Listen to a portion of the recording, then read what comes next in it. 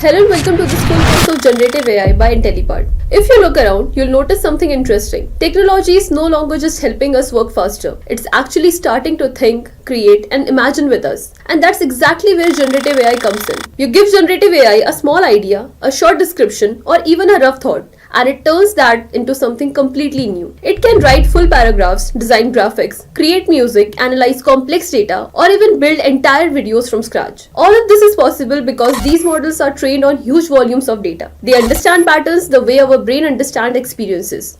Over time, they learn how to respond, create, and even adjust to your personal style. That's why so many companies today, from tech giants to new age startups, are investing heavily in generative AI tools and AI powered agents. And here's the honest reality: the jobs of tomorrow will look very different from the jobs of today. People who understand how to work with these tools, how to guide them, how to build with them, how to solve real problems using them will have a huge advantage. That's exactly why we have created this complete generative AI course. We want you to learn everything step by step, from the basics of how these models think to transformers, embeddings, and advanced generative models. And we'll make sure it's simple, practical, and hands-on. So if you're ready to dive into one of the most exciting technologies of our time, let's get started. So firstly, it's our introduction to the generative AI part. So I'll be discussing a brief about what exactly this technology is, why we need this, how exactly we are going to achieve generation in the AI, and everything that is related. Moreover, once we start deep diving it together, I think if we'll get time, we'll discuss about the difference between RNN versus LSTM. That is like the very first stepping stone towards your generative AI journey. So basically, guys, if you are aware of, so I think everyone over here is already aware of RNN, recurrent neural networks. Anybody who has not learned recurrent neural network, what I assume is everybody knows about what exactly RNN is. After RNN, what we are going to do is the second particular step that we are going to climb is called as LSTM. Okay, a more advanced, a more regressive, a more appropriate solution to context study. Then the third thing that we are going to study after an LSTM will be your transformers, or the concept of encoder and decoder, a more advanced concept. Or in short, this is also called as transformers. These two things makes up a transformer. So this will be our journey that we are going to follow up, okay? And this is how we will be studying the whole part of generative AI. After this, we'll directly jump up to the LLMs, okay, your large language models, then to LangChain, and then further ahead, we may read about RAGs or VANs or something like that. Okay. The very first question from my end to you all is, what do you understand by the terminology of AI? Everybody. What exactly is AI? I think this is the very easiest, okay, the most easiest question. You might think, hey, Dave, this is not the kind of question we are expecting, but still, let me ask you one. Anyway, what exactly is generative AI, guys? So let's say, guys, if I draw a circle over here, for instance, okay. So this circle that is there, it is artificial intelligence. Okay. Now inside this circle, there's one more circle actually that you guys have already completed. That is ML, machine learning. How exactly the machine learns. Okay. And inside this part, there's also a circle that is called as deep learning, if I'm not wrong, that you guys have also done. So basically, guys, generative AI is another subset of AI over here somewhere. Okay. Now, whenever I'm talking in the terms of generative AI, you might be thinking of what this generative AI part is and how exactly this is going to work. So let's start discussing about them one by one. So let's say that if you go ahead, okay, and if you want to like just do anything, you don't want to like go ahead and you don't want to put any data as such, you have a question you want to ask it out, right? So a generative model can take what it has learned from the example. So basically, guys, generative AI is such a technique that uses, okay, the previous examples, or you can say previous data, to learn, and using that learning, it tries to answer up your questions or whatsoever task it is you are going to perform. That is what generative AI is basically. In AI, you are basically doing the same task but using a acceleration. You are basically accelerating your technology, your particular part of doing task. You're accelerating the way, the speed, the accuracy, the efficiency. But in generative AI, things works a bit different. We work with the previous data. Your machine learns and it tries to generate something entirely new. Okay, so it is not something that is old or from previous data. We are not doing a regression over here. We are trying to generate something that is new. That is what generative AI is. So let me give you a brief about the description of what exactly generative AI and when the AI comes. So when do you think the first concept of AI came into play?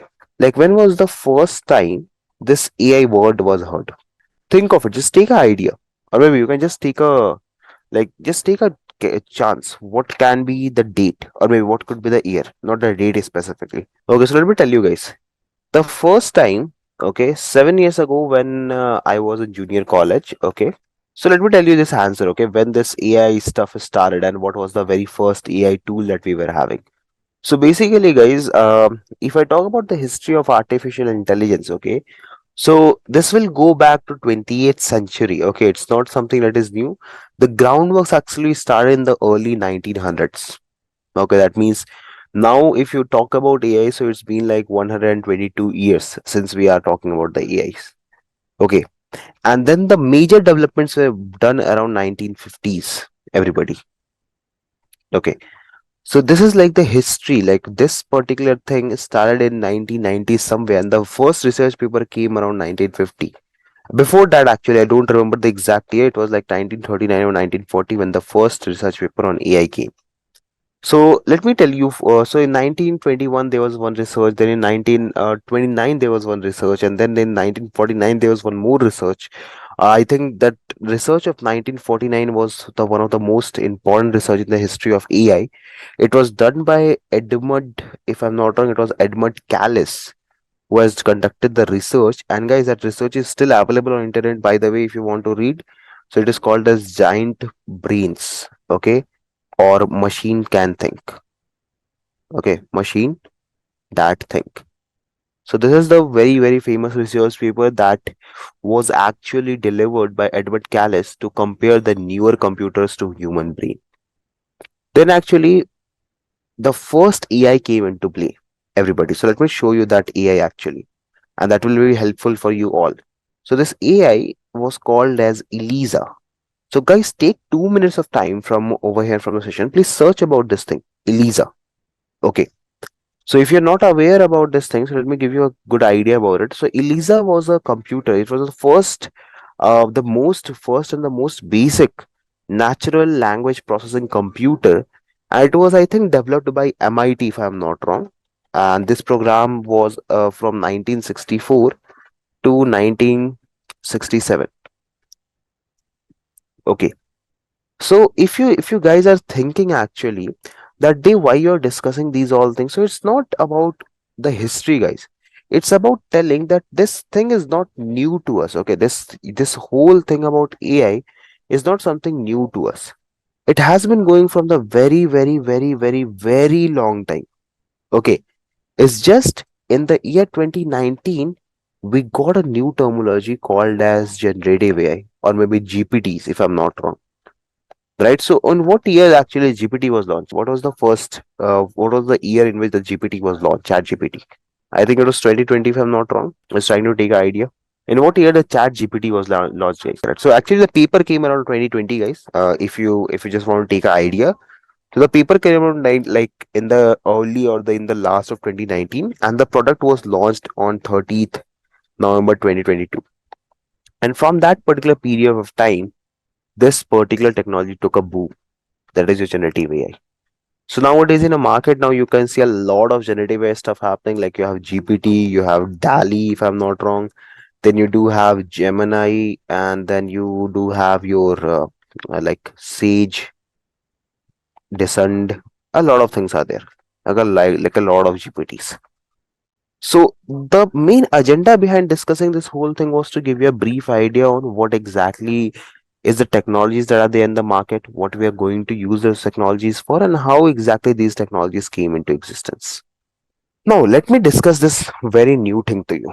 So, let's say, guys, if I'm talking about this recurrent neural network terminology, okay, and I want to give you a brief idea about what exactly the issues are. So, let's say if there's a sentence, okay, and the sentence says, Hey, I am Dave.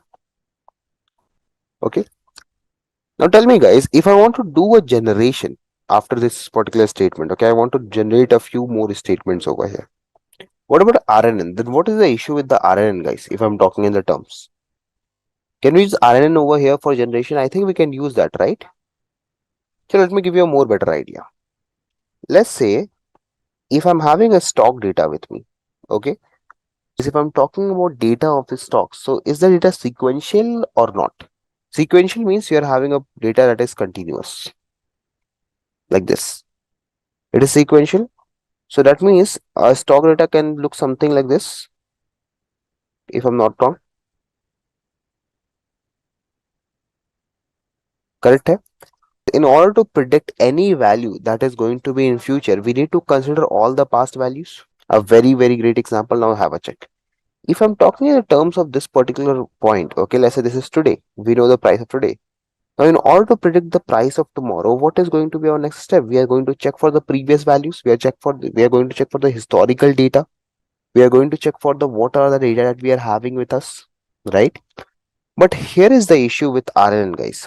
So, okay, so let's talk a bit about RNN. RNN don't remember the previous data exactly. It remembers Sarvesh, but it doesn't have a very, very big memory to remember all the data that it has. So let me tell you how exactly this RNN stuff might have worked. So see what is the architecture of RNN is. So if you, let's suppose if this is your input over here, okay. Now your input is obviously going to be connected with some weights, correct? Hai? And then it will also be passed down towards some sort of bias, right? And this whole summation, this whole weighted sum will now go to an activation function over here, correct? And then again, after this activation function, you might have another loop, then you might have another set of bias, let's say, and this might result into an output. So this structure that you're seeing over here, guys, everybody, this is a normal neural network or this is a recurrent neural network?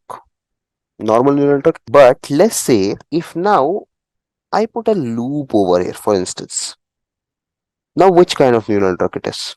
This is your loop actually, RNN. Now let's say this is going to have some more other weights. And what is this loop called as? This is called as your feedback loop, if I'm not wrong.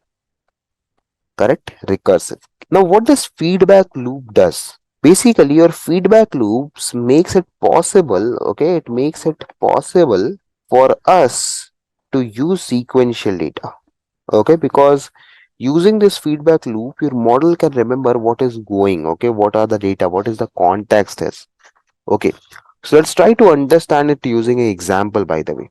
Okay, so let's say, guys, if for consecutive days based upon previous data there is some prediction needed to be done, okay, let me give you this example. Let's say you are going to have some particular data and you're going to do some kind of prediction, for example.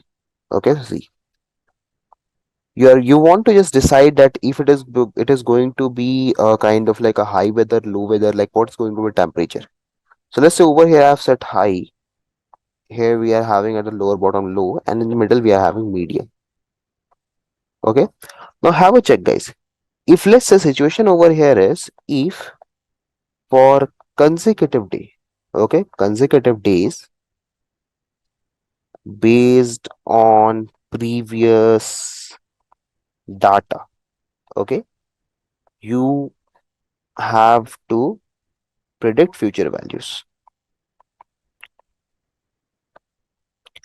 Now tell me, guys, what you will do over here. Let's say for the given day 1 and given day 2, okay, this is your day number 1, this is your day number 2, and this is your day number 3, for instance, okay.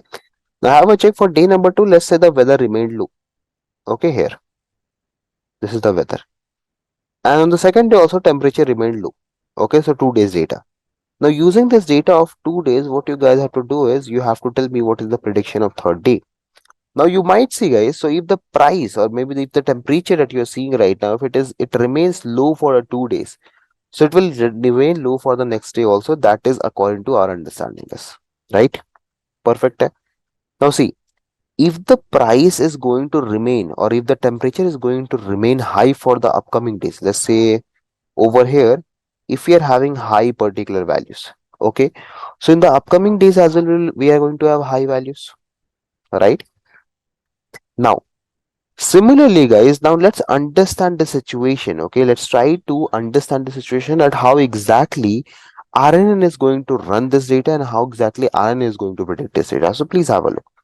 So let's just say if we scale our data, okay, if I'm going to scale our data, or like we are going to basically standardize our data, where I make the mean equals to what you can say 1, okay, and standard deviation equals to 0, okay, right? So since there is a loop in RNN, okay, since we are having this feedback loop, okay, so we can add the yesterday's and today's price sequentially. We can easily add our yesterday price to the previous day price. Let's say if I pass today's price over here, okay, then using this feedback loop, we can again pass the next price and we can again add it up. If you want, you can understand like a pipe. Okay, so see, this is a pipe over here and there is a loop over here. Suppose. So if a data goes inside this loop, it comes over here, okay? And well, till the time it is getting processed in the loop, another data set we can pass. So that they can again combine together. Okay, then there's a new data over here. So I think we can do it over here as well, guys. So guys, since this RNA is going to have a feedback loop, we can add the yesterday's and today's price sequentially. Now then what is the issue over here? Everybody, then what is the issue that we are going to have? Let's try to have a check on this, okay? So let's say everybody, if I draw the same thing over here in a bit smaller format, so have a look over here in this corner on the left corner of mine. So according to our understanding, on the first day, second day, and third day, okay, on the first day and second day, we were having a very low temperature. Okay, this is your low, this is your medium, and this is your high, let's say. Okay, now according to the very basic understanding of neural network, what we'll do, guys? If we do the calculation, it will be basically yesterday, whatever is the value of yesterday, multiplied by weights plus bias for the first iteration. So let's just say over here, for example, we have taken we will take any random value, okay, at any particular random value. So again, once the loop will start running, okay, if the loop will start running, the input will go from over here, it will add the bias, it will take the weights, okay, it will go inside the loop, it will do its operation. Now tell me, guys, again, if you want to pass one value more, it will be more complicated because again the values will go inside. This value will come from over here, and this value will get summed up over here somewhere, right? And again, it will go in activation again back to the loop. So it's basically a bit hard to understand when we don't unwrap, okay, when the RNN is really closed. So what we can do for this, we can start unfolding the RNN. Okay. So what is unfolding strategy means? So have a check, guys. Okay. So let's say if I draw this diagram, you guys let me know if you're able to understand it more easily or not. So if I say over here yesterday, for example, okay, this is your yesterday temperature, you can say. Now, if I take this yesterday temperature with some weights and if I give some bias to it, okay, and then if this weights and bias goes into a activation function, okay, have a check on it. And then ultimately it goes out with another set of weights and bias to produce the output. Okay, but are we interested in this output, guys? Everybody, why will be interested? Because see, our target over here is to find the price of tomorrow, right? So this is not our final result, right? Correct, everybody? That means, can I say, after the activation, whatever result we'll get, everyone, okay, what we'll do, we'll connect to another set of RNN. Let's say with the today's price, because we are already aware what today's price is. So tell me, guys, if this is understanding is correct or not. If I'm writing something, you guys can let me know if I'm correct or not, everybody. So now this loop will handle the next activation. Okay, we'll go into some set of weights and will be multiplied with bias, and then it will produce you a output. Now tell me, guys, which output is correct? This one or this one? Exactly correct. Second one. Because this was the price of t minus 1. Okay. We were standing on t and we need to get the value of t plus 1. Okay. So this is the value of t plus 1 over here. Okay. So a neural network with two inputs and two outputs, okay, with a feedback loop can go ahead and can solve this problem if I'm not wrong. Right. Or maybe what we can simply say is that the better way over here is to unfold the neural network, this recurrent neural network, and we can get a better output to it, right? But now there's one problem that comes with RNN, guys. Okay, RNN has two very big problems. The first problem I think you are already aware of, that is RNN has a very short memory. Okay, that means let's say if I have 10 data points with me, okay, let's say that if I take the price of something, is it 20, 20, 23, 24, 22, 27, and 21, 23, and 24. These are the sets of data that we are having. Now, if I talk about RNN, guys, the issue over here is, let's say if I start RNN from over here, okay, and will move forward, it will remember this point and this point together. Again, it will move forward, it will remember this point and this point. But after this, since due to this short memory limitation, what will happen that once RNN will jump over here, okay, what will happen is it will remember this part, and this last part over here that you are seeing, it will be no more in the memory. Okay, and that is the issue with the RNN. I guess you all are aware about this situation already. This is the first issue that we are having with RNN. Second issue, if I talk about, it is the problem with the vanishing and exploding gradients. So anybody who is aware about vanishing gradient, exploding gradient, by if you keep on iterating forward in a recurrent neural network, since due to your short memory limitation, if since your recurrent neural network is having a very short memory actually, due to that, what will happen, it will forget the previous context, okay, whatsoever you have learned previously. Now let's say if you take this example again, once we'll move forward, right? If we talk about the recurrent neural network, it will forget the last part, the last context based upon its memory. Okay, and that is the issue for us, because in order to predict the data values more perfectly, we need to understand what is the context is going on, how the things are changing, what are the things. Now, if I talk about the next problem that we are having, it's vanishing and the exploding gradient problem. So this was the first problem. That is, iron has a very short memory. Second problem is with the gradients part. Let me tell you what exactly exploding and the vanishing gradient problem is. Okay. Before that, what I'm going to do is I'm going to discuss one of the very interesting part over here. Okay. About iron specifically. So let me cover up that as well. So as I said, one problem is when we unroll, okay, when we unroll a recurrent neural network, guys, okay. Now tell me, guys, right now we are only having two sequences that we are training, okay. During backpropagation, gradient becomes small, which is difficult for a model to learn. So now have a check, guys, over here. If you see this neural network that is in front of you, the recurrent one that we are trying to unroll. So right now we are only looking at two sequence of data. Suppose, guys, we are having 10,000 sequence of data, or maybe 1 lakh sequence of data. Is it possible for us to train that neural network using this structure that you are seeing? Yes or no? Or if even if we are okay with training that, don't you think it will take a lot of time over there? So tell me, if we unroll a very complex recurrent neural network, don't you think the training, as the time passes, it will keep on like the training will keep on increasing its complexity and the time, and the efficiency will also keep on decreasing? Yes or no, everybody? Correct hai? Now over here, and this problem that you see right now of increasing the training time and decreasing the accuracy and the efficiency is called as the problem of exploding gradients. Okay, this problem is caused by the exploding gradient problem. Okay, and moreover, there's also one more problem that happens in this particular recurrent neural network is basically a vanishing gradient. So we are going to discuss this both problems firstly. So these both problems are actually related to the weights. Okay. So basically, guys, whenever we are trying to unroll, so let me give you a very easy example to it. So let's say this is your input. Okay.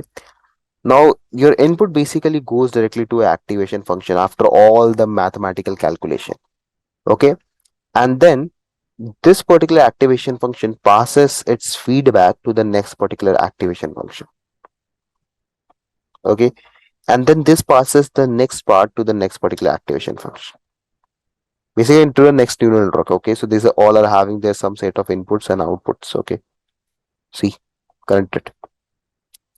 Okay, now the thing is, all the neural networks have some set of weights associated with them. Issue is, let's say, think of it in this way, guys, everybody. Okay, let's say over here, if the weight, okay, let's say if I'm talking about weight number one. If I talk about weight number one, let's say weight number one is two. Okay, once I pass this data to this particular column over here, okay, since the formula is wx plus 1 plus b, right? How many times the neural network is having over here? If I'm not wrong, three times we have unfolded. So can I write it w to the power 3, w1 to the power 3, because we'll be multiplying it three times, right?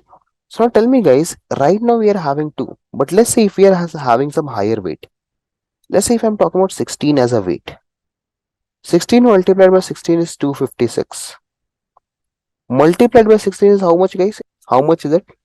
4096. Okay, so if I'm talking 4096, so tell me, guys, is this a very big number as compared to your weight? Is a very, very, very, very, very big number, right? This is your amplified output. Okay, your output has been now amplified. And this particular amplified output, okay, if you take 50 days of data consecutively, think of it, guys. I'm just taking it for 3 days right now. Think of it if you're having the sequence for next 50 days. What will happen to your output, guys? Don't you think if we keep on adding this data for the next 50 days, your learning rate will become so large that your model, if you draw the diagram of learning rate, okay, like this, okay, if I draw the learning rate diagram, yeah, now coming back to the problem of the exploding gradient, guys, have a look onto this diagram, everybody. Now let's suppose we started at this point, everybody, okay, exploding gradient problem. Now let's say the learning rate over here was 0.02. But as soon as we keep amplifying our input, guys, don't you think our learning rate will keep on increasing and increasing and increasing, right? So tell me, in this given situation, our local minima is somewhere over here. This is our local minima, right? So now tell me, guys, if you're having a very, very, very big learning rate, don't you think your model will just keep on bouncing here and there because of the high, big learning rate? Will it be able to reach the optimal state anytime?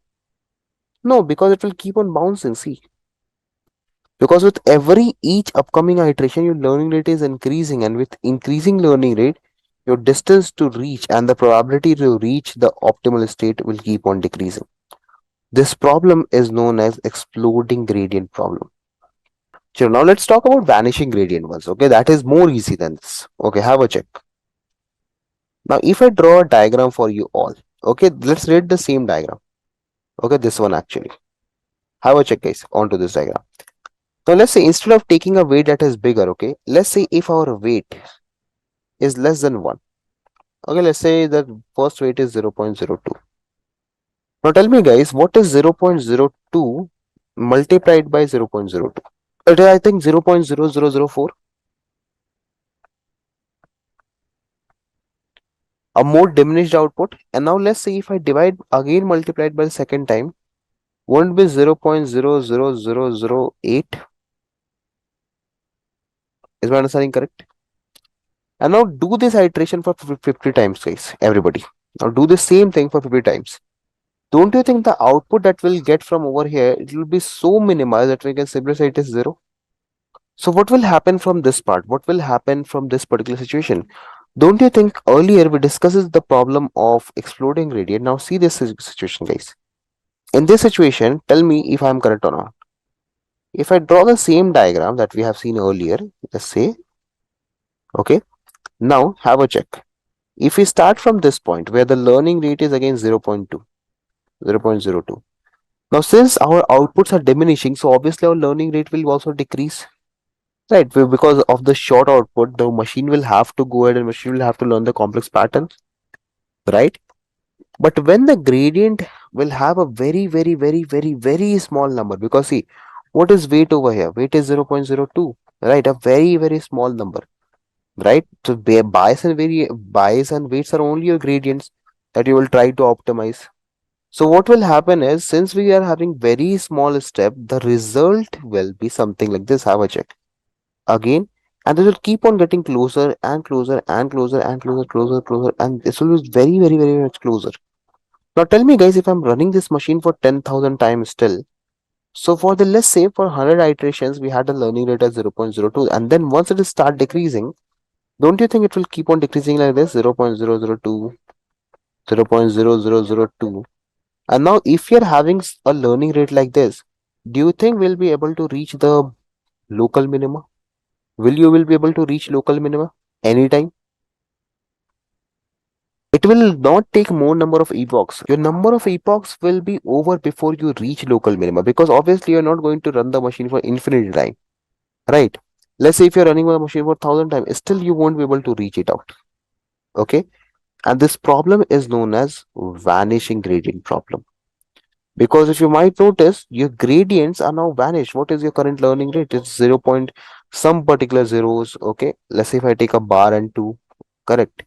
And maybe due to this also your weights are also decreasing, because as I said earlier, if you check the feedback back loop, let's say the weight is 0.02, so new weight will be 0.0004, a more smaller value. Again, if we talk about a hair, so maybe the weight could be 0.00008, right?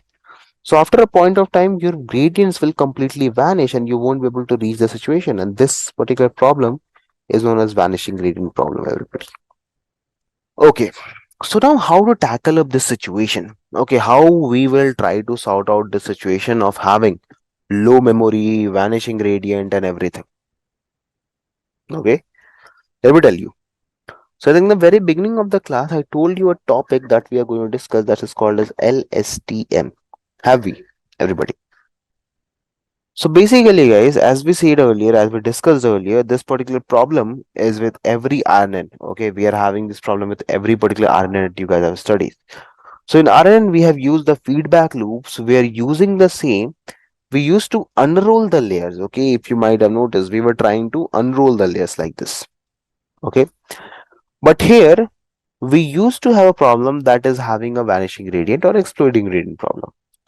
Now, to avoid this exploding gradient vanishing gradient problem, we use LSTM. Okay, though LSTMs are more complex and have completely different structure than RNN, but it can help you solve out these both problem together, because the full form of LSTM says long short term memory. Okay, so it can handle the long term memory as well as the short term memory, guys, everybody. So now let's start talking about what exactly these all things are. So before going ahead with LSTM, I would like to take an idea from you all. Are you guys aware about activation function by any chance? Everyone, I believe you guys have already learned about this activation functions.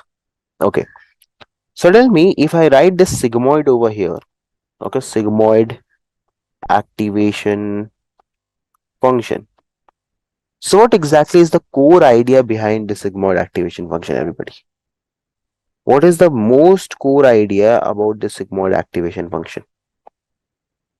0 to 1? Perfect, dear. Yes, exactly. So if I draw a line over here, let's say for instance, so this is your sigmoid activation. Yes, correct. This will be y, and the output is going to lie between the range of 0 to, what's the formula for sigmoid? I think it's 1 by e to the power minus x, if I'm not wrong. 1 by 1 plus e to the power minus x. Yes, no, correct. सही है. चलो. So now there's also one more formula to it if you multiply it out. So can I say, if I multiply this whole terminology by e to the power x, can I write it something like this? E to the power x divided by e to the power x plus 1. We can do that, right? And now let's say, guys, if the value of x is 0.1, or maybe like let's say 10, the value is very 10. Okay. So if you put these values over here, e to the power 10, e to the power 10 plus 1, you might get a value something like 0.9995. You can might have a check. Okay. So basically what I was trying to tell you, if whatever point you put, it tries to convert it either into 0 or either into 1 between these two particular terminologies. Perfect. Okay. Now, have you guys ever heard about this tan activation, by the way? Okay. So what does tan does? because these are very important for you all guys. By the way, before starting LSTM, we need to be aware about these activation function. That's why we are covering it. So even talking about the TANH part, guys, so everybody have a look how exactly TANH looks like. So it is something like this if I'm not wrong. Have a check. Here is your 0, here is your 0, actually here is your 0, 0. Minus 1, 1, right? So basically guys, it takes a x, it converts into a y, and the range over here is basically minus 1 to 1. Now look at the formula for this particular equation. So can I say the formula goes something like this: 1 by e to the power x minus e to the power minus x divided by e to the power x plus e to the power minus x. This is the formula for tan h, guys. So by the way, if you want to put any values, let's say if I take a value as 5, so e to the power minus 5 minus e to the power 5 divided by e to the power 5 plus e to the power minus 5. This will result to minus 1. You might have a check as well. Perfect, everybody. Both the activation functions are clear to you all. So guys, tell me this thing, everyone. Okay, let's try to understand this concept of LSTM using a very easy explanation. Now think of it in this way: if there exists a neural network, okay, if I say this, if there exists a neural network that doesn't have, okay, that doesn't have any such concept of weights and bias. Okay, now think of it in this way, guys. If there's a neural network, if there's nothing as such in that, there is no concept of weights over there, there's no concept of bias over there, then what will be the situation, guys? If there's no weights, there's no bias. So what can be the advantages of that neural network can be? What could be the advantages of those neural network? Can I say, guys, if there is no such concept of weights or bias, it will allow us to flow through that series of unrolled unit without causing any vanish or explode gradient problem? Yes or no? Let's say if in this situation, if I go back here, okay, in this unrolling situation, so if you check it out, if I remove this concept of weights and bias, okay, if there's no weight, okay, and if there's no bias associated, will we have any problem of vanishing or exploding gradient? Yes or no? No, right? There will be no such problem as such. That is what exactly LSTM is, everybody. Okay. This is a kind of neural network that will help us to flow all our data without worrying about the weights and the bias concept. Okay. So if you want to have a look, as I said earlier as well, the LSTM, it's basically having a very complex architecture, but at the same time, it's also rather easy to understand if you have a look onto it. So let me show you how exactly the LSTM looks like in a very short picture. Okay. So we need the architecture to LSTM, right? So basically, guys, if you look onto the LSTM, okay, have a check. So LSTM has two things, okay? So let's say if I design a box over here and then we start comprehending this structure. So this box is called as the LSTM working area, okay? So I'll tell you what in the specific we call it. So now there are two things that the LSTM takes in consideration. So there is the first thing that is called as long term memory for remembering the things that we need to keep in the long run.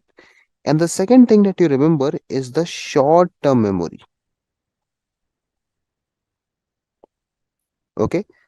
Now these are the two things. So basically, if you see this particular line, okay, so this is nothing. It is coming from the previous LSTM. So I can write this is the output of t minus 1, okay, for the long term. And this is basically the output for short term, everybody. T minus 1, okay, for both the sequences. Now have a look on to over here, guys. What happens is this short term memory and long term memory, they work together actually. So over here, if you look onto the LSTM diagram, the architecture remains very simple. Okay. So let's now create this whole pattern to understand how exactly this whole thing works. So this particular thing that you're seeing over here, this is called as cell state, everyone. Okay. This is called as cell state, by the way. Okay. Now over here, What you're looking at is called as input or the hidden state. Okay, this is your input and your hidden state.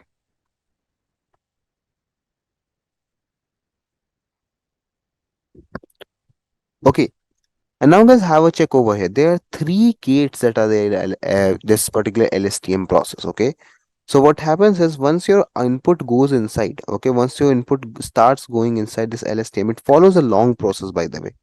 Okay, so there's a lot of calculation that are associated, but again, we will go with that calculation without any particular issues. It will be a bread and butter for us. Okay, so have a check. If I draw this diagram, the first part of it, okay, the very first part of it is called as the forget gate. Okay, where we remove those particular data that is not relevant to us. And here we use the sigmoid. Okay, and this will return you a output X, let's say. Okay, so this first gate that you are seeing in front of you, this I'm talking about, let me color it up. This first gate is called as forget gate, everybody. Okay, this first gate basically is called as what gate? Forget gate.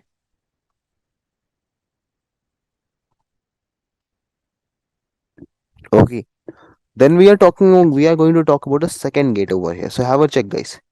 If I start talking about the second gate over here, this also takes sigmoid function. Okay, this is your sigmoid. But here's the catch. What does it? It also takes a tanh function over here. Okay, now check it, guys.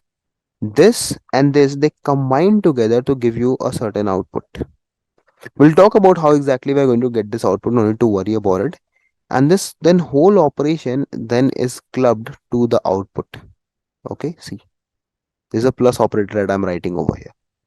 So this state that you have just observed is specifically talking about this particular part of the state.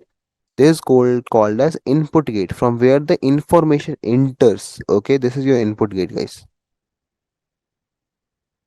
From here, the input, your data will enter the sequence.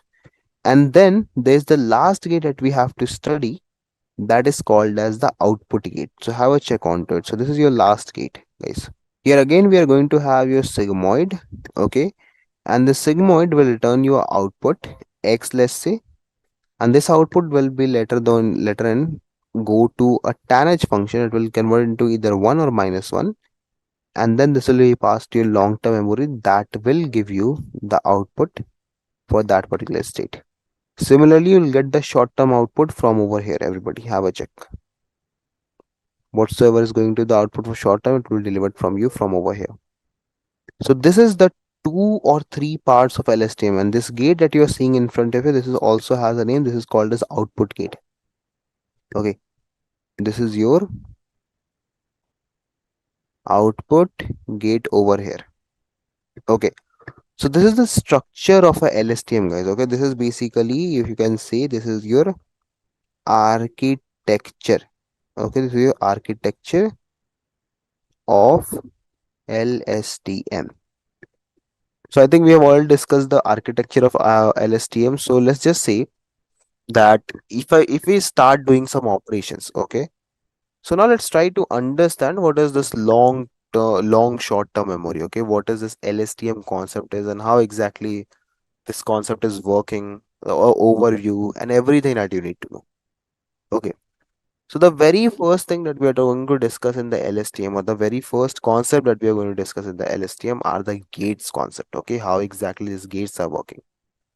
Okay, so let's start with that one by one. So now some of you might be having question that Dev, how exactly this architecture was. So the basic structure between the RNN and the LSTM is that the hidden layer of LSTM is a gated unit, or it's a gated cell. Okay, gated cells means there are lots of gates in between. Okay, these like this. Okay, these are your gates through which the output process. So have you guys heard about this Panama Canal, everyone? Search about it once. Okay, so what happens is, so this is a kind of a canal that connects the Europe with the southern Asia. Okay, southern part of the world. So what happens is, if the ships comes, so it is having a structure like this. Have a check. So if there's a ship over here, what they do is, they have waters in each and every of the gate. Okay, Now, in order to transport the ship to the upper sea from the lower sea, what they do is they fill this gate up. Okay, they close this gate from over here when the ship enters, and then they reduce the water from over here and they pass the water over here. Then now the ship elevates, and then this thing keeps on going. The same thing happens in LSTM also. Okay, see how exactly it is. So when you go, when you push your data inside LSTM, there are multiple gates are there. Okay, through which your output passes, through which your input passes, and it generates the output for you. So we are going to discuss about each and every gate that you are seeing in front of you right now.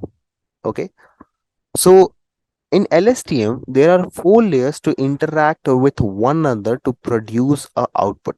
Everybody, these two things are then passed to the hidden layer. So if you might notice it out over here, there are two output guys. Everybody have a check. So what I was saying was about the gates in LSTM. So let's say whenever there is two things passed. So if you might notice there are two inputs passed from this particular thing, that is from the previous LSTM if you say, and then your new LSTM also produces two output. Okay. So unlike RNN, we have only got one single neural network of TANH over here. Okay, so let's try to firstly understand how exactly this whole thing and whole concept of LSTM is working in the backend. Okay, so let me give you one very quick and a very good picture to understand how exactly your LSTM is working. Okay, what's the most appropriate part of LSTM is. Okay, so have a check everybody. Okay, so you look at this information really carefully because this is very important.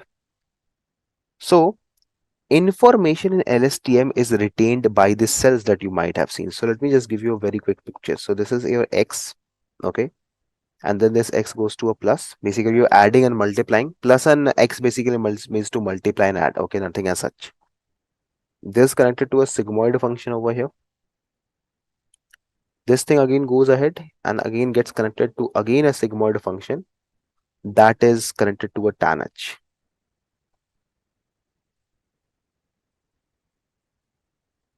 Okay, keep checking this out, guys. Okay, everybody have a check.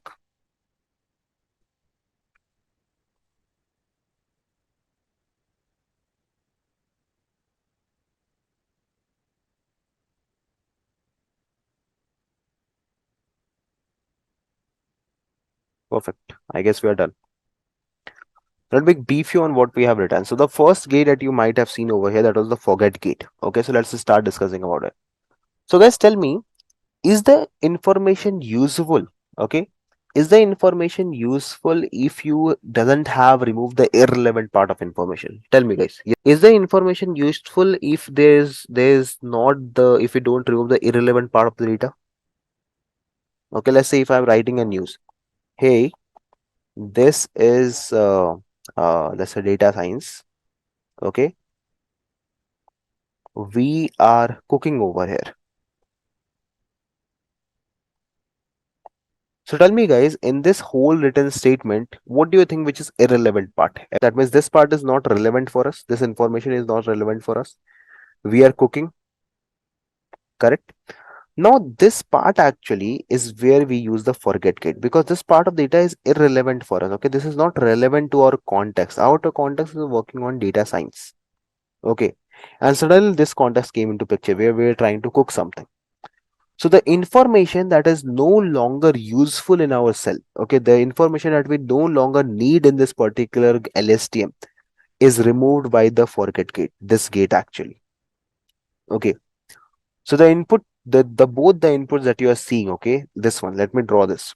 So let's say this is your X t minus 1 and this H t minus 1, both the inputs that you are going ahead. Okay, so they are fed into this gate and they are multiplied by their weight matrices. Okay, what is their weight matrices? I'll talk about it. No need to worry about. I'll tell you what exactly weight matrices are. Okay, and then these particular things, when goes to a sigmoid function, they basically help you to remove the data. Okay, that is irrelevant. So that is the use case of the first gate. That is a forget gate. Okay, so just need to remember this. This forget gate is for removing irrelevant piece of information. Okay, this is for removing irrelevant piece of information.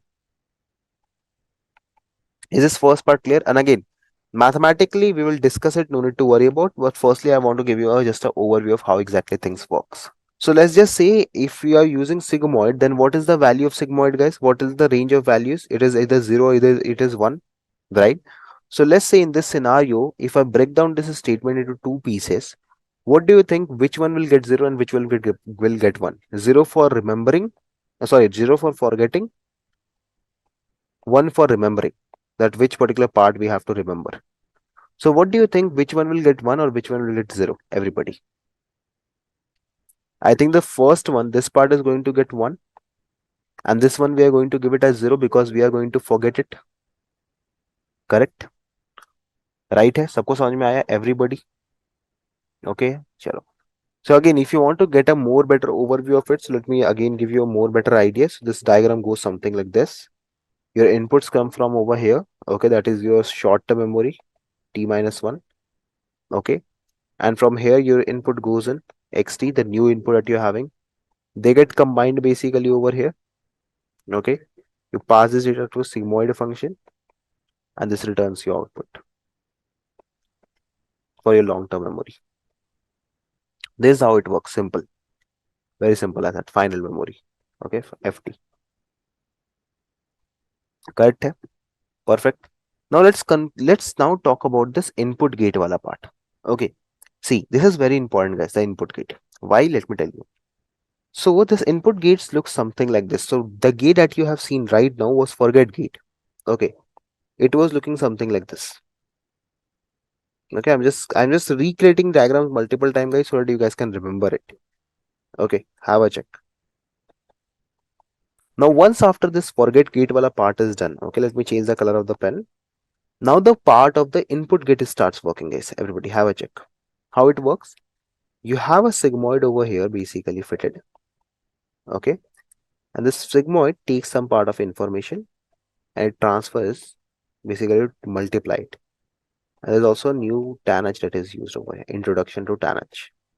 Okay, no need to worry again what exactly is being done over here. I'll tell you, just let me complete a diagram and we're done. So the input gate, okay, this concept is of the input gate. So maybe guys, you guys can take a guess what maybe this input gate will be doing over here. Everybody tell me, guys, what might be this input gate maybe doing over here? Just trying to take an idea from you all. What does this name suggest you? Because this was a forget gate, right? That we were using. This was the forget gate. So we were forgetting some concepts over here. Okay, we were forgetting some irrelevant part of the information over here. What maybe this input gate might be doing?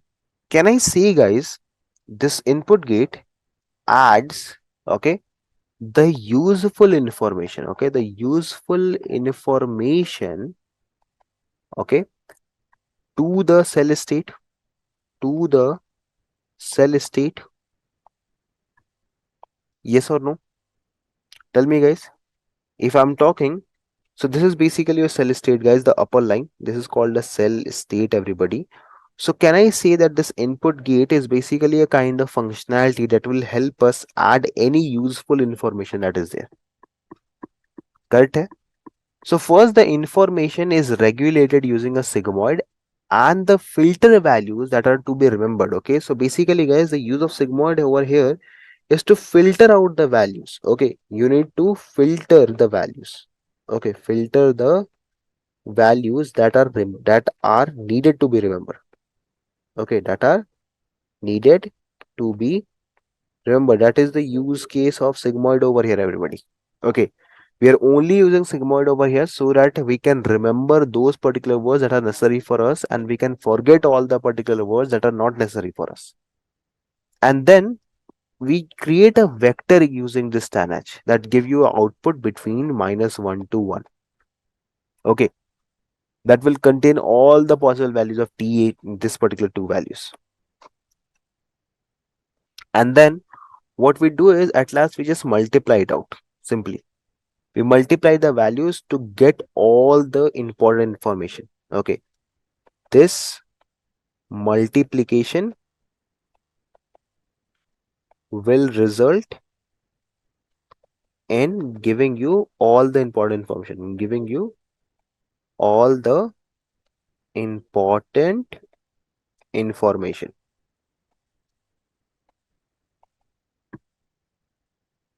Clear हुआ सबको? What is the use case of input gate is everybody? Why we are using this input gate? Yes, no, correct है? चलो. So these are two gates that we have discussed. We have discussed about the input gate and we have discussed about the forget gate. Now let's start discussing about the output gate. What exactly is the output gate is doing? Have a check, guys. So the task of extracting useful information. Okay, so you might be like worrying about today you're using this word as cell state. What exactly this thing is? So, but still, if you guys are not having idea, let me tell you what exactly the cell state terminology is. So, guys, cell state is basically that data that we are going to remember. Exactly, correct, Saket. The long-term memory. Okay. So, if you are talking about the cell state, is basically data that we are going to remember for the long period of time, using which we will generate the data. Okay, everyone. So basically, if you talk about cell state, is basically the part of the data. It is be that particular line. If you notice out, we were having two lines, right? This first line is called as cell state. Okay, that will remember your data. Okay, that will remember your context. That will remember the way you have to generate the data. So there is usually a lot of confusion that people are having between cell state and the hidden state. Okay, so they are clearly two different things. So guys, the user or for us, this state is visible. That is called as cell state. Okay, and all the calculation data adding is done in this hidden state basically. Okay, so that you need to be clear of. The upper line is called as cell state in LSTM. Okay, and the lower line is called as hidden state. Okay, the cell state is meant to encode the data from all the previous timestamps. All the data is processed over here, everything. Okay, now if you are talking about the hidden state, it's a kind of a step that will basically do all the calculation but won't store the data for a long period of time. Okay, but this state stores the data for the long period of time. This is what is called a cell state. So now if I'm talking about this output gate concept, guys, so once the data is completed, okay, once the data is completed, this process, what happens is this data is now transferred to the next state or the next gate.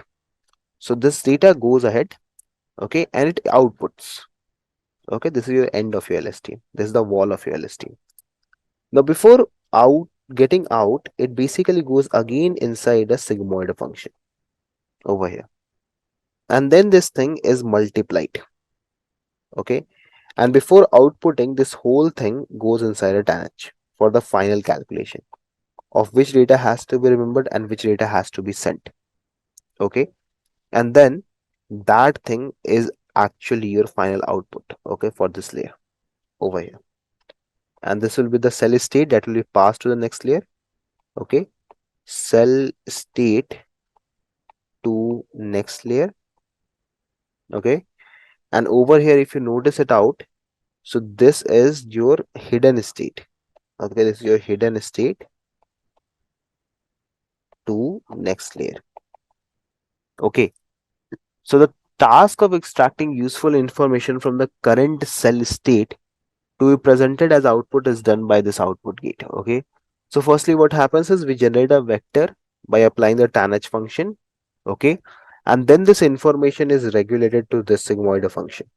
Okay, and whatsoever values are to be remembered, whatsoever values are to be sent to the next state, to the next LSTM basically. Let's say here there is another LSTM that is waiting.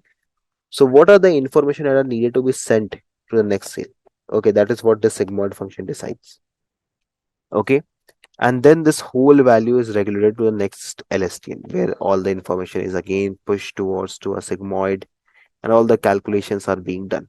The main agenda of discussion or the main part of discussion is what exactly happens after LSTM, because see, thing is that with the newly emerging data, okay, we don't have any constraints on the shape, right? So let's say if in case if I give you idea to you all, so let's say if you're using chat GPT for example, okay, so if you might have seen, the prompt goes something like this, right? So you have your um, prompt, right?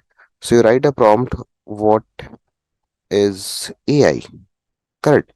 And then corresponding to this thing, ChatGPT prompts you a output, correct, guys? Everybody, this is how the ChatGPT gives you the result. If you, I think all of the people over here. So now, guys, let's talk a brief about the new topic that we are going to study today. Okay.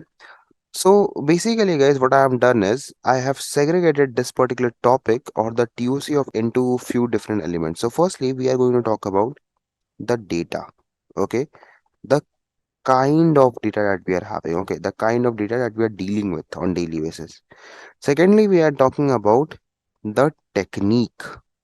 Okay, the technique that handles this data. Okay, that handles these data. Okay, and the third thing is why it is important.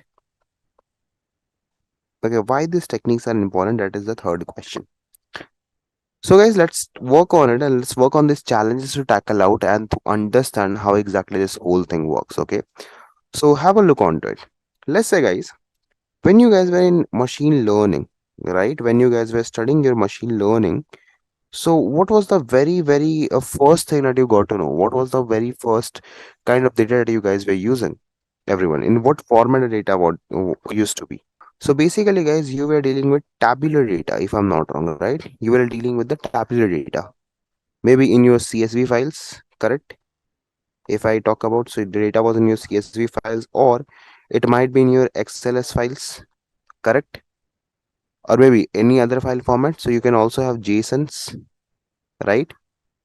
Text, okay? Text in sense, it is the comma separated file itself, Sunil. It's not something different. The text that means comma separated file itself, but in a textual data, right? Anything else that we're using is I think Parquet also, right?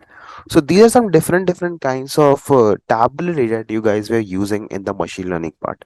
Now let's talk about what was the main agenda or the main briefing in the machine learning. So we used to have a set of commands. Okay, we used to have a set of commands and algorithms that were designed to do some specific task. Okay, that are designed to perform some specific task,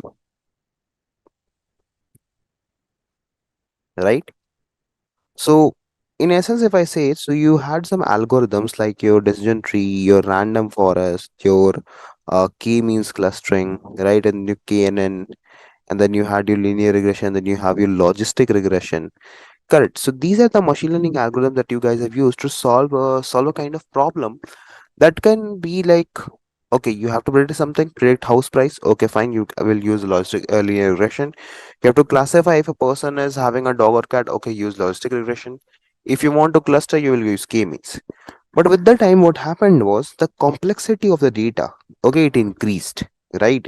I think generally whenever you guys were working with CSV, so the data was not very chunky, okay? It was like very small, normal kind of data, or maybe not having a very like a lot of complexity in it, right?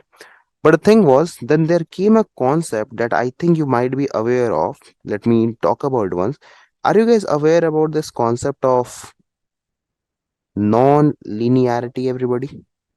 So what exactly non-linearity? Let me talk about it once, okay? So basically, generally, whenever you're working with machine learning, what happens is the data that you're having, it follows a normal relationship. Okay.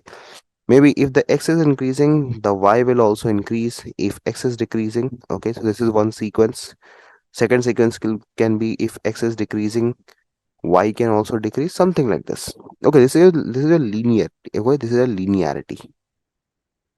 Okay, non-linearity means something like this, guys. Have a check. So if I'm talking about non-linearity, so the graph goes something like this. So let's say, for instance, maybe in the current phase, okay, or in the first sequence, if you might notice, your data might increase, but it can also decrease after some time. Okay, like this. So this sequence that you are seeing right now, this is called as non-linearity. Okay, the non-linearity in the relationship. And actually, the thing is, the machine learning algorithm that you use on your daily basis, they are not able to understand this thing. Okay, We are not able to understand the sequence of non-linearity over here. Okay, and that is a very, very, very big issue, by the way. Now, to tackle up this issue, we had a technology, we had a new emerging thing that was called as deep neural networks, if I'm not wrong, right? Here you used to train a neural network that used to solve the problem of non-linearity, if I'm not wrong, guys, correct? So the second particular technology that came into play was, DNN, not artificial intelligence, it was DNN, deep neural networks. So basically over here to solve, okay, to resolve a issue or a problem, okay, we used to train a deep neural network, okay, that was able to resolve the issue of complexity, that was able to resolve the issue of complexity plus the non-linearity. Okay, because the deep neural networks are very good at understanding the non-linear relationship. Okay, and how exactly this non-linearity is understood by the deep neural network, guys? Like what is the thing that helps us to understand this non-linearity? And it's actually something that you guys have been using from the first time you have stepped into the deep neural networks. Okay, let me give you an idea. If let's say if we are having two neurons over here, perfect, Sarvesh, exactly, dear. It's activation functions, guys. Okay, your activation functions helps you to understand this thing, the non-linearity part. Okay, but now here comes the issue, guys. Okay, so till this point of time, the data that we were having, it was an entire chunk. Okay, it was not like your data that is coming, it's like one by one. But then we had another problem to face with. Okay, the third problem was data in sequence, right? Maybe the data can be a textual data or a time series data. So guys, when the data was coming with respect to time, okay, within sequence, right? So let's see if I'm talking about time series data. So guys, can we say the time series data is in sequence? Yes or no, everyone? I believe the time series data is, it's always in a sequence. You have like day one, okay, then you have day two, day three, day four, like dot dot. And if we are talking about textual generation, so let's say if I'm saying I am going, okay, dot dot dot dot dot. So basically these are like a fill in the blanks example, right?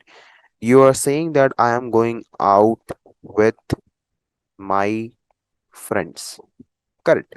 So these are two kinds of data, and these kind of data is basically known as sequence to sequence data.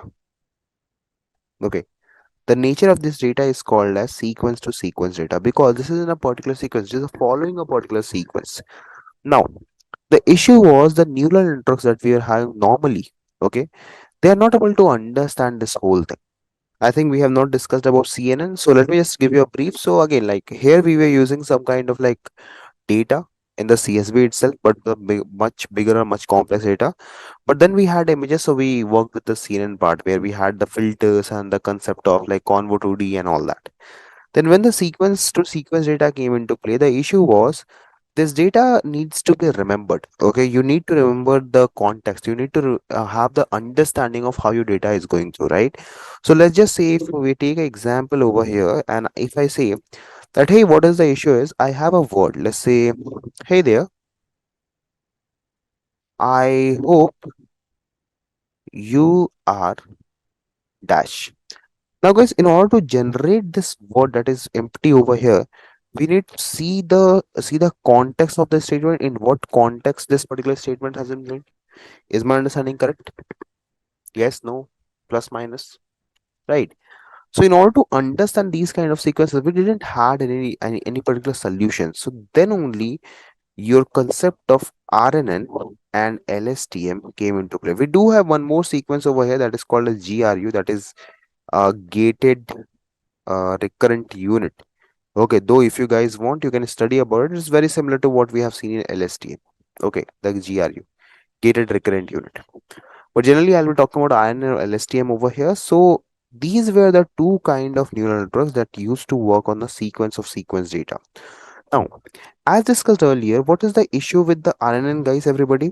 Firstly, I think it's having a smaller memory, right? There's a small memory in RNN. Secondly, what is the issue was there was a vanishing gradient problem, if we have talked about it, right?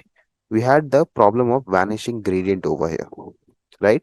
That made us that made RN basically very hard to understand or to remember the context, right? And then we had LSTM in picture, right? So if we talk about the architecture of LSTM, guys, so I believe in we have talked about the same in the so we had a cell context, okay, or you can say the long term context, and we had a hidden context. And then over here, whatsoever data we were feeding, it was going to a sigmoid and it was determining if the data has to be remembered or not. And this part was what, guys? Everybody? Part was, I guess, the forget gate, if I'm not wrong. Yes or no? Then in the next sequence, we needed to add our data, right? And where this data was basically firstly added to a TANH and then was checked and then was added to the block where it was called as input block or input gate, this particular sequence. And then there was a output sequence basically that used to handle the output, right? So basically a complex architecture, but this architecture was really helpful. This architecture is really helpful in making the machine remember the context more fairly. But the issue over here is just one thing, guys. Okay, so let's have a check what is the issue is. Now, you might have noticed till this point of time, guys, whenever we are working with LSTM or RNN, generally I won't be talking about RNN as such, okay, but for just for context, I'm telling you. But if I'm talking about RNN or LSTM, the issue here was the input length, okay, and the output length, okay, they can keep on varying. Let's see if I'm talking about the sequence to sequence part, right? Or if I'm talking about GPT. So, how many of people over here are aware of Hindi? Can I have a confirmation, please? Everyone, how many of you are aware about Hindi? Those who are aware, they can write yes, and those who are aware, they can write -1. Like not aware, they can write -1. Those who are aware, you can write +1 so that I can get an idea. Okay, chalo. Like majority of the people are understanding. So it's not like I'm going to say Hindi as such, okay? So it's nothing like that. I'm not going to say Hindi. I am also not very that good at Hindi. But let me just give you an idea, okay? So if we take an example, so let's say if I say hi Dave, how are you doing today? Right? So guys, this is a statement over here. And how many words we are having in this statement, everybody? Can you please have a confirmation? How many words do we have in this particular given statement? I guess they are like around 7, correct? Now let's say I want a machine which can translate this into Hindi. Okay, we are not going to do anything. We're just wishing that this machine can translate this into Hindi. So what could be the Hindi of it? Dev aap kaise hai, right? So let me write over here. Uh,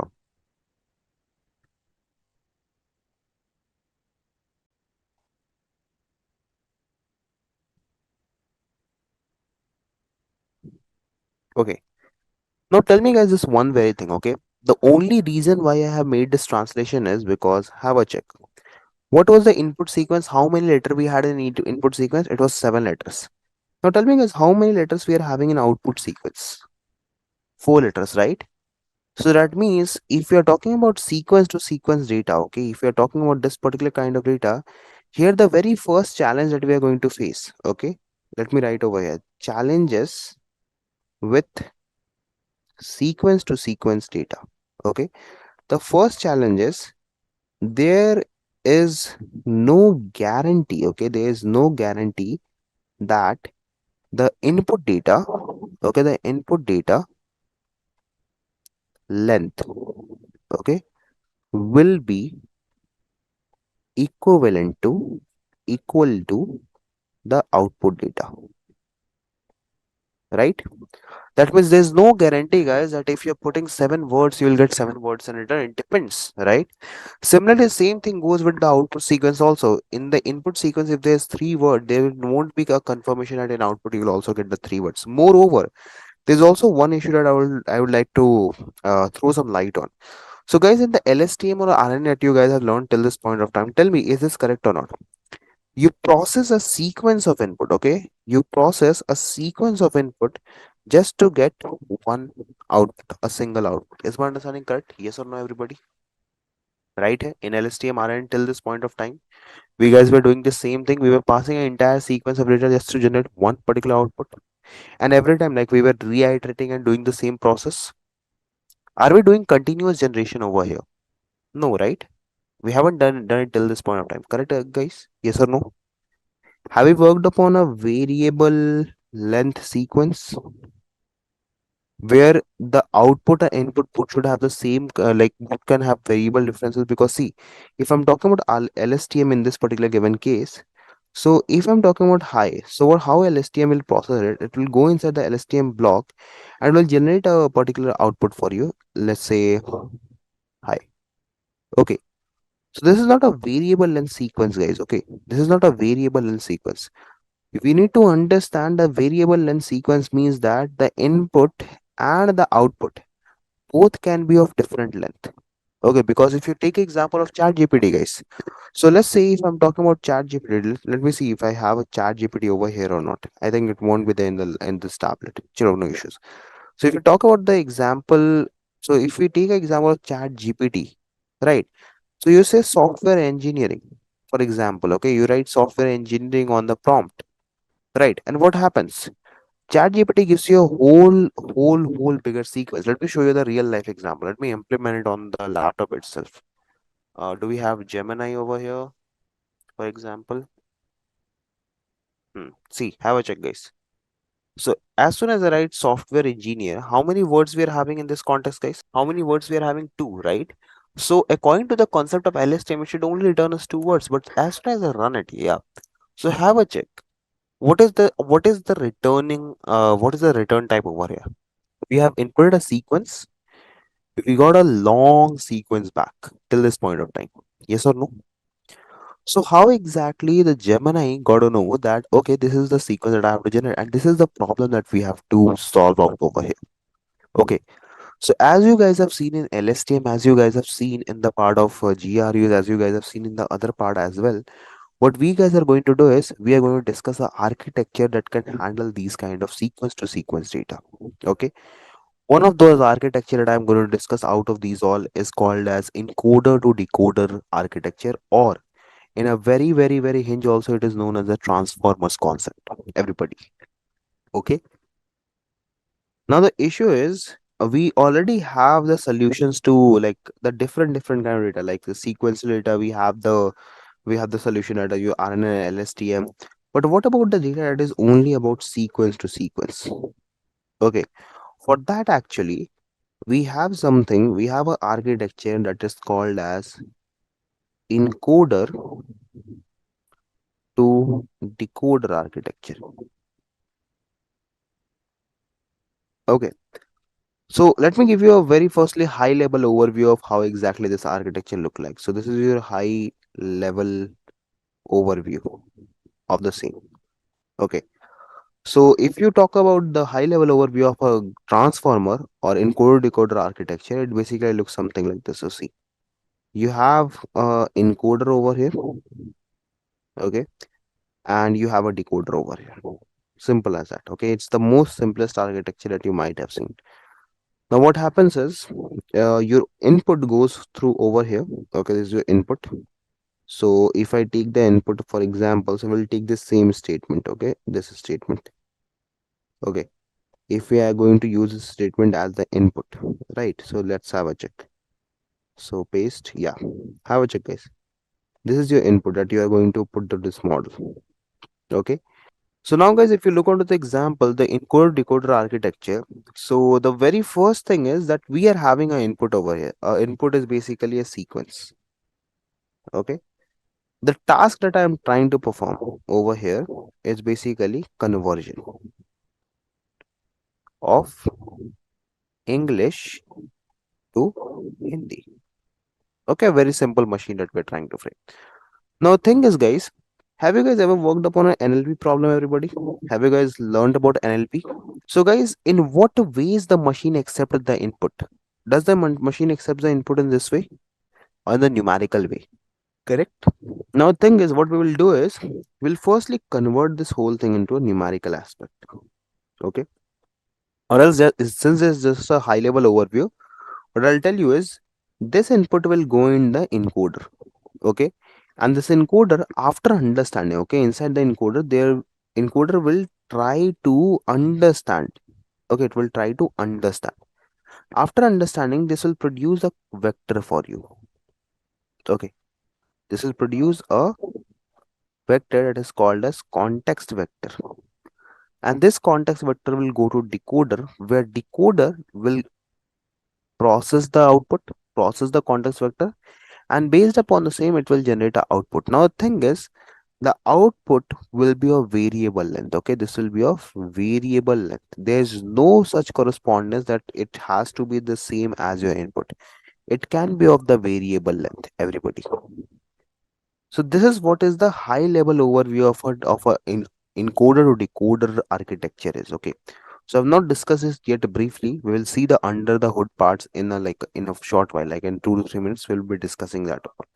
So if you look onto this diagram over here, dear, so this is like a high level overview of how exactly the encoder looks like, encoder decoder architecture looks like. So here, if you might see, we have an encoder, it takes an input, it tries to understand the input and then produces a context vector. And using the context vector, that is basically nothing, it's just a numerical representation of what your machine has understood.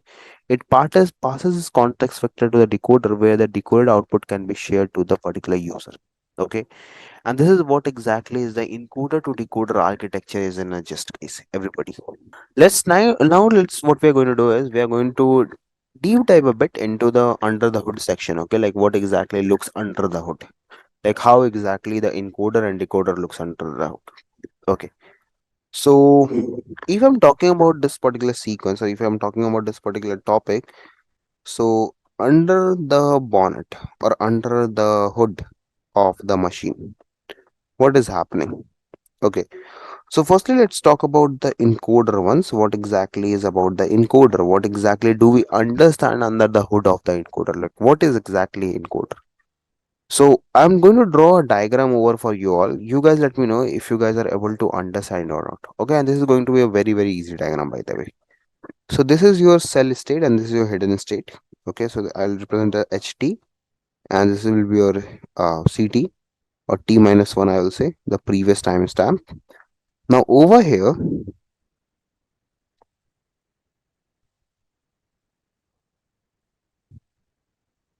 now you guys let me know if you're able to understand this or not.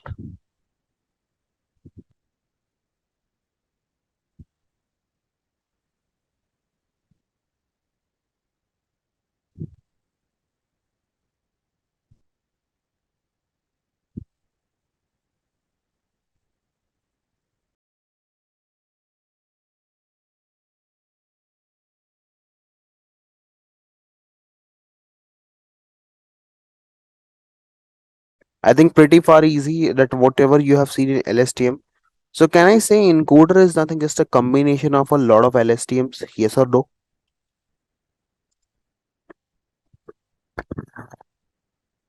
Correct. है? So now have a look onto how exactly this whole thing works. Okay, have a look and try to understand how exactly this whole thing works. So let's say for an example over here, can you please give me a 4 letter word, or maybe we can take it how you are doing. Okay. So this is the example that I'm trying to take in consideration. Okay, for conversion.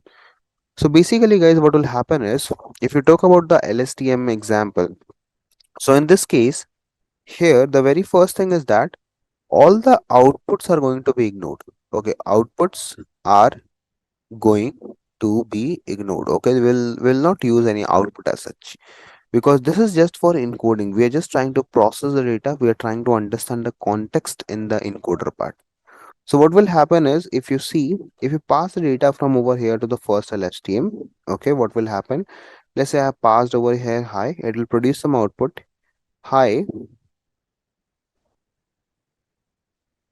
how, okay, how are you doing? Sorry, not hi.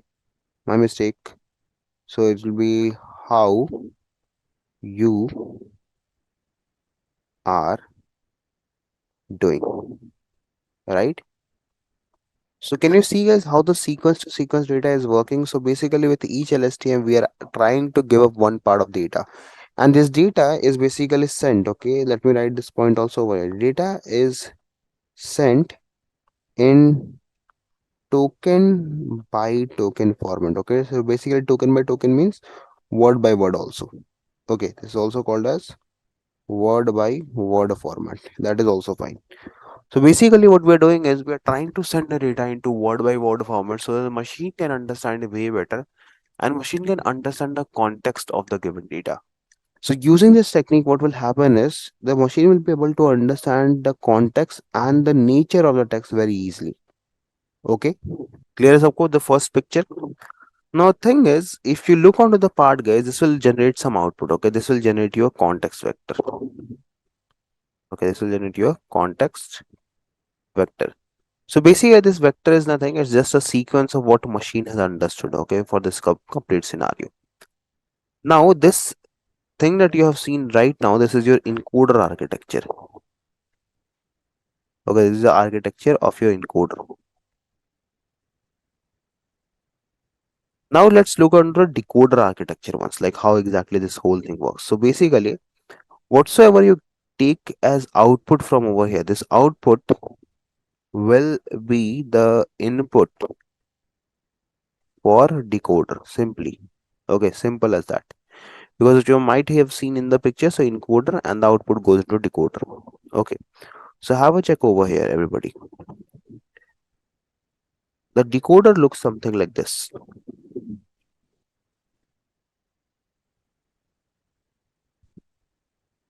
Okay, so over here we do have again a LSTM.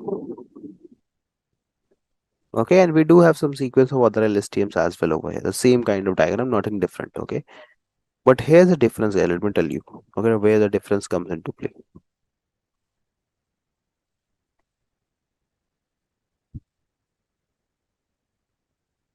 Okay, yeah, perfect.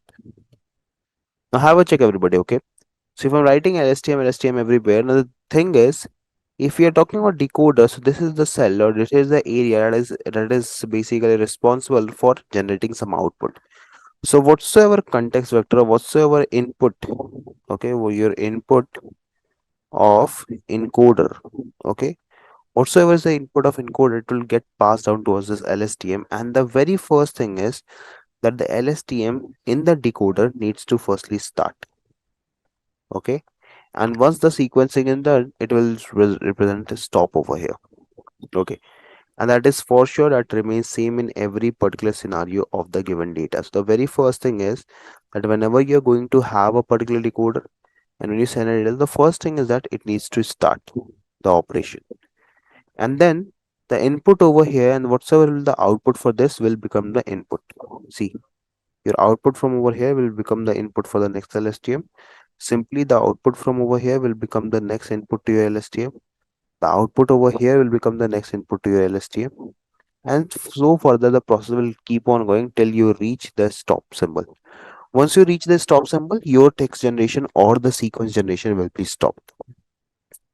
Okay, so when we are working with NLP here, tell me, if let's say if you're having a data, let's say, hey everybody, okay, what you do is you try to give this data whenever, let's say if you're trying to use a RNN over here, for example. Okay, so guys, if you're using RNN, so you pass the data into a numerical format, maybe by doing the tokenization, right?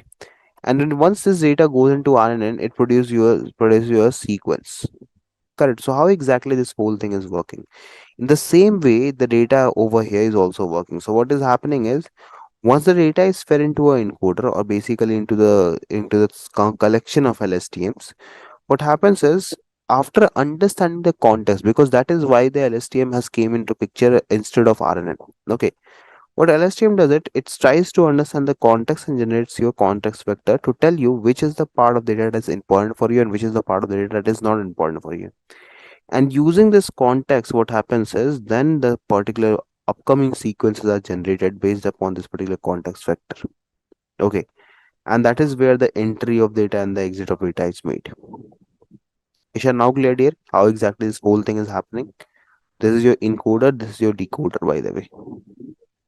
Okay, and this is basically nothing, just your context vector, the pathway. So this is the original research paper on sequence to sequence learning with the neural networks. Okay, so it was given by Mr. Uh, Aurel Vinyas on I think it's on December 2014, if I'm not wrong.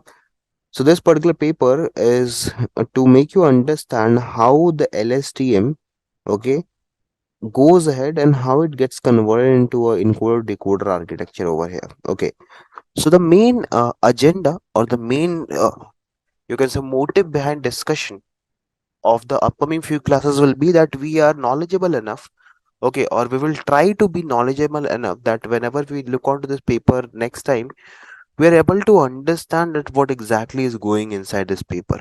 Okay, so how exactly everything is going on, because if you see in the original paper, they have taken LSTM in consideration actually. Okay, they have not taken GRUs or RNN in consideration. So our main agenda, or the motive for the next few classes, is going to be that we get that much knowledge that will be able to understand this particular whole thing very easily. Okay, that is what we are going to go ahead, and that is what we are going to try to learn basically. Okay, perfect. Chalo. So now guys, with the new increment, okay, and with the new advancement in the technologies, as the new machine learning models are coming, like your part of your neural network model basically, right? So one particular neural network has proven to be very specifically effective for a very NLP task, right? Like basically I'm talking about transformers. So we can do any kind of sequence to sequence conversion using transformers that you guys are just seeing right now. Okay, and these models basically serve lot of purposes. Okay, it's not like it's going to serve only one purpose, it serves a lot of purposes, not only for the part of transformation, or not only just for the part of your NLP, also for different tasks. Okay, so what we are going to do is, now we are going to go ahead and now we are going to do a more detailed and a more quantitative description about the same. Okay, so there's also one more paper that I'll share with you all, that is called as Attention is All You Need. Okay, this paper is given by Ashish Vashwani, and it is basically on the conversion tasks. Okay, so I'll also share you that paper, if in case if you want to read, you can read it out. Okay, so the thing is, guys, we were talking about sequence to sequence, particular kind of sequence to sequence data. Okay, so if you guys have been noticing, sequence to sequence data is not just a data part. Okay, it's a kind of a neural net architecture, everybody. Okay, let me just show you. So if I'm talking about sequence to sequence data, it's not only about data basically. Okay, the sequence to sequence sequence to sequence data is basically a kind of a neural network. Okay, it's a kind of a architecture that supports, okay, or that transforms, basically you can say, that transforms a sequence of element, okay, into a sequence of element, or onto another sequence of elements. Okay, so sequence to sequence models are very good at translation, where you want to convert one particular given word to a different particular given word. A popular choice, I think you already have seen over here, these are the LSTMs that can help you, okay, with the sequence dependent data. The LSTM module can find the meaning to the sequence while remembering the important part and forgetting the unimportant part. So, guys, if I'm talking about this particular statement, okay, if I'm saying in sequence to sequence models, right, LSTMs can be of great use, right? How? So, the very first thing is that we can remember, okay, the most important aspects, right? And secondly, we can forget the unnecessary details, right? We can forget the unnecessary details, if I'm not wrong. Correct, everybody? Right here.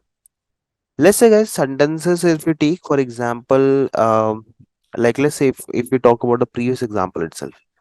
So in order to determine the upcoming word, we need to go ahead and we need to understand the concept, right? We need to understand the context behind this particular given statement. So LSTM could be a natural choice for this kind of given data. Now, as I am talking about a bit earlier as well, so I'm just kind of recapping. So in a sequence to sequence model, there's an encoder and there's a decoder. The encoder takes a input sequence. Okay, so now let's talk about in the more nitty-gritty details about how exactly the encoder and decoder works. So the encoder is going to take your input sequence, okay, and this input sequence will be now mapped to a higher dimensional space. Okay, we will map this data into a much higher dimension. Okay, much higher dimension, or you can say this will create a n dimensional vector. Okay, now this vector that we are creating right now, this vector will be fed directly into the decoder, which in turn will return us an output sequence. Okay, the output sequence can be any other language, okay, or it can be a symbol, or maybe just a copy of the output, or sorry, the input, maybe anything, but the decoder will always return something based upon this given vector to us. Okay, so let's say imagine the encoder and decoder as a human translator, guys. Okay, like to one you are speaking, so let's say if this is you, so you go to encoder, basically you say your word and encoder, what does it decodes the word and gives it back to you. Okay, so this is a very very simple kind of like a imagination stuff that you can do with the encoder and decoder. Okay, so let's say if you have two people, there is one person who is German and there is second person who is French, right? So they won't be able to communicate. To translate German into French, the encoder firstly converts the German statement into other language it knows. Okay, so let's say if I talk about this, so here we are having an encoder, guys. Okay, now let's take any general German statement. Okay, German statement. Let me search on Google. Any particular German statement we will take. Uh, what do we say hi in German? Hi in German. Let me check. Okay, so hi is basically called as servus. Okay, okay. So we have a statement written in German. Okay, it is called as servus. Servus is basically a casual, or you can say a casual way of greeting people. Okay, it's a casual greeting way. Simple as that. And now what we need to do is we need to convert this hi in French. Okay, how exactly we'll say the hi in French? So in French, actually, it is known as bonjour, if I'm not wrong. Okay. Now here are two things. Okay, and here is the example that we are going to use to understand the working of the transformer. So what we are going to do over here is that let's say to translate this German into a French, if we are going to pass this data, okay, into this encoder sequence. So firstly, to make the encoder understand that what you have passed, because encoder won't be able to understand what is services. So in order to convert and in order to make the encoder understand, we need to convert or we need to tokenize the data. Okay, or we can say for right now, this is an imaginary language that only encoder can understand. Okay, that is the language in which we have encoded or we have converted the data, right? And since the decoder is able to understand this language, so the same thing will be passed through the decoder as well, and this will generate you out. And that's the magic that happens behind the hood, everybody. Okay. Suppose that initially neither the encoder or decoder are fluent with the language, but then what we do is we eventually train them. Okay, we back propagate. I guess you guys have already learned this back propagation concept, if I'm not wrong. Right. So you do back propagate over the neural network so that your neural network can learn, so that your neural network can understand the mistakes that he has done and then can overcome from it. Okay. And this is like a very high level overview of how exactly the encoder and the decoder architecture are working. Okay. So guys, now here is my question to you all, since we have done this all day, all discovery and everything. So let's say if I'm having an encoder decoder architecture, right? In this given case, what will be your choice of the elements of the encoder and decoder? Which kind of element, which kind of architecture you are going to pick for the encoder to decoder sequence with the previous conversation that we had? Everybody, which kind of sequence or which kind of architecture you are going to say? So you're saying RNA, LSTM, or GRU. Okay, fine. What about others? Mostly GRUs. Okay.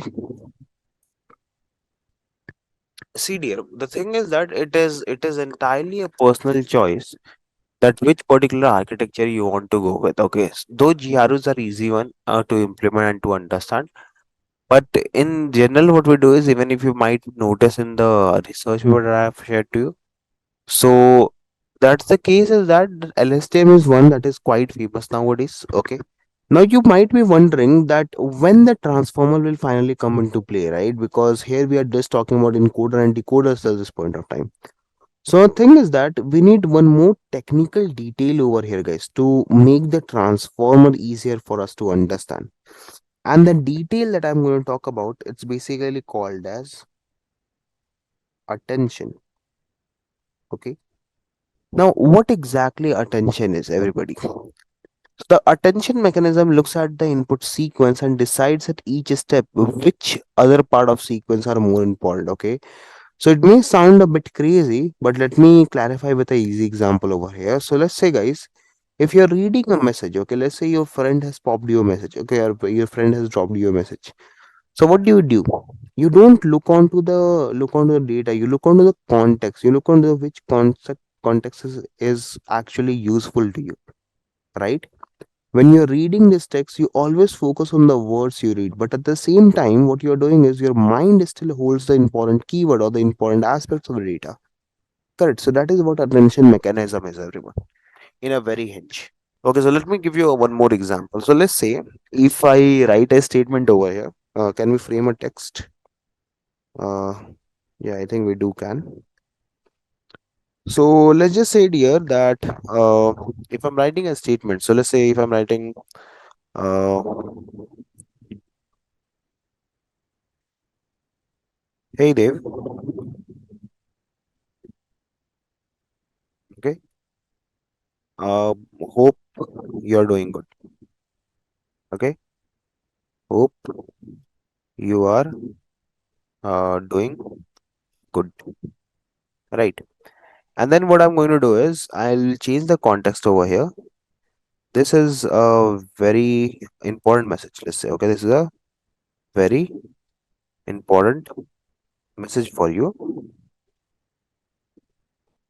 where all the scheduled meeting, okay, all the meetings that were,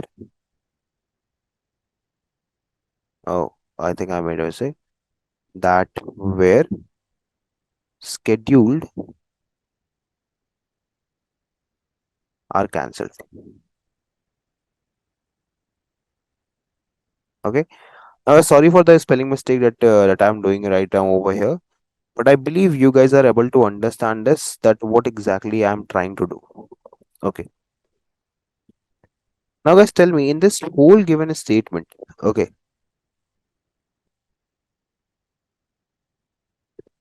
in this whole given statement over here, guys, that I have written over here, hey Dev, hope you're doing good. This is a very important message for you, where all the meetings that you that were scheduled, okay, are cancelled. Now, guys, tell me if I pass this particular statement to the given to anyone, okay, not even to machine right now. Let's remove machine for instance, okay. If I go ahead and if I pass this statement to someone, okay, do you think they are going to read the very first line, or the very first line is very important to you? Yes, no, guys.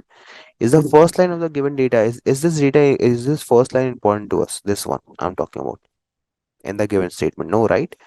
So this is what the attention mechanism does. It tries to focus upon that part of the data that seems to be really important. Okay, and that is what attention mechanism is. Okay.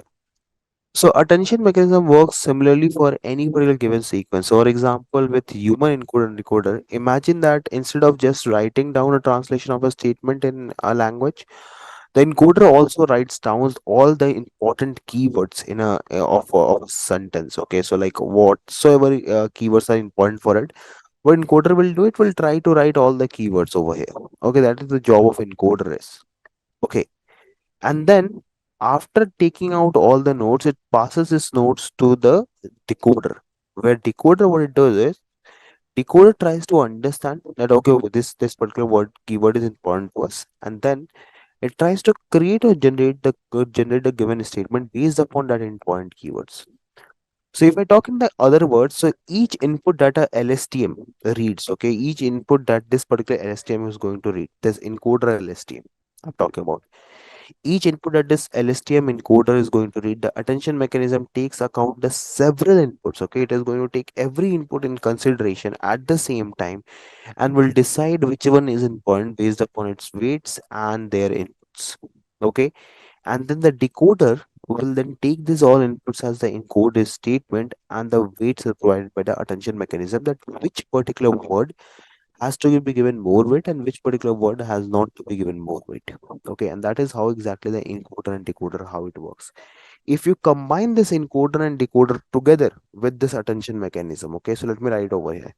If you combine this encoder plus decoder plus your attention mechanism at the same time, what will happen is this whole thing is then called as a transformer because you have attention. Okay, you don't have to roam anywhere.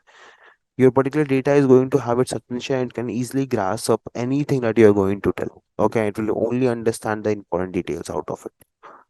That is what exactly is the attention mechanism is, everyone. So please do let me know if you guys are able to understand this concept of encoder, decoder, and the attention mechanism. Okay, so what I'm going to do, guys, is I'm going to share you a particular image over here. Okay, so that you guys can able to understand how exactly everything is working around. Okay, and how exactly the transform works. Okay, so there was a paper. If you guys want to study, you can go with that. I guess the name of the paper was "Attention is all you need." I think I've already told you the no one. So its name is basically "Attention is all you need." This paper was actually, I think it was given by, I'm not very sure what was the name of the author, but it is very good. And this was actually a theory that helped in the setting off of transformers, by the way. Okay, this is the original theory of the transformers. Now, as a title, you can see as it is saying, attention is all you need. Okay, as the title is saying over here, the architecture, this transformer architecture uses an attention mechanism that we have saw earlier. Okay, so like LSTM, okay, transformer is the architecture that is transforming one sequence of data into another sequence of data. Okay, but how exactly it differs from the prefer one is that you do have, okay. So now guys, in the transformer, it's a kind of architecture where the transforming of sequence is done by one and the decoding is done by one. So let's say if I'm talking about transformation of the encoding, or you can say about the encoding.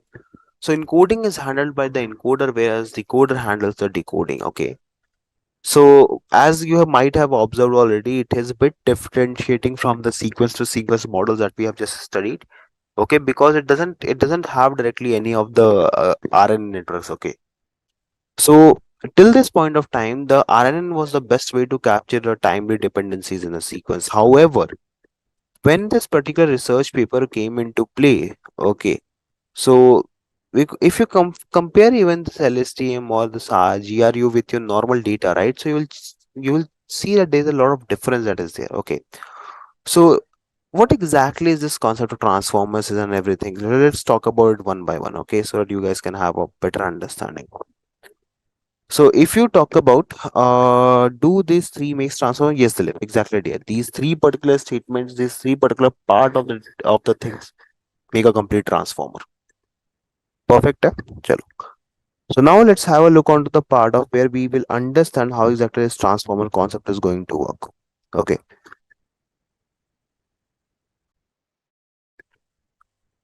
Now, if we take an idea of it, guys, so basically what happens is you have three parts of understanding this particular thing. So you have a query, you have a key, and you have a value. So let's say, for example, if I'm talking about a query, so query is what you want to understand. Let's say if you have a question, okay, or if you have something that is in your mind. Let's say if we talk about a previous example about software engineering.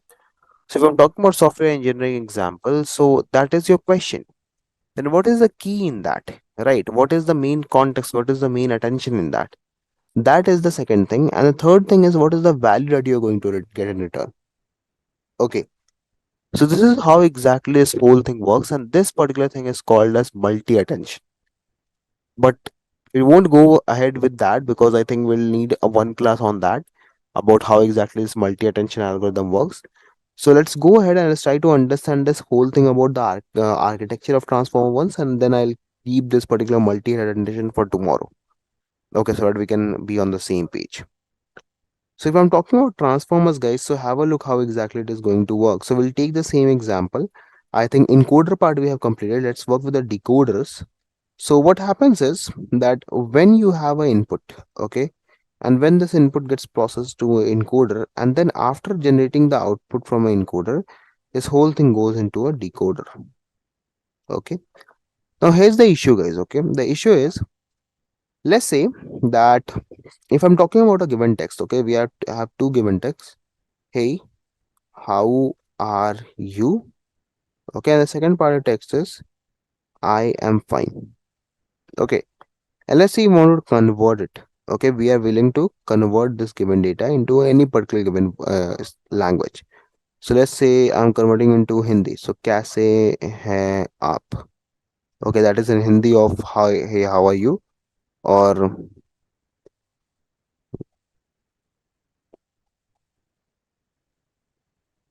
okay, so these are like the two particular conversion that I'm doing right now. Now, in order for us or in order for the machine to understand this, we need to tokenize or we need to change this. So the best way is to do is it one hot encoding. Okay, we can one hot encode the values.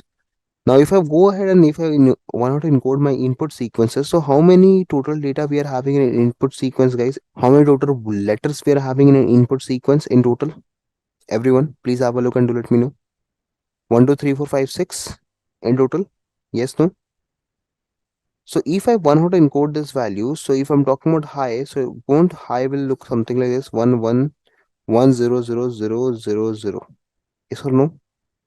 Similar, this is the value for high.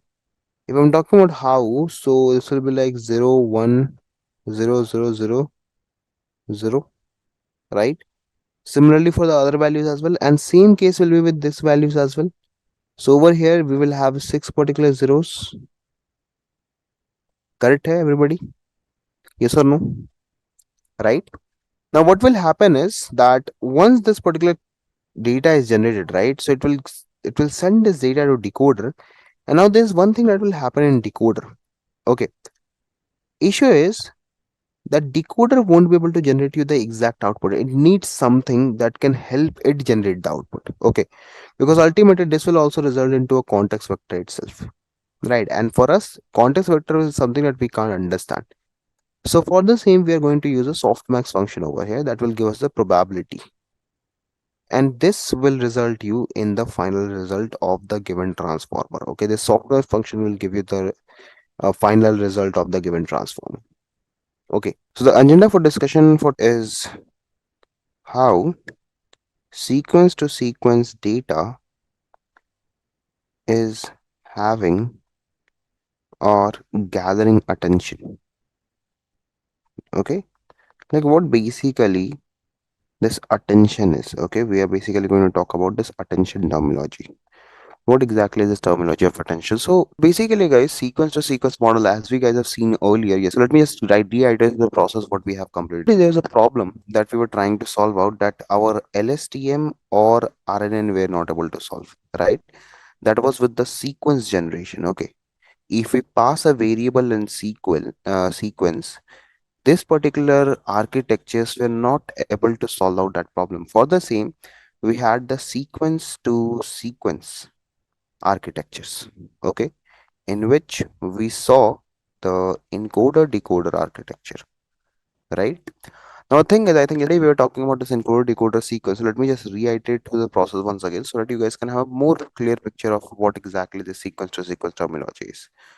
So if I'm talking about the encoder, so encoder is nothing, it's just a mere box. Okay, if we talk about, it's a mere box holding a lot of LSTM cells.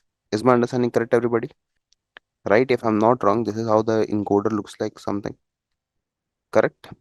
If I talk encoder over here, right? And then whatsoever output is generated, whatsoever context vector will get from over here. Okay, let's say this is your context vector. Okay, this is a context vector. This context vector will be further down transferred to something called as decoder. Right? Again, the same thing. There will be LSTM layers over here. Now, the thing that we need to understand it is the part of decoder actually, because I think this is the point, this is the part that we have not talked till this point of time. So let me go ahead and let me talk a bit about the decoder architecture, and then we'll continue with the self-attention mechanism and how exactly the self-attention mechanism works. Okay. So now, focusing on the decoder architecture, let me show you something that can help you to understand what exactly is the decoder architecture doing over here. So if I'm talking about decoder, guys, so it's also the same thing that you have seen in the particular part of encoder. The difference is that whenever you're having a decoder produces a set of outputs. Okay, it is a kind of a model, or you can say it's a kind of an architecture that generates a particular sequence of outputs. Now, have a look onto it. So if I'm going to create a neural network out of it, so the sequence goes something like this. So let's say if this is your A, so your data goes inside A. Okay, here, right? Then moving forward, this data is passed towards the gate number B. Okay, over here, see, B, A. Okay, moving down the road, again this data is passed towards C. I'm trying to refer the previous picture. We were having three LSTM cells, so three inputs I have passed. Now, once your data has completed, like your data's transition is completed in the encoder phase, let's say this is your encoder part. Okay, see, if this is the encoder, let's say for suppose encoder. Okay, next thing that happens is this particular data goes inside a decoder, and inside a decoder, the architecture is a bit different. So basically, guys, whenever we are talking about decoder network, okay, a decoder network is a kind of architecture that uses a sequence of start and stop, or EOS. Okay, end of a statement. Okay, it is having a end of statement architecture. Okay, what exactly this means? So have a check. The context vector that is generated from over here, from this particular point of time, this is now further down passed to a decoder that looks something like this. Now, in this decoder, there's LSTM cells again, as the same that you have seen in the encoder, but the way it is going to generate text, it will be a bit different. How? Have a check. So let's say right now I'm just considering that our input and output are of same length. So the very first particular cell, okay, or the very first particular LSTM cell in the decoder, it is having a EOS, or you can say a start, telling that this is the start of the decoder. Okay, and in the end there is also a EOS that tells you to stop. Okay, telling you that if the decoder reaches this particular point, okay, if the decoder is reaching this particular point, it will stop working. Okay, at this particular point the decoder will stop working, it will not move forward, or it will not do any job. Whereas when the decoder comes over here on this particular picture, it knows that it has to start producing the sequences from over here, and in the mid of the process, every particular processing that you're doing is done here in this area. This is your LSTM area. This is a normal LSTM area where the decoding is being done. Now let's have a check how exactly this whole thing is working around. Okay, how exactly this process works around. So, for instance, let's take a translation task. Okay, maybe we are going to translate some text. Okay,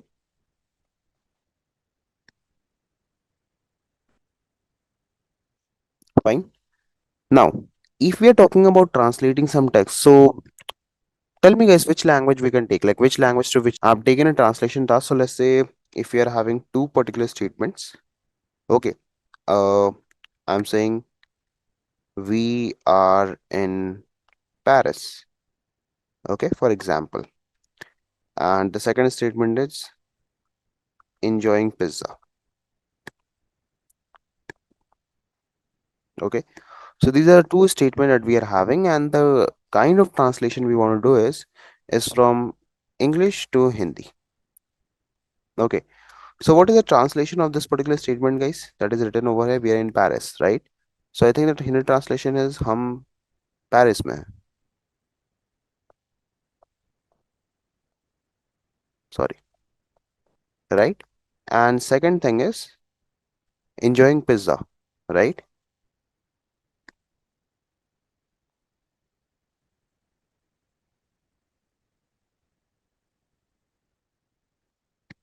So now, guys, these are translation of two statements. Okay, maybe they are not very appropriate. Okay, so now tell me, guys, if you are having these two particular statements with you, so you know that for this particular given statements, this for these two particular given statement, these are going to be your outputs, right?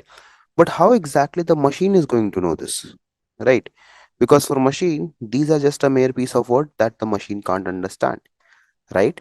What could be the approach over here to convert this particular entire sequence of given words into a kind of, you can say, a kind of object or a kind of notation in which the machine can understand? And I believe you guys have already learned this topic very before in your classes.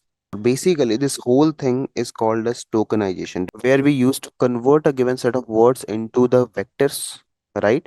So let me talk about this once. So the very basic or the most first technique to convert a particular text into a set of data was called as one hot encoding. Everybody, I believe that still till this point of time in some of the projects you might see OHE being used. How exactly it is being done? So have a check. How many words we are having in total over here, guys? Everybody. One, two, three, four, five, six. Six words, right? So basically for OHE, what will happen is we'll make a vector. Okay, see. We are in Paris, okay, and enjoying pizza. Okay. Now, for all of these words, wherever these words will be present, it will give them a marking, as OHE does, a binary encoding. So for the first one, we are having V. So for the V, it will give 1. For the others, it will give 0. Have a check. So is this a vector that we are trying to generate? Yes or no, guys? Everybody see, have a check.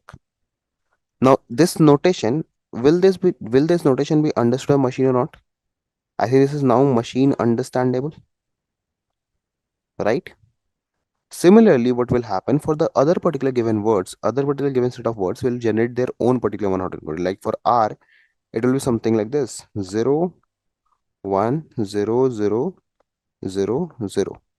Okay, this will be for the word R. This is for the word V. Okay.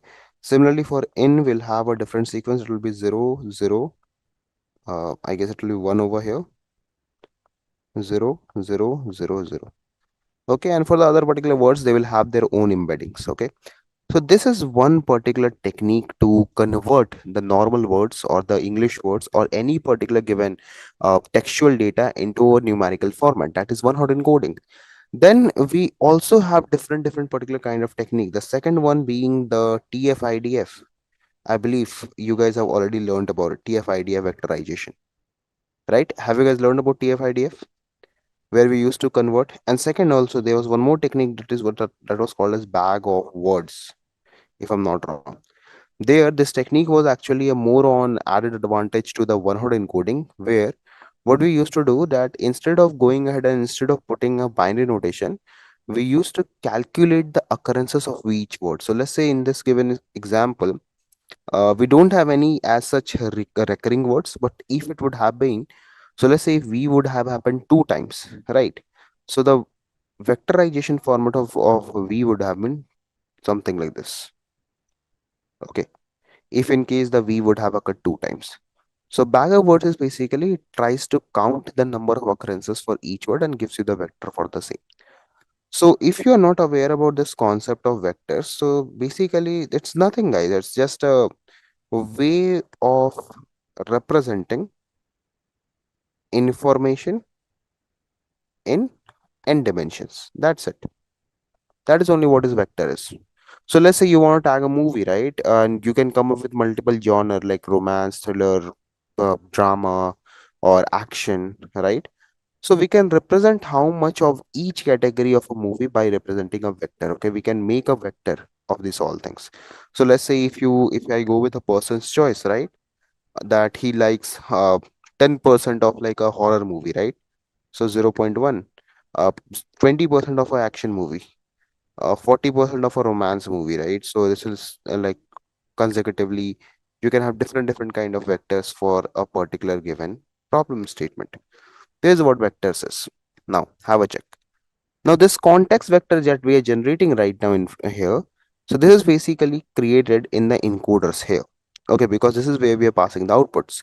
So let's try to plot a diagram to understand how this architecture would have been working for this particular given statement.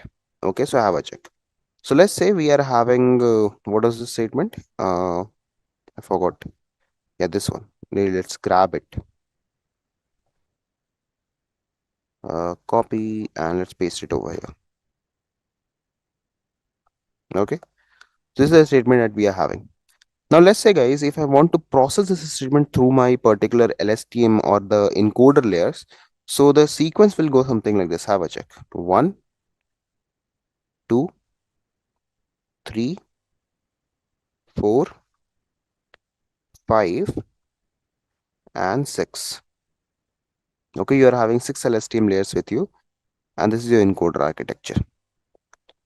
Now what will happen is at each particular given timestamp, so let's say at timestamp given 1, 2, 3, 4, 5, and 6, we'll give one word. So here we will have BV, we'll give R, we'll give in, we'll give Paris, we'll give enjoying over here, and we'll give pizza. Okay, and this is basically your cell state, and this is your hidden state, and then these are all are linked actually. I hope you all have got the point what I'm trying to say over here, right? Now after doing this all thing, after doing whole operation over here, you will get the context vectors. Okay, thus generate context vectors, CTX vectors I'm mentioning at. Okay, now this context vectors, they go inside the decoder that you have seen right now. Okay, now let's have a look onto the how exactly this decoder architecture works for the same example. So over here you're having a decoder architecture. Okay, now as I said you earlier as well, the very first cell in the decoder is going to be a starting sequence. This will tell you that okay, please start. Okay, see, have a check. This will tell you that okay, please start the sequence, and at the last you will have an ending sequence or a stopping sequence telling you to stop. Okay, start and stop. Now have a check guys. What you might be thinking that they here we are having 6 words, so we will have 6 LSTM layers. Yes, you're correct. We are going to have 6 different LSTM layers over here. So 1, 2, 3, 4, 5, and 6. So we are having 6 LSTM layers in total. But here's the issue guys. Whenever we are producing or whenever we are working with this particular thing of the decoders, right? So ultimately if we are passing a if we are passing a vector, so can I say guys that if we are passing a vector over here, like any particular context vector, like let's talk about this, right? So ultimately the output that we are going to get will be also a vector. Ultimately the output that we are going to get, that's going to be a vector only, right? So how exactly this vector can be converted to a data or to a kind of data that we can understand? So for the same, we have a softmax layer on the top of your decoder. Okay, this is your softmax.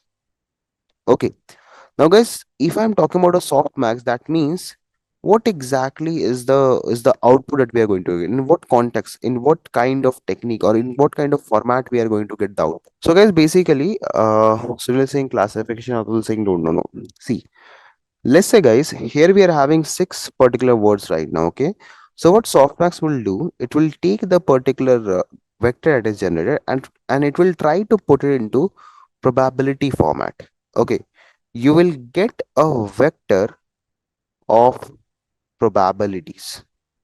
Okay, this will return your vector probabilities. That means for all the 6 words you will have different probabilities: x1, x2, x3, x4, x5, dot dot dot. How many number of sequence you are having? Now have a check onto it, guys. Let's say for this particular word V, okay, what was the context vector? It was 1, 0, 0, 0, 0, 0. This was the vector, right? We sent this vector into this LSTM, and this vector was then forwarded to the decoder for the for the further generation. Now have a check, guys, how exactly decoder knows, or if you are going to say decoder, hey decoder, decode the particular input, right? So that means, according to our expectation, the very first LSTM cell that we are seeing over here, right? If I say the expected output, okay, so this expected output is going to be V. The first word that was passed to the encoder, I think we are expecting the V on the same end of the decoder, yes or no? Correct? But see, when you are going ahead and when you pass a vector, maybe could be a scenario that the vector that's generated from over here, sorry, the vector that is generated from over here, after translation from the softmax function, it might give you output like this, okay, like 0.1, 0.2, 0.39, blah blah blah blah blah, some particular probabilities. Now tell me, guys, looking at this probability vector that you have received, or looking at the probability sequence that you have received, according to my understanding, the very first sequence is going to be for the V, okay, or the very first probability is for the V.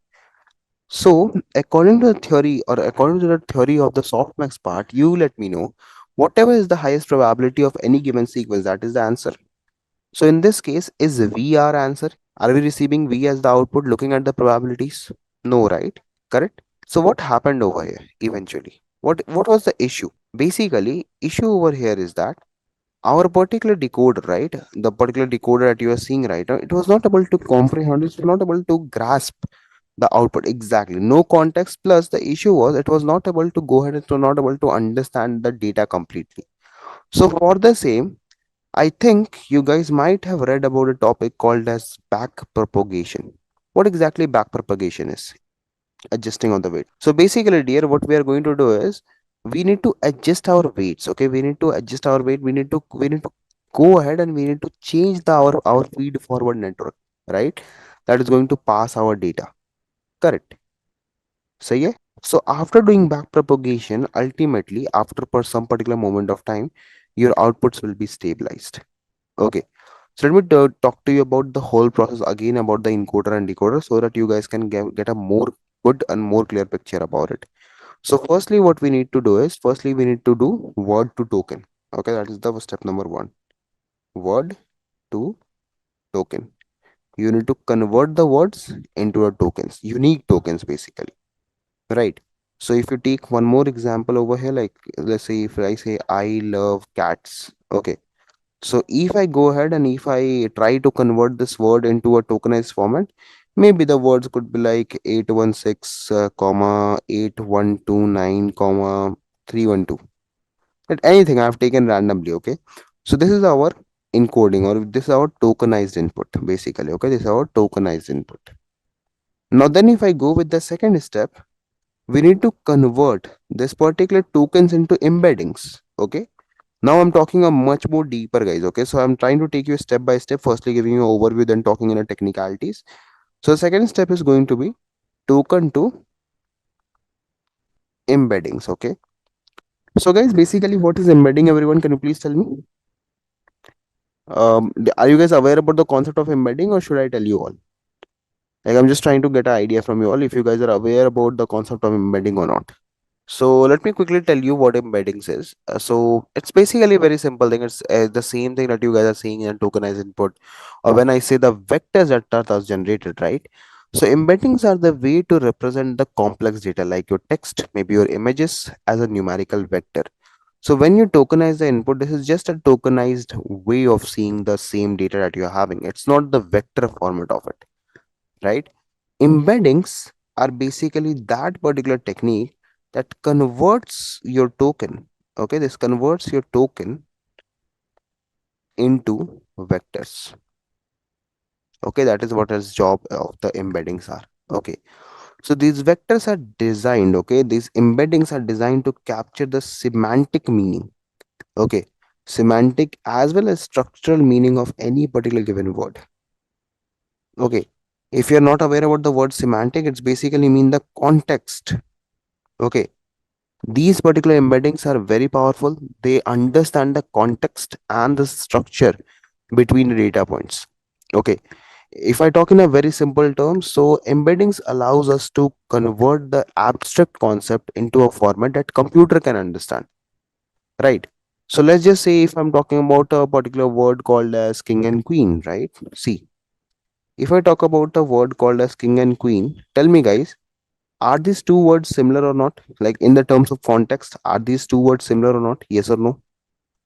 Correct hai? I think king and queen, they both, if we talk in the context, they both show royalty, right? The royalty, wealth, power, right?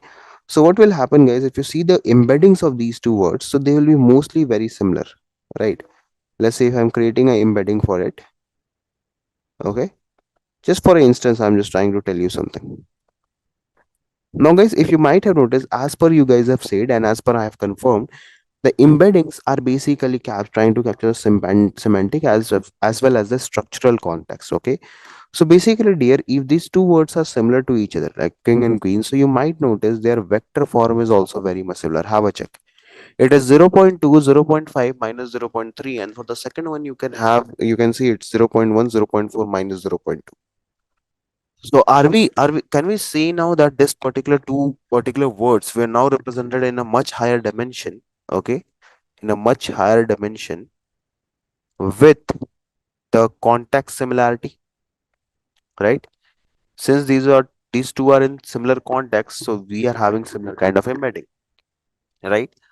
So basically, dear, the very firstly few keywords that you need to note down in the part of embeddings is it's basically just a you can say a powerful way to represent any complex data into numerical format. Okay, second thing is the semantic part. It captures the context, okay, it remembers the concept. Okay, so once your tokens are converted into a higher dimension, that is your second particular process, this one, token to embeddings. Okay, so this embedding matrix that you will get, okay, this embedding matrix is a table where each row corresponds to a vector of a token, right? So let's just say, for instance, for this given word that was I love cat. Okay, if I'm going to generate an embedding for I love cat, for instance, okay, I love cats, for instance, I'm just saying. So maybe this embedding can go something like this in 3D because I can't visualize something more than 3D right now. So I'm going with a 3D vector.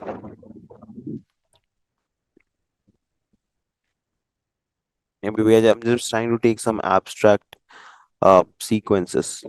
As I told you, this is semantic. Okay, this whole thing is semantic. What does that mean? So have a check onto it. What exactly is semantic means to. So whenever I'm talking about semantic, that means context, right? So let's say if I'm talking about I, okay, this word I basically. So I can be used in different contexts. Let's say the very first context is introduction. Okay, you're trying to introduce yourself. Second may be like you can say cooking, right? And third might say like yourself. Okay. So now guys tell me if I've given you three contexts, right? So you can easily say that okay, this particular context is not basically directly related to the I word. Is my understanding correct? Is cooking anywhere related to I? Because according to my understanding, no. Right? They both are very far away from the contextual part. Right? So that is what embedding is, guys. Okay, it tries to understand the nature, the signature, and the very deep meaning that is in that is basically behind the data. Okay, so this is the concept of embedding. So this was the second part. Okay, the token to embedding wala part. Now here comes the third part, and it's actually the most interesting part. The third part is called as positional encoding. Okay, positional encoding. So I think by the name itself, you guys have got an idea because transformer processes all the input token in parallel, right? We do. You might have seen if I go back into the architecture over here that the all the inputs are basically processed in a parallel. Okay, there is nothing like you're passing one by one. You just give it to it in a sequence. Like firstly, The first LSTM will receive the first word, second will receive the second word, third will receive the third word, right? So that is the way you are going to pass the inputs in LSTM. Now, the thing is, if you're passing the words in this way, okay,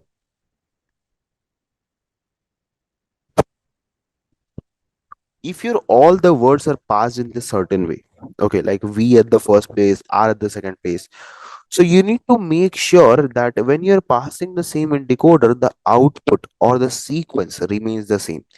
The structure of the language and the grammar is a very crucial for understanding the in sequence without a string being lost, right? So let's say, if for example, okay, for example, if I say, so what we'll do is we need to firstly fix up the positions, okay, that what are the positions for each and every given word. So let's say we'll say position 1, right, we'll say position 2, then we'll say position number 3. This is something that is very important, that you retain, okay, you retain the positions, you retain the order in which data was passed, because if your order gets changed, or if your you can say the ranking, not ranking, basically ranking won't be the appropriate word, if you say the structure, right? So if I'm writing a word, I am in Paris, for example, okay, if I wrote this, let's say I have changed the position of Paris and I. So see the word, guys. Paris am I. I am in Paris, right? Paris am I in, right? So this is the issue that happens if you're not having a having a positional encoding. Okay, so the position is very mandatory over here. Okay. Now what will happen is this also will give you some vectors. Okay, this is also going to give you vectors, three vectors actually. And once you go, once you have found this vector, what you do is you try to combine this positional encoding with this encoding. Okay, both the encodings are basically combined, or you can say summed up together to form the final representation or the final input representation. So let's say, for instance, for this given case, if I say the word I with position number 1, what will happen is, let's have a check onto the data. So it's mine is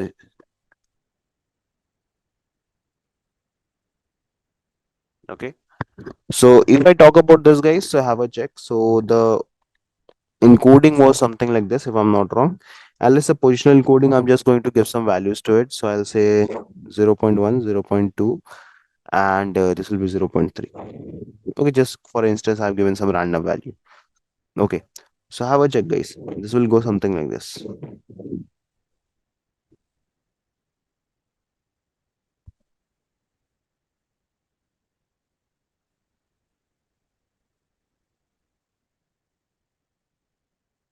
What was this third one? 0 0.1, 1.12, sorry, 1.12.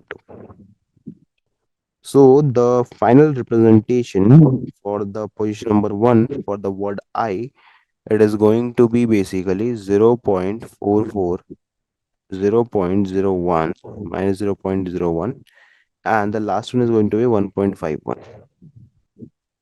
This is basically your final representation of input data. What I'm going to do, guys, I'm going to quickly discuss the whole process of this encoder decoder architecture, like how exactly everything works. Okay, in this particular sequence itself, we will be discussing about the attention mechanism. Okay, so basically, guys, attention mechanism, because see, the thing is, let me give you just an overview.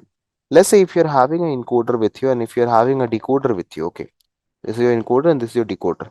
The issue is, let's say for assumption that if your words exceed more than 25, okay, so the problem that we just faced right now is the same problem that the encoder and decoder also faces, because in order to process and in order to understand the input, it takes time. And basically, see, if you're working with an encoder, there is a summary generated at the very end. Okay. Now, if the word or if the length of the data, if the corpus is small, okay, so that there is no issue with the summary. But as soon as you start increasing the corpus of the data, as soon as the load of the data increases, what happens is the load on the summary part increases. Eventually, what happens is when the data is passed down towards the decoder, already the data that is generated into somebody is not very appropriate. Okay, and that is the issue. So, for tackling this issue, let me give you a very good idea for the same to make you guys understand. Let's say I have a statement with me. Okay, the statement says turn off the light. Okay, very simple statement. Now, what will the translation of this statement, guys? This will be light. Okay,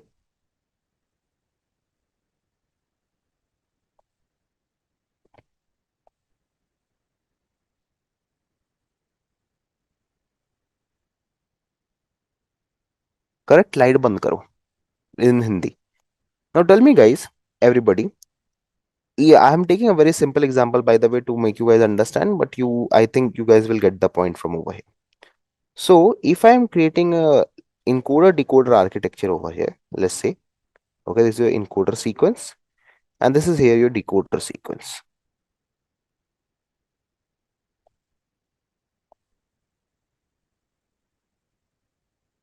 Now have a look onto the situation, guys, everybody. Okay. So I'm just going to briefly mention every particular thing over here. So let's say this is your hidden context, okay, HT, and these are your basically cell states. So mapping them up. Here we have four words, that is your turn off the lights. So turn off the lights. Okay, these are your particular four given sequences. Now, if you look on the decoder, what is the first and the last statement, guys, over here? What is the first and what is the last? Can anyone tell me? I think last is basically stop, and the first is going to be the start, right? Start, stop. Perfect. Now, tell me, guys, if I go ahead and if I process this whole input from over here to over here, can there be a particular technique, or can there be a particular algorithm, or can there could be a particular way in which our machine don't have to read the entire particular given data? Instead, what we can do is we can just focus upon that part of the data that can give us the relevant output. Like in this case, let's say if I say light, okay,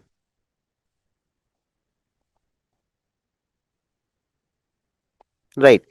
So let's say if I'm talking about light over here, okay, if I'm talking about this word light over here, what do you think which word out of this four given sequences is more appropriate in order to get the output? Everybody, which sequence over here will be more appropriate in conjunction to the given output? This one, right? So that means if we could have focused more onto this particular word, we could have got a better result. Yes or no, everybody? Light, light. Context is matching. We can easily go ahead and we can easily reproduce the sequences. Correct? This is what exactly the attention mechanism is. Okay. You try to give attention to one part of the statement.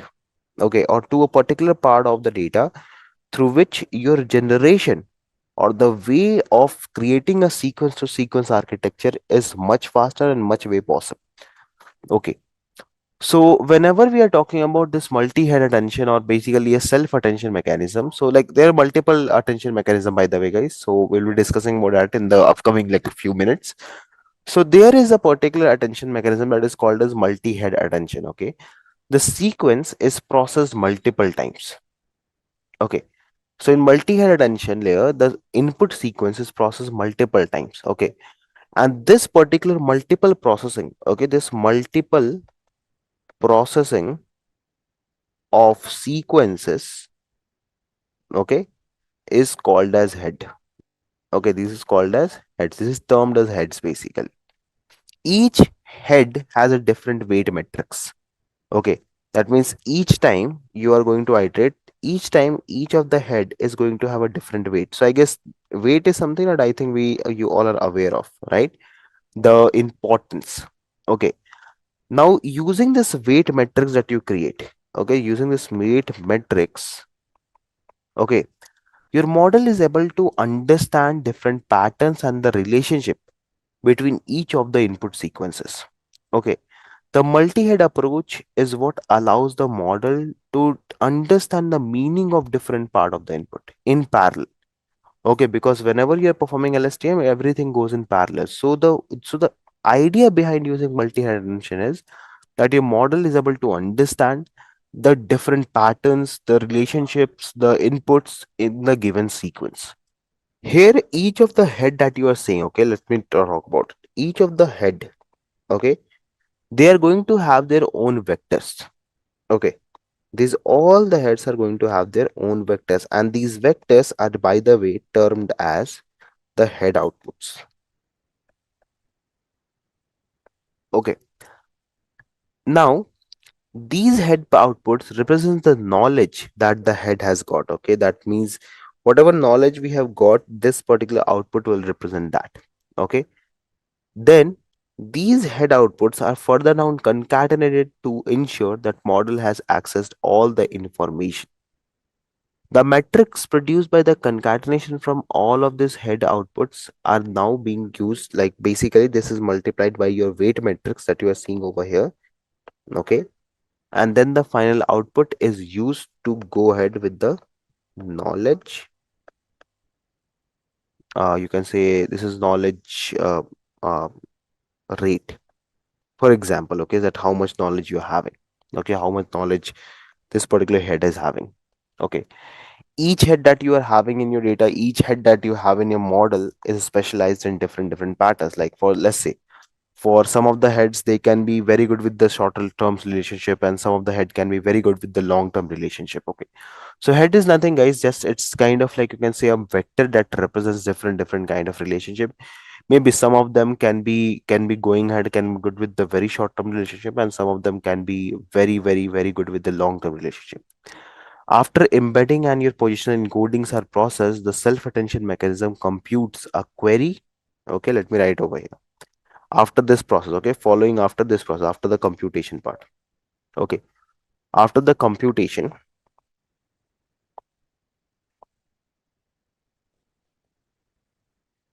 of your positional embeddings and um, your encoding sequences, what happens is this self-attention mechanism, okay, it tries to go ahead and tries to compute three values. Okay, the first value is called as query. Okay, second value is called as a key, and third value is called as a value. Okay, so let's say if we take the previous example, that is I love cats, right? So we were having a embedding vector something like this, if I'm not wrong. It was 0.44, then we were having 0.01, and then there was 1.51, right? Similarly, over here for the second one, it will be minus 0.96, 1.48, 0.83. And this is actually from a previous diagram itself, guys. If you want, you can just reiterate through it. Once I'll share the files, you can check it out from where I have got these values. So this is your encoding, okay? Your uh, basically, you can say, embeddings, okay? Embedding vector. Now, the self-attention mechanism multiplies this embedding vector with a set of weights, okay? So for each different given particular set, we will have different set of weights, right? So let's say, for example, here the weights are represented by weights epsilon. Okay. Some particular weights I'm just trying to define: weight K and weight V. There are three kind of weight. You can also mention it like 1, 2, 3. Okay. So now if you look onto the equation, if I say about I, so this whole thing that you're seeing in front of you, okay, this particular sequence, will be multiplied three times. Have a check. Let's say that this particular sequence is your equation number one, this is your equation number two, and this is your equation number three.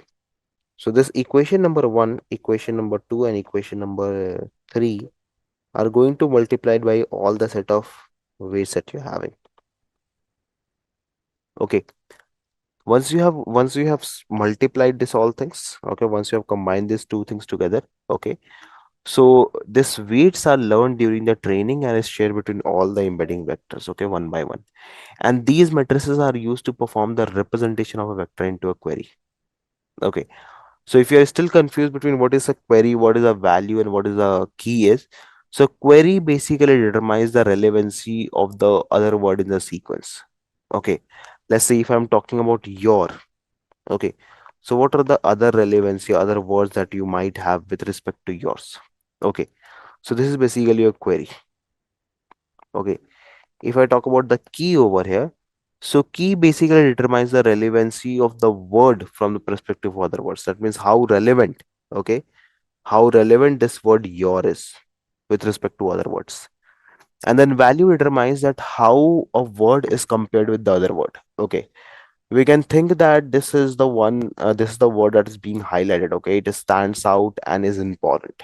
Okay, so using this value, the transformer knows that it has to pay more attention or less attention.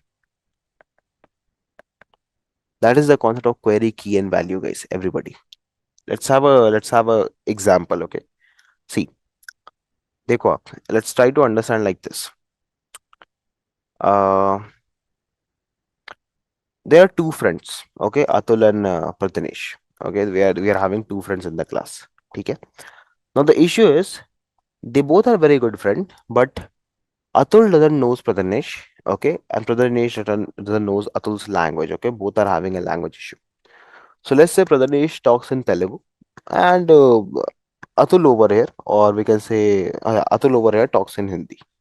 Okay, now we are having an issue, right? Because both of them are not able to understand each other language. So if both of them are not able to understand each and every language, so we need a translator. Now see the translator that you have got, right? So what is the job of a translator? Let's say Pradhanesh is the translator for me right now. Okay. And I don't know a nickel about Hindi. Okay.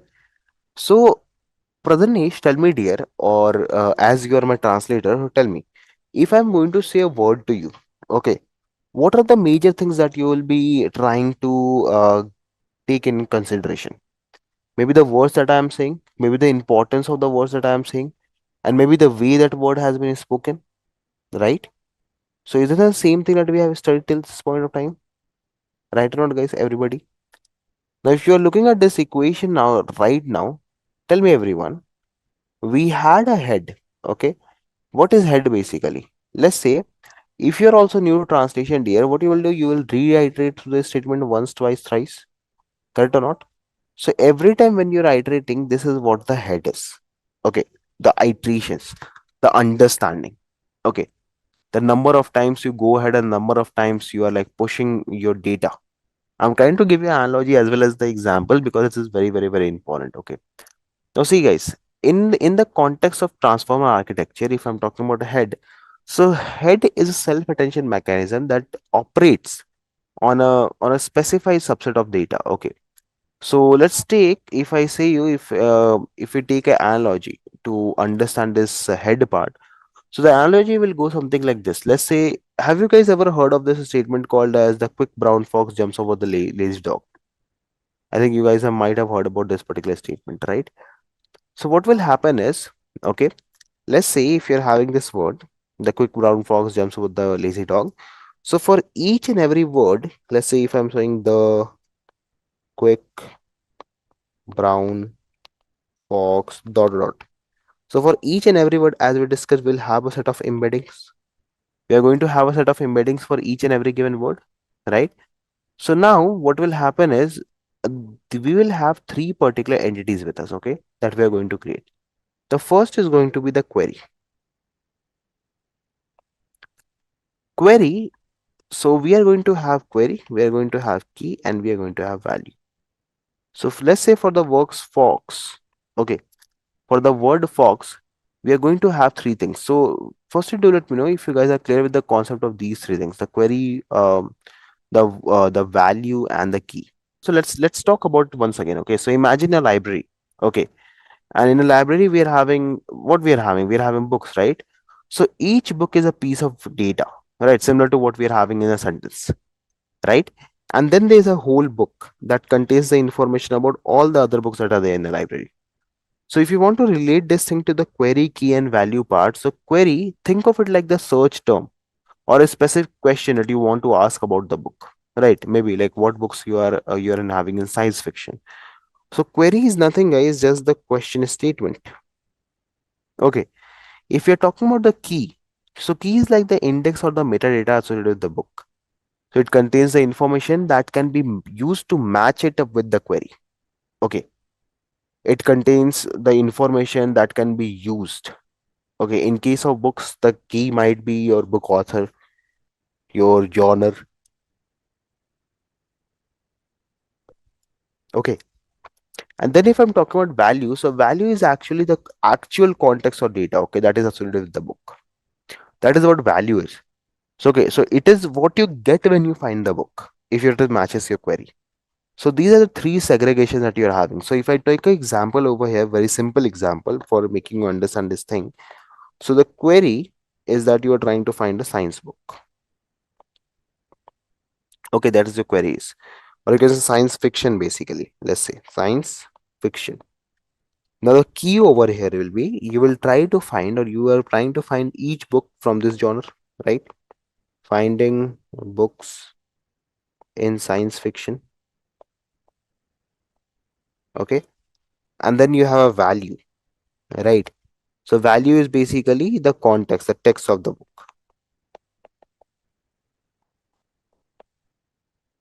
So these are the queries basically. Okay. So you firstly query, you take a key and you find a value. Okay.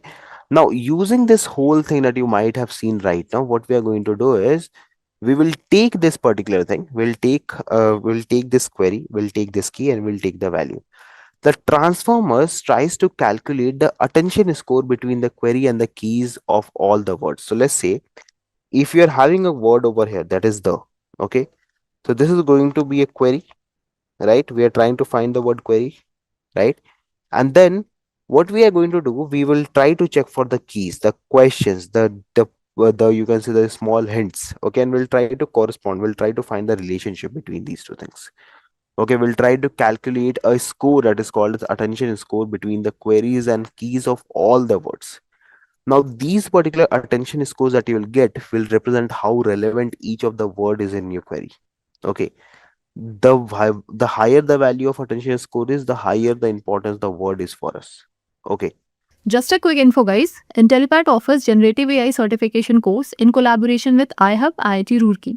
This course is specially designed for AI enthusiasts who want to prepare and excel in the field of generative AI. Through this course, you will master GenAI skills like foundation model, large language models, transformers, prompt engineering, diffusion models, and much more from top industry experts. With this course, we have already helped thousands of professionals in successful career transition. You can check out their testimonials on our Achievers channel, whose link is given in the description below. Without a doubt, this course can set your careers to new height. So visit the course page link given below in the description and take a first step toward career growth in the field of generative AI. Till this point of time, I think we have discovered that the encoder and decoder, they are a kind of architecture that helps you to generate the sequence to sequence data. Okay. Now let's say if we are having a encoder over here with some of the LSTM cells inside it.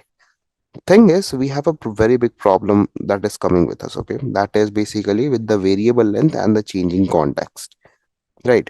So let's just say, for example, if we have a sequence of words given to us, okay, any sequence of given words, okay, and we want to generate some sequence of given words out of it. Okay, so this is basically a translated sequence of words. Okay. No, thing is, guys, let's say, for example, okay, if I give you an example, so let's say I'll say that turn off the mobile. Okay, for example. So now if I have written this into an English statement and you want to convert it into a Hindi, so it will be like, wait, it is basically, we'll have to convert it into Hindi, right? So what will the Hindi conversion of this, guys? Mobile band karo, right? Now thing is, have a look onto it, guys, everybody. Okay, this is a very interesting example, by the way. Now we have a sequence of text. This is your input text, and this is what we are expecting as an output, right? Now, thing is, guys, let's say if we talk in the terms of encoder and decoder. So here we are having four words over here, right? So let's try to design an encoder that is having four LSTM cells handling the same. Okay, see, these are your four LSTM cells. And this is obviously your hidden state, right? So I'm mentioning it as HT. So that means, guys, if this is HT, so this will, let's say, the word that we are passing on to over here, or the context or the word that we are trying to pass over here, or the sequence, you can say, this is going to be your H1. Here we will have H naught. Then the second sequence will be H1, H2, H3, and then we'll have H4. Similarly, we can output the same thing. So whatever goes inside, that is the only thing that comes outside, right? So here I can write H1, H2, H3, H4, right? So I think this is the structure that we guys have already seen on. So this is your encoder architecture over here. Now let's notice out one thing, okay? So if I push on to each and every word over here, so let's say here we are having turn, here we are having off, here we are having the, and here we are having mobile. Okay. Now think of it in this way, guys, okay? Let's say if there would have been any magical function, or if there would have been any magical way in which we could have got the idea that, okay, in order to convert a particular given piece of text, these words are very, very much important to us. Or let's say, if I talk about this particular translation, and specifically if I talk about this particular word, so if I tell you for this particular word, which is the original word, won't it be easy for you to calculate? Tell me. Will it be easy if I tell you, okay, for this conversion of this word mobile, you guys can look onto this word. Will it be easy for you to convert and to form a sequence? Yes, perfectly yes. This is what is called as attention mechanism. Okay, this is this particular thing that you just noticed. This is what is attention mechanism is. Attention, giving attention on one particular part, or you can say the idea behind the attention mechanism is to permit the decoder to utilize the relevant part of the input in a flexible manner. Okay, because see, guys, ultimately when the output of this particular sequence, your vectors that you form up from over here, when these vectors are transferred to decoder, okay, and if I draw a decoder over here,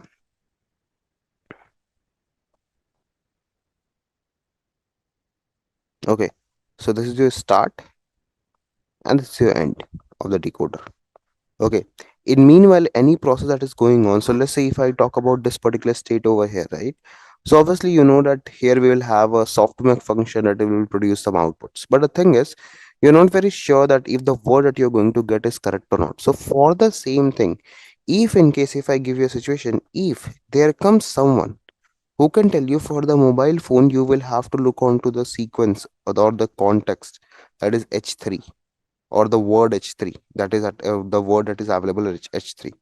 Using that, you can get the correct sequence. So this particular technique in which you get to know that which particular time frame of encoder is useful for your generation is called as attention mechanism.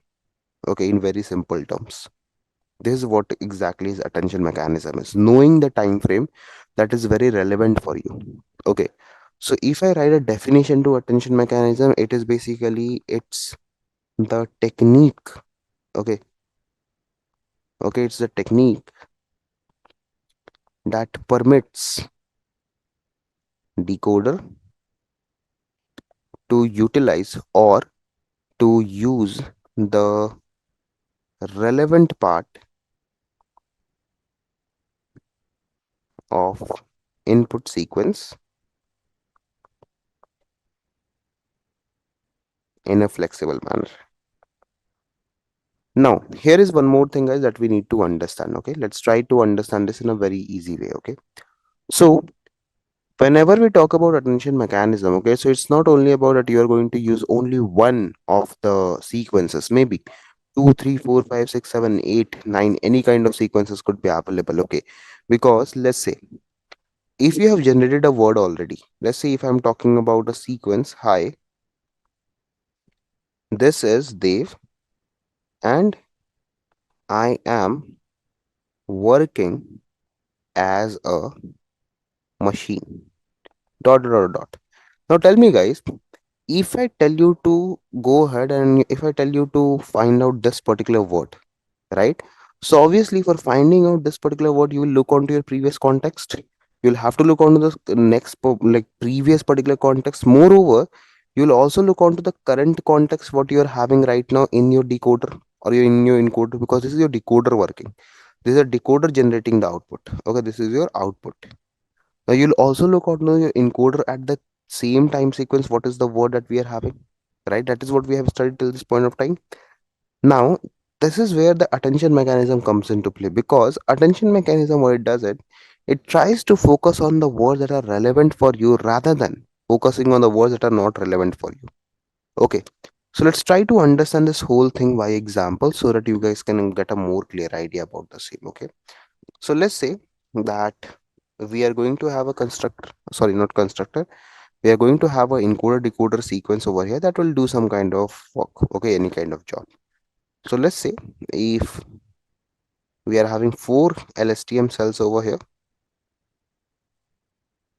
okay, and these LSTM cells are handling a job of converging, like converting a statement that is called as turn off the lights, for example. So obviously, when we convert this complete statement into Hindi, it will be light band karo, right? This is your in Hindi translation of this particular English statement. Now have a look on to how exactly this constructor is going to work. Okay, no, sorry, not constructor, this transformer is going to work. So these are basically your outputs that we will be ignoring for the current time. Okay, and this same output will be outputted to the next particular state, that is your decoder. Okay, for easiness, I guess we have already studied that this is our hidden state, everyone, right? Moreover, we are going to pass this whole thing ahead, feed forward, right? Anybody having any doubt? I think this is general architecture of LSTM, and this is whole thing is your encoder sequence over here.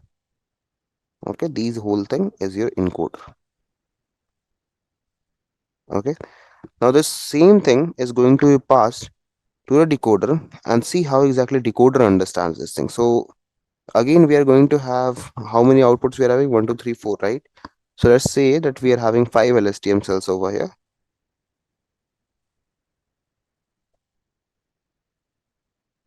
Okay, and these 5 are going to make up the decoder. Okay, now let's understand how exactly the sequence goes in. So once this whole hidden context, or you can say the context vectors, hit the particular part of decoder, what happens is there's a sequence that is passed. So in the very start, there's a start, okay, and then upon the same, if let's say if I'm going to pass any input, so this input will be the output for the, sorry, this output will be the input for the next step. Is my understanding correct? Like this, guys? Any particular output will be the input for the next particular given step. Like this. Tell me. Right? And here we are basically going to end our LSTM cells. Or you can say decoder. Here we are having start, here we are having end. Connections understood. Now have a look onto this, guys. Okay. What we are going to do is at each and every given step, we are going to pass some of the inputs, basically your conversion inputs, right? So now let's understand this. In this given statement, okay, if I say turn off everyone at any given particular moment of time, so this turn off word, right, it is basically here somewhere in this given sequences. Okay, turn off the light, so turn will be over here, off will be over here, I guess. The will be on the third sequence and the light will be at the fourth sequence, correct? Now let's say I want to convert this turn off, okay, and I want to give the attention to this particular two words turn off. So according to your understanding, for band karo, right, this is the correct appropriate conversion, yes or no, everyone? Right, if you want to if you want to generate this thing, so for this particular given word, this is the most appropriate meaning, turn off, right? Now how exactly our particular transformer, how exactly our decoder will understand that this is the most important sequence, or this is the most important sequence that we need, like this particular part of h1 and h2 are the most important time frame for it. That is what exactly we need to understand, and that is what exactly is attention mechanism is.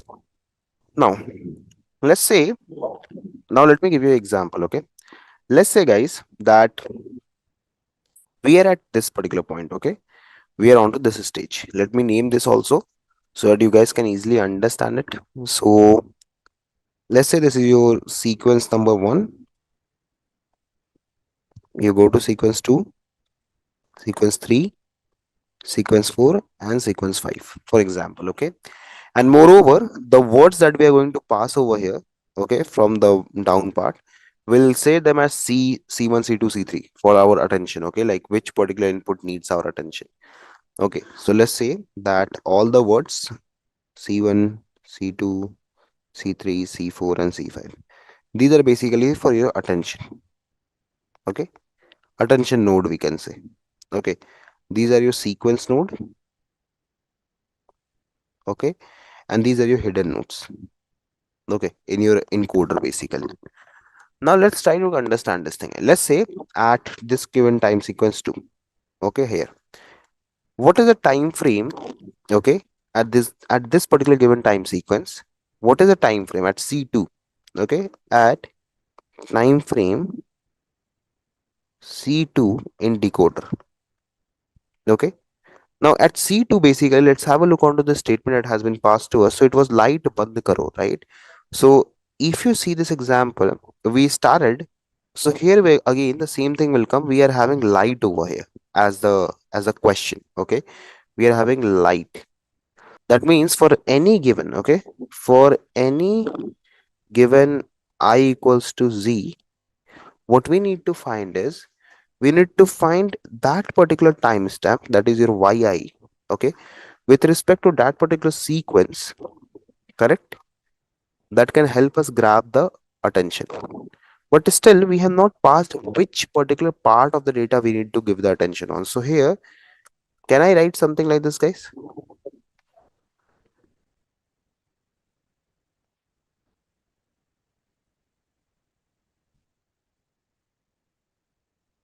Tell me, guys. Your SI is basically your sequence that you are seeing over here. These sequences, okay, these are your sequences. Okay, this particular part is basically the attention that your input requires. Now, guys, the thing is that let's say if here we are talking about a time frame 2. Okay, let's say if I'm talking about time frame 1. Okay, let's say for example, if I'm talking about time frame 1, or let's say if I'm talking about time frame 3, where we are having band karo as a sequence, right? So obviously for generating any sequence, okay, we will have to consider both, that is your h1 and 2 over here. Yes or no, guys? We'll have to consider both the sequences h1 and h2, right? Now the thing is, guys, firstly tell me everybody, if I'm talking about this particular thing, that is your ci, that is your attention over here. Okay, attention. Now, what is the return type of this attention? Is it like, is it a array, or is it like a vector, or is it like a matrix? What it is, everybody? Can you please guess? Whatever attention you are having, okay, whatsoever attention you are going to have, what is the type of the data that you are going to have? Vector, okay, Saket is saying vector. Chalo, 1.2 vector. These all thing that we are having over here, these all are vectors. Everything over here is vector, correct? Now tell me, guys, if everything is vector over here, don't you think a CI is also going to be supposed to be a vector with n dimensions? Correct or not? Sahi hai? So this CI, this attention part is also going to be a vector for you all. Okay. Now, thing is, let's say if you're going to have more than one particular time frame that if that will be used for attention. So let's say if I'm talking in general about one particular time frame, so you can pass h1 over here. But let's say, for example, if we are having multiple time sequences that has to be considered. So for that, what you will do is you will take the weighted mean. Okay. When you are having two sequences, you will take the weighted sum of both the vector sequence. Simple as that. And what will the dimension? Same as the vector. Okay. Dimensions has to be same as the previous vectors. Simple as that. Now, have a look onto this part, guys. Okay, and this is very important. So you guys have understood that what exactly and how exactly this attention part is coming. Okay, like how exactly the encoder decoder attention part is working, how encoder and decoder they are having this understanding of attention to this particular bird. But how exactly this whole thing works around, like how exactly this calculation and everything happens. So let's have a look onto that part first. So for that, actually, I'm just going to draw a very simple encoder decoder architecture. So this is your encoder, and onto over here we'll have a decoder. For instance, okay, this is one, this is two, this is three, and this is four. This is your encoder sequence, by the way. Okay, this is your encoder, and here let's say these are your decoder sequences. Okay, one, two, three, four, five. Okay. Now tell me guys, everybody, let's see if I'm talking about this particular sequence that you are seeing in front of you. Okay, any particular thing that you can understand from over here. Okay, so let's just say if I create this sequence, so obviously we know that this is going to be your h1 over here. This is going to output your h1. This is your h2. This is your h3, and this is your h4. Okay, very much clear to all. And from over here, your sequence goes into your decoder. Okay, onto over here, where this particular sequence is basically S0, S1, S2, S3, and S4. Okay, and this is basically your end of statements, right? Now, thing is, guys, let's say everybody, okay, let's say if we are working on this particular time frame, okay, and we are doing basically all the generations before this has been done. So we have some set of text with us, okay. So there is some set of text that has been already generated, okay, generated text, and there's some few text that has to be generated. Now tell me guys, everybody, very clearly, if I'm talking about the generated text, and if I'm talking about a text that has to be generated now over here, now don't you think the previous word is also important? Yes or no, guys? The previous timestamp is also important for us, correct, to understand the context, right?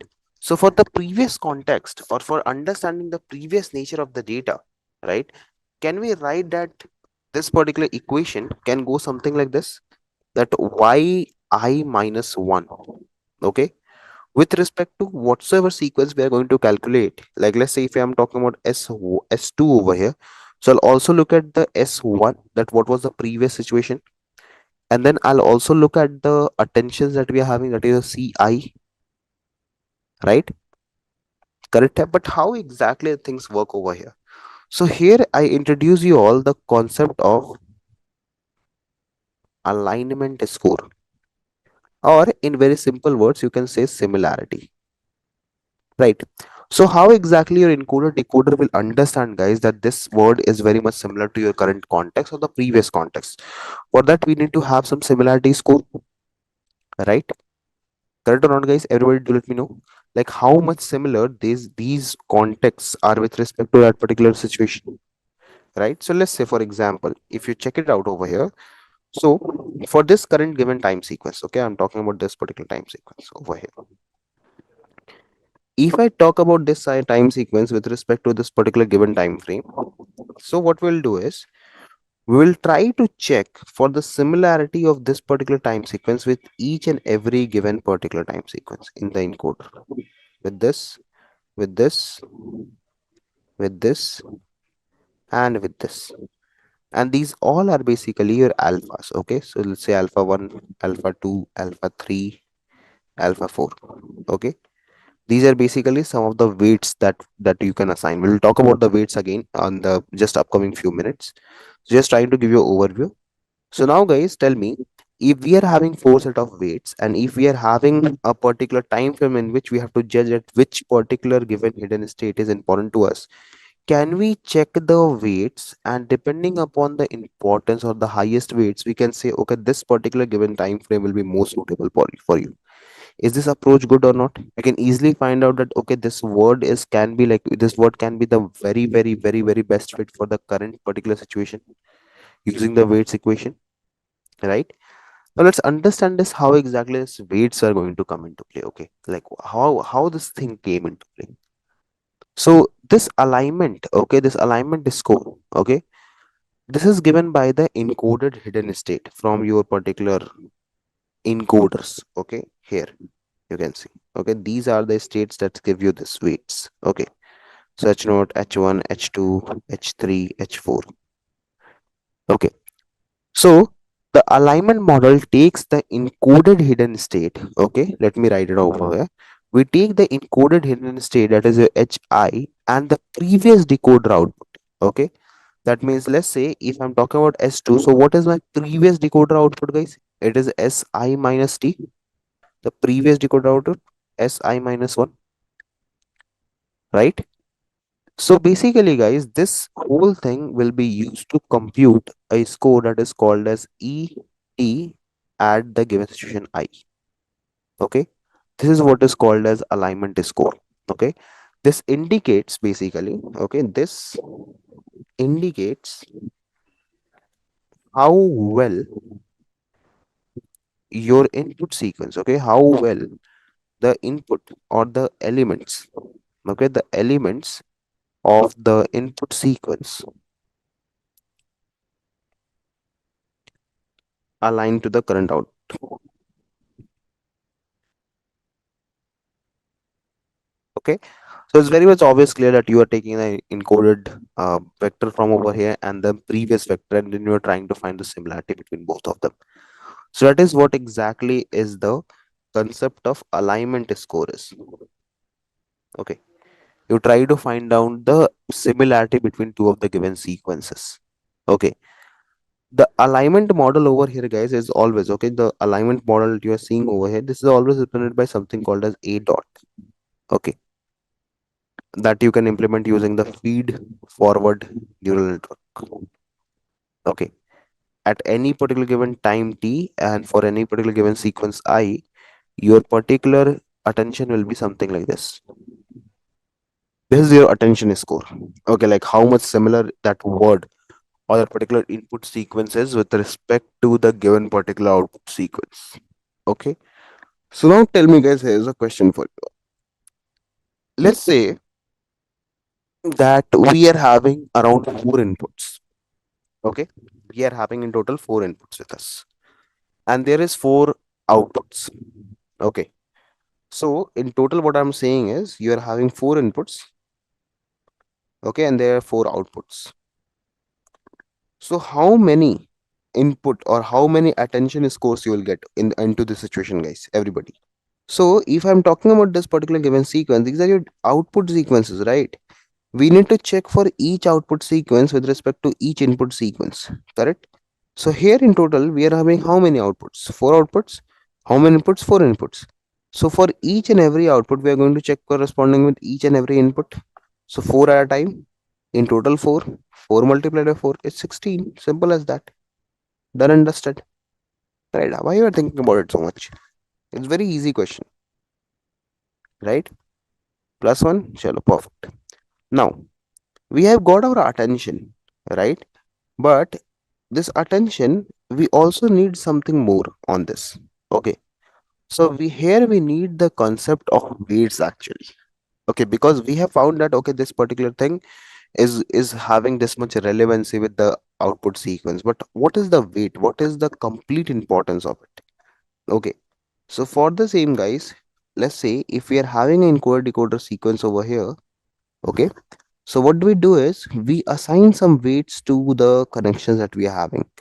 Okay, so let's say for any particular given LSTM cells, you are going to have some particular like kind of, you can say, the connection or the attention with a particular given word, like I'm trying to draw right now. Okay, so have a check. Now what we'll do is we'll assign the weights to each one of them. So let's say 2 1, 2 2, 2 3, and 2 4. If let's say given your output sequence that 2, so what is the importance of the 1? Okay, that is your hi equals to 1 over here, and here we are having 2, here we are having 3, and here we are having 4, and the sequence st minus 1 is equals to 2. So if I follow this equation that I have written over here, so if I write alpha 2 1, that will be basically equal to a of uh, sorry, that will be s2 h1. So this will give you attention over here. But we still have not came across the weights part, so we'll assign the weights. Okay, like how much based upon your attention. The same thing actually, based upon the attention, the weights will be assigned. Okay, that how much say a particular relationship, or how much say this particular relationship is going to have in determining this particular output. Okay, that is what exactly the weights concept will do over here. Now let me tell you one more thing, guys, that is very, very, very important for you all. You might be thinking, Dave, you just told that attention mechanism, like attention score plus the weights, how exactly it works. So in order to assign the weights, or in order to assign the weights to this particular given relationships, do you know, guys, we will have to use a kind of a mathematical operation over here, right? Don't you think? We'll have to go ahead and we'll have to apply some mathematical operation over here, right? So what is the mathematical operation that we can use over here? So let's say for any particular given sequence, okay, let me tell you guys. For any particular given sequence, everybody, we need a function. Okay, let's see if I want to find out 2, 3. So I need a function that can help me find the attention between H3 and S1. For example, let's see. Okay. So have you guys heard about ANN, by the way, everybody? Have you guys ever heard of ANN? Artificial neural networks, right? So if you guys might have heard about artificial network, this is also called as universal function approximation. Okay. So basically, guys, see what happened was when the research was going on to this field about transformers and all.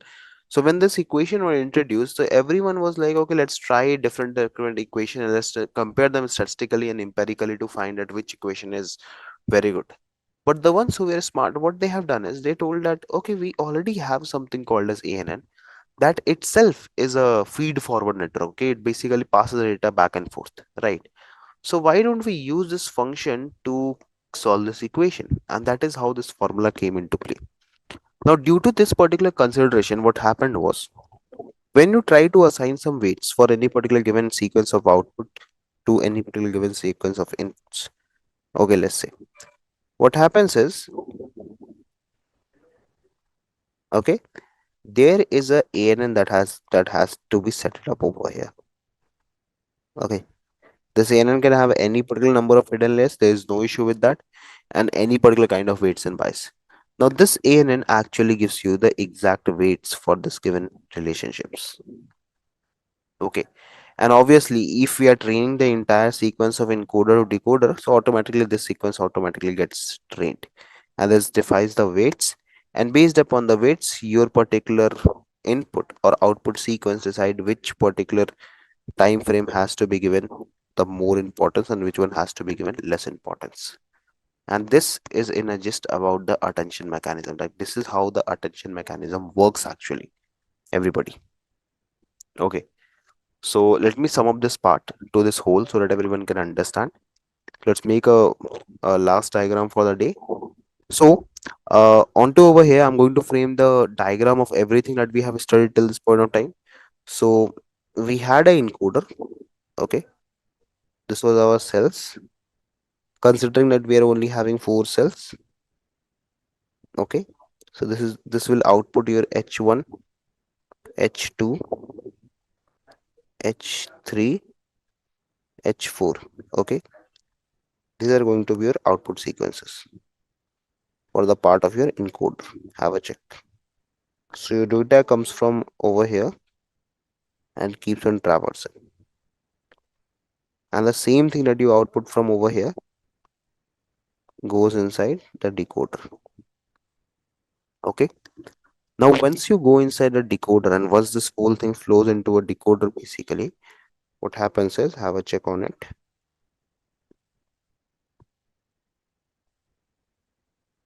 Okay, here's your decoder, and here basically is again your cells.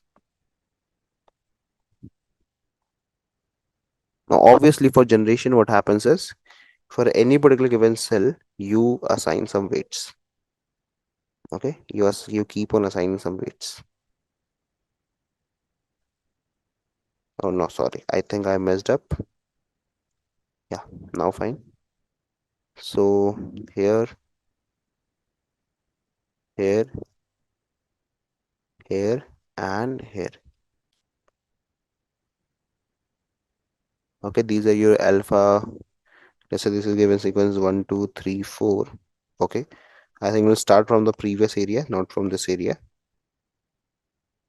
Okay, this is your 1, 2, 3, 4, and this is your 1, 2, 3, 4, right? So this is going to be your alpha 1, 4, 1, 3, 1, 2, 1, 1. Okay, and this is like here you're also going to have a ANN network.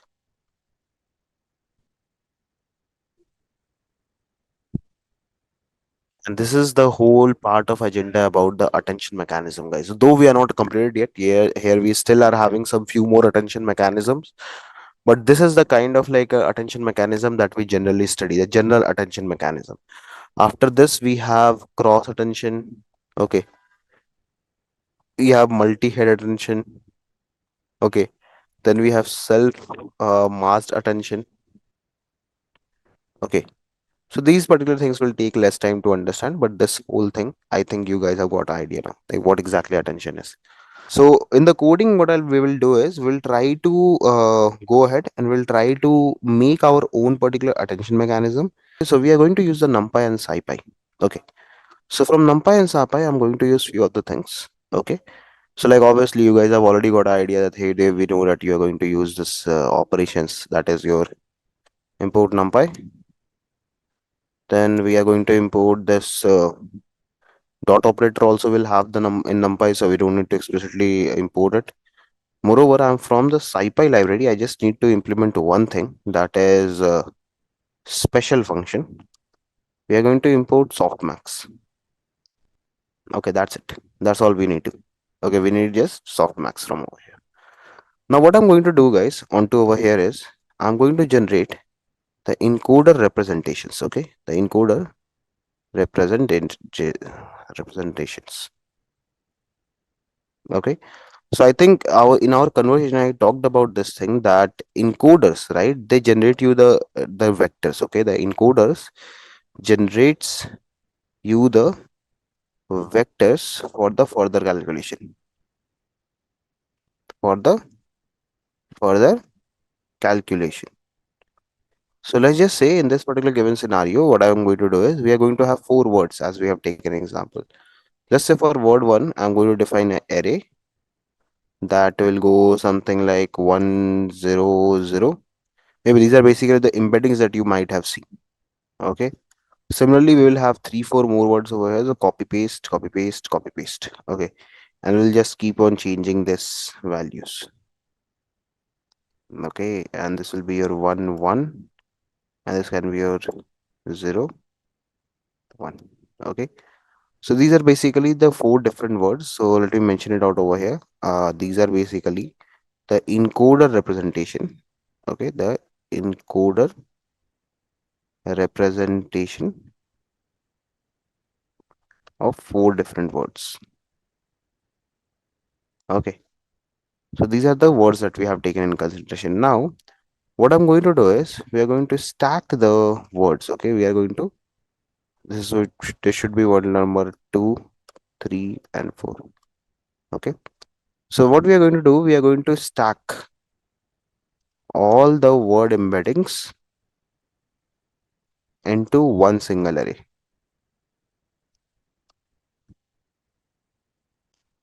Like this. Have a check, guys. Okay. So all the arrays are now stacked onto one another. Okay. And now what we are going to do is we are going to generate the weight matrix. So do you remember the concept of weight matrix, guys? Everybody? The weight matrix concept that we have just discussed. Right. This portion was a stacking. Okay. Stacking of the array.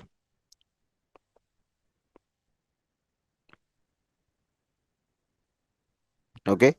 And now what we are going to do is we are going to generate the weight matrices. Okay. So what exactly weight matrices is? Basically the weight that we are going to assign.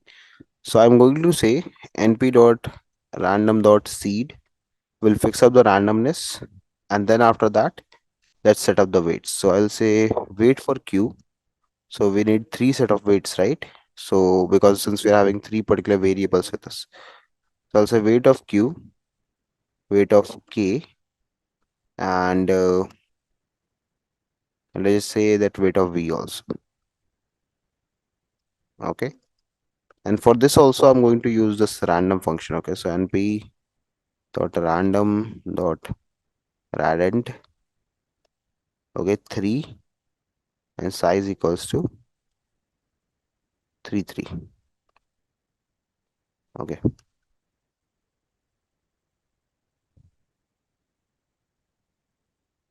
This is your weight matrix, everybody. Okay. Over here that you're seeing is your weight matrix that we will be using. Now, once we have got this whole thing, okay, what we need to do is we need to convert this queries. Okay. We need to generate the queries. Okay. So we need to generate the queries, the keys, and the values. Okay. How we can do that? Simple formula. So let's say I will say words at the rate. That's all. That's how you do it, everybody. That is how you generate the queries of given words and everything. Okay. So those who are not aware about this process, so let me just quickly brief you on this process, what exactly this whole thing is going to do. Okay. So as you might see over here, this process, okay, this is called as matrix multiplication. Okay, and this is very you can say a common process in the NLP tasks. So here the words are basically the metrics that you guys have seen, or the collection of the vectors that you are seeing right now. This WQ, WK, and WV. So WK means the weight of keys, the WV means the weight of values, and WQ means the weight of queries. Okay.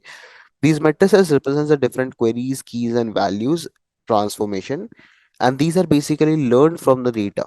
Okay. The at the rate symbol that you are seeing is it's for the matrix multiplication where the two matrices are multiplied. Okay. So what we are going to do is that overall process is we are having word embeddings. Okay. The screen is not visible. I think it's visible dear according to my end. I think they are visible, right? Visible, na? Yeah, correct. So overall process, guys, let me just brief it all. So here's your overall process.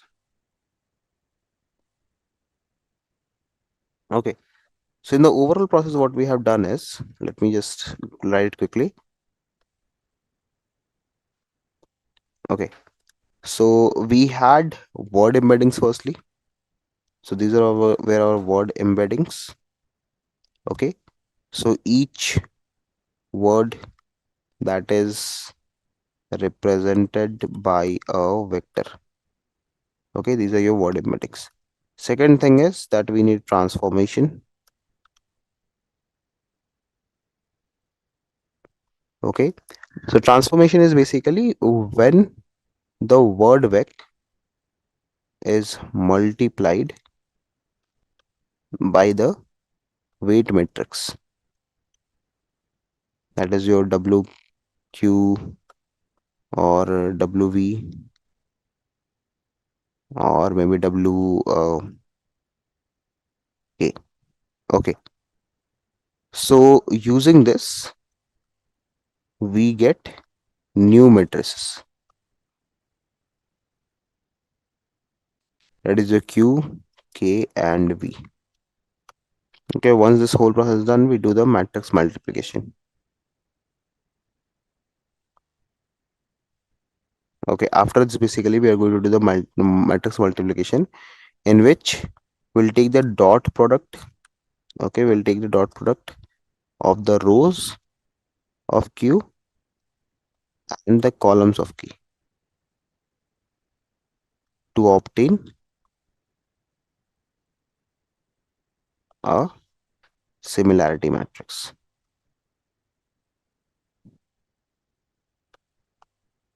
So this is the overall process that we are going to perform over here. So now we have got the words. So we'll try to check for the query vector against all the key vectors. Okay, like how exactly this whole thing is working. Like what is the score of your queries? Okay, your queue with respect to all the key vectors. Like see, I think in the last example that we guys have already seen, yes. Okay, that is in queue is not defined. Okay, we have not run. So this is a query. This is your keys basically, and this is your values. Okay, so now we need to map, or we need to find. It is saying words is not defined. Where's the words? Okay, here's the words. Words not defined, words now defined. Let's run it. Got it. So if you see the query part, guys, I think in the last class I told you queries are nothing, just the questions that we want to find. So this is your query vector. Okay. And if you talk about the other vectors, this is a keys vector. Okay, this is a keys basically for the given data. Okay. Now what I want to do is I want to find out that for all the given queries that we are having, how much is the relevancy of our keys? How these two things are relevant to each other. So I think, guys, if you look onto the vectors, you can easily identify these and these two are very much similar to each other. Right around, okay, the first vector is very much similar to the first vector in both of the columns, right? Similarly, you might observe that these two are very different from each other. Have a check. See, right? So what I'm trying to do over here, I'm trying to find the similarity between the queries and the key vectors. So let's say if I'm trying to find the scores, so I'll say, since we have to also find in the sequence that we have to multiply the rows with the columns, so we'll take a transpose. So I'll say query uh, has to be multiplied with key dot transpose. That means keys dot transpose. That's all. If I run this cell, it is saying broadcast together with shape 3434. Yeah, it is correct here. So what is the issue? Okay, I think I have to do matrix multiplication, not this. Yeah, now it is correct. So basically over here, what I'm doing is I'm trying to score the query vector against all the key vectors. That's all. Okay, we are trying to find the similarity of the query vectors with the key vectors. Okay, and these are your scores over here. Have a check.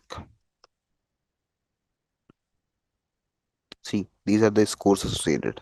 Okay, with each and every vector. So since we are having four, so I think now you guys might have got the find. So since we are having four input and four outputs, so how many total similarity scores we'll need, guys? 16, right? Is this a 4 by 4 4 cross 4 matrix for the same? And now what we need to do is we need to compute the weights as we have discussed. Okay, we need to compute the weights for the um softmax operation.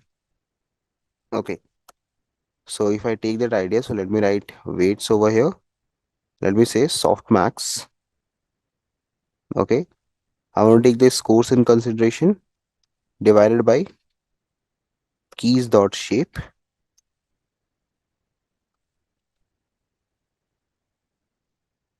We need the number of columns whole square.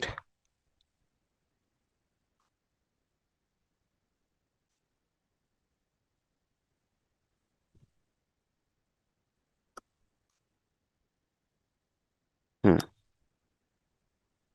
So these are your weights. See, and now what you need to do is you need to only compute the attention now.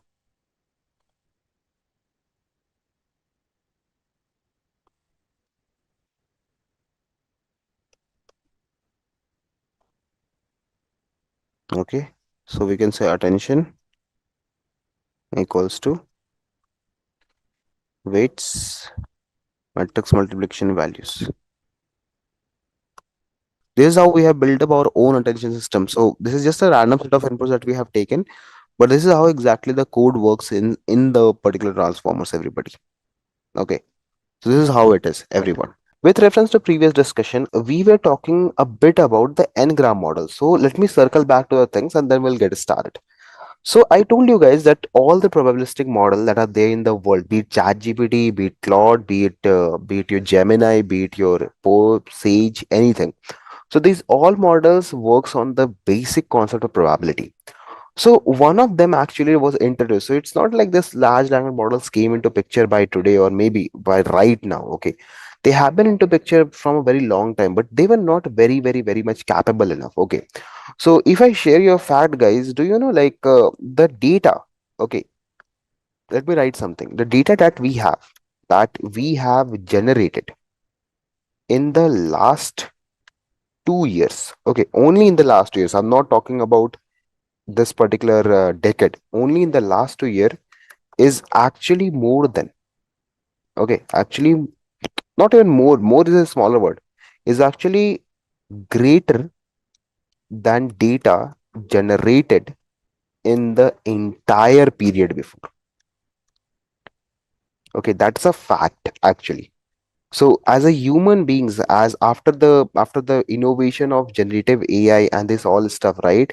So data that we have generated in the last years is actually like pretty much 10 times more than what we have generated in the entire lifetime of the intelligence or the internet or the machine learning till this point of time. Okay, and that is just because of this innovation in the large language model. So let me tell you guys in a very gist that any large language model that you guys are working on, that is basically the transformers that are working, right? So if you move back, guys, and if you go in the previous, like either 2020s or 2021, so at that time also we were having generative models, if you might have noticed. But thing was they were too simple till OpenAI introduced the chat GPT. So basically, whenever I'm talking about a GPT or whenever I'm talking about a large language model, so they are basically trained to do complex tasks, and for that they are getting trained. So one of such particular models was n-gram language model basically. What exactly was it? Let me talk about it. So this was a kind of model that used to work on natural language processing. Okay, like basically the generation of the word using the NLP. Now, now the n-gram models used to be trained upon a particular given sequence that you might see over here, like unigram, bigram, trigram, and fourgram. So let's say if I have given you data, right, like this, I love, right? So if I'm writing a letter I, so automatically if a model is bigram model, it will generate the next word as love for us. Okay.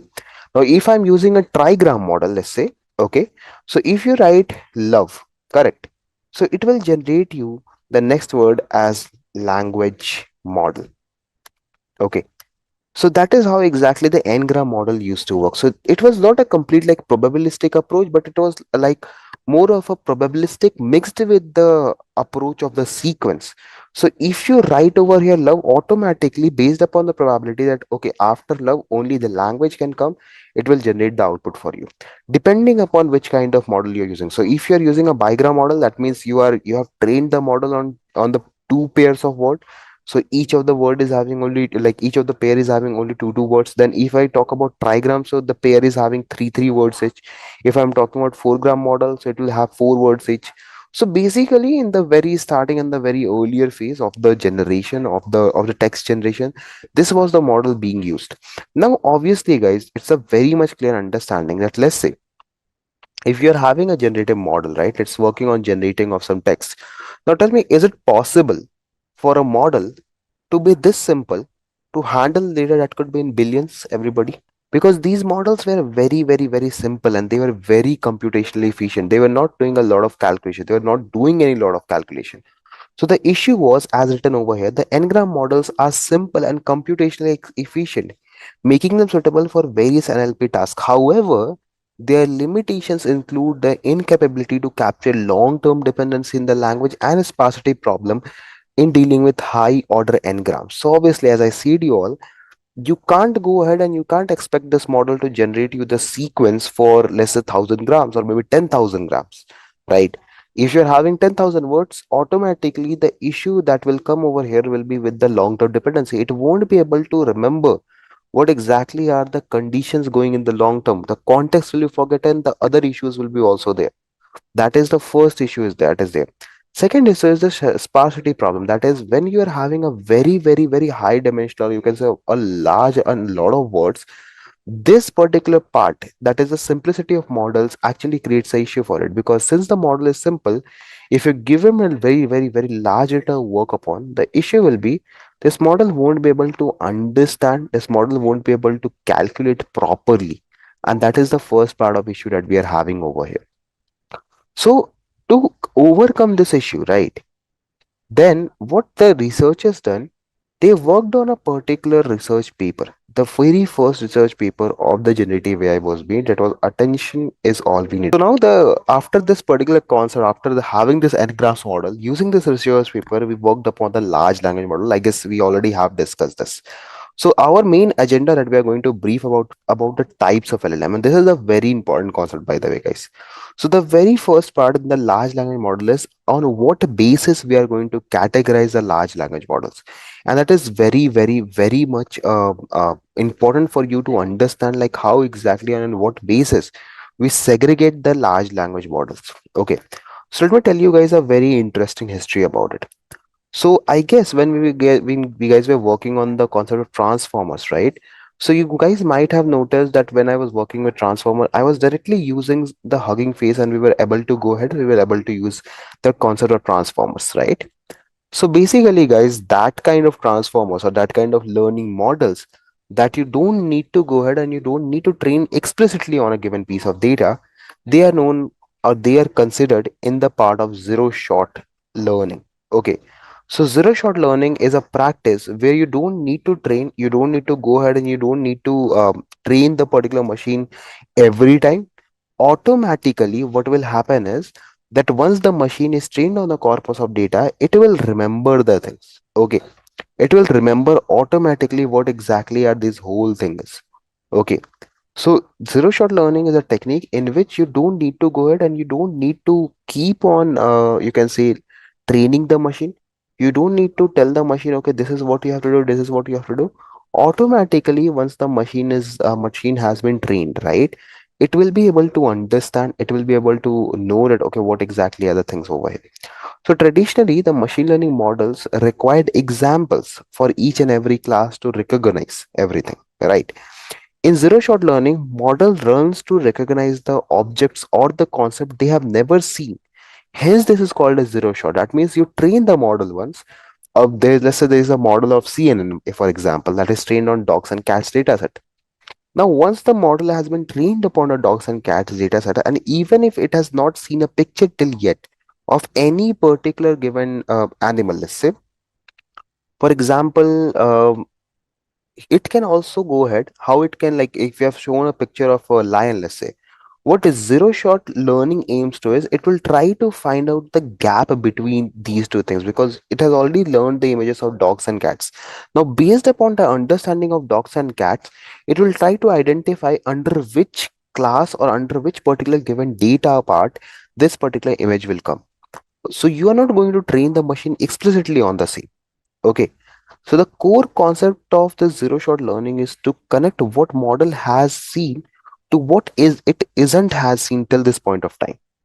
Through this particular thing, it will try to understand on the previous data, like whatsoever it has learned till this point of time, based upon the same, it will try to predict. Now here you might think, Dave, how exactly this whole procedure might go on, like how exactly this whole thing that you're saying it might work in the backend. So there are three things that are actually associated with it. The first thing is, the first very important thing over here is the semantic embedding space. So let me write it down for you all. So onto over here, guys, in the zero shot learning models, if I write about it, okay. So onto over here, these are the three things that are really important in the terms of zero shot learning. Okay.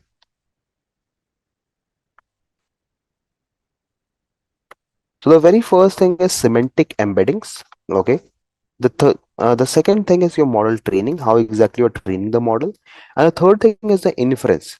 Okay, so semantic embedding basically represents the both seen and the unseen classes in the common space. Okay, you can always use the word vectors or the semantic description about the same. So basically, it's just to understand what exactly that picture is. So what exactly semantic means, guys? So let me tell you guys about the semantic embedding space. So let's imagine you guys are in a library, right? So each book represents a concept or a word, you can say. The location of a book on a bookshelf signifies the relationship of that book with the other books. If there's a book that is that is there on a shelf written as non-fiction, so that means that book is related to the non-fiction part. Or for instance, if a book is about animals, it might be grouped with the books that are related to animals only. Correct? Now, replace the books with words and the bookshelf with the multidimensional space, everybody. Now, think of it in this way. Okay?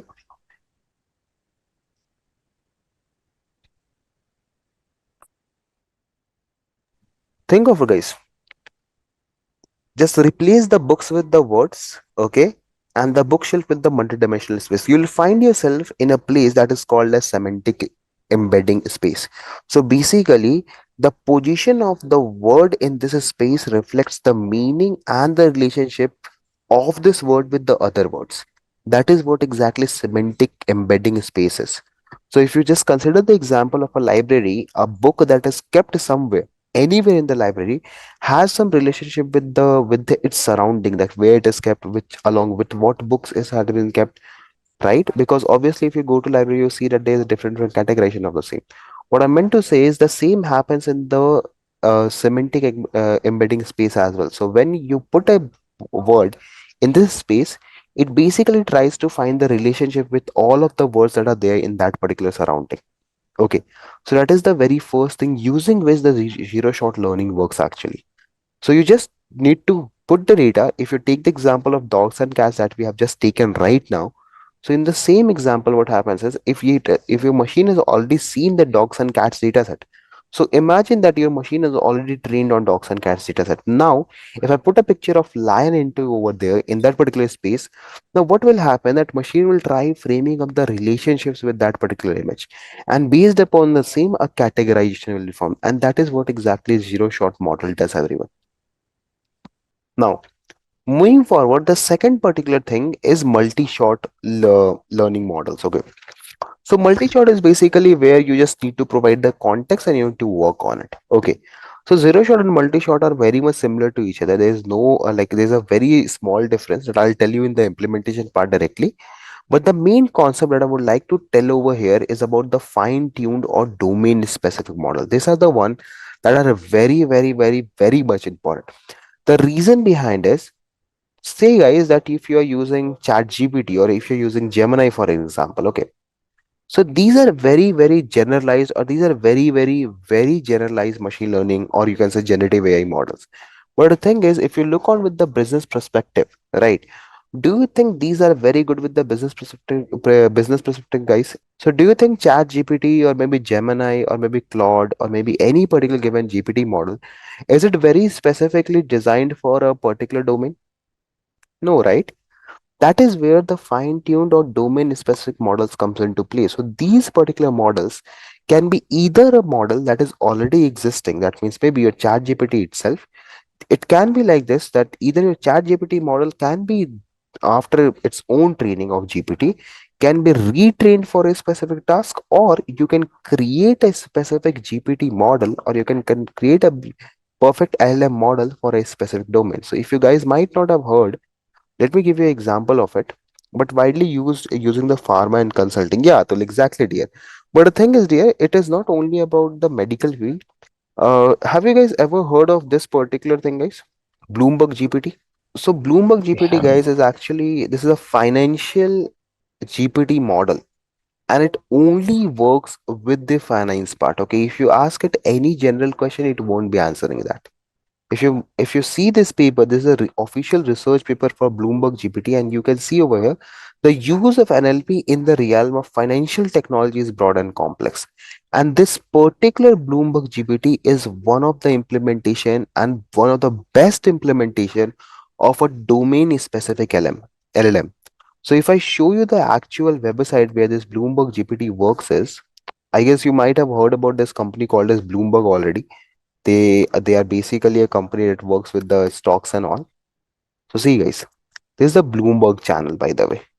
So if you open it up, this is a complete uh, website that entirely works upon financial domain. There is no other specific things on which the Bloomberg works. And this Bloomberg GPT is one of the implementation where actually the fine-tuned GPT or the domain-specific GPTs are getting worked on. See, this is the Bloomberg GPT, everyone.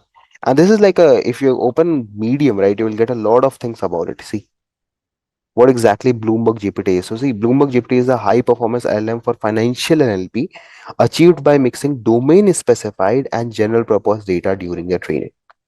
So I guess now the very first part about the fine tuned, not about the fine tuned specifically, I will talk about the domain specific part is clear. Because see what exactly this model can do. This language model can suggest news headlines, making it useful for the news application and assisting journalists in constructing newsletter. It takes the paragraph as an input and suggests the relevant title for the same. Okay, and why finance industry needs AI and all that, everything is written over here. So this was like first kind of like a kind of a model that was specified with a domain, and there are a lot of like this, guys. So if you go ahead and if you open Hugging Face once and if you search on the same, so let's say if you want to work on the medical domain, right, and if you run it, okay, not medical, I just want to run about the medical domain. So see over here, everybody, you have around 1362 models on the part of just on the medical field, and these are the models that are specific regarding a domain. Some of the models present over here can be fine tuned. That means basically that let's say if I'm talking about chat gpt for example over here, okay, so you guys have already been using chat gpt, so let's say you're having chat gpt. Now chat gpt is a general purpose ai, right, everybody? It's a general purpose generative AI, correct? Yes or no? Now you use this as a base model and then you tune it or you tweak it for a specific task. Okay, maybe for your financial task, maybe for your medical task, or for any task.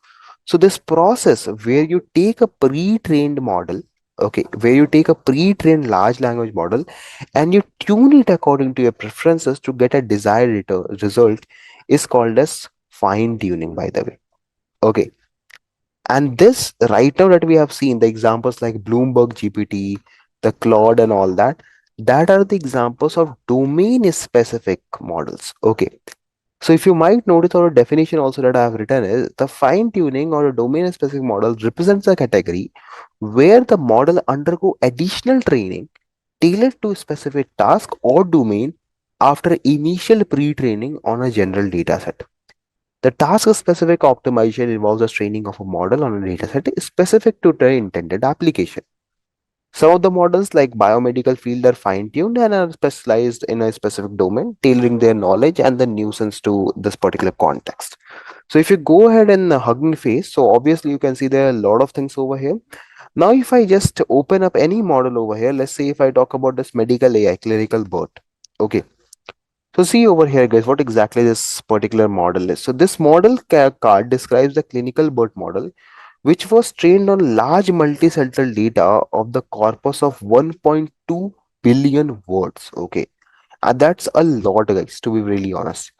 We then utilize a large scale corpus of EHR of the 3 million patient record. Okay, so that means basically this particular language model has been trained upon the corpus of like around 1.2 billion word with along with having a data of 3 million patients. Okay, so that means if I go ahead and if I see what is the job of this particular model is, so here you guys can use it directly from over here actually. So this is a kind of model that will help us for doing masking. Okay, masking basically filling the gaps. Similarly, if you go to the Falcons AI, this model is for generating the summarization. Have a check, guys. Okay, so if you see, this is a complete report that a person has like embedded over here. See, a complete report of a person. Now, if I click on compute, okay, see, the model is loading. Okay, and this is a very domain specific model. Okay, so if you might notice, this model is made up on T5 transformer model. Okay, so again, this is a fine-tuned model. You might see over here. See, fine-tuned for tasks like summarization of medical text. Okay, and see over here, guys, everybody. This is a summarization of it, right? So this is actually the fine-tuned model. How exactly the fine-tuned model looks like. So I guess now the difference between the domain specific and the fine-tuned model is pretty much clear. And moreover, guys, I think today itself I'll be working on a fine tuning. Maybe we can try to use, or maybe we can implement a fine tuning model, or we can fine tune a model over here. So these are the challenges that are specific to the large language models. Okay. So the first is data challenge actually. Data challenge basically means that your model needs to understand that what kind of data it is working on. Okay. So let me clarify that part, like what exactly what I mean to say over here. Okay, what exactly is my understanding to these all things is. So the very first part that I've written over here is data bias. Okay, so when the training data is used to develop a LM models, okay, the training data can be biased, guys, and I guess you all will agree on the same. That any data that we are going ahead and any data that we are passing to large language model that can be biased and can be imbalanced as well. So the model can learn and pre-compute those bias also in its output. Okay.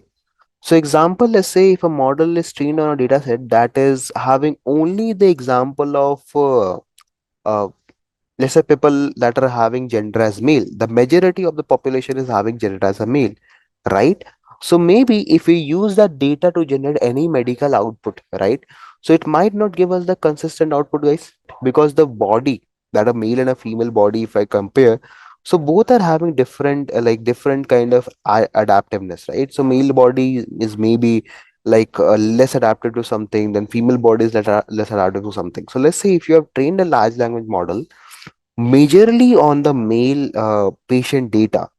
So don't you think, guys, when you will ask that model something, the model will generate the output. It will be good, but it won't be very specific to to a particular patient who can be female. So that is the very first part actually that needs to be understand that the data should be not biased. Okay, whenever you are training a machine learning or a large language model, the data needs to be checked thoroughly before moving ahead and giving it to the model. The second thing that might you notice over here is limited world knowledge and hallucination. So let me talk about. So LLMs may lack the comprehensive understanding of the real world event, guys, or the information or the knowledge about a specific domain. Now, this particular thing, okay, when you lack in the understanding of real world events or the information or the specific domain, that can lead to generation of the incorrect, misleading, and nonsensical responses is called as hallucination. Okay. Now, for example, a LLM might confidently state a fact about a historical event or may provide a incorrect information about the scientific concept even.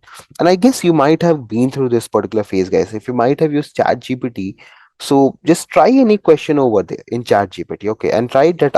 I think I'm not sure that if this answer is correct or not. You might see that chat gpt will send you another response for the same, saying that okay, I might have missed this thing, this might not be the correct output, please have a check on the other part of the solution. Have you guys ever been to this situation, everybody? Have you guys ever given a try to it that you guys have analyzed it? Okay, Chat GPT or maybe any particular large language model might have given you the wrong responses. And I guess it happens a lot of time if I'm not wrong, right? So basically that's the thing that you need to also understand that the large language models that are there, right? They don't have like they need to have the proper idea about the real world scenarios and everything. So, this particular phenomena can undermine the reliability and the usefulness of any large language model that are preparing, especially when the application of these particular application are crucial, like a medical diagnosis or the legal advice or like the business industry. Then the dependency on the training quality, the data training quality is also very crucial because the performance of a large language model is heavily influenced by the quality and the representativeness of the training data. So, a model that is trained upon a small and a biased data might struggle to generate the accurate information and the responses. Okay. And this will narrow down the scope of your research or maybe anything that you're trying to do with that large language model. Now, if you do so, the impact will be that the low quality or the insufficient data can limit the capability of the model, making it very much vulnerable to any error or the biases that you're going to have. Okay, and your model will be really like exposed to everything. Okay, you won't be able to get good output, you won't be able to understand everything perfectly, your model won't be able to understand this very thing like everything very clearly. Okay, and that is the worst part of any large language model. Okay, then we do have technical challenges that again, like I guess everyone is already aware about these challenges. So these particular models, all of them are very computationally expensive. You need to have substantial computational power to train these kind of model, like you should have GPUs or TPUs. And by the way, we also have something new in the market called as NPUs now. So have you guys ever heard of this? I guess GPU everyone has heard of. So let me tell you guys what is a TPU and a NPU is, by the way. Okay, so NPU is basically a neural processing unit, and TPU is tensor processing unit. Okay, and these particular kind of hardware are specialized in hardware acceleration to efficiently manage the computational demands of machine learning, particularly about the large language and deep learning models. Okay, so if you talk about TPU, so TPU was generated by Google, by the way. Okay, and NPU is generated like it was developed by Huawei. So I guess you guys might have like heard this name somewhere before. Have you guys ever heard of Huawei? So Huawei is actually the company or the organization that has produced the NPU, the neural processing unit. So TPU is very much famous nowadays because obviously of the silicon architecture. I guess the ones who are too into the mobile industry or too into the tech, they are already aware of what exactly silicon chips are. And the NPUs, they work on the like the architecture of neural networks. Okay. So if you talk about the strengths, so the TPUs are very, very much good with the TensorFlow models. Okay.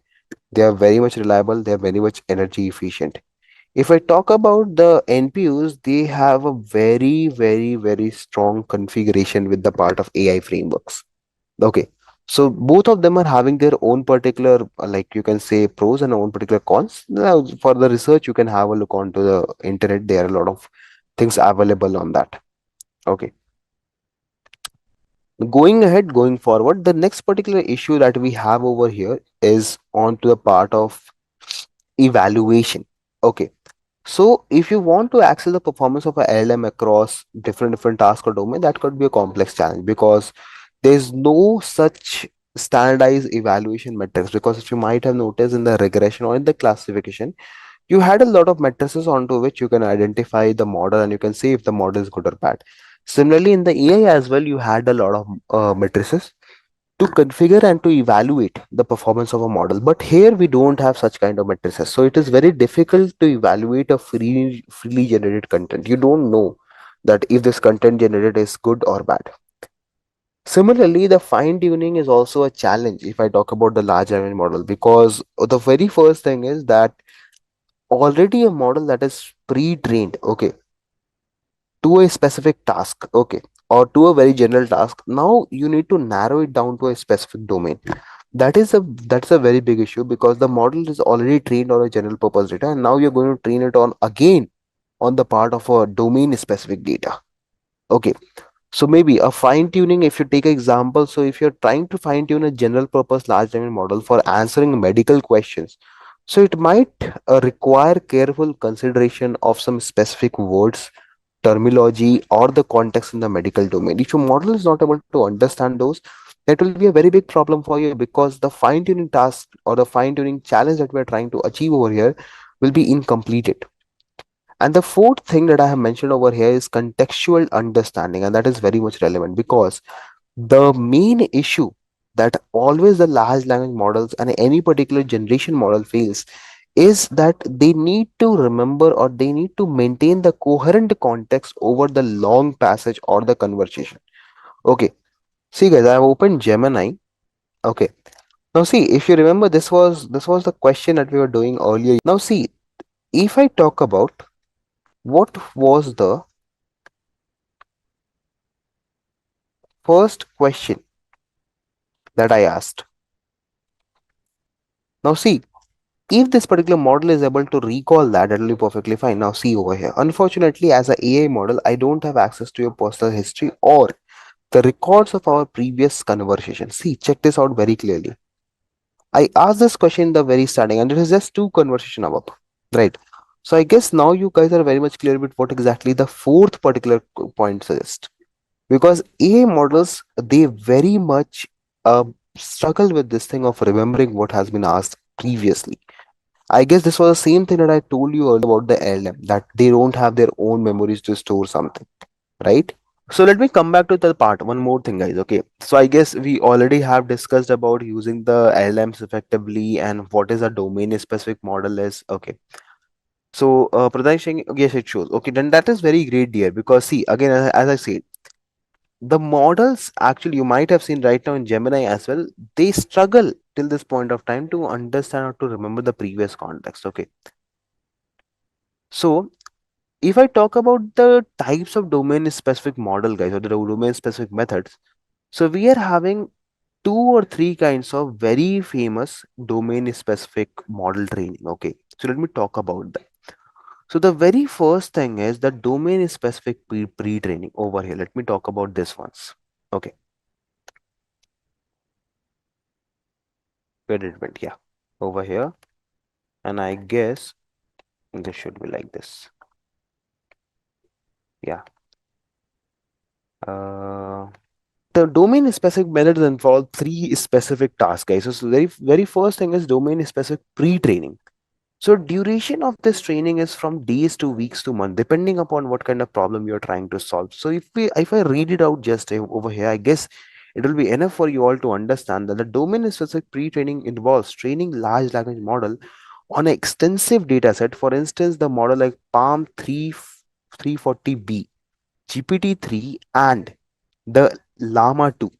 So guys, if I'm writing 340B over here, that means this particular model, this is Google Palm model, by the way. This model has been trained on a corpus of 540 billion tokens. Okay, and that's a huge amount of data, by the way, guys. Okay, and these all models has been trained on a data size ranging from 99 billion to 2 trillion token that specifically represent the language and the characteristic of a particular field or domain. So if I just open the Palm documentation, okay, I think I might have one. Google Palm, I guess. Yeah, I was researching on it a day before. So see, this is the Google Palm, guys, by the way. Okay, and this Google Palm is like a highly, like, if you might have seen over here, this is just Palm first. Okay, this is a Palm more like version 1. Now this is the Palm version 2 actually. Okay, and this is like a different, this is an entirely different kind of model. They are still working on, the Google is still working on it, and this actually uses a corpus of 1.2 trillion tokens, everybody. Okay, a huge amount of data has been spent to train this Palm 2 model, and moreover a huge amount of timing is also like given to train the model. So that's why I've written over here, it can take days to weeks to months to train a particular model depending upon how big your data is. So similarly, you can see over here, you also have like the understanding of Bloomberg GPT. I think I've already given to you earlier. So the Bloomberg GPT is a model that has been trained on 50 billion parameters related to financial industry. Okay. So if you ask anything related to financial industry to Bloomberg GPT, it will give you the answer. But if you ask anything like else than the part of financial modeling, it won't be able to give you the answer. So the Bloomberg GPT works with the financial sentiment analysis on how exactly or what is the sentiment of a particular text that is given to you. Name identity recognition, like it can find the labels, basically you can say that different keywords can be classified into different kind of tokens. And then news classification, like it can classify the news in different categories as such. Then it can do question answering in finance. It can be a conversational system in finance. So these are all the use cases of Bloomberg GPT. So after fine tuning a GPT, maybe if you might not have known the history of Bloomberg GPT, so it's a kind of a domain specific fine tuned model that has been specifically designed to do the financial task. Similarly, the second kind of particular technique is domain specific fine tuning. So this is pre-training, guys, by the way. Okay, domain specific pre-training. That means you take a model and you, from the very starting, if you want to know the difference between pre-training and fine tuning, there's a difference between it, guys. Okay, see, if I write it over here, uh, pre-training, if I write it over here, fine tuning. So there's a difference between them. Let me tell you. Pre-training means that if there's a kid, let's say, and from the very start, from the very beginning, in the very childhood phase, from the childhood phase itself, you're just teaching this particular child about finance. Okay, only everything about finance. So guys, when this child will grow up and when he will be he'll be going ahead to a university, and also over there as well, it is he's learning finance. So that means this is what exactly pre-training means. From that means from the very earlier phase, from the very starting, this particular kid has been only trained for the finance domain, so he only knows about finance. But fine tuning basically means that there is a kid and you have given him the general knowledge or her a general knowledge about everything. Like he has learned everything till his college and everyone. Now, once he goes to university, you can be now specific about what kind of domain you want to go in. So you can go either in finance or either in computer science or maybe in AI, maybe in ML, whatsoever you want. So this is the difference between a pre-training and a fine-tuning, guys, everybody. So is this difference clear to everyone? Firstly, do let me know this because this is very, very, very important, everybody, that you understand the difference between pre-training and fine-tuning. So whenever someone asks you that this is a pre-trained LLM or it is a pre-trained kind of LLM, so understand that it is a custom-made LLM for a specific task.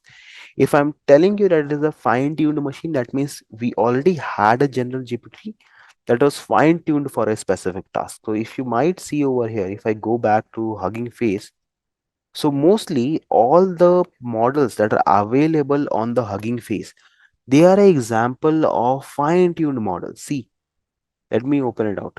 Where is my profile or where is my models hub? Yeah, over here. So if I talk about, let's say, a document question answering model, right? So maybe not. Let's take a question answering. This text classification model. So see, guys, everyone over here. If I talk about a model, let's go to page number 3 and maybe we can take a model over here. See, ECG BERT. Okay. See, this is a domain specific BERT model for text mining and substantial investing. So see the domain. This is substantial investing. Okay, I am not very sure what exactly substantial investing is. So it's basically that balances traditional investing with the environmental, like all the environmental practices. So this is that kind of model, everyone. Okay. So that is how exactly you do the task. So is this understanding from the domain specific and domain pre-training? The There comes a very interesting topic now. Okay, the topic that I have been waiting for. Okay, RAG, Retrieval Augmented Generation. Okay, so let me give you guys a very good idea before starting to this topic. Have you ever went to chat GPT and you ever have noticed that if you ask GPT the real time information, okay, it won't be able to give you the real time information. Have you guys noticed this phenomena? Or maybe if you go ahead and if you ask the pricing of Apple as of today, Apple stocks, it won't be able to give you that. Why? Because if I talk about GPT 3.5, let's say it was trained on a data till 2023. Okay, only till 2023, by the way. Okay, so now if you ask the question that let's say what was the current stock price of Apple as of today, it won't be able to give you that answer. Why? That is what exactly is the issue with the LLMs. So retrieval augmented generation is a AI framework that enhances the quality of your response by incorporating the up-to-dated. Everybody, this is the very important one. This technology, it adds the up-to-dated and contextually relevant information from external sources during the generation process. So let me tell you this, everyone. Go to Gemini, open this up and search for what is LLM, everybody. Okay. Now check this out, guys. This particular generation that you might see, this is just a contextual generation. Okay. See, this is just a contextual generation, nothing else. Okay. Now, if you open this links up, you might see from where it has taken up this documentation, from where this text is coming. This is what exactly the RAG does, or might be. Have you guys ever heard of Perplexity? This is one of the best platform that I have seen that uses the part of AI. Okay, or the RAGs. So let's say if I talk about give me any question, guys, anything, a normal question, a very normal question that you might think of to ask. So let me just give you a question over here. So what is LLM? I'll ask just over here. Okay. So now see, guys, over here, you might notice it is giving you some sources over here, and then it is generated answer. So what exactly are the sources over here? So if you might notice, this is what RAG is doing. You might notice over here, whatsoever output has been generated, what it has done in backend is it went over internet, it found out all the relevant details that is required in order to generate this output. And now based upon the same, based upon whatsoever things that has been generated for internet, it is trying to evaluate and is giving you the results. So you might notice that these are the sources from where these results are generated, and that is what exactly the RAG does. It tries to go ahead, it tries to give you all the context of frame where the particular text or from where the relevant information can be framed, so that the output that you're getting should be contextually correct and should be updated. Okay, so now if I go ahead and if I ask what is the stock price for Apple. Okay, so see over here, guys. So this is what exactly RAG does, everybody. Okay, whatsoever you're understanding, you can let me know. Like, what do you think? Is it a pre-trained model or is it a fine-tuned model? This is a fine-tuned model, guys. By the way, guys. Okay.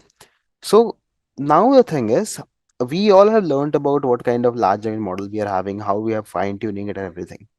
So this topic is actually what is going to be the next particular concern of ours. So what is exactly GPTs are? So GPTs as written over here, these are the most initial language model introduced in 2018 by OpenAI to demonstrate the power of performing natural language processing using the transformer architecture. So in the meantime, guys, while after 2018, there have been numerous number of changes that GPTs has been gone through. So we went from GPT 1 to 1.5, then to 2, then 2.4, GPT 3, then 3.5, 3.5 mini, and then we had GPT-4 coming up, GPT-4o, and then GPT-4o mini. So these are like the variants of GPT-3, GPT that we were having.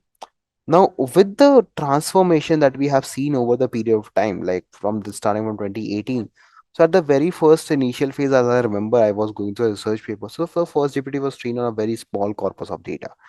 But when it came to GPT-3 and GPT 3.5, the data increased tremendously on the amount of data that has been trained, that has been taken in order to train this particular models are enormous. Okay, so with the introduction of GPT-3 in 2020 marked a turning point because the model exhibits a remarkable performance for tasks like language translation, question answering, creative writing, right? And even further, GPT-2 provides two possibility to interact with OpenAI LLM. So user can visit to a browser, use a conversational style to perform the task, and alternatively, a developer can utilize the API provided by the OpenAI to integrate the GPT model into a LLM programmed models. Now, this is an important statement, guys. Okay, because ultimately, a lot of you might be having question, they why we are studying this LLM. It is none of our use. We already have GPT. We already have everything. So what is in the use case to it? So the use case comes here, guys. GPTs, LLMs, actually they work in a different way. So if you guys might have noticed, it's not actually GPT that is working, it's the LLM that is working in the backend. So if I'm talking about Gemini for an example, or maybe if I'm talking Perplexity, what was that? I think I forgot the name. Perplexity. Yeah. If I'm talking about Perplexity, for example, so the thing is, this over here is just an interface. You're basically interacting with the API. In the back end, the LLM is working. Okay. In the back end, a application is working.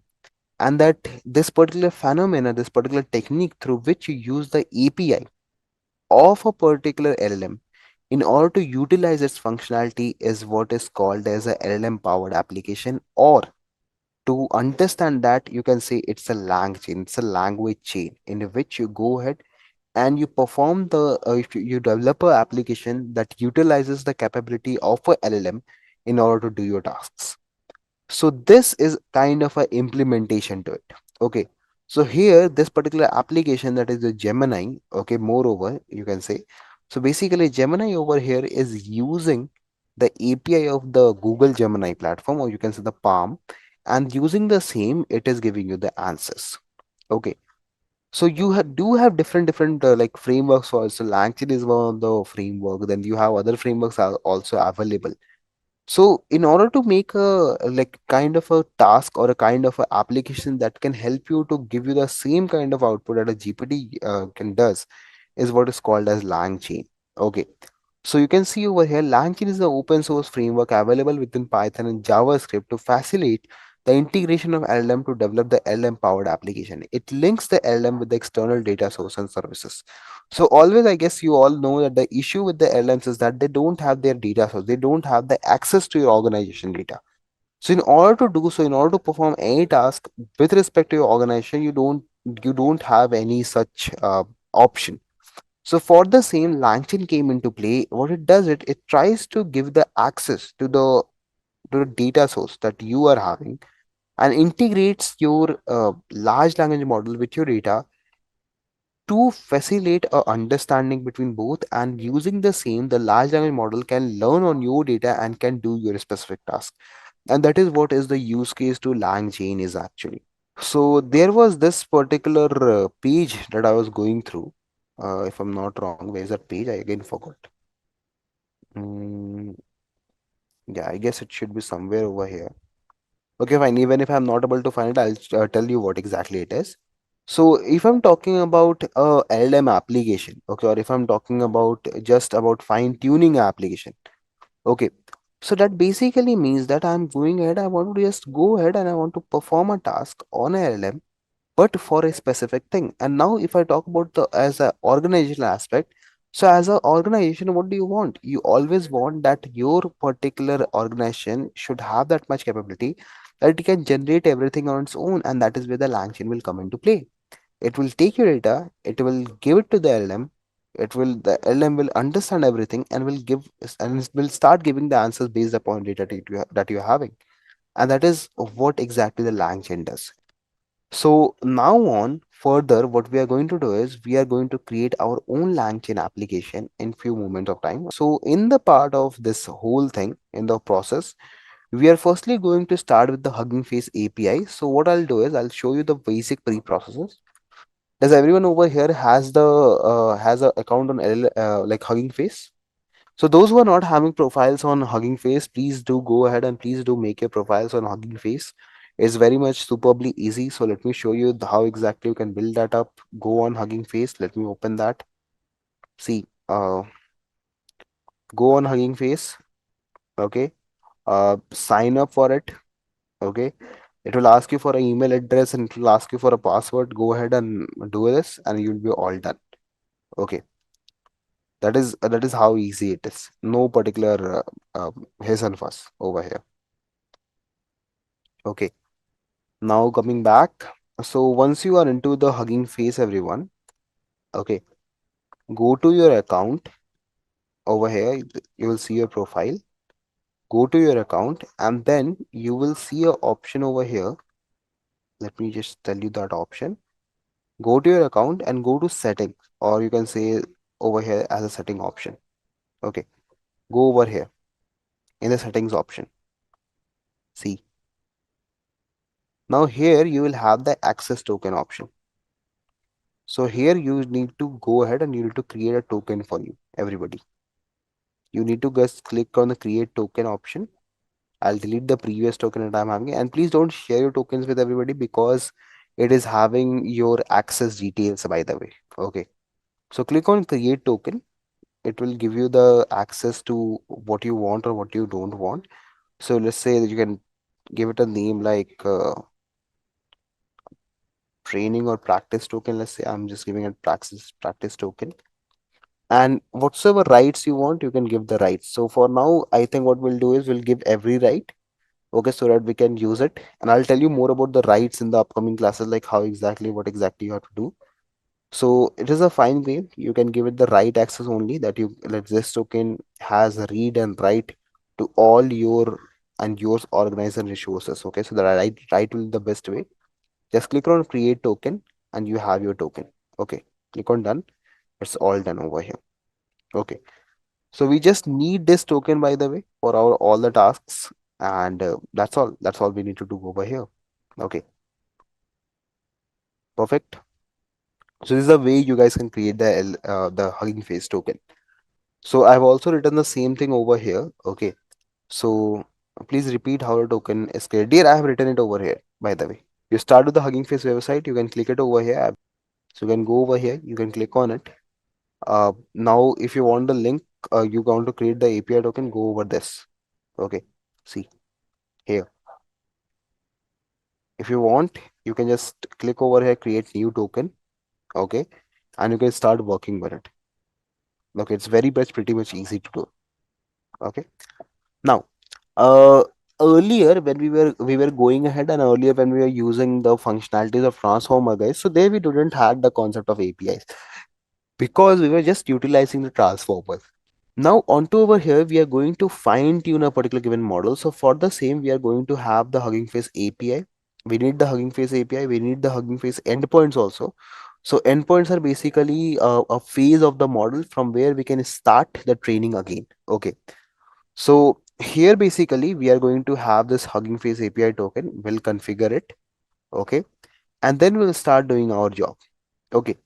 So the next particular part is we are going to bring up the models and the prompts. So LangChain provides a framework for developer to swiftly create the LLM powered application. And using the LangChain, developer can streamline the development process for several language models. Okay.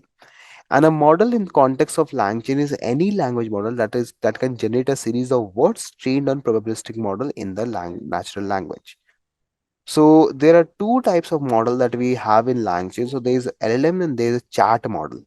So I guess, have you guys ever visited your Intellipaat website, by the way? Like the official website of your own organization, Intellipaat. So if you go ahead and you might see there would be a chat bot over here, if you might have recognized. I'm not very sure. It pops up sometime and maybe it doesn't pop. Yeah, see. This is the chat bot. Right. Welcome to Intellipaat. So this particular chat box is a kind of implementation to what you see in LangChain. Okay. This is a chat model. Okay, it has been trained on the data of the organization to give you an idea of whatsoever you ask. Okay, so if I say hi, okay, it's telling queue position one. Okay, so that is how the things go around over here. See, okay, perfect. So guys, APIs, if I talk about, they are basically the interface that takes up the request from you and passes it to the server. Okay. So if I show you a general diagram or a diagrammatic representation of what exactly APIs are, so please have a look onto over here. Okay. So it's basically like this, everybody. Okay, this is basically a API. So you take a request, like let's say if I'm browsing through this website, so whenever you search something, right, what happens is a request is generated. Like let's say right now, if I search over here Flipkart, right? So basically this API, this is a request that I'm trying to give to my server. And in order to carry this request to the server, we have APIs. Okay, so it's basically like the waiter in the restaurant. Okay, so if you want to order food, you don't go ahead and you don't talk to the chef directly regarding it. You have the waiters for them. So you look on the menu, you request whatever you want, and then the waiters takes that request to the particular cook or particular chef. And then when the chef has prepared the food, the same response, that is your food, is returned to you via the API. Okay. So that is a very basic and a very like a common understanding of what exactly API is. So guys, as I discussed earlier, LLM is a open source framework available in Python and JavaScript to facilitate the integration of LLMs to develop the LLM powered application. Okay. It links your LLM to the external data sources and services. So basically, guys, if you're using a LLM or if you want to use LLM to leverage your task, you guys can create an application that will be more or less powered by this LLM, and then the same can be used further on to enhance the productivity. Okay, okay. Now, obviously, as I discussed over here, so I think when we were talking about these all things, about how exactly the LangChain and everything works. So I told you all that never ever it happens that you guys are directly going and you guys are using the LLMs directly. Okay. So if I talk about perplexity, for example, okay. So what perplexity does is you are not actually using any particular LLM directly over here. Okay. This is basically a LLM powered application, you can say. Okay, this is particularly a GPT powered or a LLM powered application onto which here whatsoever you write, that is basically going inside the LLM as an API, okay, as a request. So if I write over here, NVIDIA beats Q2 expectation, let's say for example, the same thing, right? So basically what you have done, you see the API changes over here. Have a look, guys. If I go back, this is the Perplexity API homepage. Okay, now this is your first API. Okay, I'll mention the chat box as well. This is your first API. Okay. Now once you search something, let's say what is semantic healing. Okay. Now see how exactly your API has changed over here. See, check it out. This is your second API here. Now if you notice in the API, you have a particular search key going on. See. So if you see this, you have a search API going on and it is asking you what is semantic healing with some particular additional data. So that is what exactly LLM also does. What they do is they take your data, okay, they take this data, and this data is now transferred as an API, okay, to the LLM. Now this API has the job to carry this payload to your LLM. Okay, and that is where the LangChain concept comes into play, because LangChain, as I said, it's a framework that will help you to develop these kind of libraries, okay, these kind of applications, by the way. Okay, because obviously, guys, the thing is that we don't want to build everything from scratch. Okay, if I go ahead and if I want to build any LM from scratch, or if I want to build the application that is like solely and wholly is acting like a LM powered application, so it will take a long time to go ahead and to train the model, and then we need to feed the model the data that it requires, and then we need to pre-tune it or fine tune it depending upon the domain. So that whole procedure will take a lot of time. It will take a lot of training. It will take a lot of what you can say computational resources to get trained and to then get onto the platform. So in order to remove, or you can say in order to deplete that timing, or to like reduce the timing of this whole complexity, we can directly use the lang chain in order to go ahead and in order to facilitate a better application that works on the LM to give you a better response. Moreover, if I talk about the LLM, so it is also kind of a toolkit that is very familiarized with the prompt engineering process. So, by any chance, guys, are you guys aware what prompt engineering is? So, prompt engineering is basically a kind of technique that will help you to generate codes using the prompts. Okay. So, as written over here, prompts consist of a set of instruction given by the user to guide the model in generating the desired response. It can be a question, a command, or any specific input prompt, or a meaningful or a contextually relevant output from the model. Now, the precision and the clarity of prompts plays a crucial role in influencing the output generated by LLM. Because, see, guys, I think you guys might have noticed in the Google Colab itself. Let me show you something. If I go ahead over here, I have a code block saying that start coding or generate with AI. So if I write a prompt over here, have a look. If I write import NumPy, pandas, and matplotlib.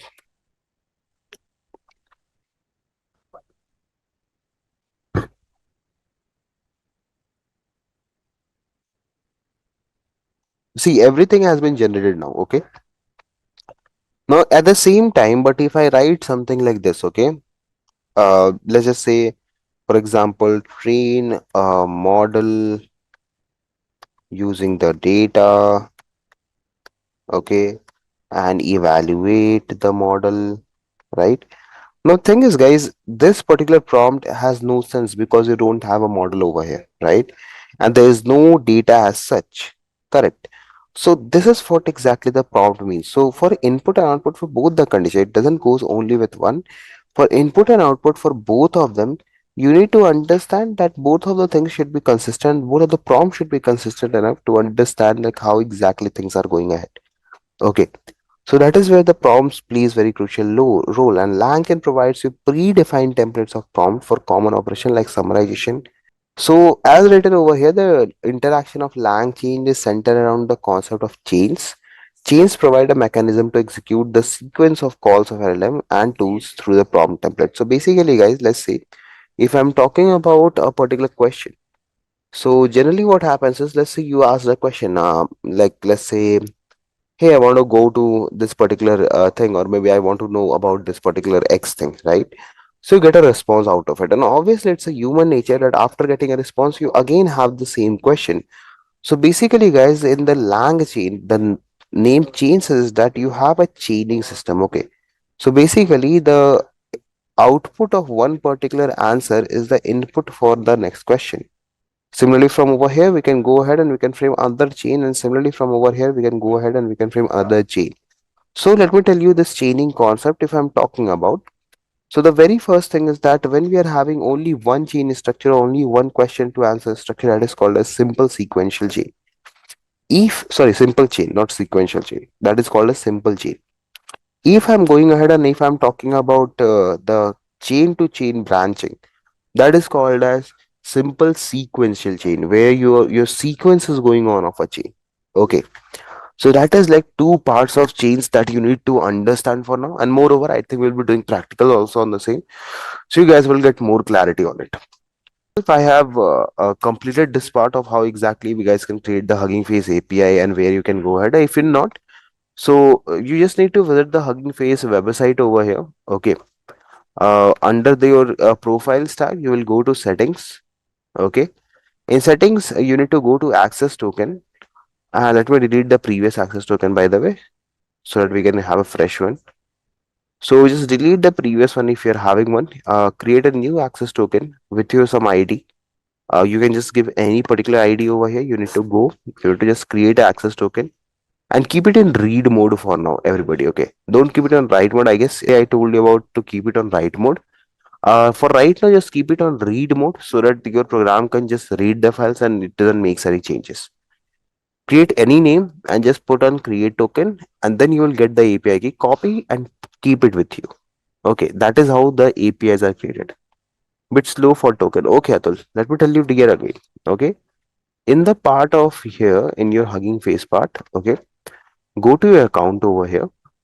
Okay, on this particular scenario, go on the settings part. Under settings, you will find this access token over here. Go on the access token, and here you will have a create token option.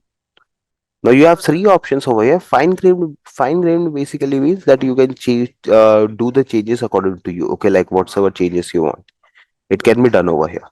Read means this token will be always be readable by all the files, and write means, okay, write means basically you can go ahead and you can read and write both. So let's say if your particular program is willing to make any changes to your key or to any property of that API key, it can be done into that scenario. Okay. But if in case if you are on read mode, so it won't be possible for your API to change your API key. Okay, perfect. So read mode is basically when your system, it means the system is configured to extract the information from a token. Okay. Write mode basically means that your particular information or your system can go ahead and modify or create new content within the token. Okay. Can this be changed at any point of time? I guess they are right now in the Hugging Face. If once you're creating a token, you can't change it. Like you can't change the properties of that token. Okay. But if you do want, you can create unlimited number of tokens. So maybe you can have a token if you want to, if you're doing such kind of program in which you know that there would be some certain changes to my API key. In that particular programs or in that particular cases, you can go ahead and you can keep your API key as it is, or maybe in the write mode. Other than that, if you know that if you just need your program just needs to read the information inside the file, keep it on read mode. If there is some specific requirement for that, you have the option of fine grained, so you can go with that.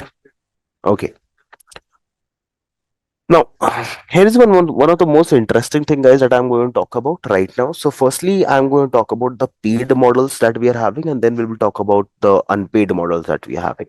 Okay, so that you guys can have a fair about the idea about both of them. If you go on to the Hugging Face model hub, okay,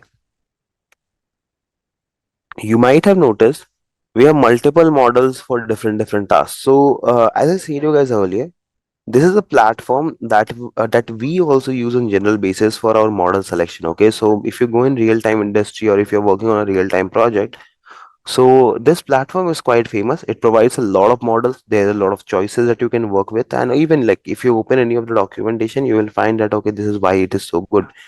Because see over here, this is the kind of platform that can give you everything that you need, your documentation, everything that you need for a specific task. Okay, so that is one thing.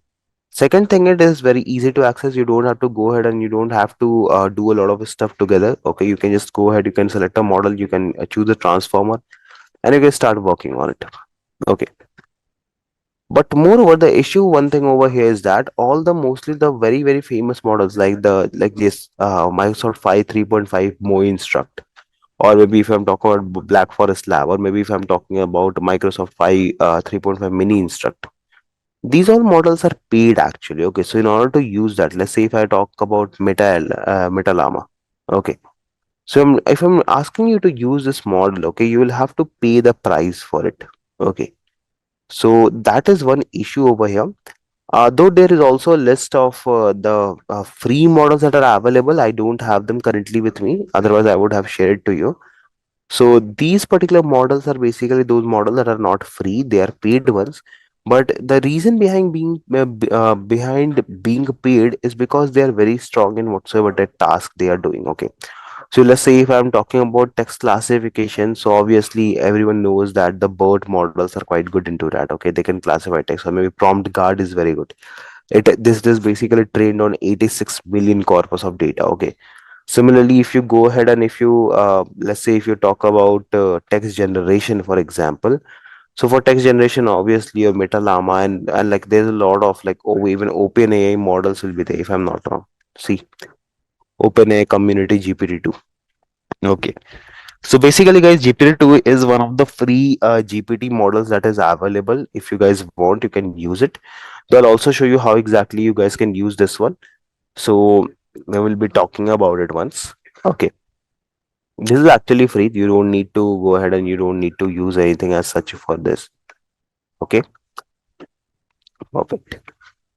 Going back over here, so right now no need to run these codes because these are for the paid models. So once I'll tell you about the free ones, I'll also share those particular files with you all. So let's firstly discuss about them one by one, how exactly these all things work.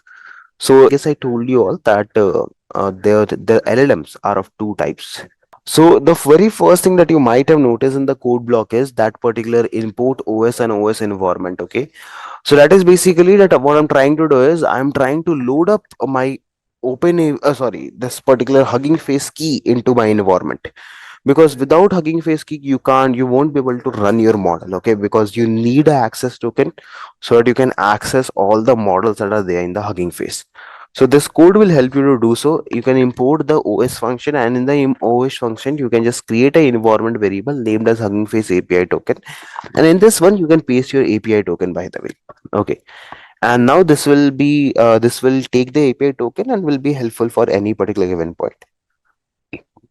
Now onto the model and the prompts part. This is a very interesting part, by the way. So if I am talking about the condition or the criteria of LangChain, so there are two kinds of operation. There are two kind of applications that the LangChain provides. The first is LLMs. The second is chat application. So I guess LM, I think more or less everyone is aware about. So you have a language model that can do a task for you. So I mentioned a similar kind of example over here that I am trying to use the Meta Llama 3's 70 billion instruct. Okay, so this is a text generation model. Let me show you. If I go back to the Hugging Face part, and if I search for it, see your Meta Llama 3, and this is a text generation inference. Okay, and if you want, I think you do have the examples for the same. See, winter holiday. Okay, so you can see server Metalama doesn't seems to do chat compilation. Model requires pro subscription. See, everybody. Okay, but more or less, what you can do if you want, you can just see some examples over here how exactly the model will respond to you. Okay. So these are basically the kind of models that are paid, but they are actually very good because they have been trained on a very big corpus of data. If you might notice, the model size is 70.6 billion parameters. Okay. So this was the model that I was using, and this is the code from one of my project. So firstly, what you do is you basically initiate the command by writing Hugging Face endpoint everyone. Okay. So let me tell you what exactly Hugging Face endpoint means too. So I guess I have also talked about this earlier, what exactly this thing was, but let's reiterate to it. So it's basically a function that will allow you to interact with Hugging Face model directly using your Python code. So it's a kind of like a convenient and a simple way to load the model, make prediction, and perform any other task without having to deal with the complication of the infrastructure. Okay.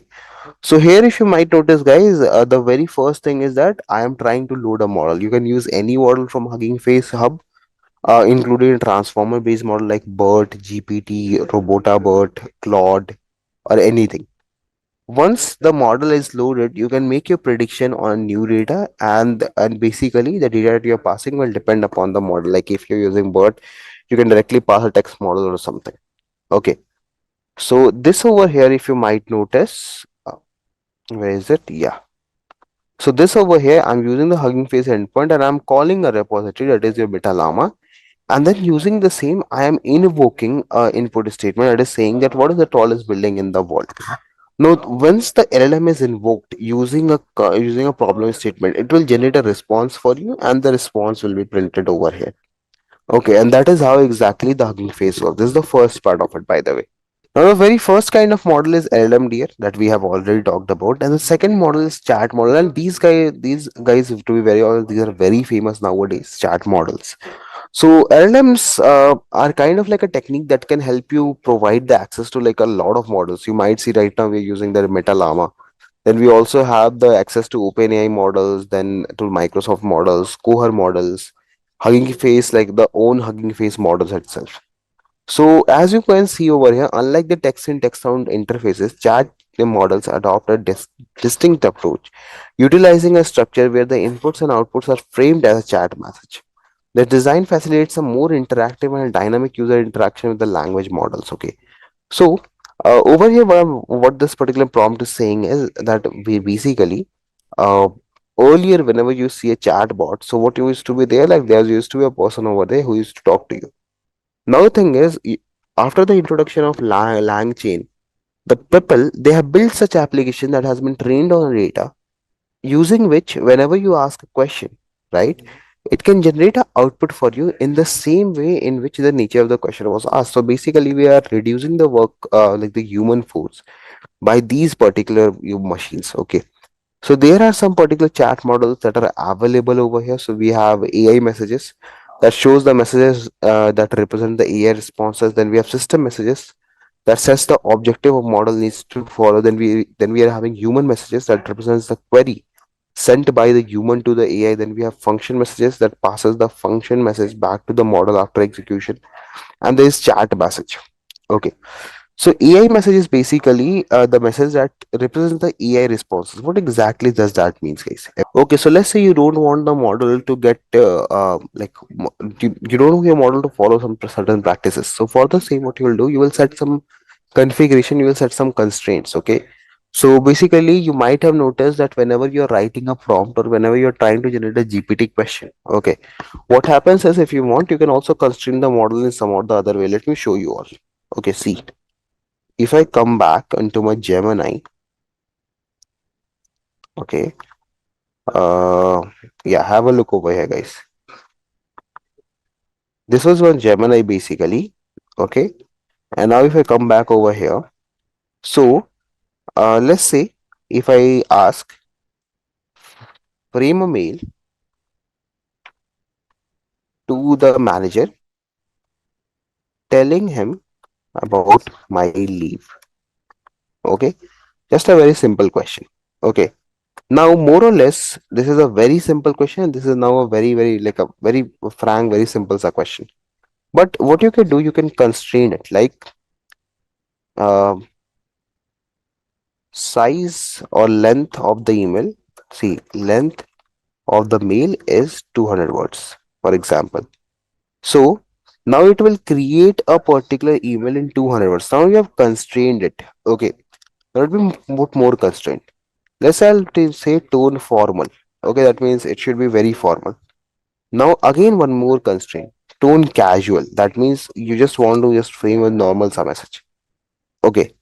So this is what is means to say when I say system message, because these are basically messages that are not meant for you. These are the messages that are meant for the system, because system needs to understand that how exactly the things are working. Okay, I guess I was not sharing my screen. Sorry guys. So uh the question over here was, I just asked the question, frame a mail to the manager telling him about my leave. So this was the response generated by a large language model, that is Gemini right now. Now if you see, this message is very free to flow. But as soon as I put a restriction over here, length of the mail is 200 words, the message generated will be in only in 200 words itself. See, now if I want, I can put more constraints over here, like I can say tone formal. That means the email that you are framing, it should be formal. So read out the statement will be very formal. Now as soon as I say that, hey, tone casual, so this will be a casual message, more or less. Okay. So this is what is meant to say when I say system messages, that it actually puts the constraints on the model. Okay, perfect. Now, the third kind of message that we are going to talk about over here is going to be the human message. Okay. So as I think it's very much pretty much easy to understand the human message wala part, because it's written over here that human message represents the queries, or you can say the messages that are sent to the human to the AI. Okay, so basically our questions, our clarifications that we need, that we send it to AI, that are called as human messages. Okay, and then we are having function messages. Okay, so these messages are the ones that are passed back to the model after execution, like the internal messages, you can say. They contain the result of the output of a function call, and these are basically internal issues, like how exactly a function has to be executed, how exactly this code has to be executed, which like what kind of order will be there, something like that. And then if you see, there's the next is chat message. So that is basically that you can go ahead and you can set the role of a particular person. So let's say if you are the one who are going to use the large language model, or if you are the one who is going to use the chat model, so you can assign the roles to the person who are coming. So let's say you can assign the role to the shopkeeper as owner, and the customer as a user. So in the similar way, in large language model as well, you can do the same thing. You can assign the role of a user to the head of department, or maybe you can assign the role of a user to the normal users, like the ones like us. Okay, so that is how exactly the role of users work, everybody. Okay, so these are the five kind of messages that we are having in the term of the LLMs, or you can say LangChain, in the terms of the chat models. Okay. If I move forward, so over here, this is an example of how exactly we can utilize the system message to define the objective of a AI between the chat and a human. So these are the two libraries that we have used. So I have used the LangChain core libraries from the messages. We have implemented human messages and system messages. And from LangChain Hugging Face, I am calling chat Hugging Face. So basically, this particular code where I have written the chat Hugging Face, this code will help you to initiate or to develop a particular chat application using the Hugging Face. Okay, so you can use a API, you can use a kind of like a function. Okay, that is your chat face. Okay, that will create an instance of your chat application. Okay, and this will help you to generate the responses for the given particular piece of code. So now if you see the second piece of code, that is this one. Okay, so the very first is that you are trying to create a chat model. Let me write it over here. This is when you want to create a chat model. The second thing is that you now right now are now creating the messages that you need to forward. Okay, see, these are the messages that you are trying to create. So in the messages, you can see the very first thing is the system message. And if you read the system method, it is saying that these are the kind of messages that are sent to the model that a model needed to be followed. So I am saying that content is that you are a helping assistant. So that means I'm telling my model that you are basically a helping assistant that is going to aid or that are going to guide the people. Okay. And then the next thing is that is the human content that is called as what happens when an unstoppable force meets an unmovable object. So this is the message passed by the user to the AI. So this is how exactly you can put a constraint on the model, guys, everybody. Okay. And then the process remains the same. You invoke the chat for a particular message, and then it works that way. So this is the like a kind of like a chat model that you can develop, and then you go when we come to the prompt part. Okay, and this is very interesting, by the way, everybody. So prompts, if I talk about, so prompt is a query that stores the style and the format of an input to a model that answers the query accordingly. So you might have noticed right now when we were working with Google Colab. So I was passing some prompts over there, and using the same, the Google Colab platform was trying to generate the output for you. Okay, so if you might have noticed, guys, so as the way you write the prompt, okay, that means as the way you are going to write the prompts, that is actually the way you are going to get the output. So if you write the prompts properly, you will get a proper output. If you don't write it properly, you won't get a proper output. That is for sure in every given case. So that means the prompts are important. It needs to be written in a perfect way, and it needs to be also cleared by the model. Like model should be able to understand a prompt very clearly. Because if model is not able to understand a prompt, then that prompt is none of our use. Okay. So the prompt is, as I told you, it's a connection, and a careful crafting of prompt is very essential to get the desired result, as I said already. Now, there is something called as prompt template, guys. Okay, so as the name said, it's a kind of like a predefined recipe that will help you to create prompts for the large language models. Okay, so prompts follow a lot of instructions, by the way. Okay, so if you talk about the prompt template, guys, so the very first thing is that you need to provide the instruction. Okay, so instruction is basically the guidelines, or you can say the kind of instruction that a model has to follow to generate the response to a query. Okay. Second thing is the few shot example. I think I have also discussed about the few shot learning is. So the few shot example provides the example of input output pair, like in what ways you want the input and output to be given. Okay. So kind of like you are training, you are telling the model that in what ways you want the output. Okay. And the third thing is the user input. Like this corresponds basically to your user query. So what kind of query your user is willing to pass. So these are the three things that actually your prompt template takes from you, and based upon the same, it tries to generate the output for you. Okay. So let's have a close look onto this particular code to understand it more better. So you might see that I have imported the prompts template from the prompts of the LangChain, and then I'm doing the same thing that we have done above. I'm trying to call the model from the Hugging Face endpoint.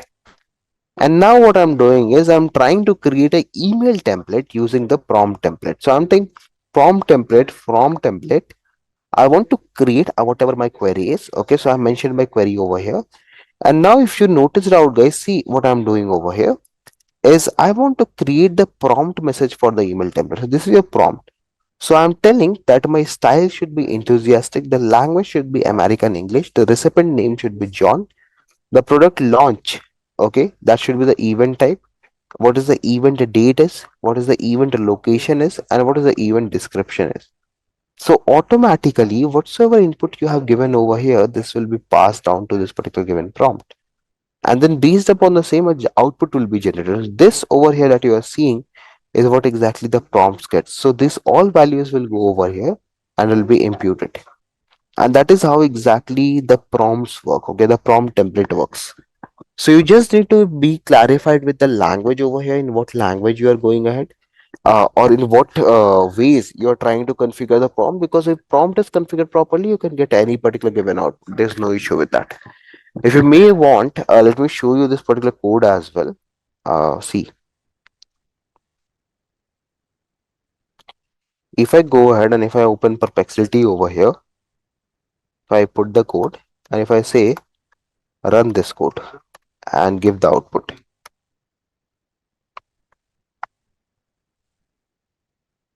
see, it will analyze, and now check it out. See, Based upon a template and the filled in details, here is the output for the invitation. Subject is you're invited to our exciting product launch.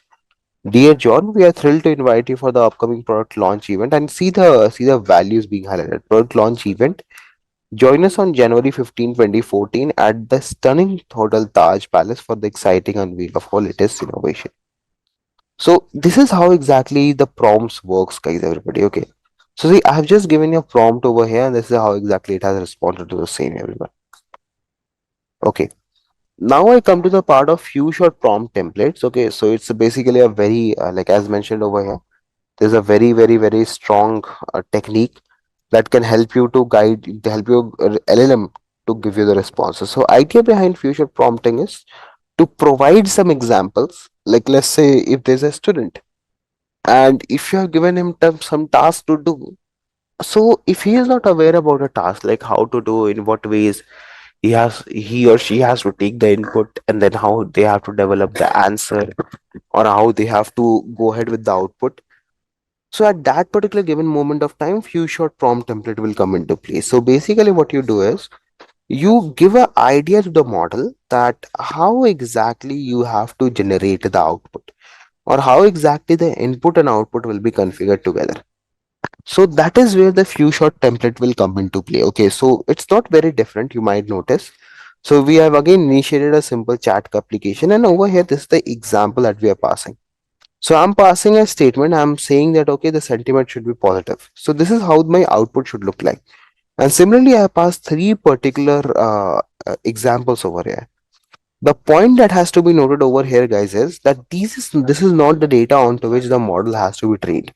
This is the sequence into which the model has to generate and give us the output.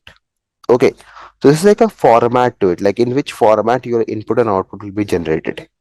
Now, using the same format, the first thing is that I am taking an input variable as a review and second variable as sentiment.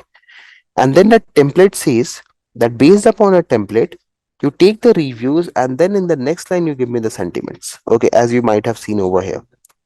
And then for the few shot, as the example, you are taking this in consideration, and for the example prompt, you are taking this one, like how to design the prompt. So firstly, your review will come, and then you might notice after a escape character, your sentiments are coming. And this will be considered with reference to this examples that we have taken. So our suffix over here is review, that is our input variable, and our input variable is also input, like this variable basically. And then what you do is you use the format function to input a statement, and then once this message is formed based upon this statement, so how this message will be formed, guys? It will form something like this. Like this is the review. Okay. So this little review will be formed like this, and the next particular given line, your sentiment will be given to you. That is how exactly the few short template will work. Okay.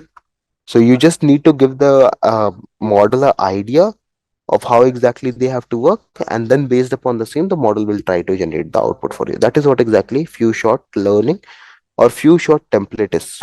So training your model not for the input, for the output part, like how exactly they have to generate the output. That is what is few short is.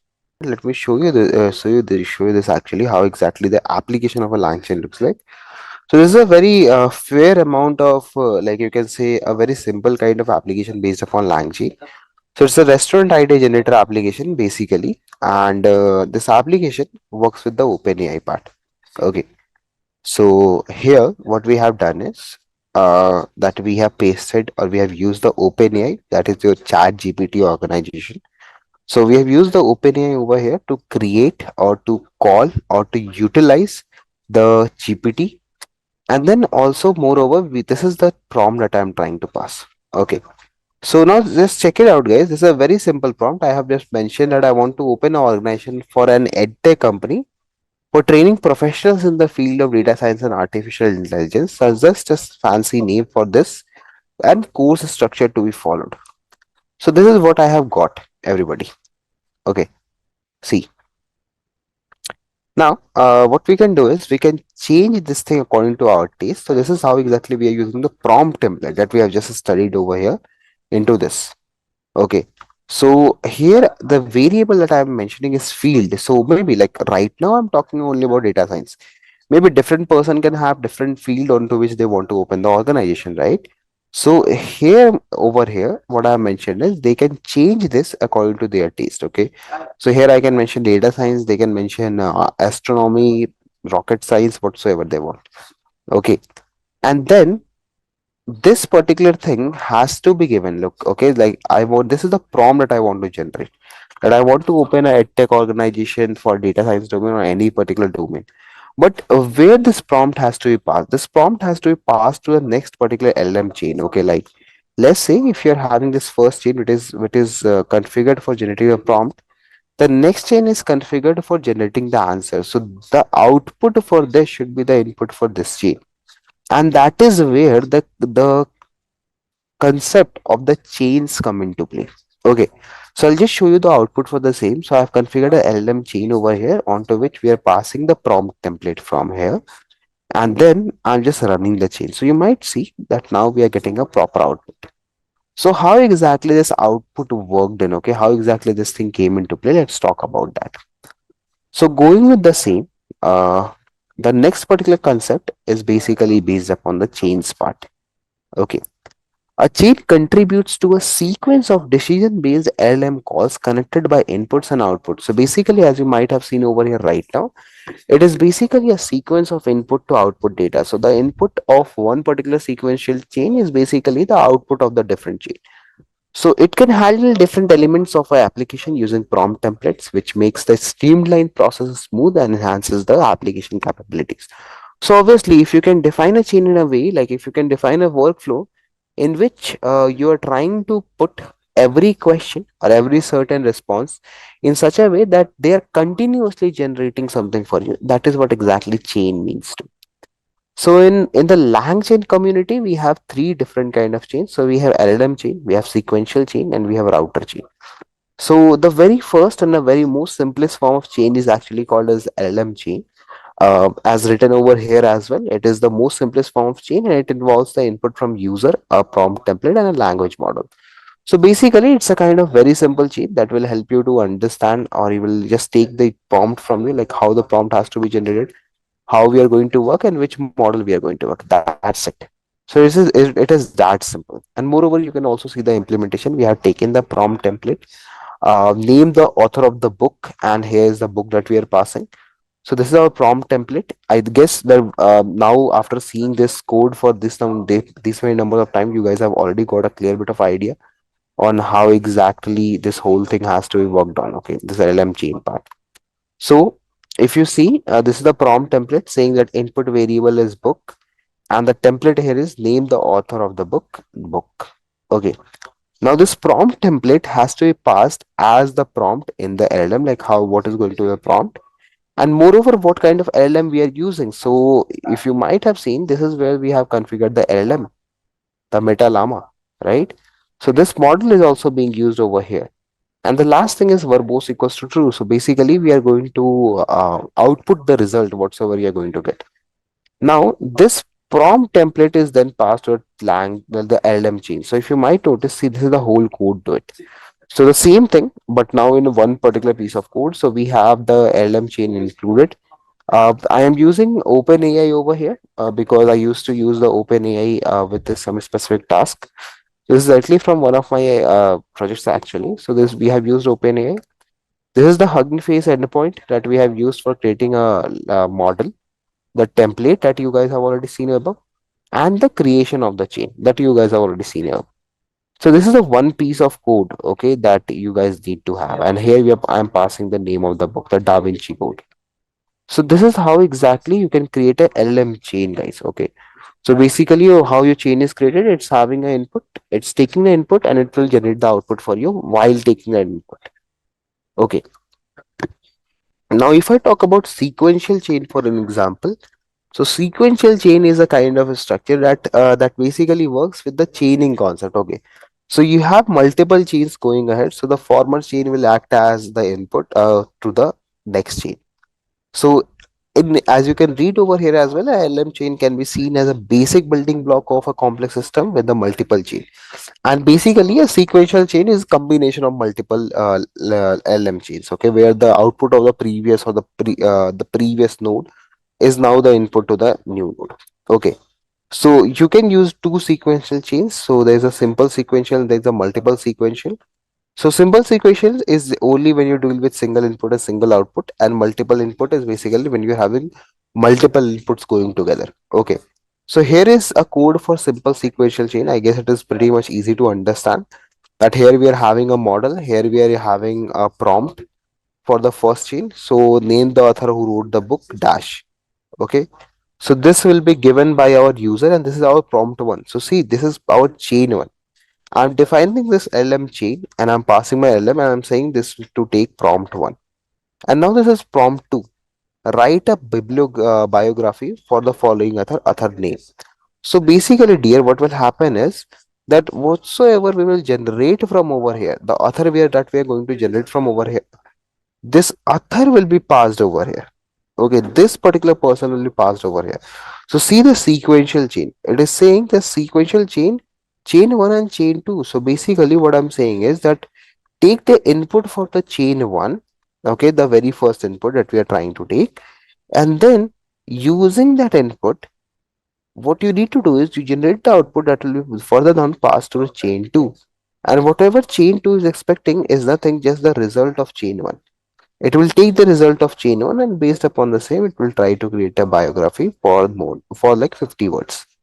That is how exactly a simple sequential chain works. Okay, now if I talk about multiple sequential chain, so over here the multiple inputs will go into play. Okay, so this code you can ignore because again this is same written reusable code. Every time I'm using the same code over here. And if you look on the second part, so here this is the original input, guys, by the way. Okay, so this is the original input that you have to pass, and then we are trying to create the prompt for the first sheet. So here the task that I am performing is text summarization. We'll try to summarize the text. So if you might have noticed, here in this case, the first prompt is all about summarizing the biography in one sentence, and then I am passing this biography over here. See,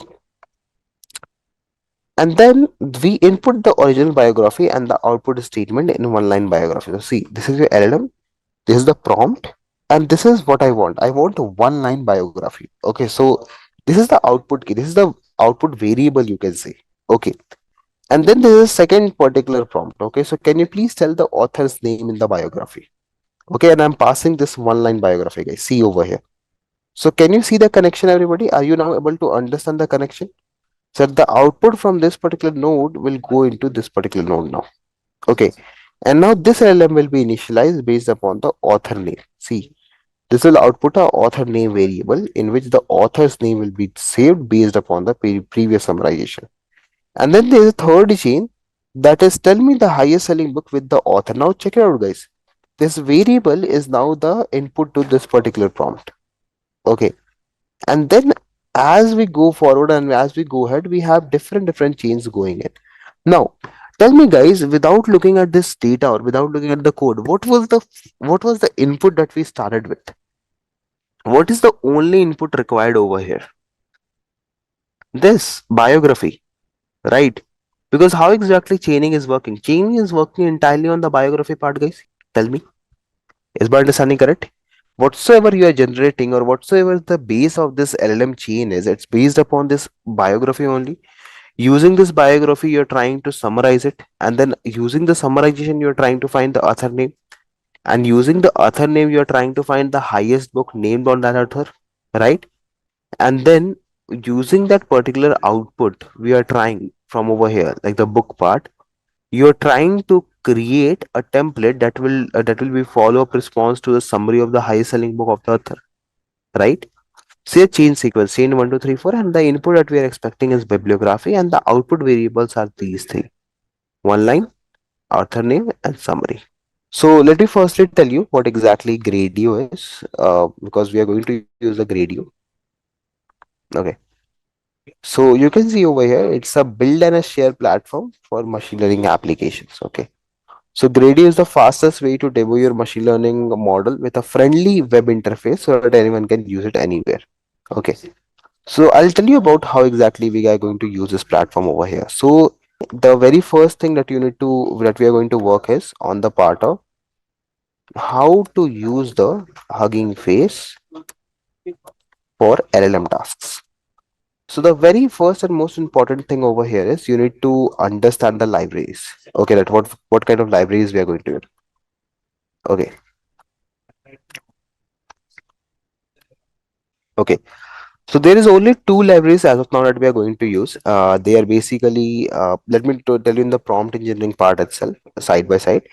So I'm going to install the transformers, okay, and the pipeline function. Okay, the pipeline function, or you can say the Gradio. Okay. Now this is the prompt that I have written for doing so. If I go ahead, you have your command for it. If I run it, you will have both the libraries installed and up and running in your system. So this is the first prompt that we have used, guys, over here. Okay. Now once you are done with this, we will just quickly check up for the versions. Okay, for versions of both of them actually. So version check for transformers and Gradio. Okay. So I'll write check the version as well as Gradio over here. So see, this is how you do the prompt engineering, guys. Okay, you just need to be very clear with what kind of prompt you're using. Okay, so here it is running right now. We have imported transformer and Gradio side by side, and this will give us the the versions, that what versions we are on. So we are on 4.42 or point 4 for transformers and for 4.42.0 for Gradio. Now what we are going to do is we will utilize the transformers, and I guess so. What I'm going to use is I'm going to use the pipeline. Okay. Now using the pipeline, we are going to call a function or call a model basically. Okay. So here I'm not going to mention any model as such. The main agenda is to show you how exactly we can use a LLM over here. Okay. So let's set up the particular pipeline firstly. Okay. Setting up the pipeline for LLM. Okay. So here what we'll do is I'm going to create a translate pipeline that will help you in translation task. Okay. So kind of an NLP task. So I'll say pipeline, and you might see it's already mentioned over there what I want to do. Okay. So saying I want to do translation, the model is this. Okay. I'm not very sure if this model is going to work or not, but let's give it a try. Okay. See, it's loading up the data. It's loading up the model. Okay. Have a check. This is a model that is of 506 MBs, by the way, and it is saying that your Hugging Face token doesn't exist in collab secrets and all that. So if you want, we can have our Hugging Face token, but for now I'm not considering that. So, and then what I can do is I can create a variable called as results, or may I can say that create a variable results that will store the result for us, that will store the result when we pass a statement, when we pass a statement from user input. Have a check, guys. So see, now what it is doing, it's just giving me a simple code saying that this is your result. And now if I print the results, you'll find out what is the result for it. See, मैं football खेलने के लिए प्यार. Okay. So obviously this model is not very much fine tuned, so you are getting this particular output. But I hope you all have got an idea that what exactly I was talking about. Okay. So in a similar way, if you want to use a better, you can say a better kind of output, what you can do is I'll tell you this also. So setting up this pipeline number 2, setting up pipeline 2 actually. So in this case, what I'm going to do is I'm going to use a translate pipeline that will do English to France translation, but I'm not going to mention any model as such. Okay. So this is your pipeline number 2. Okay. So you might see it is working on a Google model. See, Google T5 base. Okay. See, and now if I go ahead and if I search this model on Hugging Face Model Hub, okay, check it out, guys. This is a free model based upon Google. Okay, and the number of parameters that has this model has taken to be trained was 223 million. Okay, a lot of models actually. And this model is specifically for a task of translation from English to French. Okay, so if I go ahead and if I pass a statement over here, let's say in the translate pipeline, if I go ahead and if I pass a statement that is LSTM and deep LSTM is the base for generative AI. If I go ahead and pass this up, so this is your results by the way for the same. Okay, it will take time to run. Obviously, it's a bigger model, it's having more data, and then it is doing the conversion. So this is a task I see. LSTM, deep LSTM, ESLA based, they जो भी है, like whatsoever this output is, I'm not able to read French. Okay, so this is how we are invoking a LLM into our code. Okay, now the thing is, as you all know, that we need this outputs to be shown to the user. So for the same, we have Gradio as the platform. Okay, have a check. We have Gradio for the same. Okay, so firstly, we'll need to set up the Gradio for the same, like how exactly you need to do everything. So we will use a functional approach over here. We will create a function for implementation of Gradio.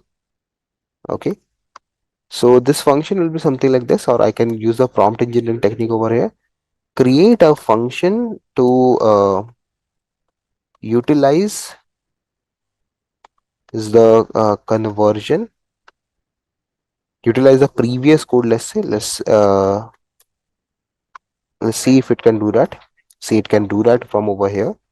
Okay, and this will return us a result. Okay, so we have got a function, and now what we can do is we can set up the Gradio interface.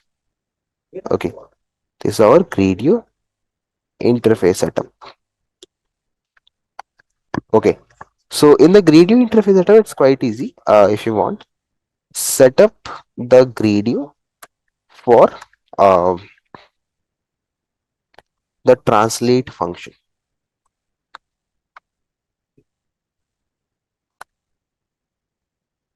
Now see, the issue over here is it is not able to figure out that what kind of function I'm talking about.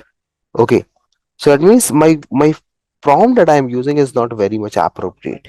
Okay, so what I can do is I can change the prompt, create a code to set up the Gradio interface for the given function translate.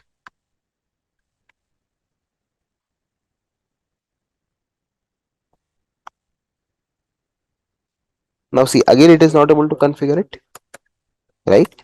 That means over here, what is the issue? Over here, if you see, it is not able to understand what we are doing, right? So for it, what we'll do, we can go ahead and we can create it by ourselves, because again, Gradio is very new and maybe the LLM might not be aware about it. So we can go ahead and create it. So for it, actually the procedure will be, you have input Gradio, right?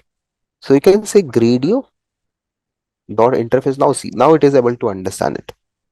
See, okay. So it is taking a translate function over here. Have a check. This fn parameter is for function. What is the input that it has to take? Okay, and what is the output that it has to take? So for the better or easy understanding, what I'm doing is I'm going to put it simply as text. Okay, so that everyone could be on the same page. So my input is also going to be a text, my output is also going to be a text. Okay, and this is my Gradio interface now ready and built. Now just the last thing that we are needed to be done over here is we need to launch the interface. See, we need to launch the interface. Okay, so in order to launch it, it's pretty much easy. You just have to say launch Gradio interface. That's all you have to do. That's it. Okay, if I like launch and I'll say debug equals to true over here in case if there's any error, so it will automatically debug that. If I run this now, see guys, it will take time. Okay, and now see this output coming up. Okay, and this is actually a public URL. So here if I write Hey, this is Dave on this end. Hope you all are doing good.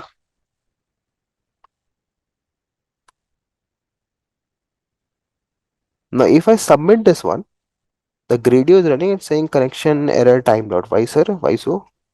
Now, so it's processing, it's taking time. Now, see, guys, everybody, you have got the output as well. We are going to move ahead and we are going to do some of the tasks using LLM so that you guys can get more hands on clarity, and I'll give you some models also to work on basically. So, again, we'll visit the model hub directly. Okay. In the model hub, let's say I'm going to go with a summarization task. Okay. And we'll take a model that we can use over here. So let's say I'll use this model. I'm not sure if it is paid or not, but let's just see this. So it's an inference model. This model doesn't have enough activity to be deployed to inference and serverless in Grid. Okay, fine. Chalo. So I guess we can use this. So this is a summarization kind of model that will do text summarization for you. Though here I guess there is nothing as such example mentioned. Okay. So we'll try to use it. Again, I'm not very sure if it is a paid model or not. And this is made in PyTorch, by the way. Okay. So let's try to go ahead and let's try to use this model. So you, if you want to use it, guys, you can directly click on transformers over here and you will have two things. Okay. So you have your pipeline part. If you don't want to go ahead and if you don't want to use this whole big code, so you can directly copy the pipeline part and you can directly use it, by the way. Okay. So the very first task that I'm directly trying to do from over here is we are trying to implement, okay, uh, text summarization task. Okay. Implement the text summarization task. Okay. And the model that I'm using onto over here, I guess it corresponds to which one? Let's have a check. Let me firstly paste the code over here and let's have a check which model is it. So this is basically transformer 3 H2 keyword extractor. Okay. So if I go ahead and if I put this in like this, so this will give you the idea that which model we are working on. Okay. So this is your model. Now this is your large language model that we are working on over here in this case. Okay. Now let's get connected and let's run the program. And though I guess you all are already aware about the basic procedures, like what you have to import and all, so that's why I'm not mentioned it. Though if you guys want, you can mention it out over here. So this will be your importing and installing of libraries. So installing and importing together of libraries. Perfect. So here firstly you have to install the transformers if you don't have that. Okay, and that will be all fine. Install that, and then after installing, import transformers simply. Okay. And actually, from transformers itself, you will have to import pipeline as well. Okay, both the things. So these are all done. Now what I'll do is I'll simply run this model. So I'm talking about a transformer pipeline that is going to do summarization for a model that we are taking, that is transformer H3 H2 keyword extractor. Now here's the issue, guys. Okay, let me tell you this very frankly. It's not an issue actually. It's just you can say how exactly the LM works. So any particular LM that you work on, okay, it is basically a model in essence, right? And every model is having some space. So whenever you guys initialize a LLM, the thing is it will download. Okay, it will completely download a complete model on your device. Okay, and now this will incur your storage over here. So this model is around of 1.63 GB. Okay. Similarly, any other model that you are picking from the internet or any other model that you're working on, they will have their own particular specific sizes. Okay. So be considerate about that which kind of model you're using and what is the size or what is the storage that you are having. Generally in Collab, whenever you guys are using, so it is having a disk size of around 107 GBs. So it's fine by me. I can use it. Okay. But if you guys are using Jupyter or maybe any other IDE like PyCharm or VS Code, so anything that you are doing, it's on your local host or in your local system. So please be mindful of your spaces. So now if I run this code again, so it is going to basically firstly download the model. Okay, so it will take time. for me. Actually, not it should not take time for me. I have good internet speed. So hardly I think it will take 10-16 seconds to download it. Okay. And once this is downloaded, we can configure the way the output can come. So I can simply say pipe. Let's pass a text over here. So let me open Perplexity. Let's grab a piece of text, maybe semantic. Yeah, see this one. Let's take this. Copied, pasted.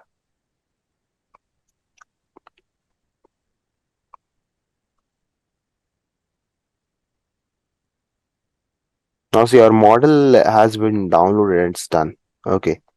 So the model is over here in the pipe. Let me show you pipe actually. The print pipe over here. So this is our transformer. See, it's saying transformer pipelines, text to text generation, summarization pipeline at this particular memory location. Now, if I pass something inside this pipe, okay, let's put some backslashes so that it should not interrupt the output. If I run this, see dear, it is saying your max length is set to 128, but the input length is only 67. Since this is summarization task, where shorter inputs than are typically wanted, you might consider decreasing length manually. Example, summarizer max length 33. See, by the way, it has just given you a warning, but at the same time, it is trying to summarize the text by giving you the important keywords that it has found. Okay. So though if we want, we can go ahead and we can like limit the kind of like a length you can say.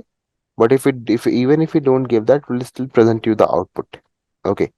So let me just go ahead and let me put the maximum part over here. So let's say maximum equals to 10. I only want 10 particular characters to be printed. So it is saying model keywords are not used, max typo generation. Okay, so it is saying in this particular model the parameter max is not there, right? So it is saying your max length and all that. So fine, there's no issue with that. We'll see if the parameter works or not. We'll take the time to run and it will generate the output for you. And now if you want, I guess I'm not stored it into a variable as such. So let me show you the results. So if I say results new pipe, okay. So basically whatsoever result are there, it will be printed over here. So if I print the results now, okay. And by the way, these are your free models, guys. Okay. If you want, you can go ahead and you can use the open API key for accessing some of the models. So I'll try to show you that as well, like how you can go ahead and how you can use the like a paid model or a good model like GPT and all that. Okay. So see over here, whenever you guys are working with a LLM guys, or whenever you guys are working with any kind of like task of Hugging Face, right? So the result that is always returned is in the form of a list or a dictionary. So there's a outer list that includes a dictionary, by the way. And the dictionary you have different keys supporting your different values. Okay. So have a look onto this. So here in this case, we have summary text as first output. Okay. So if I say print results, let me write results, and if I say um, 0, and then if I say summary text over here, now if I print it, so this is the values. These are the keywords that the model has observed in this particular given statement. Okay. So this task is kind of like a keyword extraction task. Let me write it over here. This task is more of a, you can say, keyword extraction task.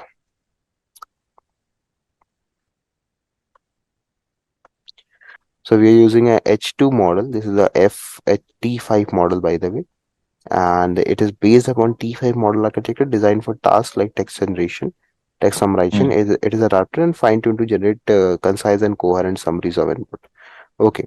So if you see over here, this is the implementation of it. So let me copy it and let me show it to you. If I go ahead here, this is the one I guess is the most famous one because it has the most likes. So likely it is going to be the most famous one. So I just copy pasted this from there and let me mention the model also. So this is our text summarization model, right?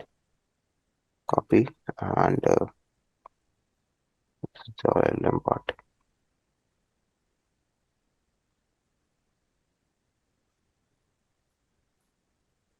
So if I run it now, let's see. I guess it will ask for a particular syntaxing. If I'm not wrong, this is the output that it is returning. I don't want the output. So let's wait. Now see, this is a very a small model. See, 242 MBs only.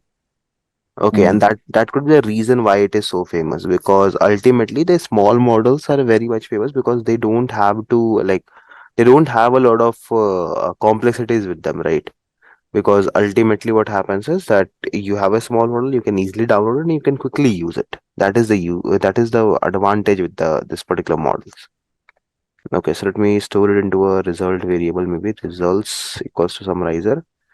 And these are the samples that we can pass. So obviously we can pass the maximum length of output and we can pass the other things as well. So again, you will see the same thing that is saying token index sequence is longer than the maximum sequence length. Running the sequence of the model will result in indexing error and all that. So it doesn't concern us for right now. So fine, let's see. I'll simply say results.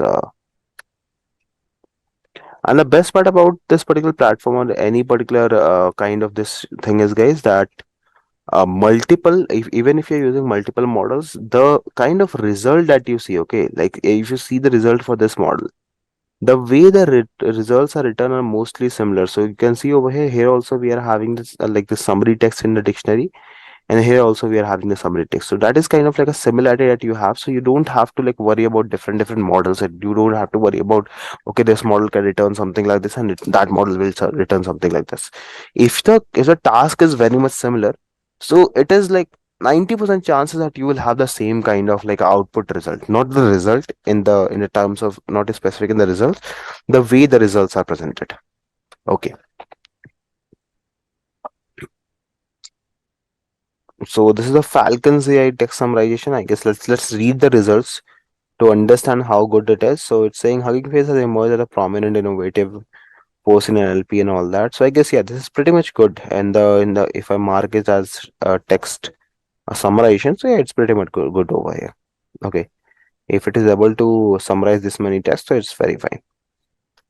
Now this is one kind of like a LLM that we are using, guys. Okay, but we do have some very major tasks or the very most famous tasks that are being done these days actually. So let's work on that.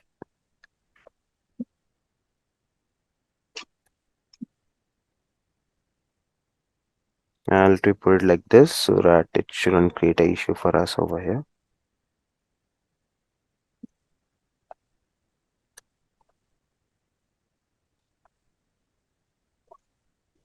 So this actually over here, guys, it's the model for text generation in the medical field. Okay, as a very famous model, this is called as Falcon's AI medical summarization. It is based upon T5 large, and the way to use it is very complicated. So we can't directly use it using transformers, though it is available. But for seeing the code and in order to like implement into your code, what you can do is you can go over here. See, this is a summarization. Okay, so let's implement this one as well because I want to show you a medical summarization task as well in the real life scenarios. So how exactly the medical summarization works actually nowadays. Okay, not exactly in India we do have this, but we do have this thing in, I guess, in Australia. I heard a bit while before that in Australia they were working upon these kind of things, and it's very good actually. Working fine over there. They are trying to fine tune the model a lot nowadays, and it's still it's on the play. Okay, so let's do a kind of like a medical report or something. So medical report text, or we can ask Perplexity to generate the same. So generate a medical report text for experimental purpose and some mention symptoms, not symptoms basically. Let's see how exactly how good it generates based upon this prompt. Okay, perfect. Okay, so let's do copy paste this. Okay, and let me paste it over here. This is our summarization, and it's going to be a big model if I'm not wrong. Again, it's a shorter one. I thought it was a bigger one. Chalo, fine, no issues. So now if I say pipe, let me again call the results variable, and then we will call pipe.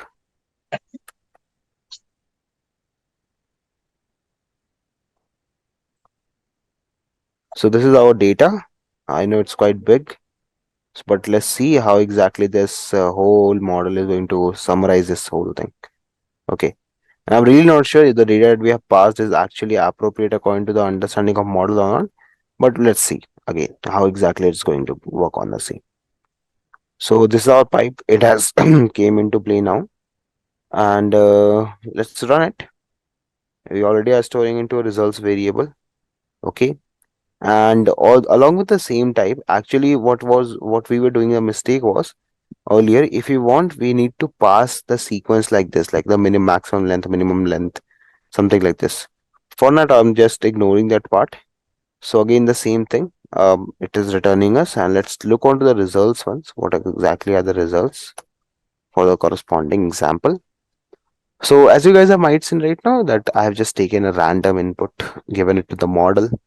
So it is saying, see, summary text. Let me just see. And now, guys, this is third model that we have used, by the way. So now guess you all have got an idea that, yeah, the more or less whenever you're using the same kind of task, you tend to get the same kind of output. So see over here, whatsoever the report I have pasted. Okay, we are getting a result like a 45-year-old male who developed a fever, cough, and shortness of the breath 3 days ago was admitted to a hospital for intravenous antibiotics, oxygen therapy, and close monitoring. Now, if I look onto over here, what's the next part? I forgot. Here it is not mentioned. H it is written. So let me just quickly print this statement so that we can see the whole output. Yeah, his fever was ranged between 101 to 103 Fahrenheit. He was dry, non-productive cough, and has experienced shortness of breath with minimal extortion. And he denies any chest pain, wheeze, or sputum production. So this is how exactly a text examination works. And see the grammar; it's very perfect. Okay. So these are like a three models that we have discussed at this point of time that can help you out. So again, like you can just, if you want to use, you can go ahead, copy paste it, all done, question answering. Let me put up a task. So this was implement text summarization. Now let's work on, this is a Q&A kind of task. So not this, task question answering.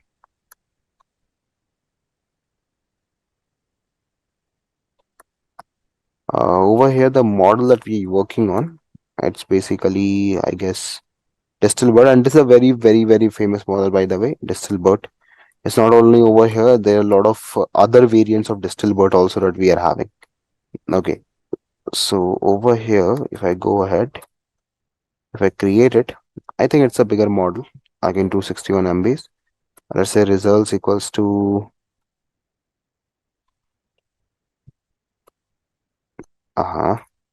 pipe. And let's take a question. What is the capital of France? The capital of France is Paris. So basically, guys, what we are passing over here is two things. Okay, so the very first thing is the question, and the second thing is the answer. Now, what happens is it needs the context to know the answer. Okay, so right now we are basically trying to train the model. Okay, so now based upon the question and the answer that you have passed, right, it is giving you a score. You might notice. See that how much is the score of the question to the answer that you have passed. So it is saying score is 98 and the answer over here is Paris. So obviously we have got a correct output over here, and that is how exactly this pipeline works actually. Okay. So you basically asked a question to your model. So see, these are the results. 98% accuracy with answer is Paris. So you actually have answered the question and it has given you the confidence for the same. This is another kind of task. Then if you want, you can again do one more task over here. I guess that was token classification. That is also famous nowadays. A lot famous actually nowadays, not even famous, a lot famous. So it was token classification. And let me show you something. Again, we can take this, see, elastic BERT. See now. Again the same, distal BERT only used over here. Okay. So now see over here, this is a kind of model fine-tuned for NER using call 3 English dataset. So this is a dataset that has been used. Okay. And the size of the dataset is quite small, but let me see the number of data points that we are having. So to generate chunk tag and all that, this is none of our use. So see, there are like 14,000 records in over here and 3,200 records over here and 3,400 records over here. So in total, I think we are having 20,000 records onto which data will be trained. Now, if I go back over here, so this model is basically for what kind of thing? Let me have a look. So I guess this is for finding out the classification. Let's have a run on it. So like you can go ahead and you can actually run the model directly from over here. So this model has been trained upon 64.4 million parameters. Now see over here, it is trying to classify that if a particular given word is what kind of thing. So let's run it. Let's call a transformer. Let's copy it. Okay, and no need to worry about this procedure, guys. This whole procedure that is written over here, auto token and all that, I'll also discuss about it. So here, the next particular task that we are performing is basically token classification.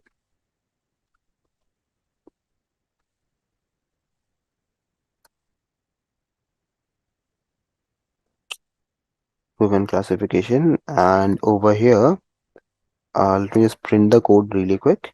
And the model that we will work on, it's going to be this one, Elastic Bot. Okay. So if I go ahead and if I run this model over here, it's done. And also let's wait for the model to go ahead and run. And along with the same time, we'll just go with the results as well. So let's say again, I'll just copy paste the same thing from over here. No need to change it. Or maybe if you want, you can pass any of your own examples. Okay. So I'll just copy the same and we'll paste it over here. My name is Sarah. I live in this particular thing. Okay. Something like this. And let's now run this. Let's print the results as well. So now this will be a kind of list dictionary entity. So you can see over here, this is a person, this is a location. And the confidence also is written over here and the word is also written. So if you want, you can access this list. Okay, just give me a moment, guys.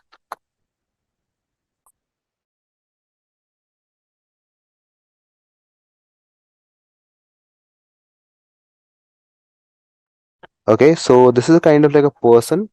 And for this very person, what we can do is, if you want, now here's the issue actually, guys. If you might have noticed, let me show the results firstly to tell you the issue. The issue is for each and every word now, you will have the same kind of meaning. Okay, like you will have the same kind of keys basically. So let's say for the given word Sarah, and that is over here, you have all the same kind of dictionary. So let me show you what exactly I'm meant to say is if I say about the word, okay, and then if I talk about the entity. Now thing is I can't reiterate every time, right? This is a very hectic process to go ahead and to like continuously keep reiterating because this is one part, then maybe like there could be another part and all that. So what we can do over here is you guys can may use a for loop or something like that because again this is like a continuous entity inside a list if you might have noticed, right? So you can use the prompt over here to like go ahead and to create a code for the same. See, okay. So this is what I meant to say because again if I print this one thing, then the second thing will be left. Okay, and this is actually bad. This should not be there. Okay. So if I put to one, let's say, can I put to one and can I check? It will give me an error or what? No, it is not giving me error. So basically we need to change this thing. So let me see what is the length if we can do that. So length is 2. Perfect. We can do that now. So for I in results, I can simply print over here. I will be starting from 0. So print I of words and entity. Let's run it. So I have 0, it will give me a Sarah and the person location. More if we want, we can just put it like this and put a F string, put this brace and put this brace over here. Okay. So this is basically the word, okay, that we are having. And this is basically the, you can say the classification that we are having. So this is how exactly it works. So it is saying f string unmatched where we are having an issue at words part. Okay. So let's replace this thing with a variable maybe because it won't be able to capture this one. So a equals to this, and then we can also take over here a and let's pass the entity part here, and so v part we can have entity, and here we can have entity as well. Our classification is person and location, the same as what we have seen in documentation. Let me open it up really quick. See, perfect. Like again, you won't be having this colorful things over there in the collab or Jupyter. Okay, if you want, you can do over here, and in your kind of like a hugging face. And then here's the API guys that you can use. So if in case if you want to combine this whole thing with your application, you can use this API. You can pass your configurations and all. It will be all okay over here. Okay. So this is all another kind of task that you can do with like LLMs, everybody. Over here, like I was just going through some of the other models as well. So like OpenAI GPT-2, I guess you all are aware about it. So this model can be directly used. Actually, this is the one of the models of from the OpenAI actually that is at least free. So if in case if you guys want, you can directly use it from over here. That will be perfectly fine. Okay, no need to worry about it. So you guys can use the GPT-2 actually. It is directly accessible. So let me share this link with you all in case if you want it. Okay. So there are like few platforms and there are like few models that are available within the GPTs also to be free. But the thing is, you might notice the training size is just 137 parameters. Though if I go ahead and if I open the another OpenAI models, so let me just remove the filters. Okay. If I write over here OpenAI, so these are the OpenAI models by the way. So this is Whisper. This is a it's a audio generation model, automatic audio recognition model, and this is again GPT-2 XL. They will GPT-2 large OpenAI GPT, and over here I was searching for something. Yeah, see, Robota. This is also one of the model of OpenAI. So let me open this one. GPT-2 Medium actually. I guess this was the one that was having bigger data. So this was having 380 parameters. Okay. And if I go with GPT-2 Large, this was having 812 parameters. And now if I open the OpenAI GPT, so this was having 120 parameters. This is also like free. You can use it. Okay, the OpenAI GPT. This is the first one actually, the one that was the most start like the launch in the very start. This was that model. Okay. Then after that you had like GPT-2, then there was GPT-2 Medium, then there was GPT-2 XL also. See, this was having 1.61 billion parameters. Okay. And then you also have like different multiple models present over here. So like see, this is Distill Whisper, Distill Large on based upon OpenAI. Okay. This is a kind of like a fine-tuned, I guess, model based upon the part of like of the OpenAI Whisper format. So that is the case. And like moreover, you do have the particular models for time series task as well. So if you go ahead and if you look onto over here, so obviously you have your like Amazon Chronos is a very famous platform for time series forecasting. And if you go down a bit over here, so this is like a different authors have created a different kind of outputs. So you have your time series forecasting from Salesforce, from IBM, from Keras. Just open the Keras one, I guess it will be free. This is using Tensor and Keras Flow. This is Tensor Flow and Keras, not Tensor and Keras Flow. So it's from here you can just import the model and you can directly use it. You just need to pass the data. Okay, though I have not used it as of yet. So this is basically a time series forecasting using LSTM, and nothing as such code has been implemented till this point of time. So I'm not very sure that if it is working or not. And even the space right now is not running for it, so we'll ignore this part. Okay, but moreover there are models that you guys can directly use and you can like go ahead and you can do your task by the way. Okay, so let me tell you what exactly the meaning of prompt is. Okay, so the very first thing that you need to understand is prompt engineering. If I'm talking about, okay, it's a basically a art of crafting the effective prompts for large language model. Okay, So it is nothing, it's just the art of crafting the prompts for your large language models. Simple as that. Now, the thing is, you guys might have observed you have been using chat GPTs and you have been using the other different products of the LLM as well and other parts. But one thing that we have been missing out throughout the journey or throughout till this point of time is how exactly you can frame such a prompt that your LLM can easily understand and can give you the best result out of it that you actually desire to get. As AI technologies are advancing day by day, guys, the ability to communicate effectively with these models have become increasingly valuable. Okay, and we'll be exploring about the key concepts of the prompt engineering, and I'll try to provide you the examples and the best practices that we can go ahead and then we can talk about the same. So the very first thing in prompt engineering or in prompt is the clarity and specificity. These two things are very important in any given prompt. So one of the fundamental principle of prompt engineering is to be clear and is to be specific to the instruction. For example, guys, let me give you an example. Let's take one example. Let's take example number two. So first thing is tell me about dogs. Let's say this is a simple question that I'm giving you. Okay. So this is one particular prompt that I am given. Okay. And the second prompt over here is that let's firstly try the first prompt and then let's talk about the second prompt. So I'm going to launch my particular perplexity or any particular GPT that you want.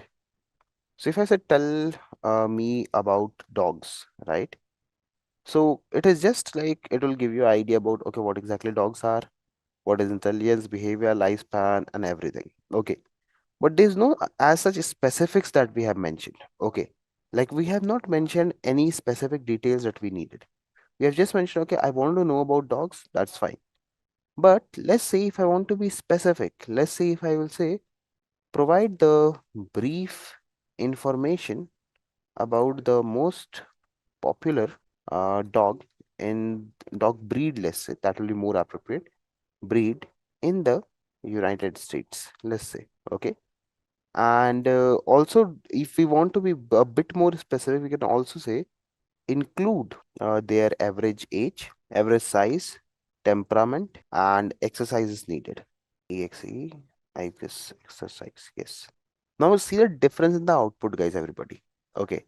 If you look onto over here, this is basically just an overview of what exactly the dog is. Okay.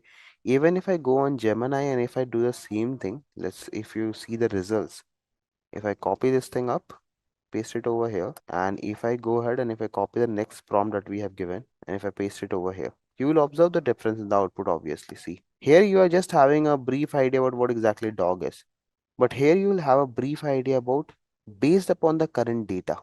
Okay. And that is what exactly makes your prompts more visible and more accurate, basically. So if you have noticed over here, the difference between the answer is just because of you have changed the context and you are very specific about a particular context. Okay, so previously, if you might remember, the example is just about tell me about a dog, right? So that is the thing, guys. Okay, that is what you have to remember actually. That whenever you are framing a prompt, you need to be specific according to your use case. What exactly your use case is, what exactly you want from your use case. Okay, that is the very first thing. Perfect. Again, now let's get back to the topic again. So, what I was discussing was the clarity and the specificity is very, very, very important part over here. Like you need to be very specific with what you are doing. So, the first thing I guess that you guys have got is you need to have context and you need to be specific about the same, like what exactly the context is saying to you. That is two things that is very important. The second thing that is very important in the terms of prompt engineering is the context setting. Okay. Context setting is basically you provide context to help the AI understand the background of the question. Okay, or the purpose of your request basically. So the context setting is basically you need to make the AI understand what exactly is your use cases. So in this case, basically the very first thing is that let's say if I write a question or maybe if I write a prompt saying that write a paragraph on climate change. Okay. So this prompt basically, if you see, this having no context as such. Okay. There's just a simple thing that, okay, I want the paragraph to be written on a climate change. But let me add one context over here. So let's say if I give you this question that assume yourself as a environment scientist. So see how exactly you're trying to frame the answer. Assume yourself as an environment scientist writing for a let's say general audience. Okay. Now, if you notice the way of writing the prompt, guys, it is basically we are telling two things over here. The very first thing is that you are an environment scientist, and for whom you are writing for general audience. So this is what gives you the context of the given data. Okay, and then you can write a paragraph on climate change, focusing on any particular aspect. Okay, so in perspective, guys, let's get back. So if you look onto over here, if I write a question like paragraph on climate change, let's say on climate change. So basically, if you look onto the idea over here, what I'm trying to present is there is no context as such given. Okay, so it's just giving you a full blown result that okay, this whole thing is going on. But suddenly, if you go ahead and then if you give a kind of like a prompt that is having a contextually aware statements, like in this case, if I go ahead and if I write something like this, I'm also going to highlight those particular words, guys. So you are an environment scientist. So the very first thing that your LLM is going to understand or your LLM is going to take in consideration is that you are working as a environmental scientist. Okay, basically you are someone who is considered with the environment. Okay, and then see the next one, writing for a general audience. Okay, now here's two things actually that you need to notice, that you're an environment scientist and you're writing for a public, or you are writing for those audience that are actually very general.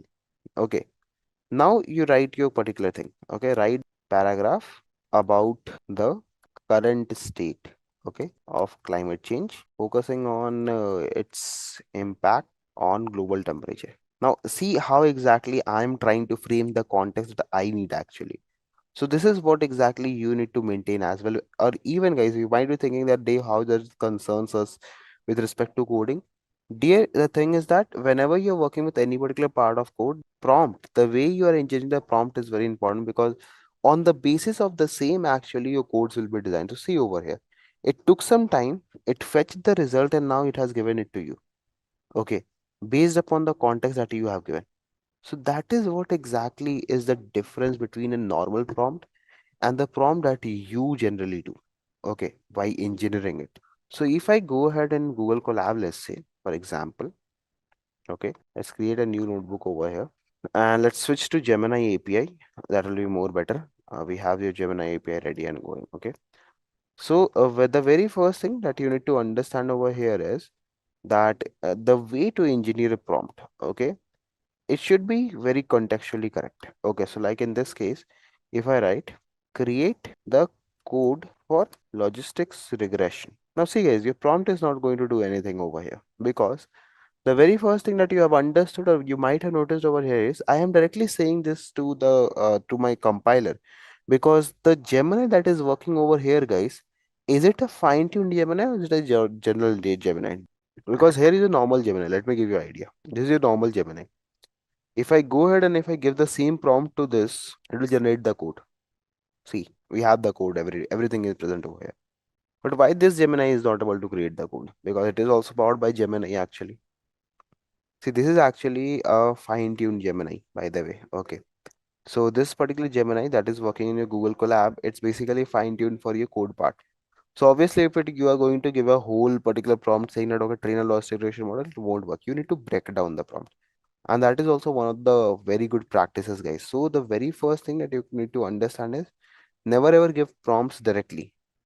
Break down the prompts. Okay, break down the prompts. That is the first thing. Okay, so how exactly we can break down? So firstly, we need data.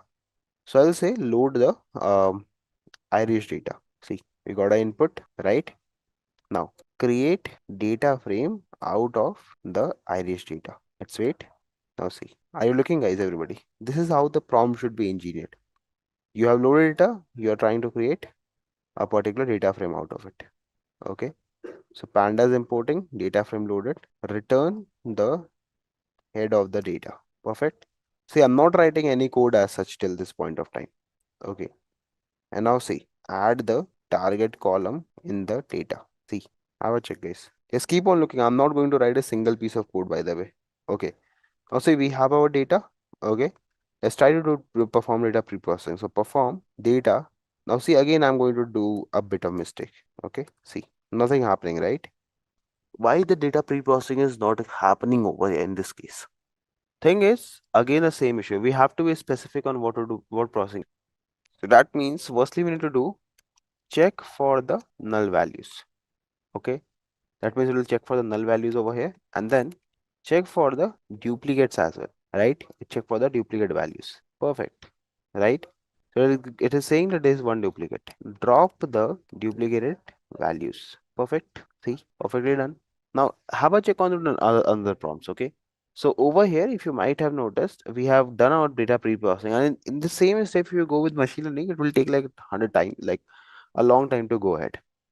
Now, if I go ahead and I say, split my data into 70-30 ratio and keep random state. See, perfect. Data is split. Train a decision tree model on the given data. See, very simple procedure. And now we have got our data. Make prediction on the given data. Everybody. Okay, got it. Evaluate the performance of the model. Perfect. So anywhere, see, I have not written a piece of code, a nickel of code even. Okay, I have not written anything over here. Automatically, the collab and the LM, they actually have tried, or they actually have tried to understand whatsoever you have pulled as the input over here in the prompt. So this is the first part of prompt engineering, by the way, guys. Okay, so you have to engineer the prompt in such a way that your machine is able to understand and break it down into pieces. Okay, so see, prompt engineering in specific, it is not a kind of like a course, or you can say a kind of like a set procedure or a theory. It's something that you need to practice over the period of time to go ahead and to like understand, okay, how exactly you have to engineer it. What we are going to do is we are going to practice a lot of prompts. Okay, different kind of prompt, try to do different kind of task. See, when we are talking about prompt engineering, so in a essence, you're trying to create the prompt that is more sensible to your machine. Because see, I can write a prompt like this as well, right? Maybe this one. If I go, if that's why I've taken this example.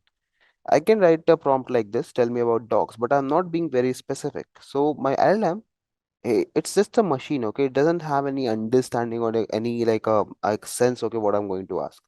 So basically, prompt engineering is the art of creating the prompt, the sensible prompts, or the prompts that are contextually correct and specific to a particular domain, so that when you give that prompt to a machine, it should be able to give you your desired result rather than giving you any different result. Okay, that is what exactly prompt engineering is in essence. So you don't create an application, you basically, this is the first building block to create the application. Because if you might have noticed, so let's say if I talk about this LangChain application, here also in order to get the results, you are running the prompts, right? See, these are the prompts that you are running, right? So in general, if there's someone who doesn't knows about, let's say, large chain or large language models and any LangChain application, you don't know how to actually build the prompt. And if you don't know how to build a prompt, it will be very difficult for you, because ultimately any particular LangChain or any particular like generative AI task you're doing, it's solely based upon prompts, like how you are interacting with the machine. And why this concept is so much important for you. Okay, now what we're going to do is, so the task over here is, take your customer churn data. Okay, take this data and try to frame, try to firstly load up the data using the prompts. Okay, so basically whatsoever task you're going to do, we won't be using any kind of like code over here. We are not going to write any such code over here. What you guys have to do is take the customer churn data. Okay, load it into your Google Colab. Okay, generally how you do. Okay, now the very first thing is, for every particular task that I'm writing, you have to do prompt engineering. So load the data into Google Colab, and after that, what you need to do is perform EDA. Try to extract the information, everybody, like information using pandas, or maybe you can use the visualization as well. That is entirely upon you, but you need to do at least five particular EDAs. Okay, like you can use multiple conditions, and I don't care, like know what exactly are the conditions you're going to use, but try to find five relevant piece of information out of the given data, as in the part of pre-processing and all that. I don't need pre-processing and all. I just need the EDA part to be done. Okay, I need to explore the data. I want 5 valid points. And again, you don't have to write any single piece of code. Okay, there should be not a single piece of code that has to be written by you. Everything that you have to do is using prompts. I guess it is pretty easy because now you don't have to write the codes if I'm not wrong. Perfect. See, let's say what I was trying to do over here. I'm trying to work on a data set. Okay, so let's say what you do generally is check it out. If let's say if in case I want to get a data, okay, and obviously you know the procedure of getting data is you will go over here, you'll upload a file and then you'll work on it. So if in case if you want to use generative AI for the same, you can simply say get the load breast data. Okay, now see over here. I have not done anything. We have not written a single line of code. Automatically my data got imported. Now uh, create. See here basically, if you see there's a simple in your code block only. What you have to do, you have to just comment. Okay, comment what you need actually. So I needed this data. Okay, so I've said over here get the load breast data. It has given me that. Now create data frame out of the data. Now see automatically it will generate the prompt and it will give it to me. Now if I just check for the df.head, so exactly the same thing. See, you have your entire data present. And if you notice, I have not written a single code over here. And if I write add the target column to the data frame. Now since I guess this particular load just won't be having a particular target column, so we'll have to check for the description actually. So check for the description of the load breast data. See, automatically, I'm not writing any piece of code. I'm just writing what are the steps that you have to perform. And you will start getting the results actually. See, every time. This is what exactly prompt engineering is actually. Okay. And now the task that I've given was that I guess you guys have already worked upon the customer churn problem. So I wanted you all to share me the same particular file, the kind of like one collab file that I am making. Try to work with the same and try to find at least like 5 good inferences out of it. But the condition is you don't have to write any code, just you have to use the prompts. Okay. So this is the data. Telco, okay, perfect. Prompt, okay, great.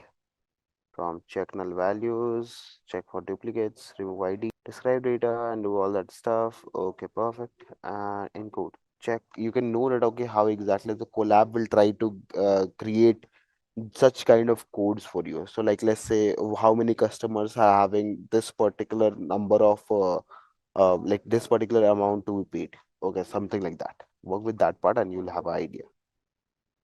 What I want is the data from the customer churn data basically dear. If in case if you're not getting a customer churn data, search for a telecom churn. Okay, like this. Telecom churn data. You will have it. See, you have it over here. And even if you want, you can just change it to sites, let's say GitHub if you want to. So you can change it to GitHub and you will have the answer. See, customer churn analysis data.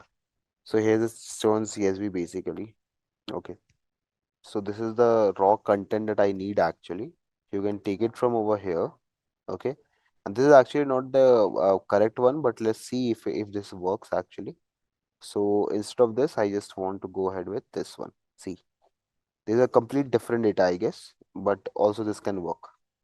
Okay. And even if you want, you can just search for the sites.github and change it to customer churn data. Okay. It'll only show you the data from GitHub part. See, so here is your data actually. Yeah, this is, I guess, the one that we need. If I go to raw, you can grab this data, put it over here. Just change that. Now you'll have a proper data. Check it out. Same data you guys are using in customer churn. Now, instead of going ahead and instead of having these all cells, I'll just remove it. Now I can work directly with the part of analysis of the data. Okay. So firstly, you can like perform your data processing. Okay. So you can just grab the link of the GitHub from over there. Now let's work on it. Okay. So if you might have noticed, so let's just say I want to get the records of people who are male and they are having tenure greater than 50. So get the records that are male and uh, are having tenure more than 50. Now have a check, guys. See, I have not specified any gender column as such, so automatically your LLM will take an idea, okay, which particular column can have gender as male because it will iterate over the time, it will search for it and will return you the same. So if I run it now, see the data records. everybody, directly we are getting it. Okay. And even further, if I want to go ahead, I can also mention over here, check the shape of the result. See, guys, everybody.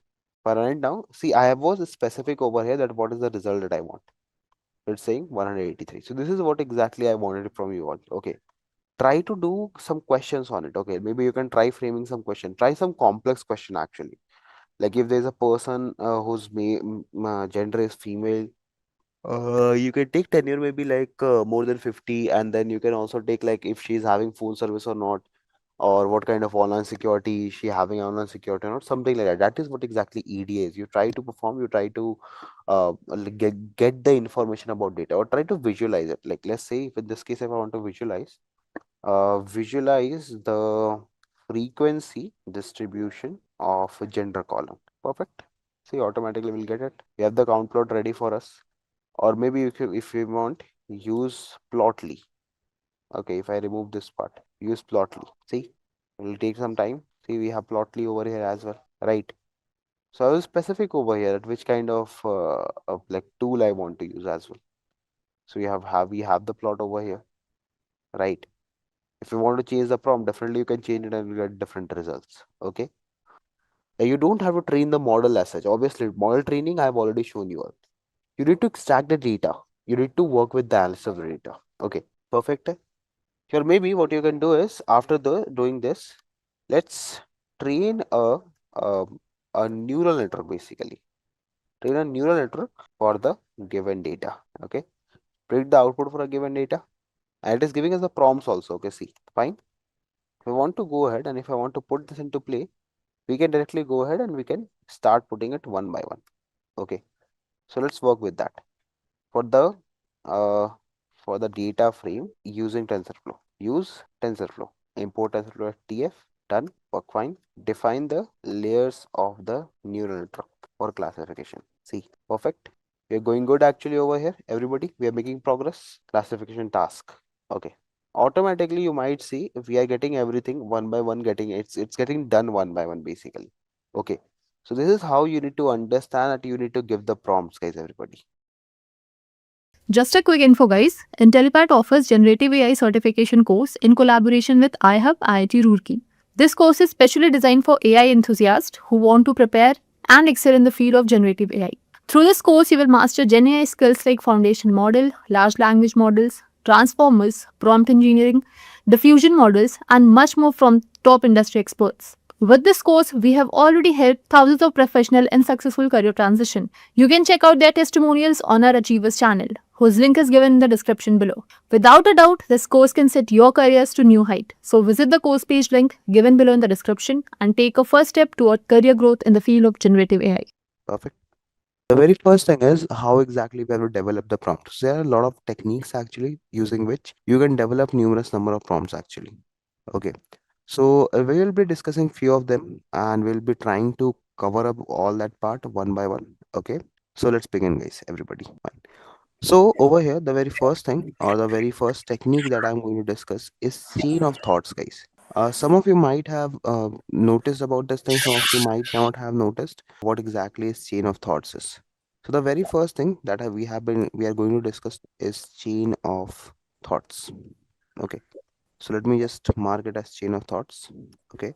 So chain of thoughts is basically a kind of technique that will be helpful when you are marking or when you're trying to create multiple chains. Okay, like let me give you an idea. It's an approach to improve your reasoning ability of the LLM in the arithmetic and the common sense context. Okay.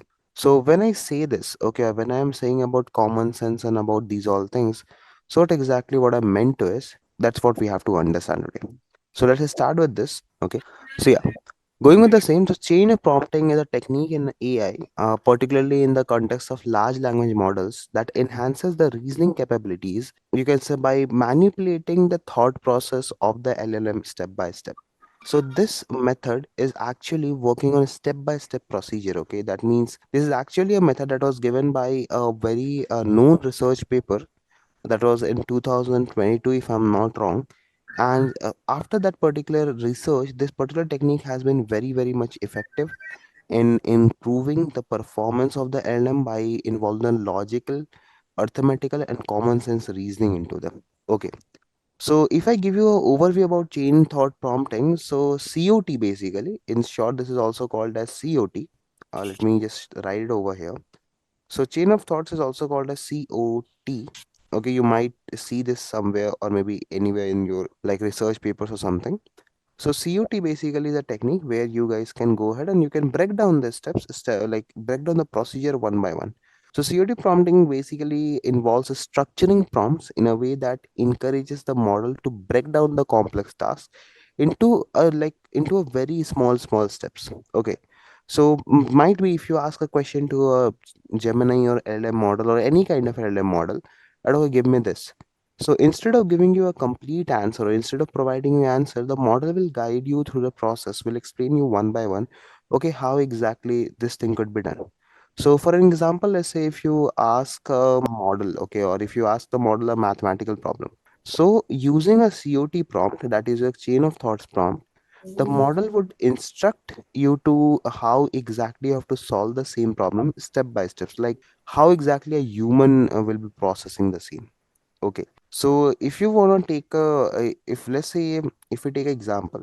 Okay, so let's try example. So with the example part, let's discuss it once. So the problem over here is, or the most common technique that I am taking over here is, what is the result of 45 multiplied by 70? Okay, let's say. Okay, this is actually our problem. Okay, this is 45 multiplied by 70. Let's say. Okay. Now, question over here is how exactly will give this prompt to a machine learning model? Okay, like how exactly I can give this prompt so that the machine can understand how exactly you have to calculate it one by one. So generally what you do is the normal prompt will go something like this, guys. Have a check. You will say calculate 45 multiplied by 70, right? You give it the question, it will give you the answer. What's 765? But let's say if I want to understand the same question as per the perspective of 5 years old, this won't be a good answer to me, right? So for the same, what I can do is I can start a chain of prompting. Okay, how? Have a check. Instead of writing calculate this plus this directly, I'll say please explain the step by step process to calculate 45 multiplied by 70. Now, this is what exactly is chain prompting is, guys. So, in order to understand, see, this is a very easy example that I'm taking right now. Okay, see now, see the difference between the answer, everybody. Check it out. Now, this is what exactly COT means to. So, COT basically is the way you break down a very complex problem into a very smaller statement. Let's say, if you want to take another question, for example, so let's say, what is the anything, or maybe how to set up an account, how to set up an Google account. Okay, see now, everybody. Okay, have a check. It has given the things, so you agree the terms and everything, but I will go ahead with the same question. See, if I go ahead, if I paste this over here, and if I just write, give a step by step procedure. Have a check now, everybody. Now this is how exactly you going ahead and it's giving you everything step by step so that you can normalize everything. And this is what exactly is chain of prompting is. So I'll change this thing to chain of thoughts, not prompting. Thoughts, COT. Example use case to COT. Right. So let me write a definition over here back. So if I would like to provide you a definition, the definition might go something like this, everybody. Okay. So let me just copy paste it directly from my notes. Okay, this is a chain of prompting. And this actual definition also I have taken it somewhere from internet. I found it like it's a very correct and a very accurate definition according to the understanding. So basically that's why I have taken this definition. I guess this was from GitHub, I guess, or maybe prompt guide. I'm not very sure. Like I'm not very sure from where exactly this definition was picked up. So this is the definition, guys. I think I have mentioned it. So definition is chain of prompting the technique and whatsoever we have discussed. Okay, so it's mentioned over here. Now this is a problem, or maybe you can take another use case also, like problem can be set up a Google account or something like that, right? So this could be also a problem. Any problem actually you can take. There's no issue with that. So this is the first particular technique in the prompt engineering, guys. Okay, like the very first and the very basic technique that I would like to make you understand. that what exactly is prompt engineering technique means to actually. Okay. So let's say if you are designing, or it's not basically relevant that I use this AI studio, or you are using GPT, or you're using Gemini or whatsoever. Okay. It's basically the way the answers are being generated. So generally, if you ask a simple question, it will give you a one-liner answer, I guess, if you might have noticed.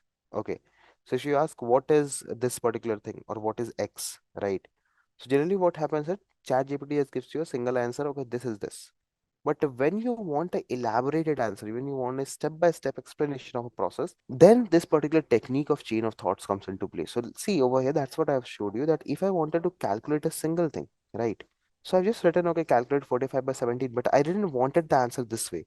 I wanted the answer the other way. That means I wanted the answer to be described to me in a step-by-step procedure. So see, when I said the model, okay, here is how, like, please explain the step-by-step process to calculate 45 into 17. So this particular technique where you mention or where you try to break down the process into step-by-step procedure, that is what is called as chain of thoughts, basically. Okay, where you are trying to, your model tries to describe you, tries to tell you, tries to emphasize on the different segments of the question, that how exactly the answer has been framed. So if you see over here, it is telling you basically how exactly it has came to a conclusion. Okay, how exactly the answers are being framed. Okay, one by one, line by line. So this is what exactly chain of thoughts is, providing, like, making a chain, interlinked chain of different steps. Now, the next particular technique that I am going to discuss over here is called as prospective prompting, guys. Like, this is a very famous method, by the way. So I don't know, like, if you guys have heard about it or not, but let me still give you an idea about what exactly this particular thing is. Okay. So prospective prompting is basically when you try to get a better understanding, or you want to get a better idea of any given topic. Okay. So let's say if you want to take an idea, or if you want to go ahead on a discussion or a debate, right? What you do before going to any debate or any particular extempore or something. Okay. So basically, dear, before going to debate or something, what we do is that we try to take an idea of the topic, or in what aspect we are going to speak, right? We try to take all the different kind of information and analyze in aspects. Exactly. So prospective prompting is a technique that encourages your LLM to consider a problem or a scenario using different viewpoints. So let's say if there are four people who are in a discussion, so everyone is having different point of view, right? So let's say if you talk about me, if you ask about me from the from my perspective, what exactly AI is, so might be my views can be different from what exactly Vaishnav is thinking, and Vaishnavi's view will be different from what exactly Atul is thinking, and Atul's view will be different from what I am thinking. So basically, retrospective prompting is a technique that will help your model to consider a problem or a scenario from very different viewpoints. Now, this approach can be very particular useful in creative writing, or maybe like ethical decision making, or the scenarios where you have different angles or the implication of a situation. So this is where the perspective prompting can be very helpful to you. Okay. So if in case if you want an idea, or if you want me to give a like example for the same, let me give it to you straight. So let's just say that you are a person finds a wallet on the street. Okay, you are the person who have found a wallet on the street. If you have found a wallet on a street, what you will do? So let's look onto three very basic perspectives, okay? So the very first thing is you who has found the wallet, right?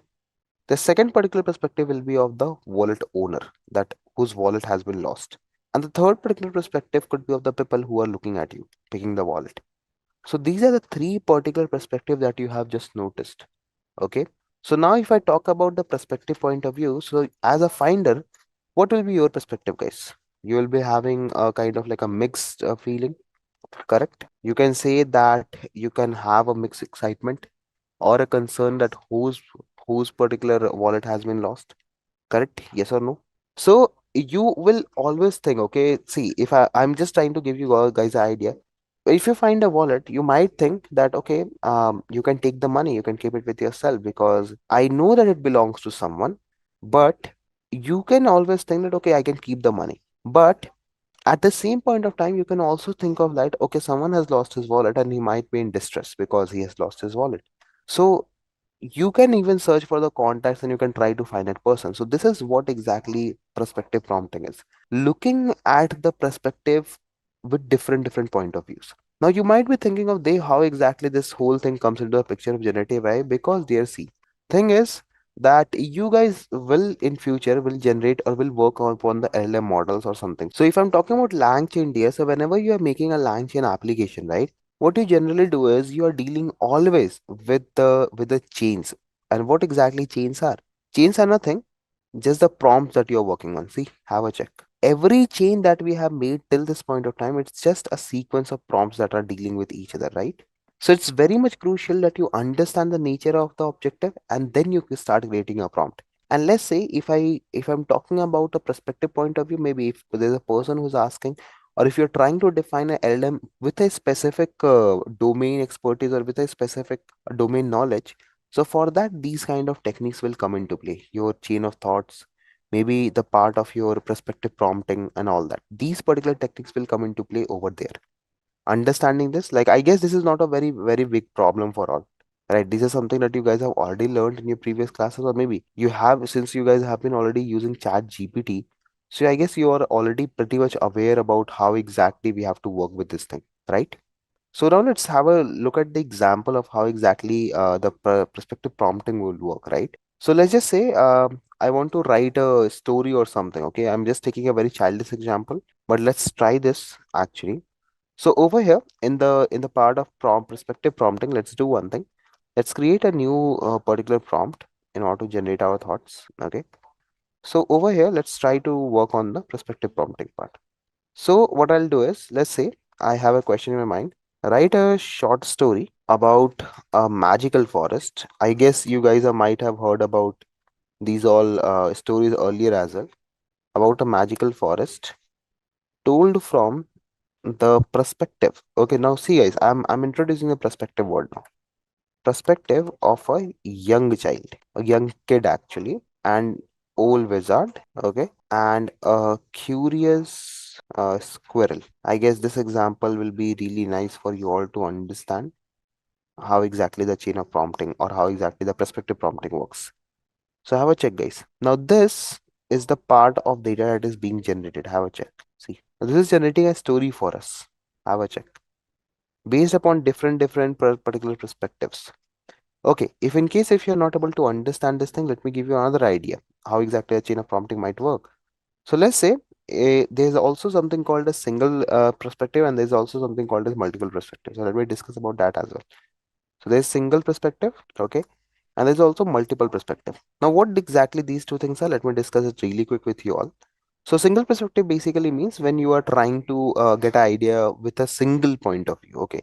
So let's say if I give you example over here, I have a question in my mind that write about a particular topic or maybe about something with the perspective of one person. So let's say if I give you a question over here, might be this will help you understand. So I can write about, let's say, global warming. Okay. I can write about global warming from the perspective of a environmental expert. See, now have a check, guys. I'm writing about global warming from the perspective of an environmental expert. So this actually is a single perspective prompting. Okay. Now have a check. This particular input, this our particular output is basically being generated from the part of as a perspective of an environmental expert. Okay. Now have a check over here. Now, if I want to do the same thing, if I want to generate the same kind of context, but now this time I would write it from the perspective of multiple point of views, okay, like from multiple persons' point of view. So I can say over here the same thing. See, write for okay the topic of global warming. Okay, see global warming from the multiple diverse perspective. Include a name and points from different ones, such as now mention your thought process over here, like what you want to be included, like human interference. Okay, you can write about human interference and other things also, guys. Like what are the other features, like other things that can conclude to global warming. Like what are the other things that we can include over here in the global warming part? We can write human interference, increase in industrialization, right? Industries, population. I guess this could be also a considerable factor. Okay, population, pollution. Now, if I run this code, have a check. If I run this prompt, have a check how exactly this gives me the result. Now, if you notice it out, guys, see, you can say that right now I've not mentioned a name as such. Automatically, it has given me the perspective of three or four particular individual. So if you start with this, let me read it out for you. The reality of global warming is undeniable, but the way it has been perceived, understood, and addressed varies drastically with the individual perspective. Let's delve into few. So Aisha, the climate change refugee, and now she the perspective of Aisha, who is a climate change refugee. Okay. Now Mr. Chain, a CEO of renewable energy startup. Okay. Grandfather Naiku, the tribal elder. Dr. Martinez, the environmental scientist. James, factory worker of a developed nation. And the global warming skeptics and the earth, the silent analogy. Now, if you look onto guys, this is what exactly the perspective prompting is actually. So we are having the perspective of different individual based upon the same kind of thought process. And now if you're building, let's say if you're trying to build an educational LM or maybe kind of a LM that is working with the educational field where you can like you can program the prompt for having discussion or something like that. This is the actually the prompt that you guys can use over there. So this is the second technique, guys. The problem that we have taken over here, let me just paste out the problem as well so that you guys can have an idea on it. So let's take this problem. Okay. So this was the problem that we have taken in consideration for our experiment. And guys, again, one thing more I would like to suggest over here that the way I am prompting, okay, this is based upon my experience. Okay. Your experience of prompting might be different from what I have just showed you on. Okay. So there could be differences. Okay. There could be a lot of differences between how exactly we guys are doing the thing and how exactly you are doing the thing. So it can be completely and entirely different actually. Okay. So what I'll suggest you all is if you guys are working on any particular prompt engineering technique, try to be creative over there. Okay. So I'm also mentioning the like the key points of every particular prompting. So chain of thoughts and then we have perspective prompting. Okay. So both are mentioned over here. Okay. Now moving forward, everybody, this is the perspective prompting concept. Now, third concept that we are going to study as of now, it's very interesting actually. It's basically called as tabular prompting. Okay, so tabular prompting is a very interesting concept for those particular people who on daily basis they are dealing with Excel or maybe who are on daily basis who are dealing with the data that is in tabular format. So if I take an idea of it, so tabular format is a technique that is used to present the information in the structured table format, and this actually helps in clarity and the organization of data. Okay, so whenever you are trying to use data analysis or you are trying to make some report or something in that particular aspect or in that particular time, this tabular prompting will come into play. Okay, so the third particular technique is called as tabular prompting. Okay, now this technique is very famous between the individuals who are working actually with the part of, you can say generally with the part of data analysis or something like that. So you might see they will be working on it generally. Moreover, more or less, they are always working with this kind of techniques actually. So if I tell you definition for the same, okay. So this is a definition of tabular prompting. So the definition goes something like this. So tabular prompting is a technique that was used in AI to present the information in tabular structure and all that. Okay, so I've written over here. If in case if you want, you can read a definition from over here. That's completely fine. Okay. Now, as the name suggests, we are going to work with tables. So let me present directly with the, let me start with the example so that you guys can have a clear bit of idea like how exactly we can start or how we can work with tabular prompting.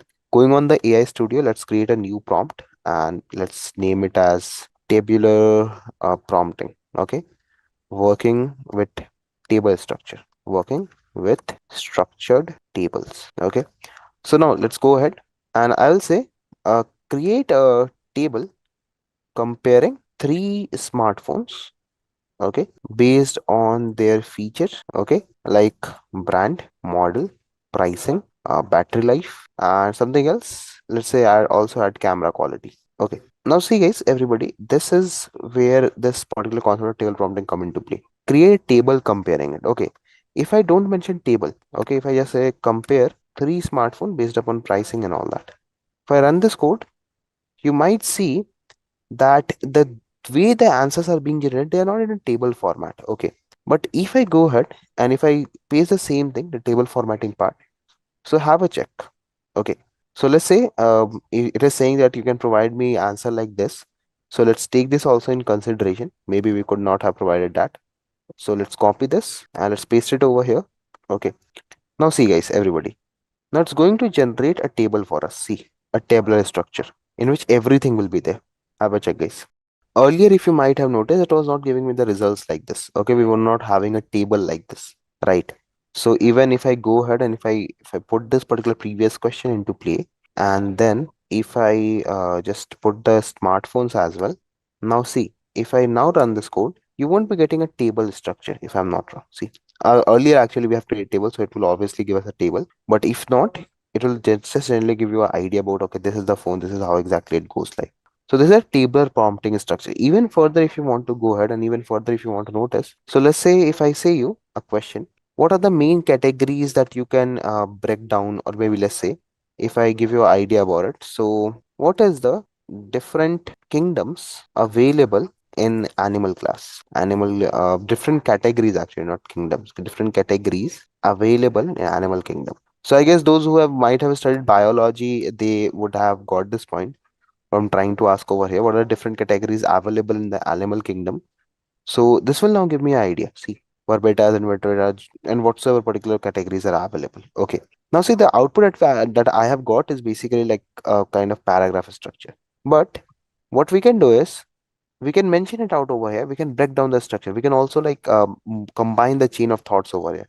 So I can say what are the main categories. Okay, you can categories, you can break your answers into, okay, answers with these. Okay, what are the main categories? Okay, you can break your answers with these categories, separate it into different columns. Now have a check now guys, everybody. See, again we are having the table structure. Have a check. Perfect. So this is what exactly tabular prompting is, to give you more clarity on the answers. Okay. So let's say if again if you want to further move ahead and if you want to further enhance your answers, you can use another prompt. So you can say now create one table that includes your original answer. Okay, with these categories. Okay, see, separated by different columns, separated into different columns. And again, guys, I'm just letting you know this is what I have got from my idea. Okay, so this is what like I have understood from using Gemini and all like every particular platform over the year how exactly they respond. So this is my prompts or this is my experience with the prompts. Again, your experience with the prompts can be a bit different, but the context or the equations will remain the same. So if you see over here, now if you look, the first answer that we have got was combined with the second input, and now this is the final table that you have got. Okay. If you would do the same thing in Chat GPT, you might get a table like structure. If I do the same thing in Gemini, I'm not very sure how exactly the answers are going to be framed over there, but let's still give it a try.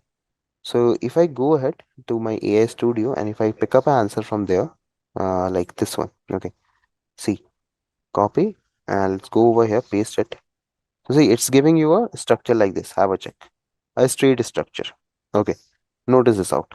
Now if I go ahead and now if I do the same thing, but using a table format, I don't know how exactly Gemini will respond to it, but let's have a check. Okay. See. Perfect. Now have a check, guys. And even I guess if you're using Gemini, you can directly export it to sheets. See. And then if I go ahead with the another question that we were comparing. So let's take this. What are different kingdoms? I paste this out. Okay. And now if I go back and if I use this, what are the main categories in which you can break down your answer? So have a check. Now see again, we have got a table like a structure. And then again further down, if I go ahead and if I create it into different columns. So now see the idea guys, everybody, right? I guess it's pretty much easy guys. There's no hectic thing as such involved in here. You just need to understand one thing that whenever you guys are working with any kind of problem as such or any kind of technique as such, the very first thing is you need to break down or you need to understand what exactly is the ask of the technique is. Okay. Now the discussion that is on that I'm going to do, it's on ABA prompting. Okay. So ABA prompting is very much famous these days due to obviously its creativity. Because in the terms of language model, whenever we are talking in the terms of GPTs and all, there's a prompting technique called as ask before answer prompting. Okay. Now, ask before prompting is a technique where you particularly go ahead and you try to give a question to a GPT before getting an answer. Okay, that is what exactly the ask before prompting is. Okay, ask before answer prompting is. So if we deep dive into this concept, okay, if I'm going ahead and if I'm trying to deep dive into this concept as such, so let's just say that if you want to discover, if you want to ask some question, okay, so this particular technique will encourage the language model to ask a clarifying question before providing you a response. Okay, using this approach, the model will understand very clearly that what are your intents and what are your requirement before generating any answer. Okay, so that is what is actually ABA is, everyone. Okay, that is what exactly is the meaning of ABA is. Okay, so I've written a definition over here, the same thing that we have been discussing as to and fro. And let's say I will just paste the link over here for the further clarification. So let's not waste the time. Let's create a new prompt. Let's create the prompt for ABA, that is your ask before answer prompting. Okay, so this area would be asking questions before answering. Okay, chalo. So let's go ahead and let's try to work with the same. So the prompt is that if you ask a general prompt, okay. So let's just say that I'm going to ask a prompt like, what is the capital of France? Okay, let me write. This is a very general prompt. Okay, what is the capital of France? Okay, if I run this code, you'll obviously get it's basically Paris. Okay, very nice, very gentle, sweet answer. But now, if I go with ABA prompting, okay, the questions will be something like this. The prompt that you're going to generate will be something like this. Let's say, to provide the most accurate answer, okay, I would like to ask a clarifying question first. Okay, are you asking about the current capital of France or historical France? Historical capital. Now, if I run this code, see the way the answers has been given. Okay, you're very wise, and to be precise, it is true that country's capital can change over time. However, in the case of France, the answer remains the same. Paris is the current capital and has been capital for many centuries. Okay, now this might not be the perfect question you can say for answering this particular thing.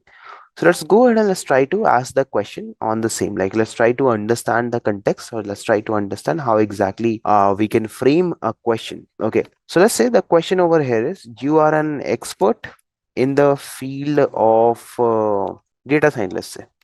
Okay, okay, this is just an example. Now let's say I'm going to ask you, okay, I'm going to ask you some questions, okay, or you can say some specific task. Okay, but before you answer, to I want to do the following. Okay, if you have any question, or if you ask any question about my task, if you ask any or uncertainty about delivering the answer, or you can say delivering the best answer, always ask the bullet points. See, I'm trying to frame a statement, that's why I'm taking time, so that you guys can get the best out of it for clarification before generating answer. Perfect. Is that understood? Now see, basically dear, if you might have noticed, I have not asked my question as such, but I have told the model that what I'm going to do. So I've told the model that, okay, you are expert in the data science field and I'm going to ask you to perform some specific task. But before you answer me this question, I want you to be specific on a particular thing, that if you have any uncertainty or if you have any doubts regarding my task, please ask it to me, and always ask the bullet points for the classification or the further clarification. Now, if I run this code, or if I run this part, so see, it's going to ask, excellent, I'll understand and I'll prioritize the clarification before crafting a response. Okay. Now, let's say, ask away, I'm ready for data science challenges. See, my question is how regression works. Okay, your task is to provide me explanation. Okay, please ask any question you have so that I can improve my prompt. I can improve my prompt before you complete your task. Now have a check, guys, how exactly the prompts are being framed. See, check it out, everybody. Now it is trying to ask you the questions. Okay, before answering, it is trying to ask you the question at how good you understand regression, what your understanding, Okay, what's your goal in understanding regression? And is there any specific aspect of regression you're particularly interested for? So this is how exactly this whole thing will go. So you can write the answer of yours over here. Like, I am not completely new to the concept. Okay. Second thing, have you worked with regression before? I have worked with regression already. Okay. Let's answer like 1, 2. This will be more appropriate. Then 3 is, are you interested in a specific type of regression? I am interested in linear regression, let's say. Linear regression, I will mention over here. Okay. Now let's answer the fourth question. So what's, are you looking for a high level overview? I am looking for a higher level overview, let's say. Now exactly guys, like this you are basically trying to give you the input of your understanding to the model so that model can understand what exactly you need. Okay, do you want to be able to implement regression yourself? Yes, implementation in Python. Okay, now see the sixth question, how the models are trained. I am looking for how the model is trained. Now once I give the inputs from my end, so now see, now it is asking a question so that you can go ahead and you can, like, basically it's asking me the questions based upon this. So now you can also give this answer that, okay, what are the mathematical concept you want to use, which particular library you want me to use, right? So this is how the model is working on ask before answer prompting. So it will take every input from you and then will generate a specific output for you guys. Okay. So if I give this answer, see, now, okay, I'm ready to explain this. See, everyone, you're already familiar with redirection, have used scikit-learn and want a high-level overview focused on the least square method for training. No need to delve into a technique for improving the model. So now see, guys, everybody, this is how exactly it is giving you the results based upon what you have given the input. Okay, so this is what exactly is ask before prompting is. Okay, so it basically that model asks you the question before you go ahead and before you do anything. Okay. Perfect. So this is one more kind of prompting. So we have discussed four primary kind of prompting as such. So we have ask before prompting.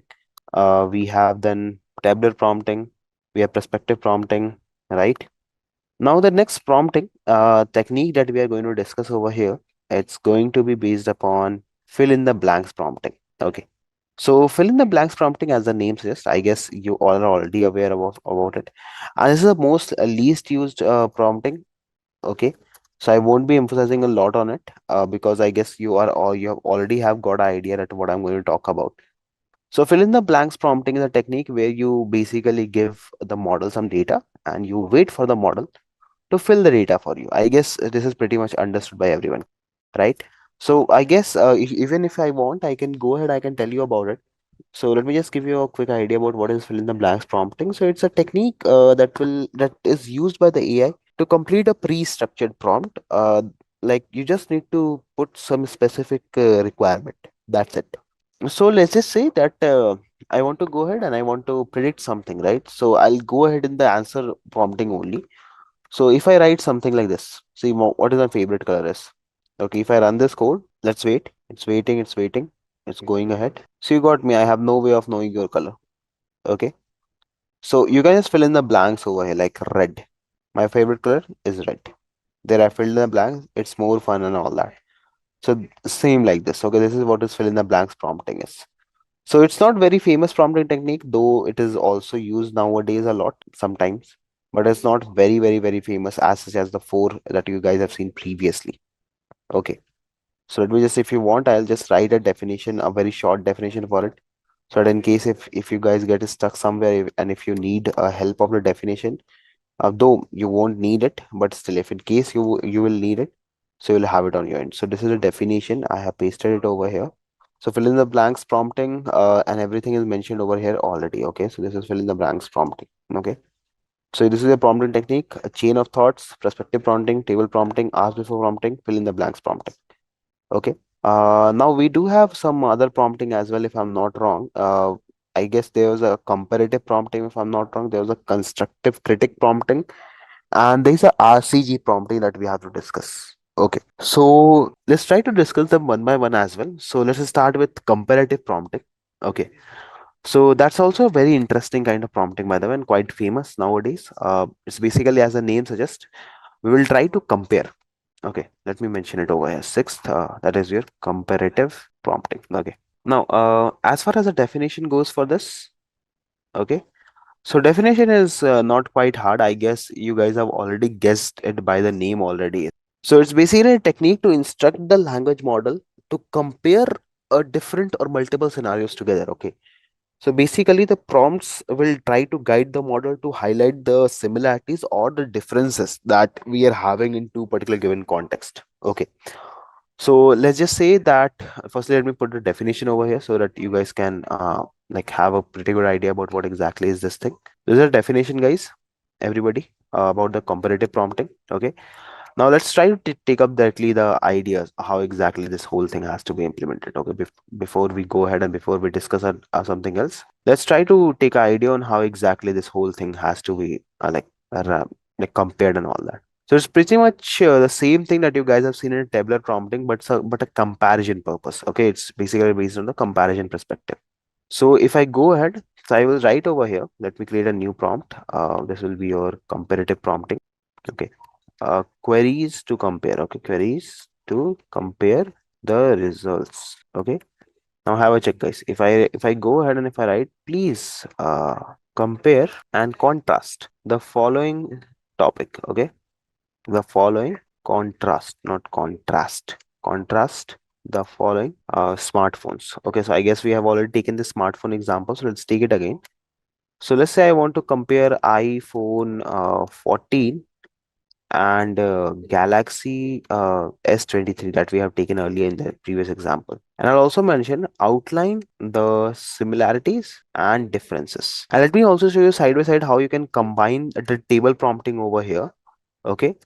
So I will mention the changes that I need in design, the performance, okay, camera, quality, and price. Okay. And if I write table format, this will actually give me the results in table format. That means I'm trying to combine two techniques together. That is a comparative prompting and a tabular formatting. So see guys, everybody. See, whatsoever I mentioned over here, the design, quality, everything, it's basically design, performance, camera, quality, and pricing. See, similarities, both phones offer the premium design, aluminum frame, and all that. The differences, perfect. Conclusion, perfect. This is what the comparative prompting is. Moreover, if you do want, you can have different other prompts as well that you can use. So, like if you want to go ahead, you can say that please compare. Okay, maybe we can go ahead and we can say that please compare the context or please compare something different. So let's just say in this particular given scenario, I can go ahead and I can say that please compare and contrast the following text, or maybe you can say that if you want, we can also outline something like maybe let's compare Apple and Microsoft.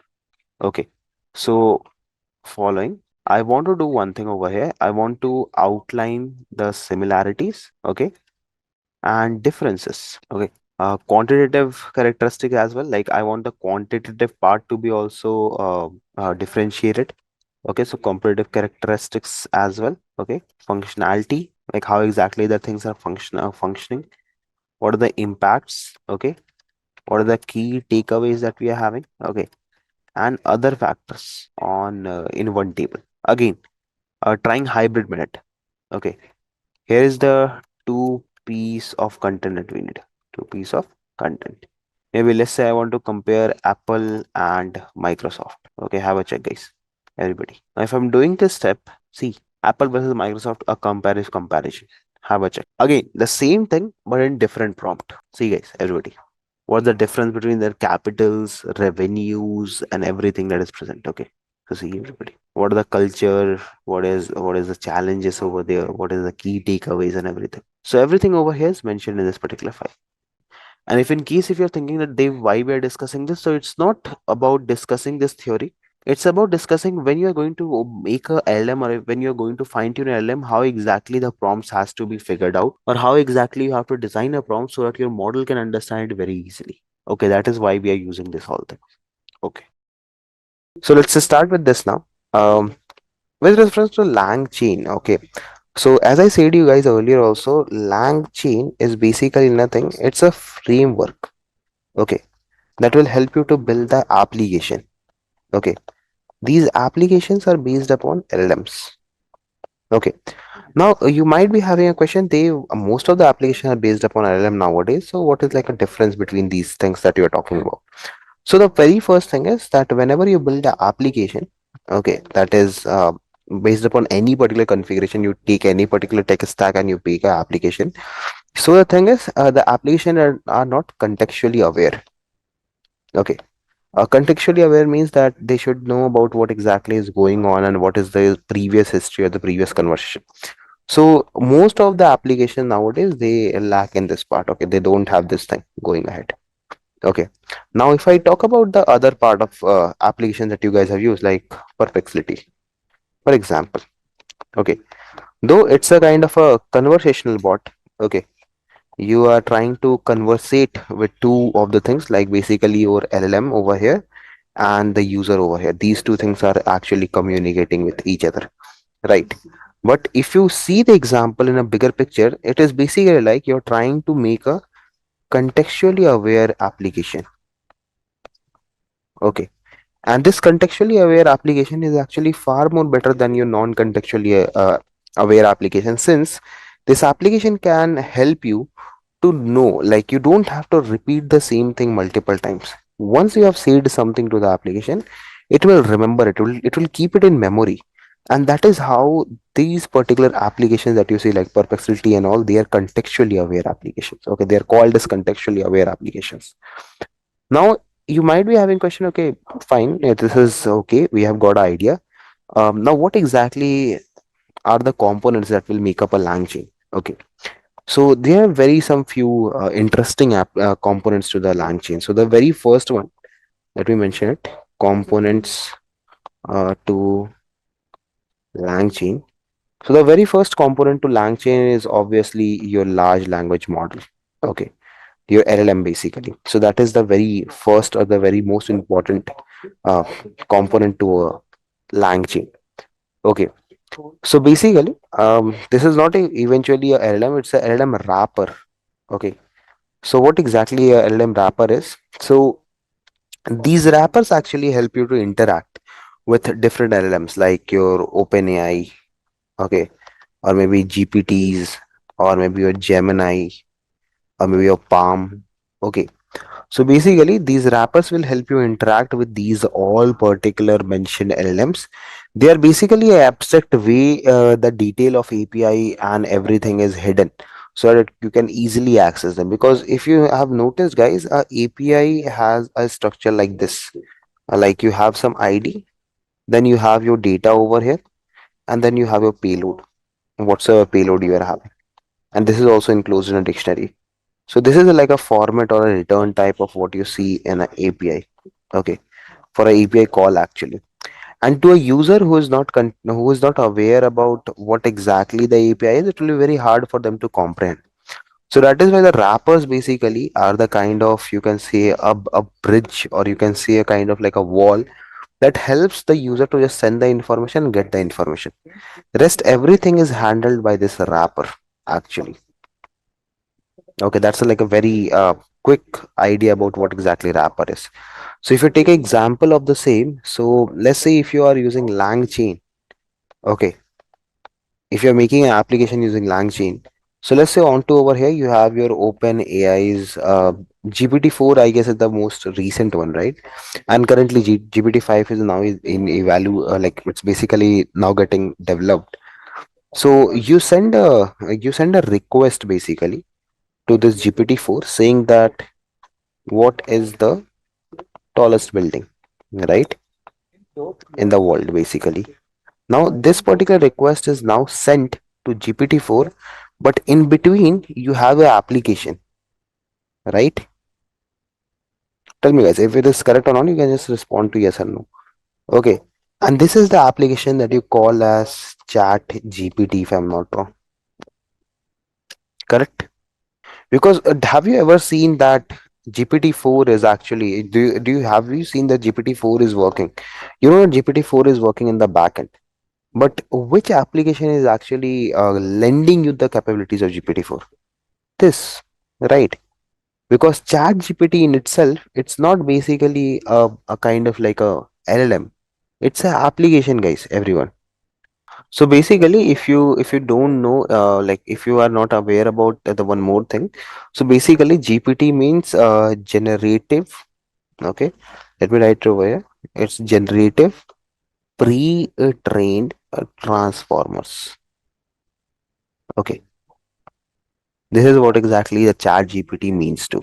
Okay, so it is basically this name was kept to highlight the capabilities in generating the human text, and it's pre-training on the vast amount of language data. So that is why it was named as chat GPT actually. Okay, perfect. Now, as we guys were talking, the very first component is LLM wrappers basically. So this is done. Now let's just say that if you want to go ahead and if you want to code this up, so if you want to connect your LLM to a particular application, so the process is going to be quite simple. Okay, it's not like it's very like humongous and very complex process through which you go ahead and through which you interact with the application. It's very simple. So what you do is you simply try to import some of the libraries like from LangChains. You import the LLM. Okay, and then whatsoever LLM you are using, you can import that. Like let's say if I want to use OpenAI, I can use the OpenAI. Okay.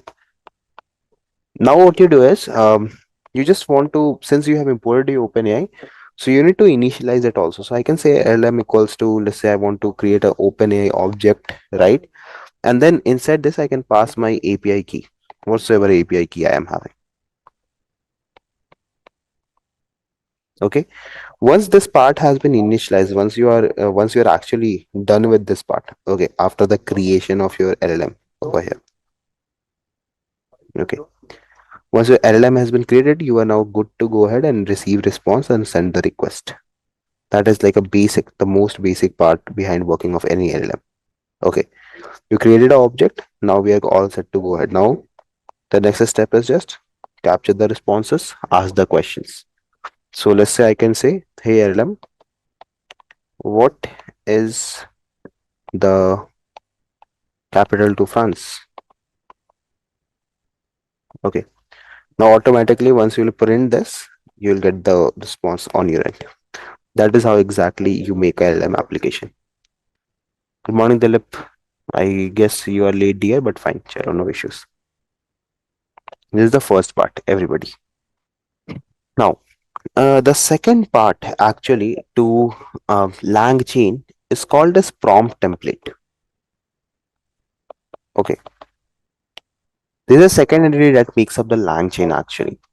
So basically, the prompt template will allow you to define how inputs are structured before they are sent to LLM. Okay, like how exactly you are going to send your input. So you can say this actually, this is the way to interact with the LLM. Okay, interact with LLM in terms of input actually. Okay, in terms of input. Okay, so let's just say that if you are going to send a mail, okay, or if you are going to send a particular question to LLM, so how exactly you are going to tune or how exactly that the statement should be, that is what exactly the prompt template does. Okay, so the very first thing is will ensure the consistency that you are having throughout the period of time. Okay, and even further, whenever you're going to fine tune the model, this will be also useful over there. So firstly, the thing consistency is, let's say if you're user one who is trying to ask some statement, so every statement that the user is going to pass, it is going to be unique with respect to every user, right? Maybe if I asked the same question, like let's say what is the capital to France, maybe some other person can ask it differently, like the capital of France is what, right? So for the same, since we are receiving different kind of input, there needs to be a centralized way through which the LLM can receive an input. Okay, and that is where the prompt template will come into play.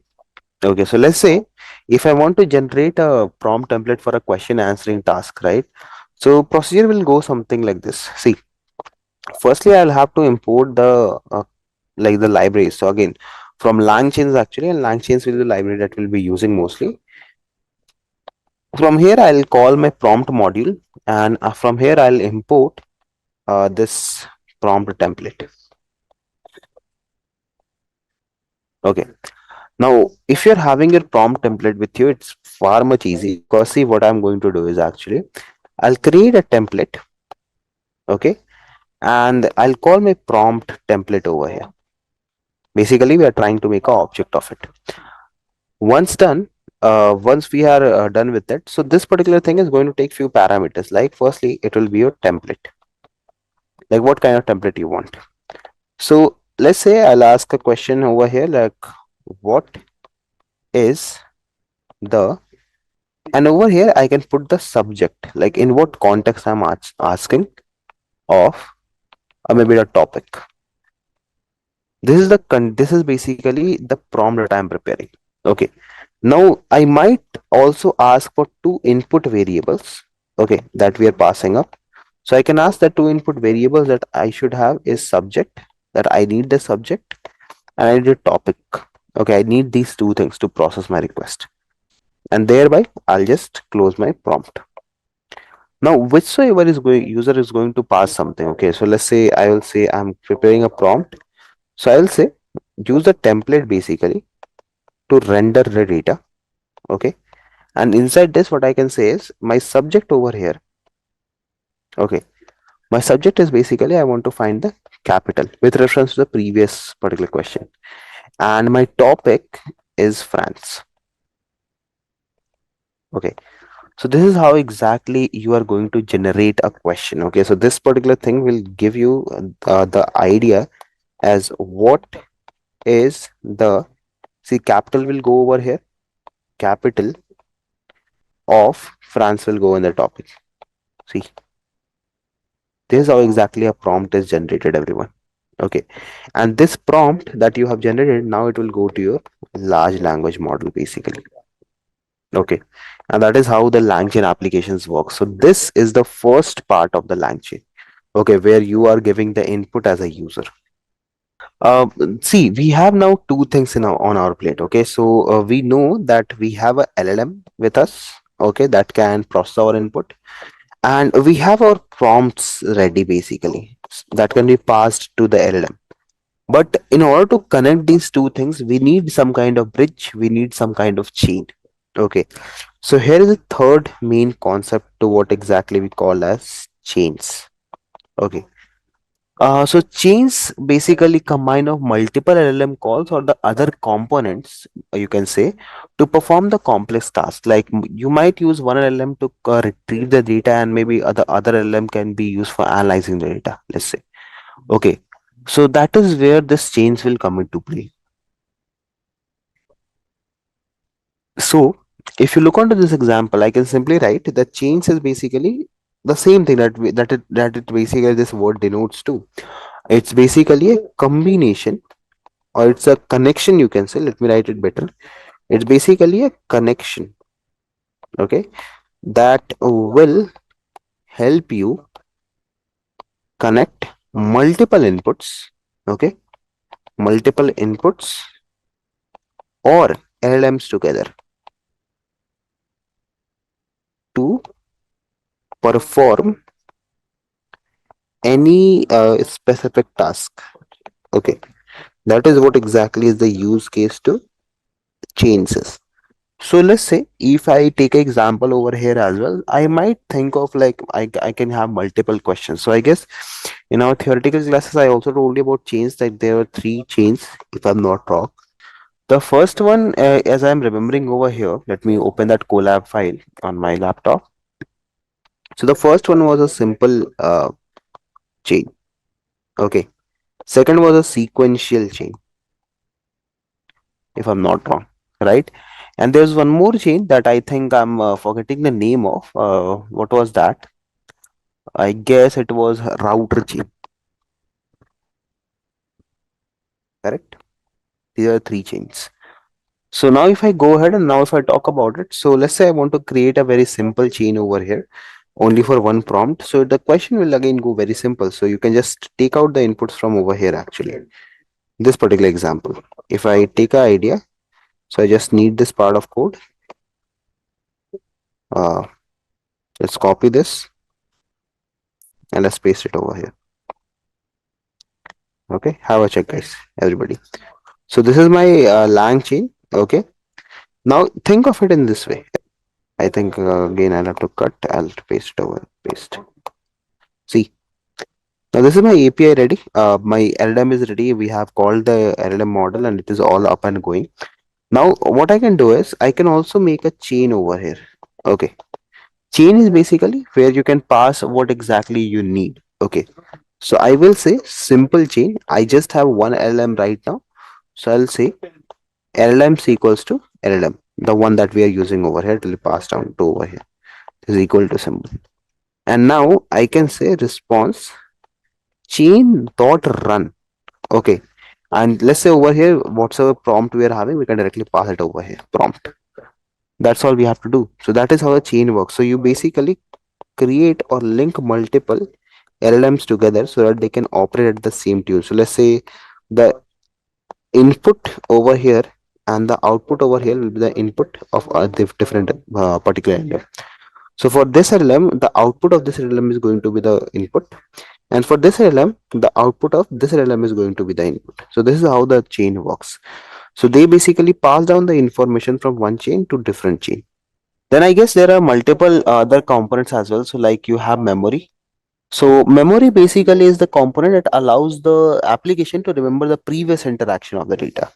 And I guess you might have seen, I guess I might have shown you example earlier as well, where we were trying to compile, or where I showed you that today also Gemini and all, they lack in the feature of memory. And moreover, if you might have noticed, if your application is contextually aware, guys, let's say if there's an application which is contextually aware, so you might have noticed that if there is a if you can say that application is more actually more interactive to the user. I'm not getting the exact word. Yeah, so I'm repeating it there actually. So see, let's say if there's an application onto which your memory is linked. Okay, you have some memory attached to that application. So obviously, whatsoever interaction or whatsoever behavior of yours is with the model, it will get captured over the period of time, right? And that will allow that particular application to create more personalized and more contextually aware responses for you. Like the responses that that application will be framing over the period of time will be more onto the part of how exactly you have interacted with the application, right? So let's say if I give you give you an idea of it, so you guys can do one thing. Go on chat gpt or any particular platform, any particular LLM, or maybe a kind of like LangChain application. Interact with it as a new user, everyone. Okay, you will see that the responses that you are getting, okay, it's very straightforward, by the way. Okay, in the very starting phase, it's like whatsoever you are asking, it will be delivering. But once you are like confirming it, once you are working with the part, like okay, how exactly your responses has to be, once you are like trying to train the model according to your taste, once you are telling the model, okay, this is how this responses has to be, so next time whenever you are going to pass data, right, so you won't have to repeat that procedure. Okay, you won't have to say that, okay, do this thing again. Let me show you an example for the same. So let's just say I'm going to open a perplexity for a second. Onto over here, if I go on perplexity, let's say I have a mail. Okay, maybe let's say I can say, dear sir, I hope this mail finds you well. Okay, um, maybe I'm writing to inform, I'm just trying to create a very blunt email. I'm writing to inform I won't be coming office today. Okay, so please keep this noted for future references. Okay, regards, Dev. Okay, now if you look onto this email, guys, so as a first person overview, does this email sounds very like aggressive and very straightforward? Correct, because it sounds that to me actually. If I look into this email, I can easily say, okay, this is not a way you tell someone that, okay, I'm not going to come to our office, right? Is my understanding correct? So what we are going to do is we can rephrase it actually. So let's say I'll say rephrase and I'll instruct my LLM over here. See guys, the first instruction is the action. Okay, what is the action that you have to take? I'm saying that rephrase the mail. Second thing is basically I'm telling you in what way you have to take the action. So I'm saying that tone of the email should be formal. Okay, so that is how you train the LLM while on go. So see, if I say a rephrase tone formal, okay, now see the output, guys. Everybody, I'm writing a formula. See the change in the sequence. This was also a formal mail, but it was quite straightforward. This is also a formal mail, but see how exactly it has been framed now. Now, if you go ahead and now if you give me any particular email to this particular model, right, it will try to rephrase it according to the previous context. Okay, I have said over rephrase tone formal. Try using that. You'll get again a new email, but the tone will be still formal. Okay, so this is how you train a LLM on go. And this is what exactly the memory means to, because see, perplexity or any particular new AI that you see nowadays, maybe chat GPT. I'm not going to talk about Gemini though, because Gemini is still under a lot of development. They need to go ahead and they need to develop a lot of things on their end. But the thing is that whenever we're talking about OpenAI or whenever I'm talking about perplexity and all, you can easily check it out that there is a lot of convenience and there is a memory that is associated, so that whenever you go ahead and whenever you generate the output for the second time, you can easily have it on your end. Okay, it can remember the previous part of the data. It can see that okay, what is going in the previous part of the data, and it can easily return you the results. That is what exactly is the concept of memory is over here. Okay, now the third thing is, let's say, uh agents basically. Okay, so there's a concept called as agents, and I'm writing in this bold, because it is important. So agents are basically the dynamic system that the LM uses to determine which action has to be taken based upon the input they receive. Okay, so it's basically like the bodyguard, you can say. Okay, so whatsoever request you send to a LM, it basically goes to the agent first, and agent determines okay to what LM you have to go. If let's say if you have asked to generate an image, so obviously the a different particular LM has to be called, or a different LM service has to be called. So that is what exactly the agent task is. Okay, it based upon the input that you're trying to give, it will try to give the data, or it will try to move the data to the LM so that you can receive the specific output. Okay, so let's say you have an application, and your application is connected to five different LLMs, let's say, or maybe five different websites for searching information. Now let's say if I come to you and ask you a financial question. Okay, now tell me guys, if this is your application over here and you are connected to five different websites, for instance, okay, and one of them is financial website, one of them is like a sports website basically, if I take one of them is like business website, one is educational, and let's say one is basically some tech website. Now if you have asked this question that okay, what is the price of Tata Motors as of today, right? So if you ask this question to a general application, obviously what the general application will do, it will go to every particular website that is mentioned. Yes or no, guys? Very simple. And then out of all the given information, it will see where it is going to find the word Tata Motors, and then it will return you the results. But if I'm talking about the LLM, and specifically if I'm talking about the agent, what agent does is when the question comes into play, right? It will try to take action based upon what kind of question it is. So obviously, when you are asking a finance question, you have a different kind of a prompt, right? That what is the stock price of this particular stock. So based upon a prompt, the agent will directly assign that part to the financial LLM without any delay. What is the advantages? First thing is time less, computation plus plus, both the things. Your computation increases obviously because you are not wasting your resources over here. You're trying to save the resources. Time reduces because you are directly reaching out to the point where you have to go. That is how, and that is what why the agents are important actually. Okay. Then the other component is basically the document loader that will help you to load the document and process the documents from various sources. And then there's a retriever that will help you to retrieve the relevant piece of information from large data sets. So these are the some of the components that will make up your LangChain complete, and using which you can make a very good LangChain based application or the LM based application. So I guess we can go ahead and we can talk or we can implement the LLM directly. Okay. So let me open a particular project for you that we can work with. and using which we can go ahead and we can like make a kind of application. Okay, so let's work with that. Okay, perfect. So let me share my Google Colab with you really quick. We already have Perplexity open, so we'll just switch it off. Let's create a new Colab file over here. And one more thing, guys, the AI that I'm going to use over here, it's going to be the OpenAI. Though some of you might be having its key, some of you might not be having key. So I'm going to show it in a very clear way.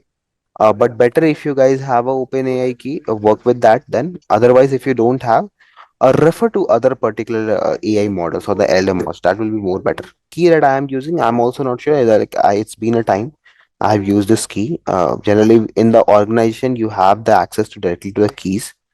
So I'm loading my key file over here. Okay, it is having my key actually. And what I'm going to do next thereafter is we will try to load up this key into the environment that we are having. Okay, so let's begin with that firstly. So I'll just put up some of the things for you all so that you guys can have a quick idea that what are the things that we are going to do. So LangChain and all that application, the basic parts that we have just discussed till this point of time, it's over here present. Uh, I'm going to install some of the requirements that we are going to need, by the way. So we will be installing, I guess, we need the LangChain module. Okay, so we'll use that. And moreover, as the LangChain, we also need LangChain community package. Okay, so any particular new thing that comes, it comes in the LangChain community. So we need both of them.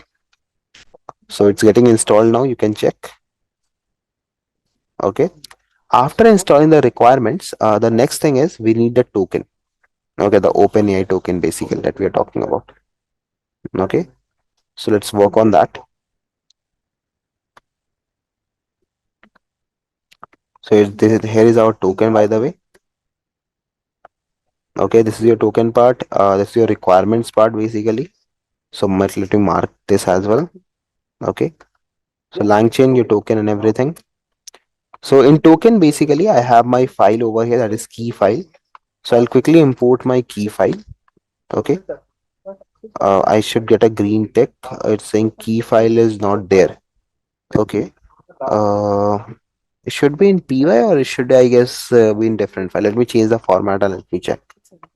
Uh, Rename, I guess I will have to do py. Yeah, let me download it. sk is not defined. Okay, just give me a second. I guess I might have made a mistake. SK because I would not have put it into braces. So it is now considering it. Yeah, perfect. Okay. So let me show you in the notepad actually so that you guys can have an idea.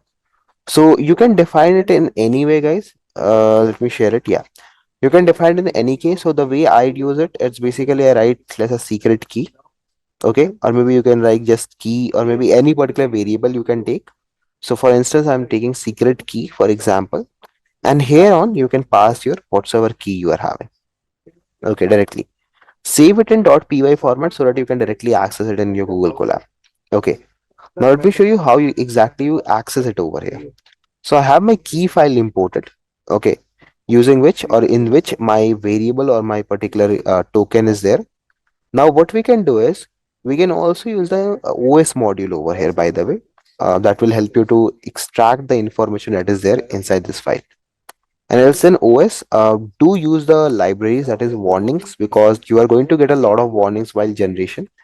So use the filter warnings also so that you can filter out the extra genius details that are there. Now there's a token part. Now how exactly you're going to load token? So you just have to say os dot environment. Okay, because we are working on an environment right now.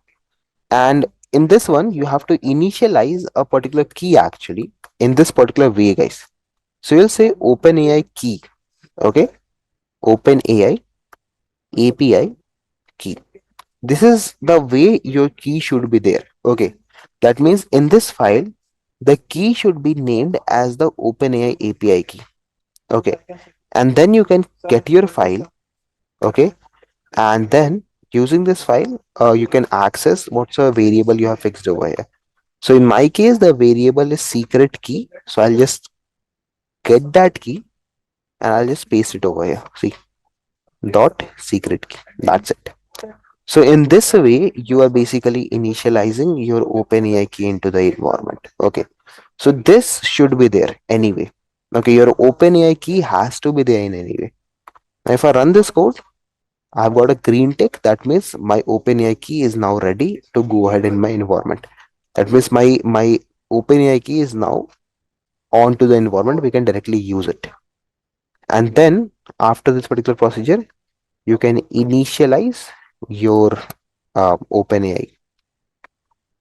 See, have a check how. So you can simply say from LangChains dot LLMs import OpenAI. See, we have initialized the OpenAI part now. Okay, that means OpenAI is now there. If in case if OpenAI is not there, okay, so what you can do is you can install it obviously. So for the same, you have pip uh, install. I guess for all the users, you can say -u, and you can say LangChain dash OpenAI. This will work. This will basically be the application. You can see the interface. It will help you provide the access to all the things in OpenAI.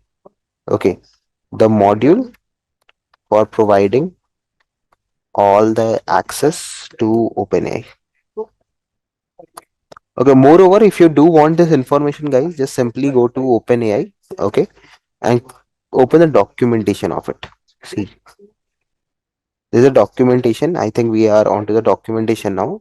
So you can how you are going to make requests and everything like introduction. So you can see it's saying OpenAI, then how exactly you can get the OpenAI key, like other things as well. So from OpenAI, import OpenAI, then your organization ID, your project ID. So how you can create a project inside the OpenAI and how you can make a request. So this is how the request goes ahead, guys. See. Now, if you might have noticed, obviously it is not feasible for us to write everything over here, right? So this is a request query, by the way, and this is done in GPT 4 or Mini.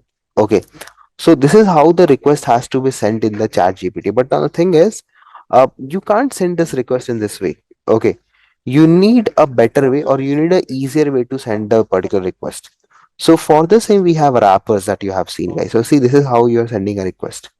You are sending a stream saying that okay, this is GPT 4 Mini. Your message is a user and content is say this is a test. That's it. Now, using this particular thing, you will get an idea of how exactly you're going to get the responses and request. Okay.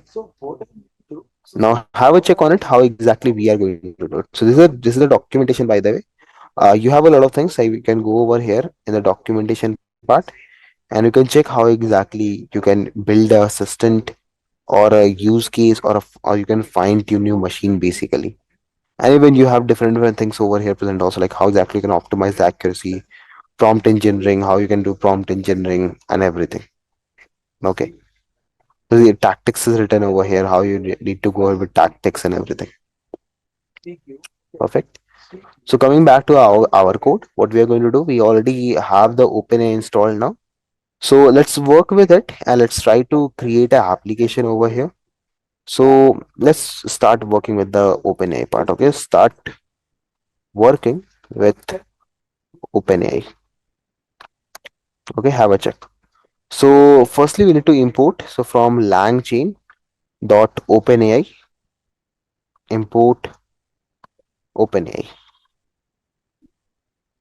Okay, we have imported the OpenAI. It's saying LangChain OpenAI. Okay, it should be underscore, not this one. See, now it's going to take time because loading all the things that is there in the OpenAI part. And here onwards, we are going to create the model for OpenAI. Have a check, guys. So I can say model equals to uh, OpenAI. And now I'm going to set some temperature. So do you know about temperature by any chance, guys? Like in general words, I'm talking in very general words. Do you know about temperature? How hot or how cold a particular the particular day is. So similarly, In models or the LLMs also, we have the concept of temperatures. Okay, so basically temperature concept is to tell how creative your model is. Okay, like how creative the responses has to be.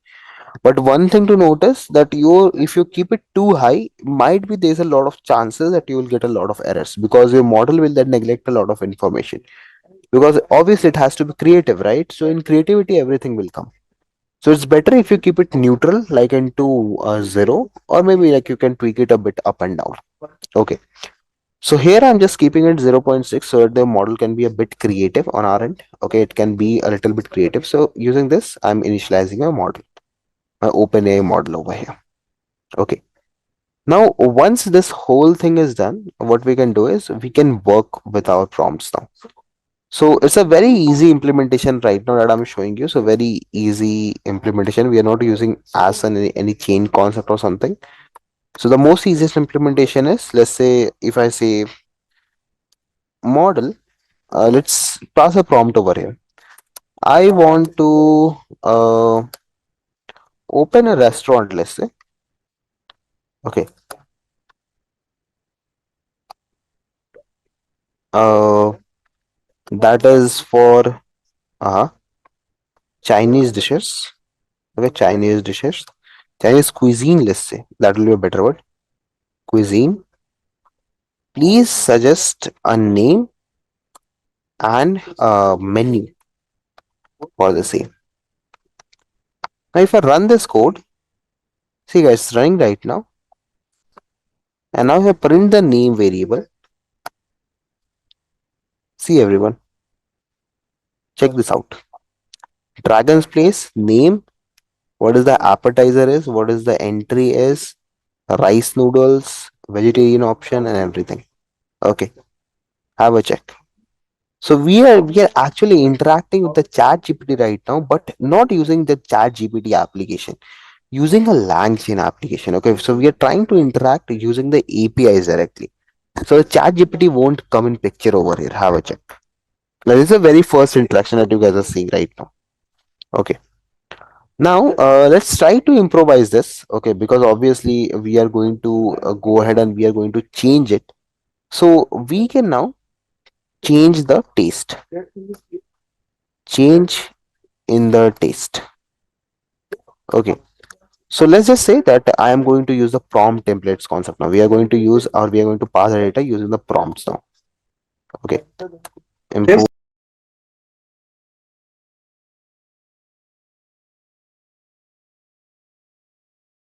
Temperature basically means that how creative your model should be. Okay. Like let's just say here that if you're going ahead, okay, and if you have seen the large language model, they are mostly neutral, right? Now let's say that if you want your model to be a bit creative, okay, or if you want your model to be a bit random, okay, that is where temperature concept will come into play. So it's basically a parameter that it will influence the randomness of the model output. Okay, so if I have kept it to zero, it will produce most deterministic output, like most probable next word, or most like suitable answer for the given question. If you set it to 0.6 or maybe a bit higher, so this setting will yield some creative responses. Okay, that means your responses will be real, but it will try to be more creative for it. Okay, you can say that it will try to put some innovation in the answer. Okay, it will try to go beyond the limits a bit. If you set it to 1, okay, it will be more imaginary responses. Okay, like you won't see some real responses as such, and the responses that you will get will be more imaginary. It will be like, okay, something out of the world, something made up, something like that.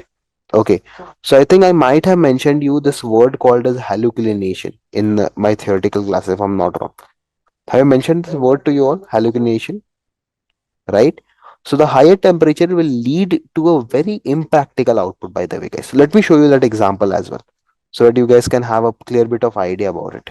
See, um, I don't know if you guys know about it. There's a Google Maker suite, by the way, where you can test these things. See, so let's say I'm right now working on Gemini 1.5 Pro experimental. Okay, and right now the model temperature is set to zero. Okay, I'm asking what is the, let's use the same question actually. See, let's copy it, let's paste it, and let's run it. See guys, everybody. So it's a very like you can say it's a very proper name, elegant and suggestions basically. So all the names, modern, catchy, sample menu, and everything we have got. Okay. See, very realistic and very normal kind of thing, right? But now let's do the same thing with a better or with a higher temperature. Let's head to 1. Okay. And now let's generate the output. Okay. See, have a check guys now. You might see earlier it didn't give us any particular description about the name. See guys, everybody, have you noticed it? Earlier there were no particular descriptions given, right? Now if you see, there's a description given to everybody. See, evoke a sense of luxury and traditional Chinese architecture. I didn't ask about it. I didn't wanted it, right? But see, with each and every given name, there's a tagline. And now let's increase it to 2. Okay. And let's now do the same procedure. Now, if you will notice all the names that are there, okay, you won't have listened this names or these names are basically made up. You know, if you might notice, see, salt and pepper, calamari, and everything. Okay, so this is how the temperature affects the things. Okay, so it's basically like the particular model is trying to improvise and will give you less realistic responses. So maybe if you want to ask a question, you can ask it over here that okay, how exactly this has to go, and you can set the temperature to check out the results as well. So this actually is Google AI Studio, guys, in which you can use this thing. Do I have a pro version of it? So I'm having tokens. You guys can also check. I guess in the starting they also give some free tokens, so you can just have a check on the same. Okay, where you can go ahead and you can play with different things. So here's the result that we are seeing, and now we are going to work with the templates. Okay, as such, like what exactly and how exactly we can process one output to different input. Okay, so have a check over here. Change the taste, or you can say using prompt templates. So the very first thing that we have to notice out over here is we are basically trying to import basically firstly. So importing is very important. You need to import the correct library. So importing the prompt template, import the library basically. Now the next thing is you need to define the order. Okay, you need to define the procedure, how exactly your data has to go with the whole thing. Okay, like how exactly your data has to be framed. Okay, so in this particular scenario, the very first thing is that we have to design a prompt. So let's design a prompt over here really quick. So I guess we can take the reference from the PDF earlier that we are working on. So the prompt over here will go something like this, guys. Let's have a look. So I can say prompt template equals to, let me zoom it a bit. So you can call the prompt template library, by the way. Put the brace and the same order. I can say my input over here is the input that I need actually. It will be in this order. I need the cuisine basically, or you can say the nature or the reason on which I want the restaurant name. Okay, and then this is a template, by the way, everybody. So I will say I want to open uh, a reason restaurant. Okay, okay. Suggest a name, everybody. Have a check. Suggest a name and the 10 top dishes that we should keep. 10 top dishes that we should have. Okay, a very easy example that I'm taking right now. So I want to open a dash restaurant. That means Indian restaurant, Chinese restaurant, Japanese restaurant, or whatsoever kind of restaurant you want. Okay, so I'm creating a template for it. If I run it, got a green tick right now. And now let's go ahead and let's try to initialize this prompt. Okay, so prompt template dot format. I'll say here we have reason, right? So reason equals to Indian. Okay. Now have a check, guys, how exactly this the LLM is going to respond to this. See, I want to open an Indian restaurant, so just a name and top 10 dishes that we should have. Correct? We have our prompt ready to pass to a model. Correct? Now let's have a check on how exactly the model will accept it. Okay, and what will the responses and how exactly it will be generated. Okay. So see, now if I go, I need to just define the chain structure. Okay, I need to define the structure of chains. That's all. Okay. So have a check on how exactly I'm going to define it. So I will say from LangChain dot chains, we will import the LLM chain. Okay, this is a library that I need. I'll say chain equals to LM chain. Okay. Here I need three things. So you might see over here chain to run queries against the LM, and you can also see the examples. I guess it won't be having examples as such, but chalo, fine, no issues. So I'll tell the parameters. It needs the LM that you're using. So in this way case, our LM is actually our model we have created over here. See, here we are having the model, and second thing that it needs is the prompt. So the prompt that we are passing over here, I think we have not saved the prompt. Nope, we have not saved the prompt. Chalo, no issues. We can directly pass the prompt template over here. Okay, done and dusted. Now this is actually our chain. Okay, this is a chain that we are going to use. Chain that is going to be used. Okay, now if I run this, you have a chain ready. It is saying to validation error, LM field type error, type missing. Okay, LM chain. What is the issue in this case? Let me have a quick check. Model template prompt, everything seems fine. What is the issue over here, dear? Uh, it seems to me everything seems fine. I'm not very sure why it is giving us error. So it is saying over here that our object should be in the part of dictionary and all that. Okay. So no issues. We will have a quick check on our prompts. So prompt over here, it seems fine by me. What is the issue? Okay, we have not put this or what? Let's have a check. To validation LM chain requires type error missing, extra field permitted, type value error, and where this is having the error. The very first line itself in the chains. Okay, let me have a quick check, guys. That what is the issue over here? Like why it is giving us error? It shouldn't give us the error, by the way, but let's still let me quickly have a check. Uh, okay. So if I remove this, will it work? Yeah, got it. So guys, if you might have noticed earlier we were having LLMs. Okay, it's not LLMs actually, it is just LM. Okay, so that is what the issue was. Troubleshooted. Now we are having our chain ready. Okay, so the only thing that is left now is the thing that we have to run the chain. Okay, so I'll say a equals to chain dot run, and maybe we can pass Indian directly. Okay, if I run it, it will take time calling the open API. Let's print A over here. See, guys, name Spice Junction, top 10 dishes. Have a check on it. So let me give you some of the free tools that will help you to like utilize the capabilities of LLM.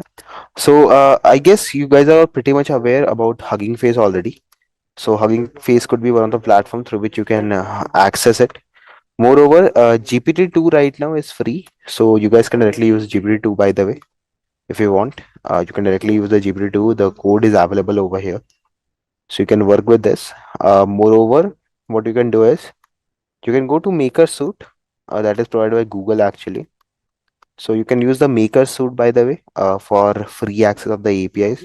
So you can get an API from over here. I think I do have a API created for me. So you guys can directly use it from over here. It's free, by the way. So it's Google AI Studio, powered by Google AI Studio actually. So here's the API, Gemini API key starting, like how exactly you can go ahead and do that. So if you open this, try a collab notebook. So here's the Google collab notebook for the generative AI part as well.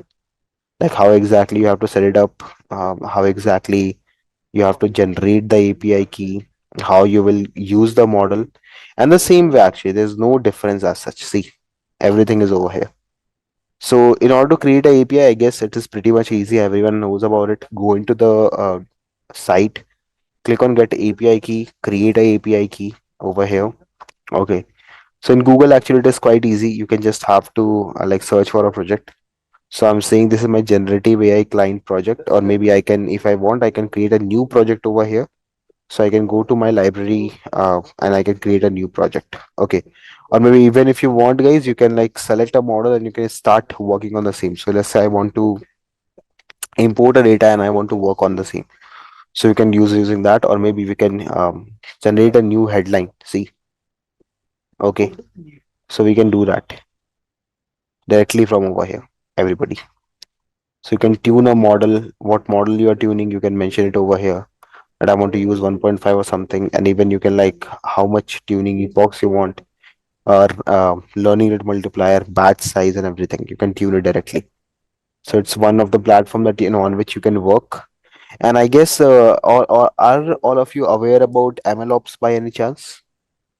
Is everyone aware about MLOps?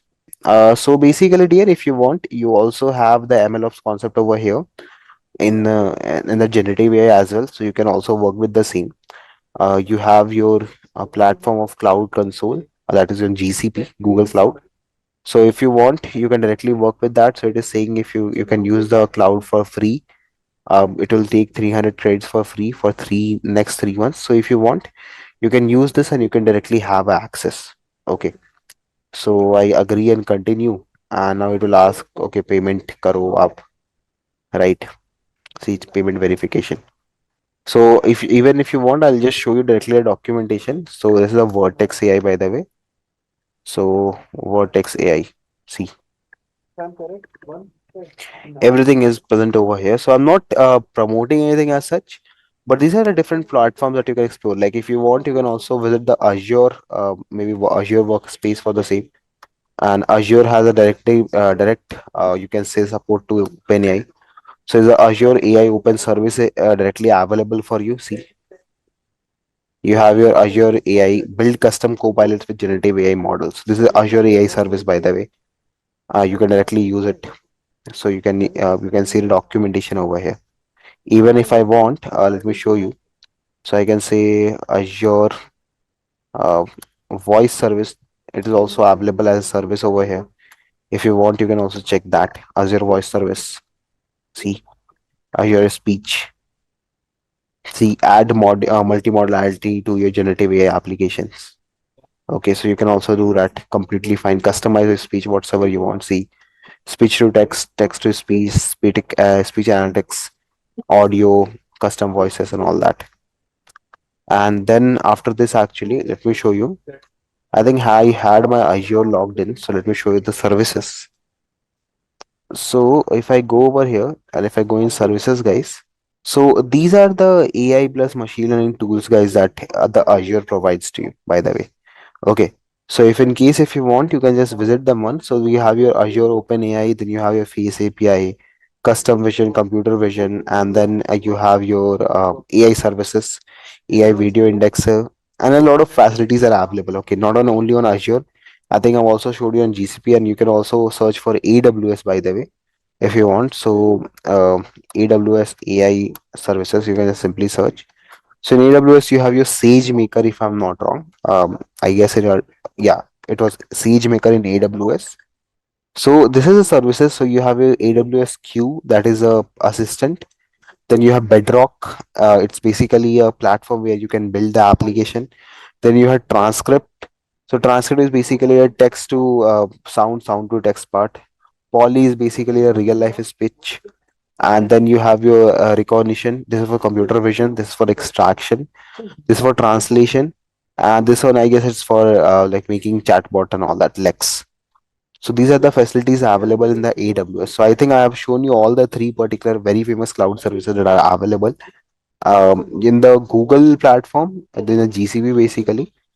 Uh, Sorry, I think it was cloud.google.com. Yeah. So in this Google Cloud, basically, you have another different kind of services available. So if you want, you can just go over here in solutions and you can check for AI. See, Vertex AI for retail, Gemini for cloud, generative AI on the cloud. So if you search for generative AI on cloud, so these are the examples. See, new customers can get 300 credits for free to try Google AI cloud products. Okay. So you can use it for multiple purposes, guys, by the way. So these are like the some of the techniques that you guys can use. Okay, and see if I open, you can see this Try Gemini 1.5 model, latest multi-model from Vertex AI. See what you can build with 2 million token context window. So you can use that. Okay, so again, like I am currently having this issue because I've not done the payments. But in case if you want, you can go ahead and you can make this particular application working and like you can deploy it somewhere. Okay, that will work completely fine. Perfect. So, last time actually what we have done is we tried to analyze how exactly this particular data, okay, how exactly this particular uh, given data is flowing around, okay, like what is the flow of the data, is how exactly everything is coming around and everything in bits and pieces basically. And I think over here we might have made a mistake. I think data equals to this is flows, right? And we have made it. There is a very छोटा सा issue over here. What is needed to be done is we can say data dot index over here for simplicity. Now it will be all done. I think we have again messed up some of the things. So uh, anything else that we need to change is we need to have a y column as well. So we'll put a y column. In y I'll mention close so that we can only plot close column. Yeah, now it's full. Have a check base, everybody. So according to the given graph, everybody, what can be inferred? Can I say that in the last year, around about the same time, the stock prices were very low. Like if you see the time frame, it's near about the year of 2023 in the September part. You guys can, I think you guys can easily see over here. I'm talking about this part, guys, everybody. Okay. And I think round about this particular part, we are nearly reaching the same particular stage. Yes, guys. Yes or no? I think right now we are in September 2023, and right now also we are like somewhere around September. Okay, it's already like mid of August, I can say. So previous year, actually, if you see the prices, so there's a huge inflation everywhere. Like there's a huge difference in the prices. Like last year at the September it was 190, and again if you check out the maximum pricing in the July itself, it's around 230. So it was guys the stock that we're using. What kind of nature of that stock is? That means it is a rising stock. It's a gaining stock basically. Can I say like that? Everyone?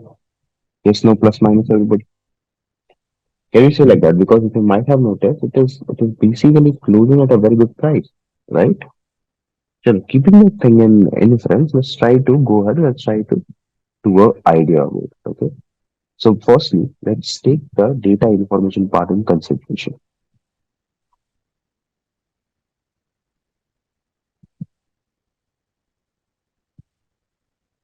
Okay. So how do you extract the information of a given data, guys? Everybody, can you please tell me how do you go ahead and how do you grab the information about data? Which function? It's basically data dot info, simple as that. Okay, and once you do that, you will get the idea about your data. So I can see over here, I'm having six columns in total with open, high, low, close, adjusted close, and volume. Okay, and in total we are having 253 entries, everybody. So now you might be having question there, why only 250 entries? Why not 365 entries, right? Correct, everybody, because you might be having question in 1 year, right? In if we are talking about 1 year, we have around 365 days, correct? Right? Now tell me, guys, if you're talking about 1 year, in 1 year, how many weekends are there? How many Sundays are there? 52, right? 52 Sundays, correct? There are 52 Sundays and 52 Saturdays, correct? Now, guys, in total, it's 104.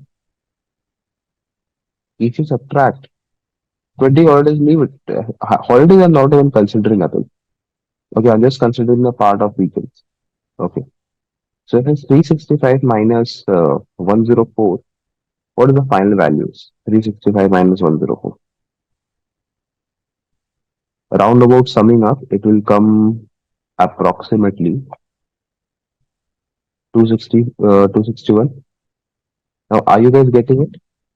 Why exactly it is 253, everybody? Why only 253 entries are there in total? Everyone? Because obviously the stock market is also closed on the weekends, right? It's not there. There is no flow of assets on the weekend. So we can also see over here that all of the columns that are there, they are all in float except the volume, which is in integer. Okay, which volume is basically how much quantity of assets or how much shares, okay, you have purchased or something like that. So this is the information about data. Okay, this is telling us, okay, we have six columns, all sorted. We are having all the float values. Everything seems fine. But according to me, we can work with some of the things over here. Like we can work upon date column.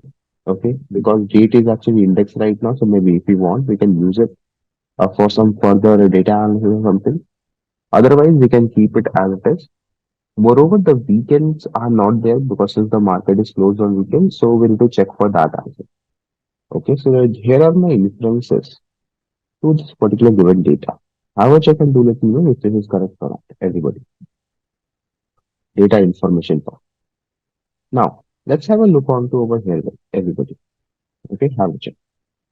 The next procedure that I'm going to go ahead is that I want to get a description about the given data. Okay, I want to grab the description, sorry, description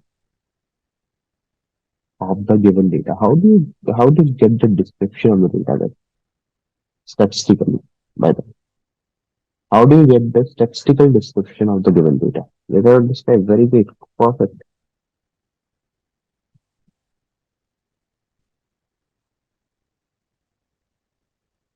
Okay. Now this is the important part of it. Okay. So if you notice it out, we can ignore the count column that is currently none of our use, basically. Okay. But now if I check about the other columns, okay, let's say if I'm talking about open or if I'm talking about close or if I'm talking about any other column. So if I'm talking about open column specifically, everybody have a check. So normally on average, the market always opens at 188 points, okay, with the standard deviation of 16. That means on average there is 16-point deviation. Can we say everybody? So can we take a rough idea from over here how much the market will be fluctuating on a daily basis, right? Eventually, guys, if you notice it out, the minimum and the maximum, okay, they are not having like too far range, and even the 75% and 25% are not having very very very far range. Even if you notice out, the mean and median are actually on the same page, okay, they are not very far away from each other, right? So tell me, guys, if I want to plot a distribution, okay, if I plot the distribution, okay, for let me make in the comment as well for open column, how we can do that? This is a distribution of the given data. Okay. So you might notice it is basically normal at this point, but again, there is skewness at the right. Okay, that means there are some few bigger values at the end as well. So this is what kind of distribution is. Since it is pushed from the right hand side, is the right skew distribution? Yes or no, everybody? Right? Correct, है ना? Sure. This distribution tells us that even after having good amount of data points, being scattered around the mean and the median were still skewed due to two bigger points.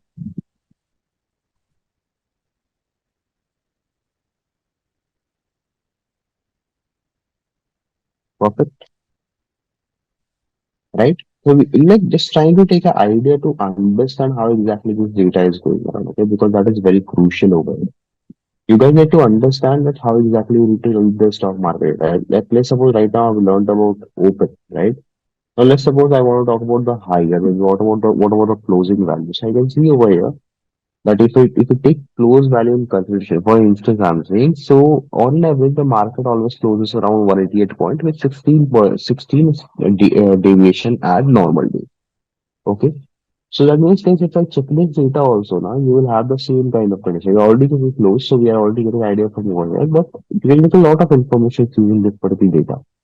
So this is how you read this graph firstly. So we check the average value, check to get an idea that okay, the market will close at 188 and maybe the deviation that you can expect over here could be of 16 points. So roughly around like 9 to 8% of fluctuation. Okay. And then if we talk about the minimum value, so it will be around 164. So that means you can expect that if the market goes lower, so it will hit a mark of like 164 or something, and if it takes you to the heights, so it will reach around like 134 or 140 roughly. Okay, so that is how you read this graph, everybody. So what I'm going to do is we are going to focus on the more practical part of it. I am going to get the information. I'm going to grab the information about the part of closing price. Okay, that means we will try to work upon the closing prices to get an idea about how exactly these prices are working here and there. Okay. So what I'm going to do is firstly let's visualize this entity. Okay. Because visualizing again tells us a story about the topic. Let's visualize it. And what I'm going to do is value dot figure. I want to define a figure of size, let's just say 1510 for instance, or 156. Okay. And let's do a plotting where I'm using data about close and I'm taking color equals to red. Okay. Moreover, what I'm going to do is we'll also define some title, date, and price. So date of stock basically I can mention date of stock and closing price.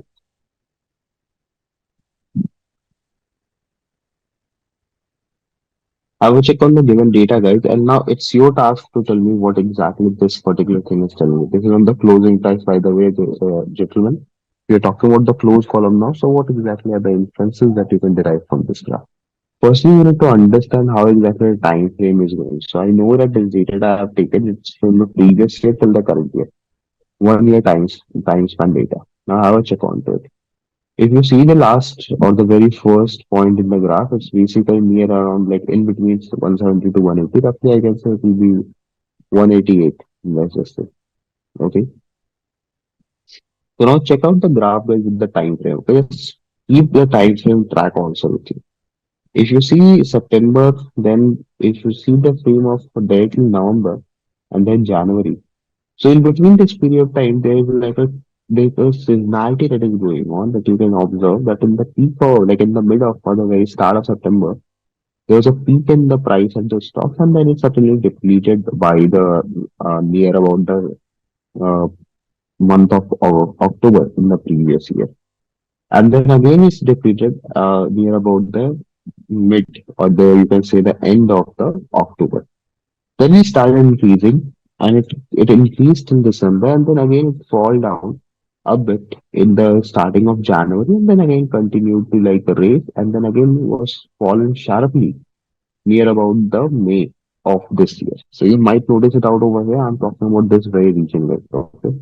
This region I'm talking about here. Okay. And then after May, it started increasing. There was some few declines, but fine. and it went to the mark of highest, that is more than 230 points. Okay, more than 230 points for close, actually.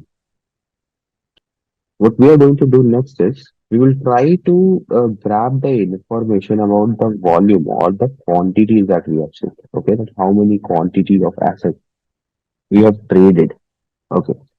So guys, can you please help me with this? That can you guys go ahead and can you point out the same, like what is the information on the volume of asset pool? Question is over here. Okay, information on the volume of assets sold. Does this answer the first question? So then you can say like it partially answers the first part of the question. Like was the change in the price? Okay, this particular question. Okay, so if I take this question and if I write the answer over here, let's say, was the price of the stock changing of like with respect to time? So obviously, yes, as it can be seen here, the price of a stock is completely different. Okay, it's completely different from what we have seen in the last year, around about the same time. Correct? Everybody, if I'm writing this a particular statement, does that proves the particular question correct? Have a check and do let me know. If you guys want to me to add something over there, do let me know as well. I'll also add that. So there is correct.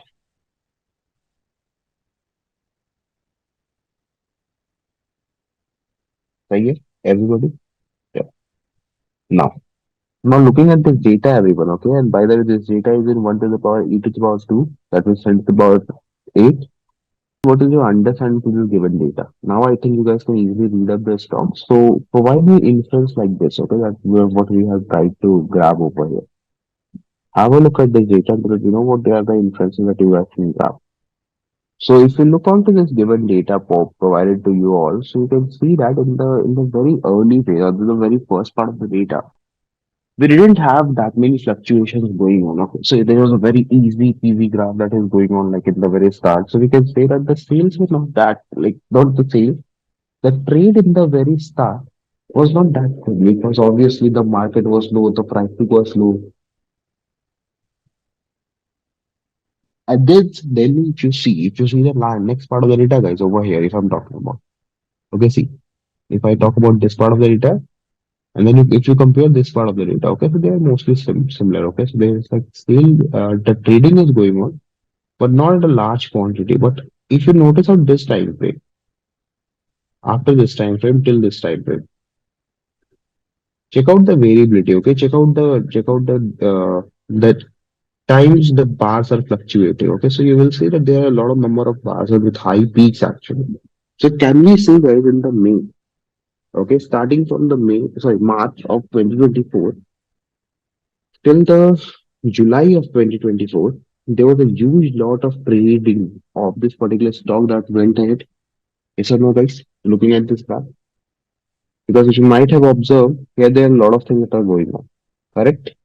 Right. So what could be written over here? Like what can be the inference that I can go ahead and write from over here? You need to know, guys. Can we write something like this as a business objective? Okay, we have to write it according to business objective. So can I write something like this? Using the given graph, we can conclude that the trade of assets was normal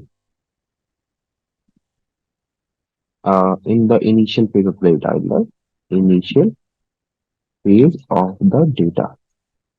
But as soon as we touched the new year, okay,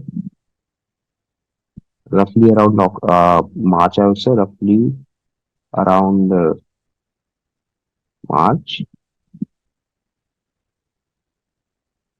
till July, there was a huge inflation in the volume of stock being traded. Now guys, tell me, is this understanding correct, everybody? If I write this particular thing, it is appropriate to say that, yeah, if you check out, so the daily production or the daily trading that is happening, it is basically has changed from the March part. Again, using the given graphic included trade of asset was normal in the initial phase of data, but as soon as we touch the new year, roughly around the March till July, there is huge inflation in the volume of stocks being traded. Okay. So if you want to be more specific, guys, you can also mention it over here like this. Okay. See, like uh, in the July, there were a lot more trading done as compared to other months actually.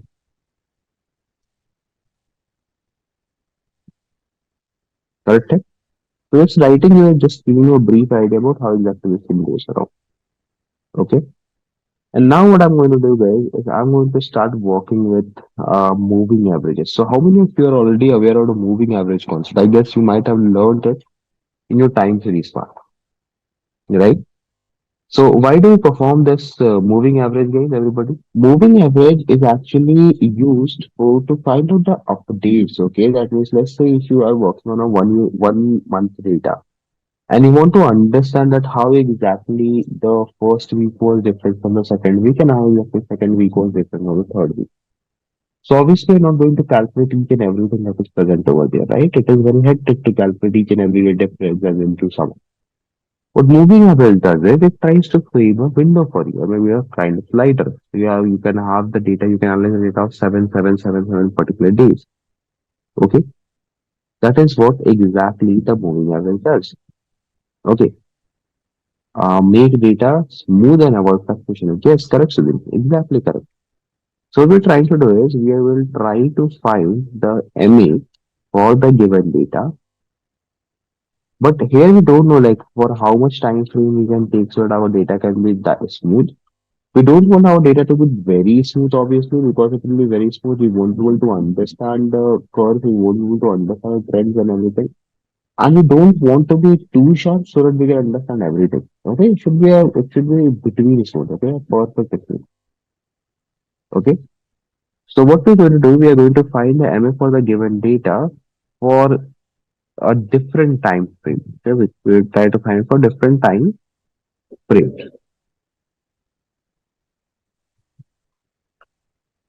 Okay. So what could be done over here is first we say that we will take a MA value. Okay, we'll say moving averages.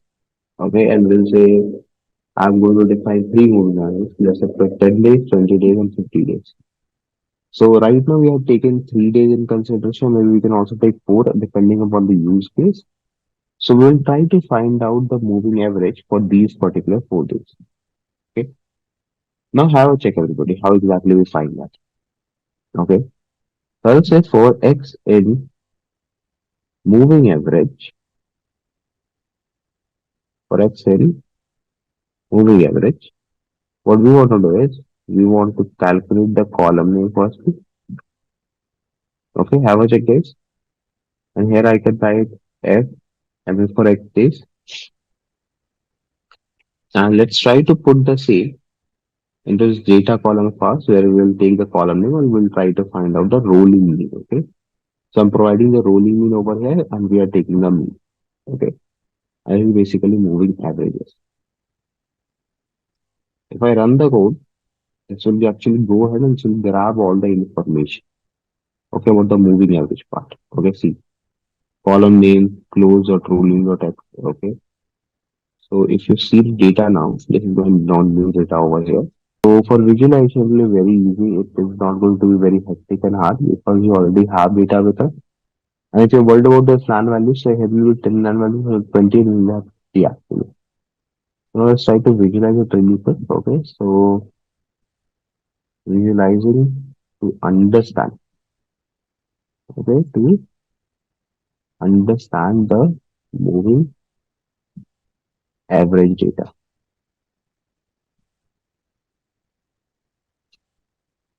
can just forget the spelling mistakes, guys. I know I do a lot of spelling mistakes, so just ignore that. Now, what I'm going to do is I'll just simply form a plotly over here. I'll just equals to px dot line. Okay, we want to grab a line chart. I'll say data x equals to index, y close this particular days, and then figure dot show. Okay, if I run this code, hey, what do you think? Which MA is more better? Which MA is more suitable? The 10 days, 20 days, or 50 days one? Try to understand the graph, guys, because whenever you guys are going to work with the stock data or any kind of this fluctuating data, the graphs will be very useful for you. Now, let's try to analyze this firstly. So, guys, we have three different colors over here. Okay, so let me take a specific time frame in consideration. Let's talk about this time frame. So, if you take this time frame in consideration, actually, what will happen is if you see the red line, if you see the blue line, if you see the purple line. So basically, blue line is telling you the original value. Okay, that is the perfect original value of your data. And we do have the green, red, and I think it's a violet. So violet is for 50 days moving average, red is for 10 days moving average, and green, I guess, it's for 20 days moving average. So now if you compare the three lines together, what will happen is, if you see the 50-day graph, right? So it's very actually complicated to say, right? Because there is no such fluctuation that you guys can see. Can you observe any fluctuation over here? Just let me show you. If I talk about the purple line, basically the 50-day line, see this one. It's very smooth. It's too smooth. We can't identify any trend over here, right? Similarly, if I talk about the original line, that is the blue line, it's having a lot of spikes. That means the kind of original data. So to smooth it out, what I thought is let's take either 10 moving average or let's take either 20 moving average. That will be very perfectly fine. So you guys can let me know you already put some the same. Is my understanding correct, everybody? Can go ahead with 10 or 20 days moving average because I feel it is more appropriate to understand the trends and how exactly the curvature of the data goes like. So based upon the graph, we can say that the MA taken for 50 days is not able to give us the complete information about the trend. It's too smooth with respect to data. Perfect, yes. If we look on the 10-day, 20-day data, it seems to be more promising as it captures more information. So we can move forward with the MA data having average rule of around 10 to 20 days. Recommendation is 10 days because it seems more promising. Okay. So as said, yeah, we'll go with 10 days because it is again more promising. It gives you a more better idea about different things. Okay. Now you might notice that out guys, we have already captured the average. Okay, that's how exactly this whole data is proceeding. Now what we'll do is we'll try to understand. Okay, we'll try to answer the second question out from here. What is the daily return of the stock based upon the average? Okay, this is the question, guys. And I think that this is the most important question if I'm not wrong. So whenever you invest in stock, you do want that how much is your return values, okay? How much percent of error you're targeting and how much like particular percent of error you're taking while investing a particular like investing into a particular project or maybe into a particular stock or maybe into a particular security or maybe into a particular fund. Okay. So as written over here, this will help you understand the risk associated in investing each stock. So to judge that, we will have a look on daily changes. What is happening in this in the stock? Okay, because here again the absolutions won't work. We can't make assumptions over here. Right?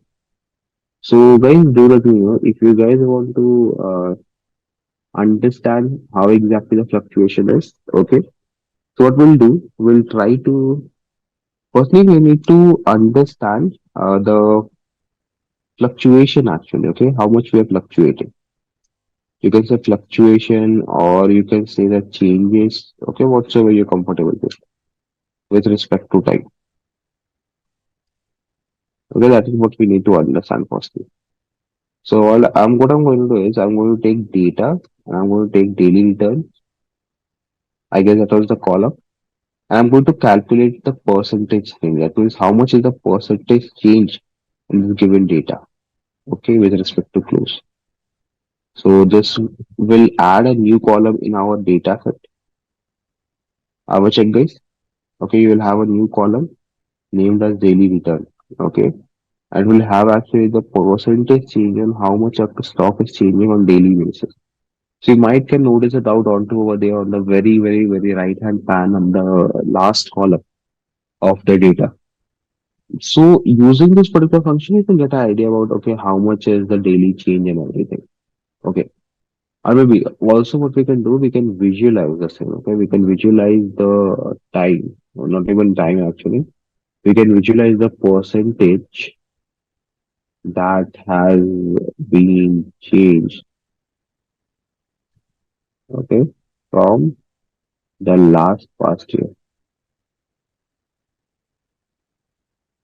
Okay, the last past years.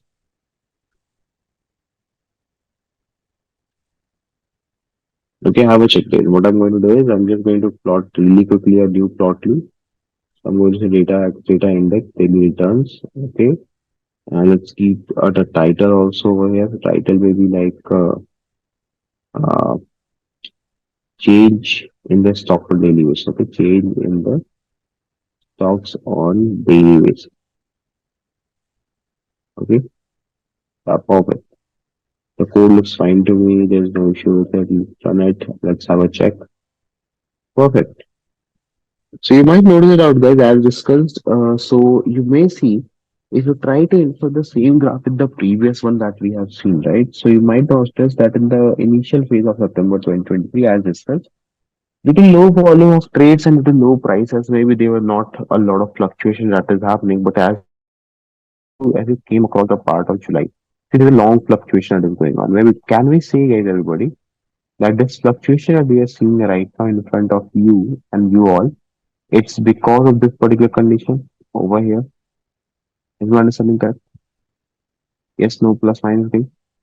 Because if you see over here in September, there's a huge lot of trading that is going on. Sorry, in July of this year. And you might notice it out over here, that's the same condition. See, fluctuation.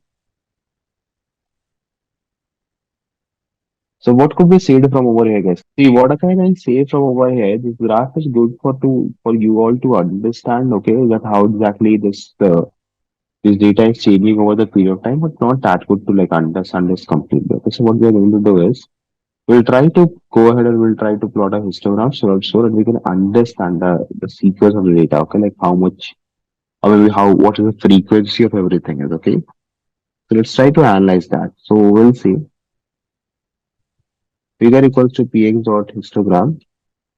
Okay, we can say data equals to data x equals to returns and n bins equals to 100. No, we don't need n bins actually. Okay. What we need over here is we need a title, maybe saying that change in stock pricing I should mean percentage. If I run the code, now have a look guys. So you might observe that mostly, okay, on an average basis, if you see the frequency of the return, okay, it's between 0.2 to 0.2. That means you can expect that a stock price may fluctuate to around about like 2%. Okay, because if you look onto the other section of the graph, you might observe that there's not a lot of things that are going on. Okay, but if you see the middle portion of us, so there's a lot of going. Okay, if you look onto this part of data, okay, specifically I'm talking about this part of the data. See, you might observe that here the frequencies are quite high, but if you see this part of the data, you might observe that there is low frequency data is there. Okay, see, there's one point. So can I say, guys, if we are investing, or if we are investing in this stock, okay, there is a fairly high chance, sorry, not change, it should be chance that the that the fluctuation or the changes are going to be are going to be between minus 0.2 to plus 0.2. So I hope everyone is able to understand like how exactly I'm trying to frame a story, everybody, like, how exactly this thing has to flow around. Okay. Check that. Now what we are going to do is now comes the interesting part. Okay. What we are going to do over here is we will try to implement the network over here. Okay. But before that, what we are going to do is we'll try to go ahead and we'll try to understand how exactly data has to be treated. Because if you remember, there is a CNN problem. Okay, sorry, not CNN. It's a RNN problem. Okay, it's based upon a complete sequential database data, right? So if we are using database data, everybody, so and if you are using some time series problem or some time series techniques like recurrent neural network or maybe like LSTM or something.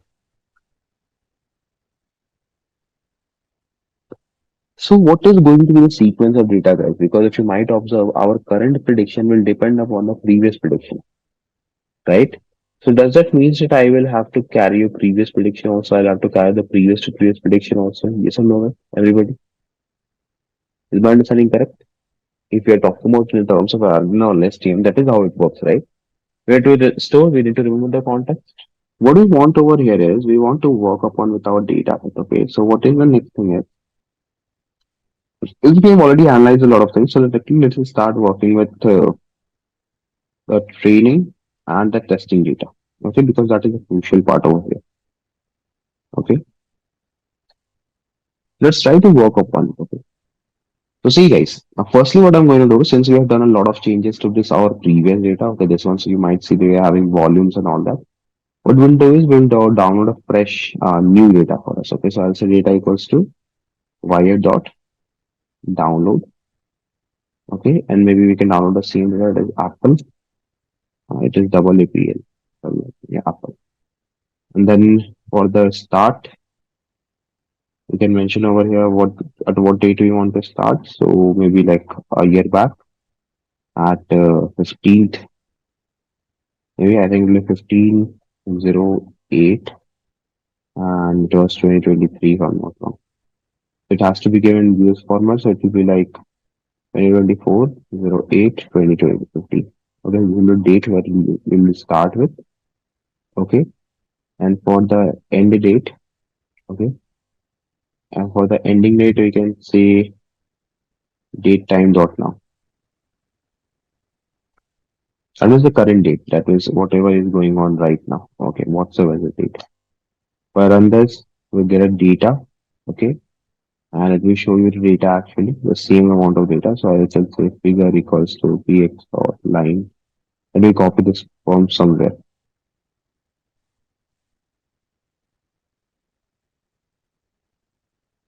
And this might work for us. I go a bit down, even if I just plot it out. If I'm just throwing my data inside it. Now, if you mind, this is the same data actually that we are going to print, which we are going to work on. Okay, it has not taken data in consideration. Why, so, sir? Why you have not taken data in consideration? So data, okay, it's only having one data. Okay, 2024 it is. We need to have 2023. Perfect. Yeah, now it is fine. September 2023 to July, August. Perfect. Now, what we are going to do is, firstly, what we will do is we will try to create a separate, okay, data frame, okay, that will only have the target column over here, okay, target column for prediction, okay, because obviously we are going to work with the close, like how much, and we are going to actually forecast the value for close. So we'll try to keep it in a different data frame. So whatsoever experiment we want to do, we can do over here. So as a df close equals to data close, okay.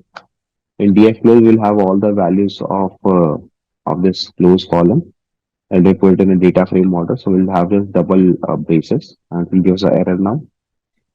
So we'll just quickly sort that error. Not long, it won't give you error. This is a df close column that will handle everything. Well, let's take a length of it. Okay, what is the length of this df close?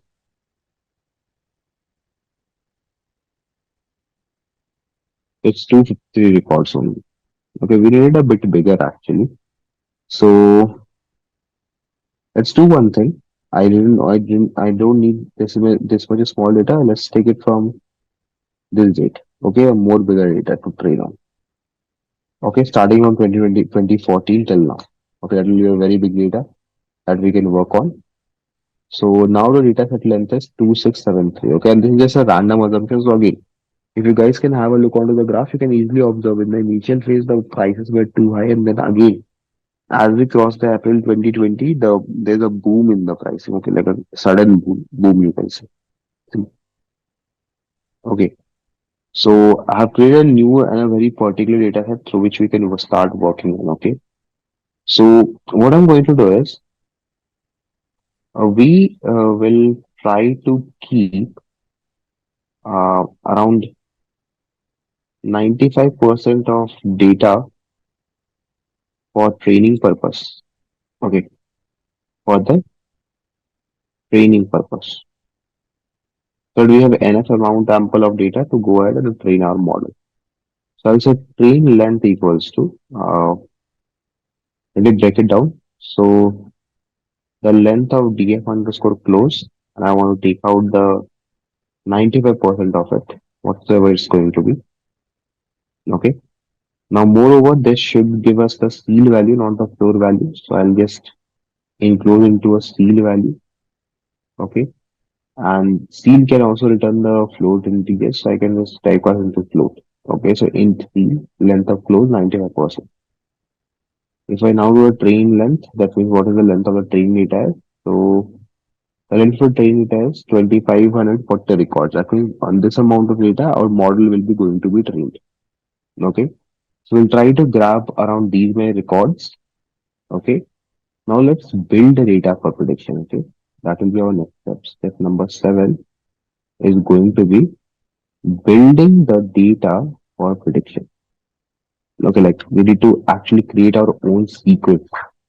We need to generate our sequences actually so that we can work on it. I will check this. How exactly we'll do that.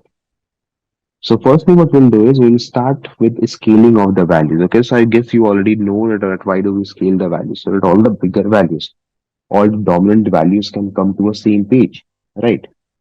So let me mention it over here, scaling the values. Okay, and why it is going to be done to remove uh, the ahead bias of the data. Okay, and that's fine. That's all. Okay. So let's scale it. So for scaling, what I'll do is I'll call the min as a scalar over here. So scalar equals to min max scalar. Okay. This is our scalar over here. That will help us to normalize the data. And what we'll do is we'll simply say data is scaled. Okay. That is we are going to scale our data and we'll try to fit transform the given data. Okay. We are trying to normalize the given data. If I run it, now the data has been done and that's it. So if you want to have a look, if you check out the data frame part of the scene, data frame, if I put D as explained over here, and if I mention the column as uh, maybe scale data or scaled column, so you might notice this is the data, how it looks like. See, okay, 2672 records in total. Okay. Out of this 2672 record, we'll take out around 2500 records for our training purpose. Okay. Chalo, so let's start working on that. What was the step number? 1, 2, 3, 5, 6, 7, right? So we are on to the eighth step. Step 8 is going to be, let me think of it. So we have already created it, right? So we will split the data into training and testing purpose or testing data. Okay, how it will be done? So firstly, we need to create a training data. Okay, let me write over here. We need to create the training data for us. Okay, that means I will simply say train data equals to data is scaled till the length, okay, starting from 0 till the training length. That means this will be the length of the data. And moreover, I'm not specific about any column, so I'll leave it as it is. That means only grab the rows. This is your training data over here. Okay. Moreover, what I'll do is later on, we will try to split this training data into training and testing. That is basically into X and Y I'm talking about. Okay, so I'll say X train and Y train equals to two empty list. Okay. See guys, I'm mentioning the comments as well so that if you guys want to understand, you can understand really good. Okay. And then after this, what we'll do is we will try to create a sequence of data. Okay, everybody, where we will use a series of past values. Okay, to predict the upcoming future. Okay, predict the upcoming future values. Okay, so for that, actually, what we are going to do, I'll say for I in the range of 0 to, let's say that I'm, for right now, what I'm doing is I'm just going to consider that will take around 2 months, 2 months of time actually to print a new value. Okay, so that means each sequence of data that will be made and each prediction that will be made actually in the given data will take last 60 days in consideration to go ahead and to print the value.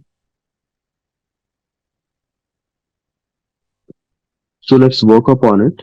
So if I say x train dot append, okay, I'll say from the training data, just take this consideration. Okay, so have a check this.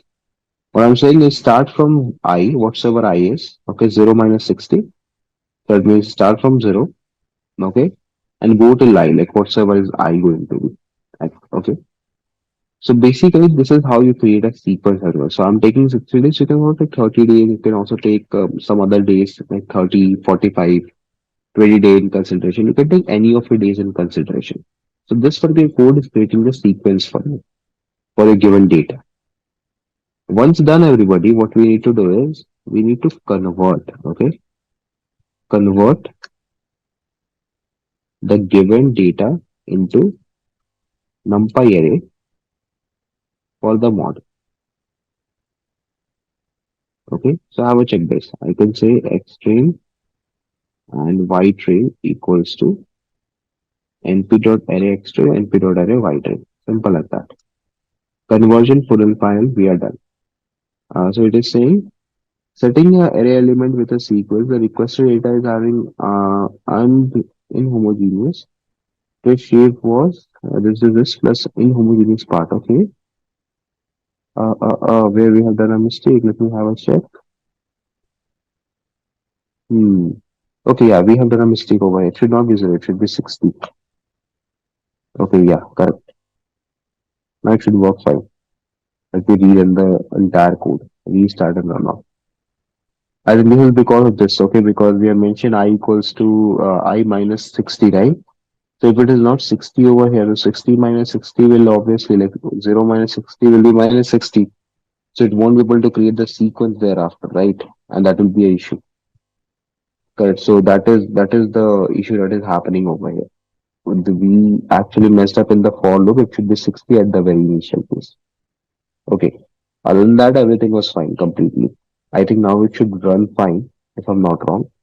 Let's wait. Let me check till what point we have already run the code.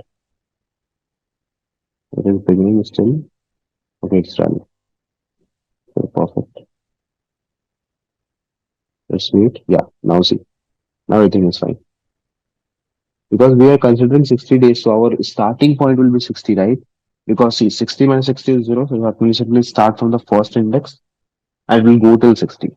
Then again, for the second time, it will be 61, so it will start from 61 minus 60 That means from the index 1, and again we'll put 60 values in consideration.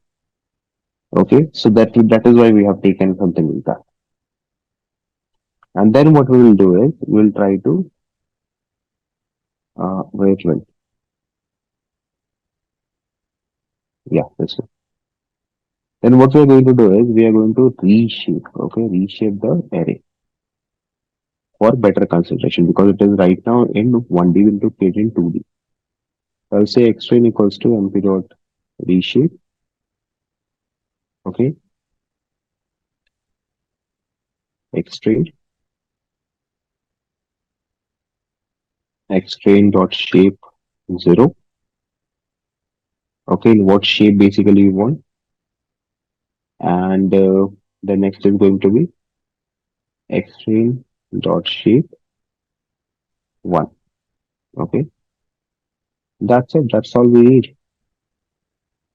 Okay, see, so we need x train. We need to reshape it into whatsoever shape of x train was earlier. So row, column, and your particular channel. Okay, x, y, z, three values, 3D.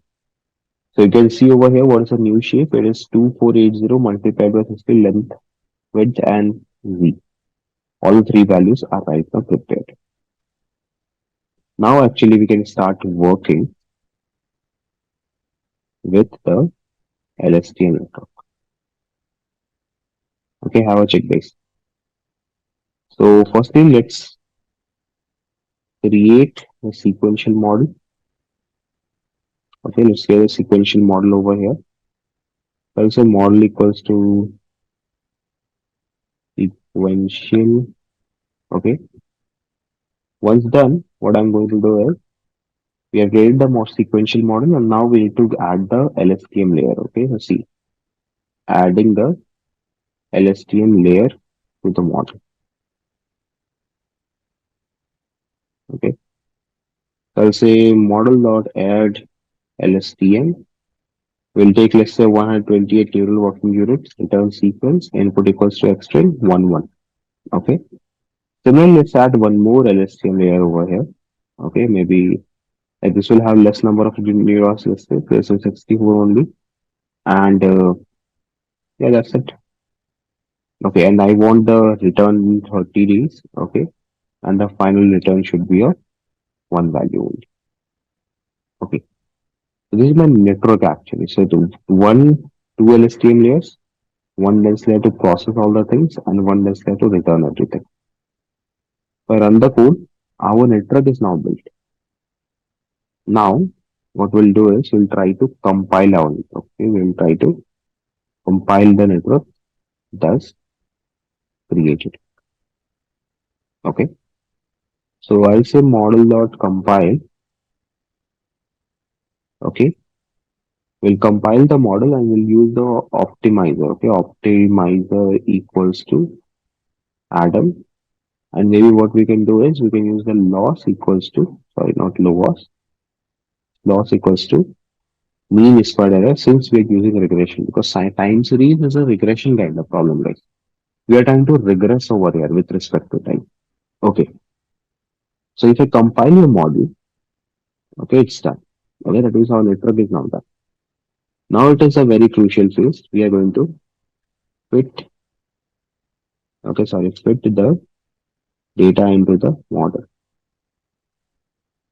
Okay, so it's a model dot fit x train and y train.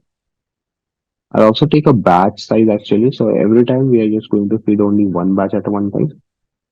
And currently I'm just taking a very small epoch stage, so it will be around 2 or 3. You may change it according to your benefit and advantage. Okay, so if I run the code, it's running for 2 epochs, you might see. Okay, so now see it's loading the data now. Okay, it's also evaluating the loss side by side. Let me do one thing.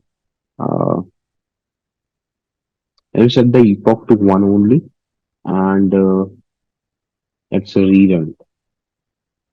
Maybe with some different advantage, maybe with using a GPU. It will start fitting and will do its job. Now, yeah, while it is doing its job, let's focus on our job. So once our particular model is fitted, what we want to do is we want to create a testing data. Okay, so that we can test the models. I'll write test data creation. Okay, we'll try to create test data and do exactly the same way. Okay, so I'll say test data equals to uh, data is scaled training minus 60. Like whatsoever is after 60 is going to be our testing data. We'll take that in consideration. Okay, and just still like going ahead. Like a loss is quite low, I can see over here as such. Okay, and then after this, what we are going to do is we are going to create the subset, or you can say the sequence for testing data as well. Okay, so again, the same thing for I in the range of 60. That means we are taking 60 days in consideration to the length of data and everything has been done. I will check it. It will be X test. We have not created the sequences of X test. Let me create that as well. It will be X test equals to an empty list, and Y test is going to be df dot and df underscore closed actually, because this is our testing data, right? So we can take it directly. There is no issue with that. We'll df close and we'll take dot values actually over here. Dot values. And what was this? The df close, I think C was capital if I'm not wrong. Yeah, perfect. Test data is not defined. Okay. We have already defined a test data. This is already defined. Why it is not grabbing it out? Uh, I'm facing a difficulty over here. Maybe like range length of test data. It is saying over here test data is not defined. This data has to be defined. Ah, perfect. Okay. So we have created a subsequence of testing data also. So now let's again same thing convert into a NumPy array. Okay. So converting into a NumPy array. Okay, so that we can have all the things into one particular consideration. I'll say x test equals to np.array x test. Okay, and then what we can do is we can reshape it this as well. Okay, so reshape the data. So I can say x test equals to np.reshape. Perfect.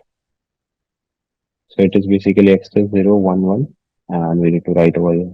So check for all done. Now what we can do is we can simply predict. Okay, we can work with the prediction part.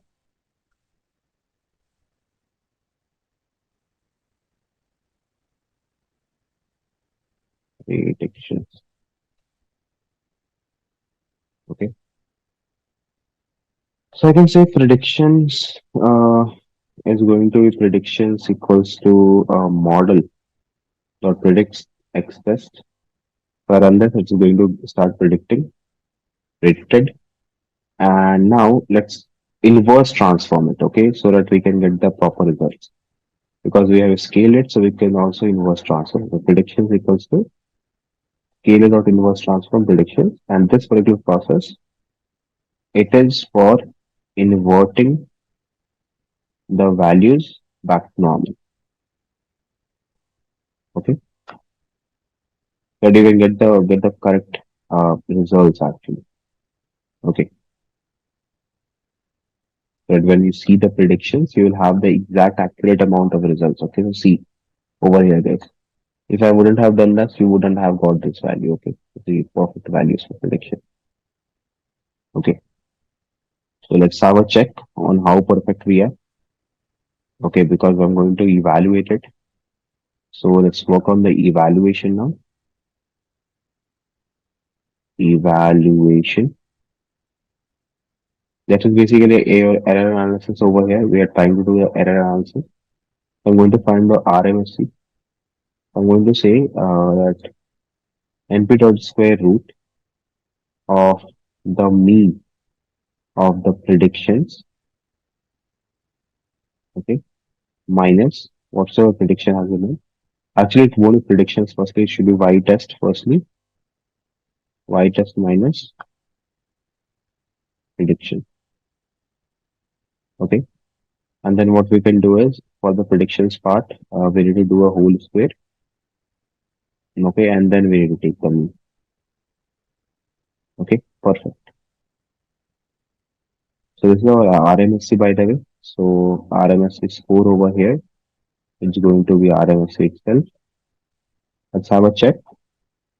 The RMC came around 6, guys. So is this error too high or is this error like a normal error, everybody? Do let me know, please. Is this error too high or is it a normal error, like normal amount of error? Everyone, Devrita, Jeet, uh, Saket. I guess, guys, this is a normal error. This is not a very, very, very high error, I guess. 6, I think, square value is like okay, okay kind of thing, right? So let's now try to visualize this thing so that we can understand how exactly how good our model was in predicting these all stuff. So what we'll do is since we are having two different data, that's our training and testing data, what we'll try to do is we'll try to combine them. Okay. So I'll say train equals to df close train data and test data. I will check it. This is our train data and this is our test data. Okay. And then what I'll do, I'll make a prediction data for us. Okay. I'll try to make a prediction data for us.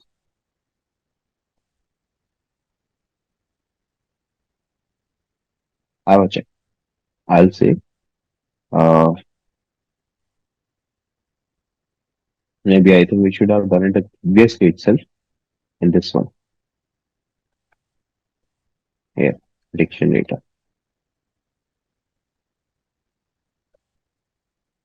Okay, train and prediction data. And the prediction data itself, prediction data, what I can do is I can add our predictions as well.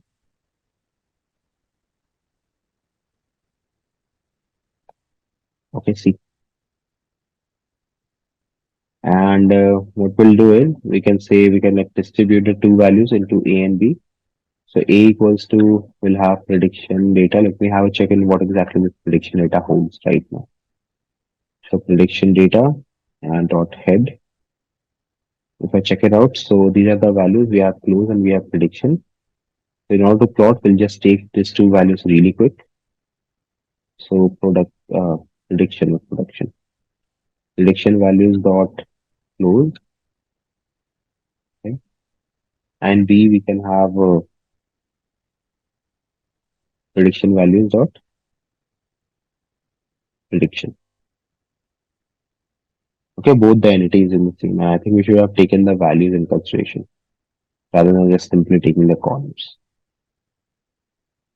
Perfect. Now it will be easy for us to just visualize it. Okay. See.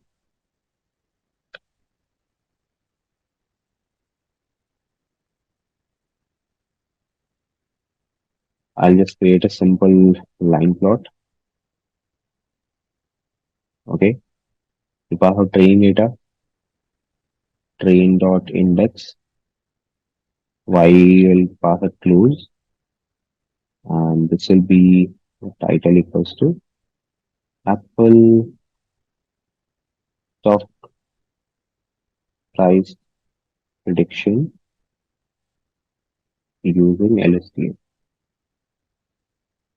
Okay, let's add some bits to the graph. So I'll say add scatter. Okay, x equals to we have prediction data or index. I need that prediction or index, and then y equals to b. There's the first A actually, and I'll give it a label or maybe name as actual data. Okay, and the same thing I will do for the second part as well.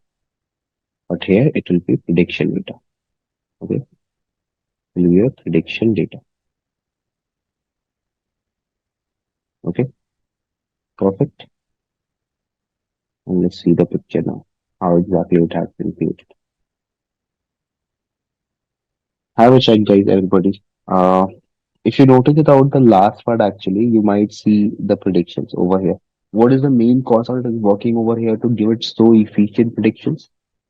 It is the long short context, okay? It's the combination of the long short context, guys. Everybody. That is helping you out to figure out the things really good. Just a quick info guys, Intellipaat offers Generative AI certification course in collaboration with iHub IIT Roorkee. This course is specially designed for AI enthusiasts who want to prepare and excel in the field of generative AI. Through this course, you will master GenAI skills like foundation model, large language models, transformers, prompt engineering, diffusion models, and much more from top industry experts. With this course, we have already helped thousands of professionals in successful career transition. You can check out their testimonials on our Achievers channel, whose link is given in the description below. Without a doubt, this course can set your careers to new height. So visit the course page link given below in the description and take a first step toward career growth in the field of generative AI.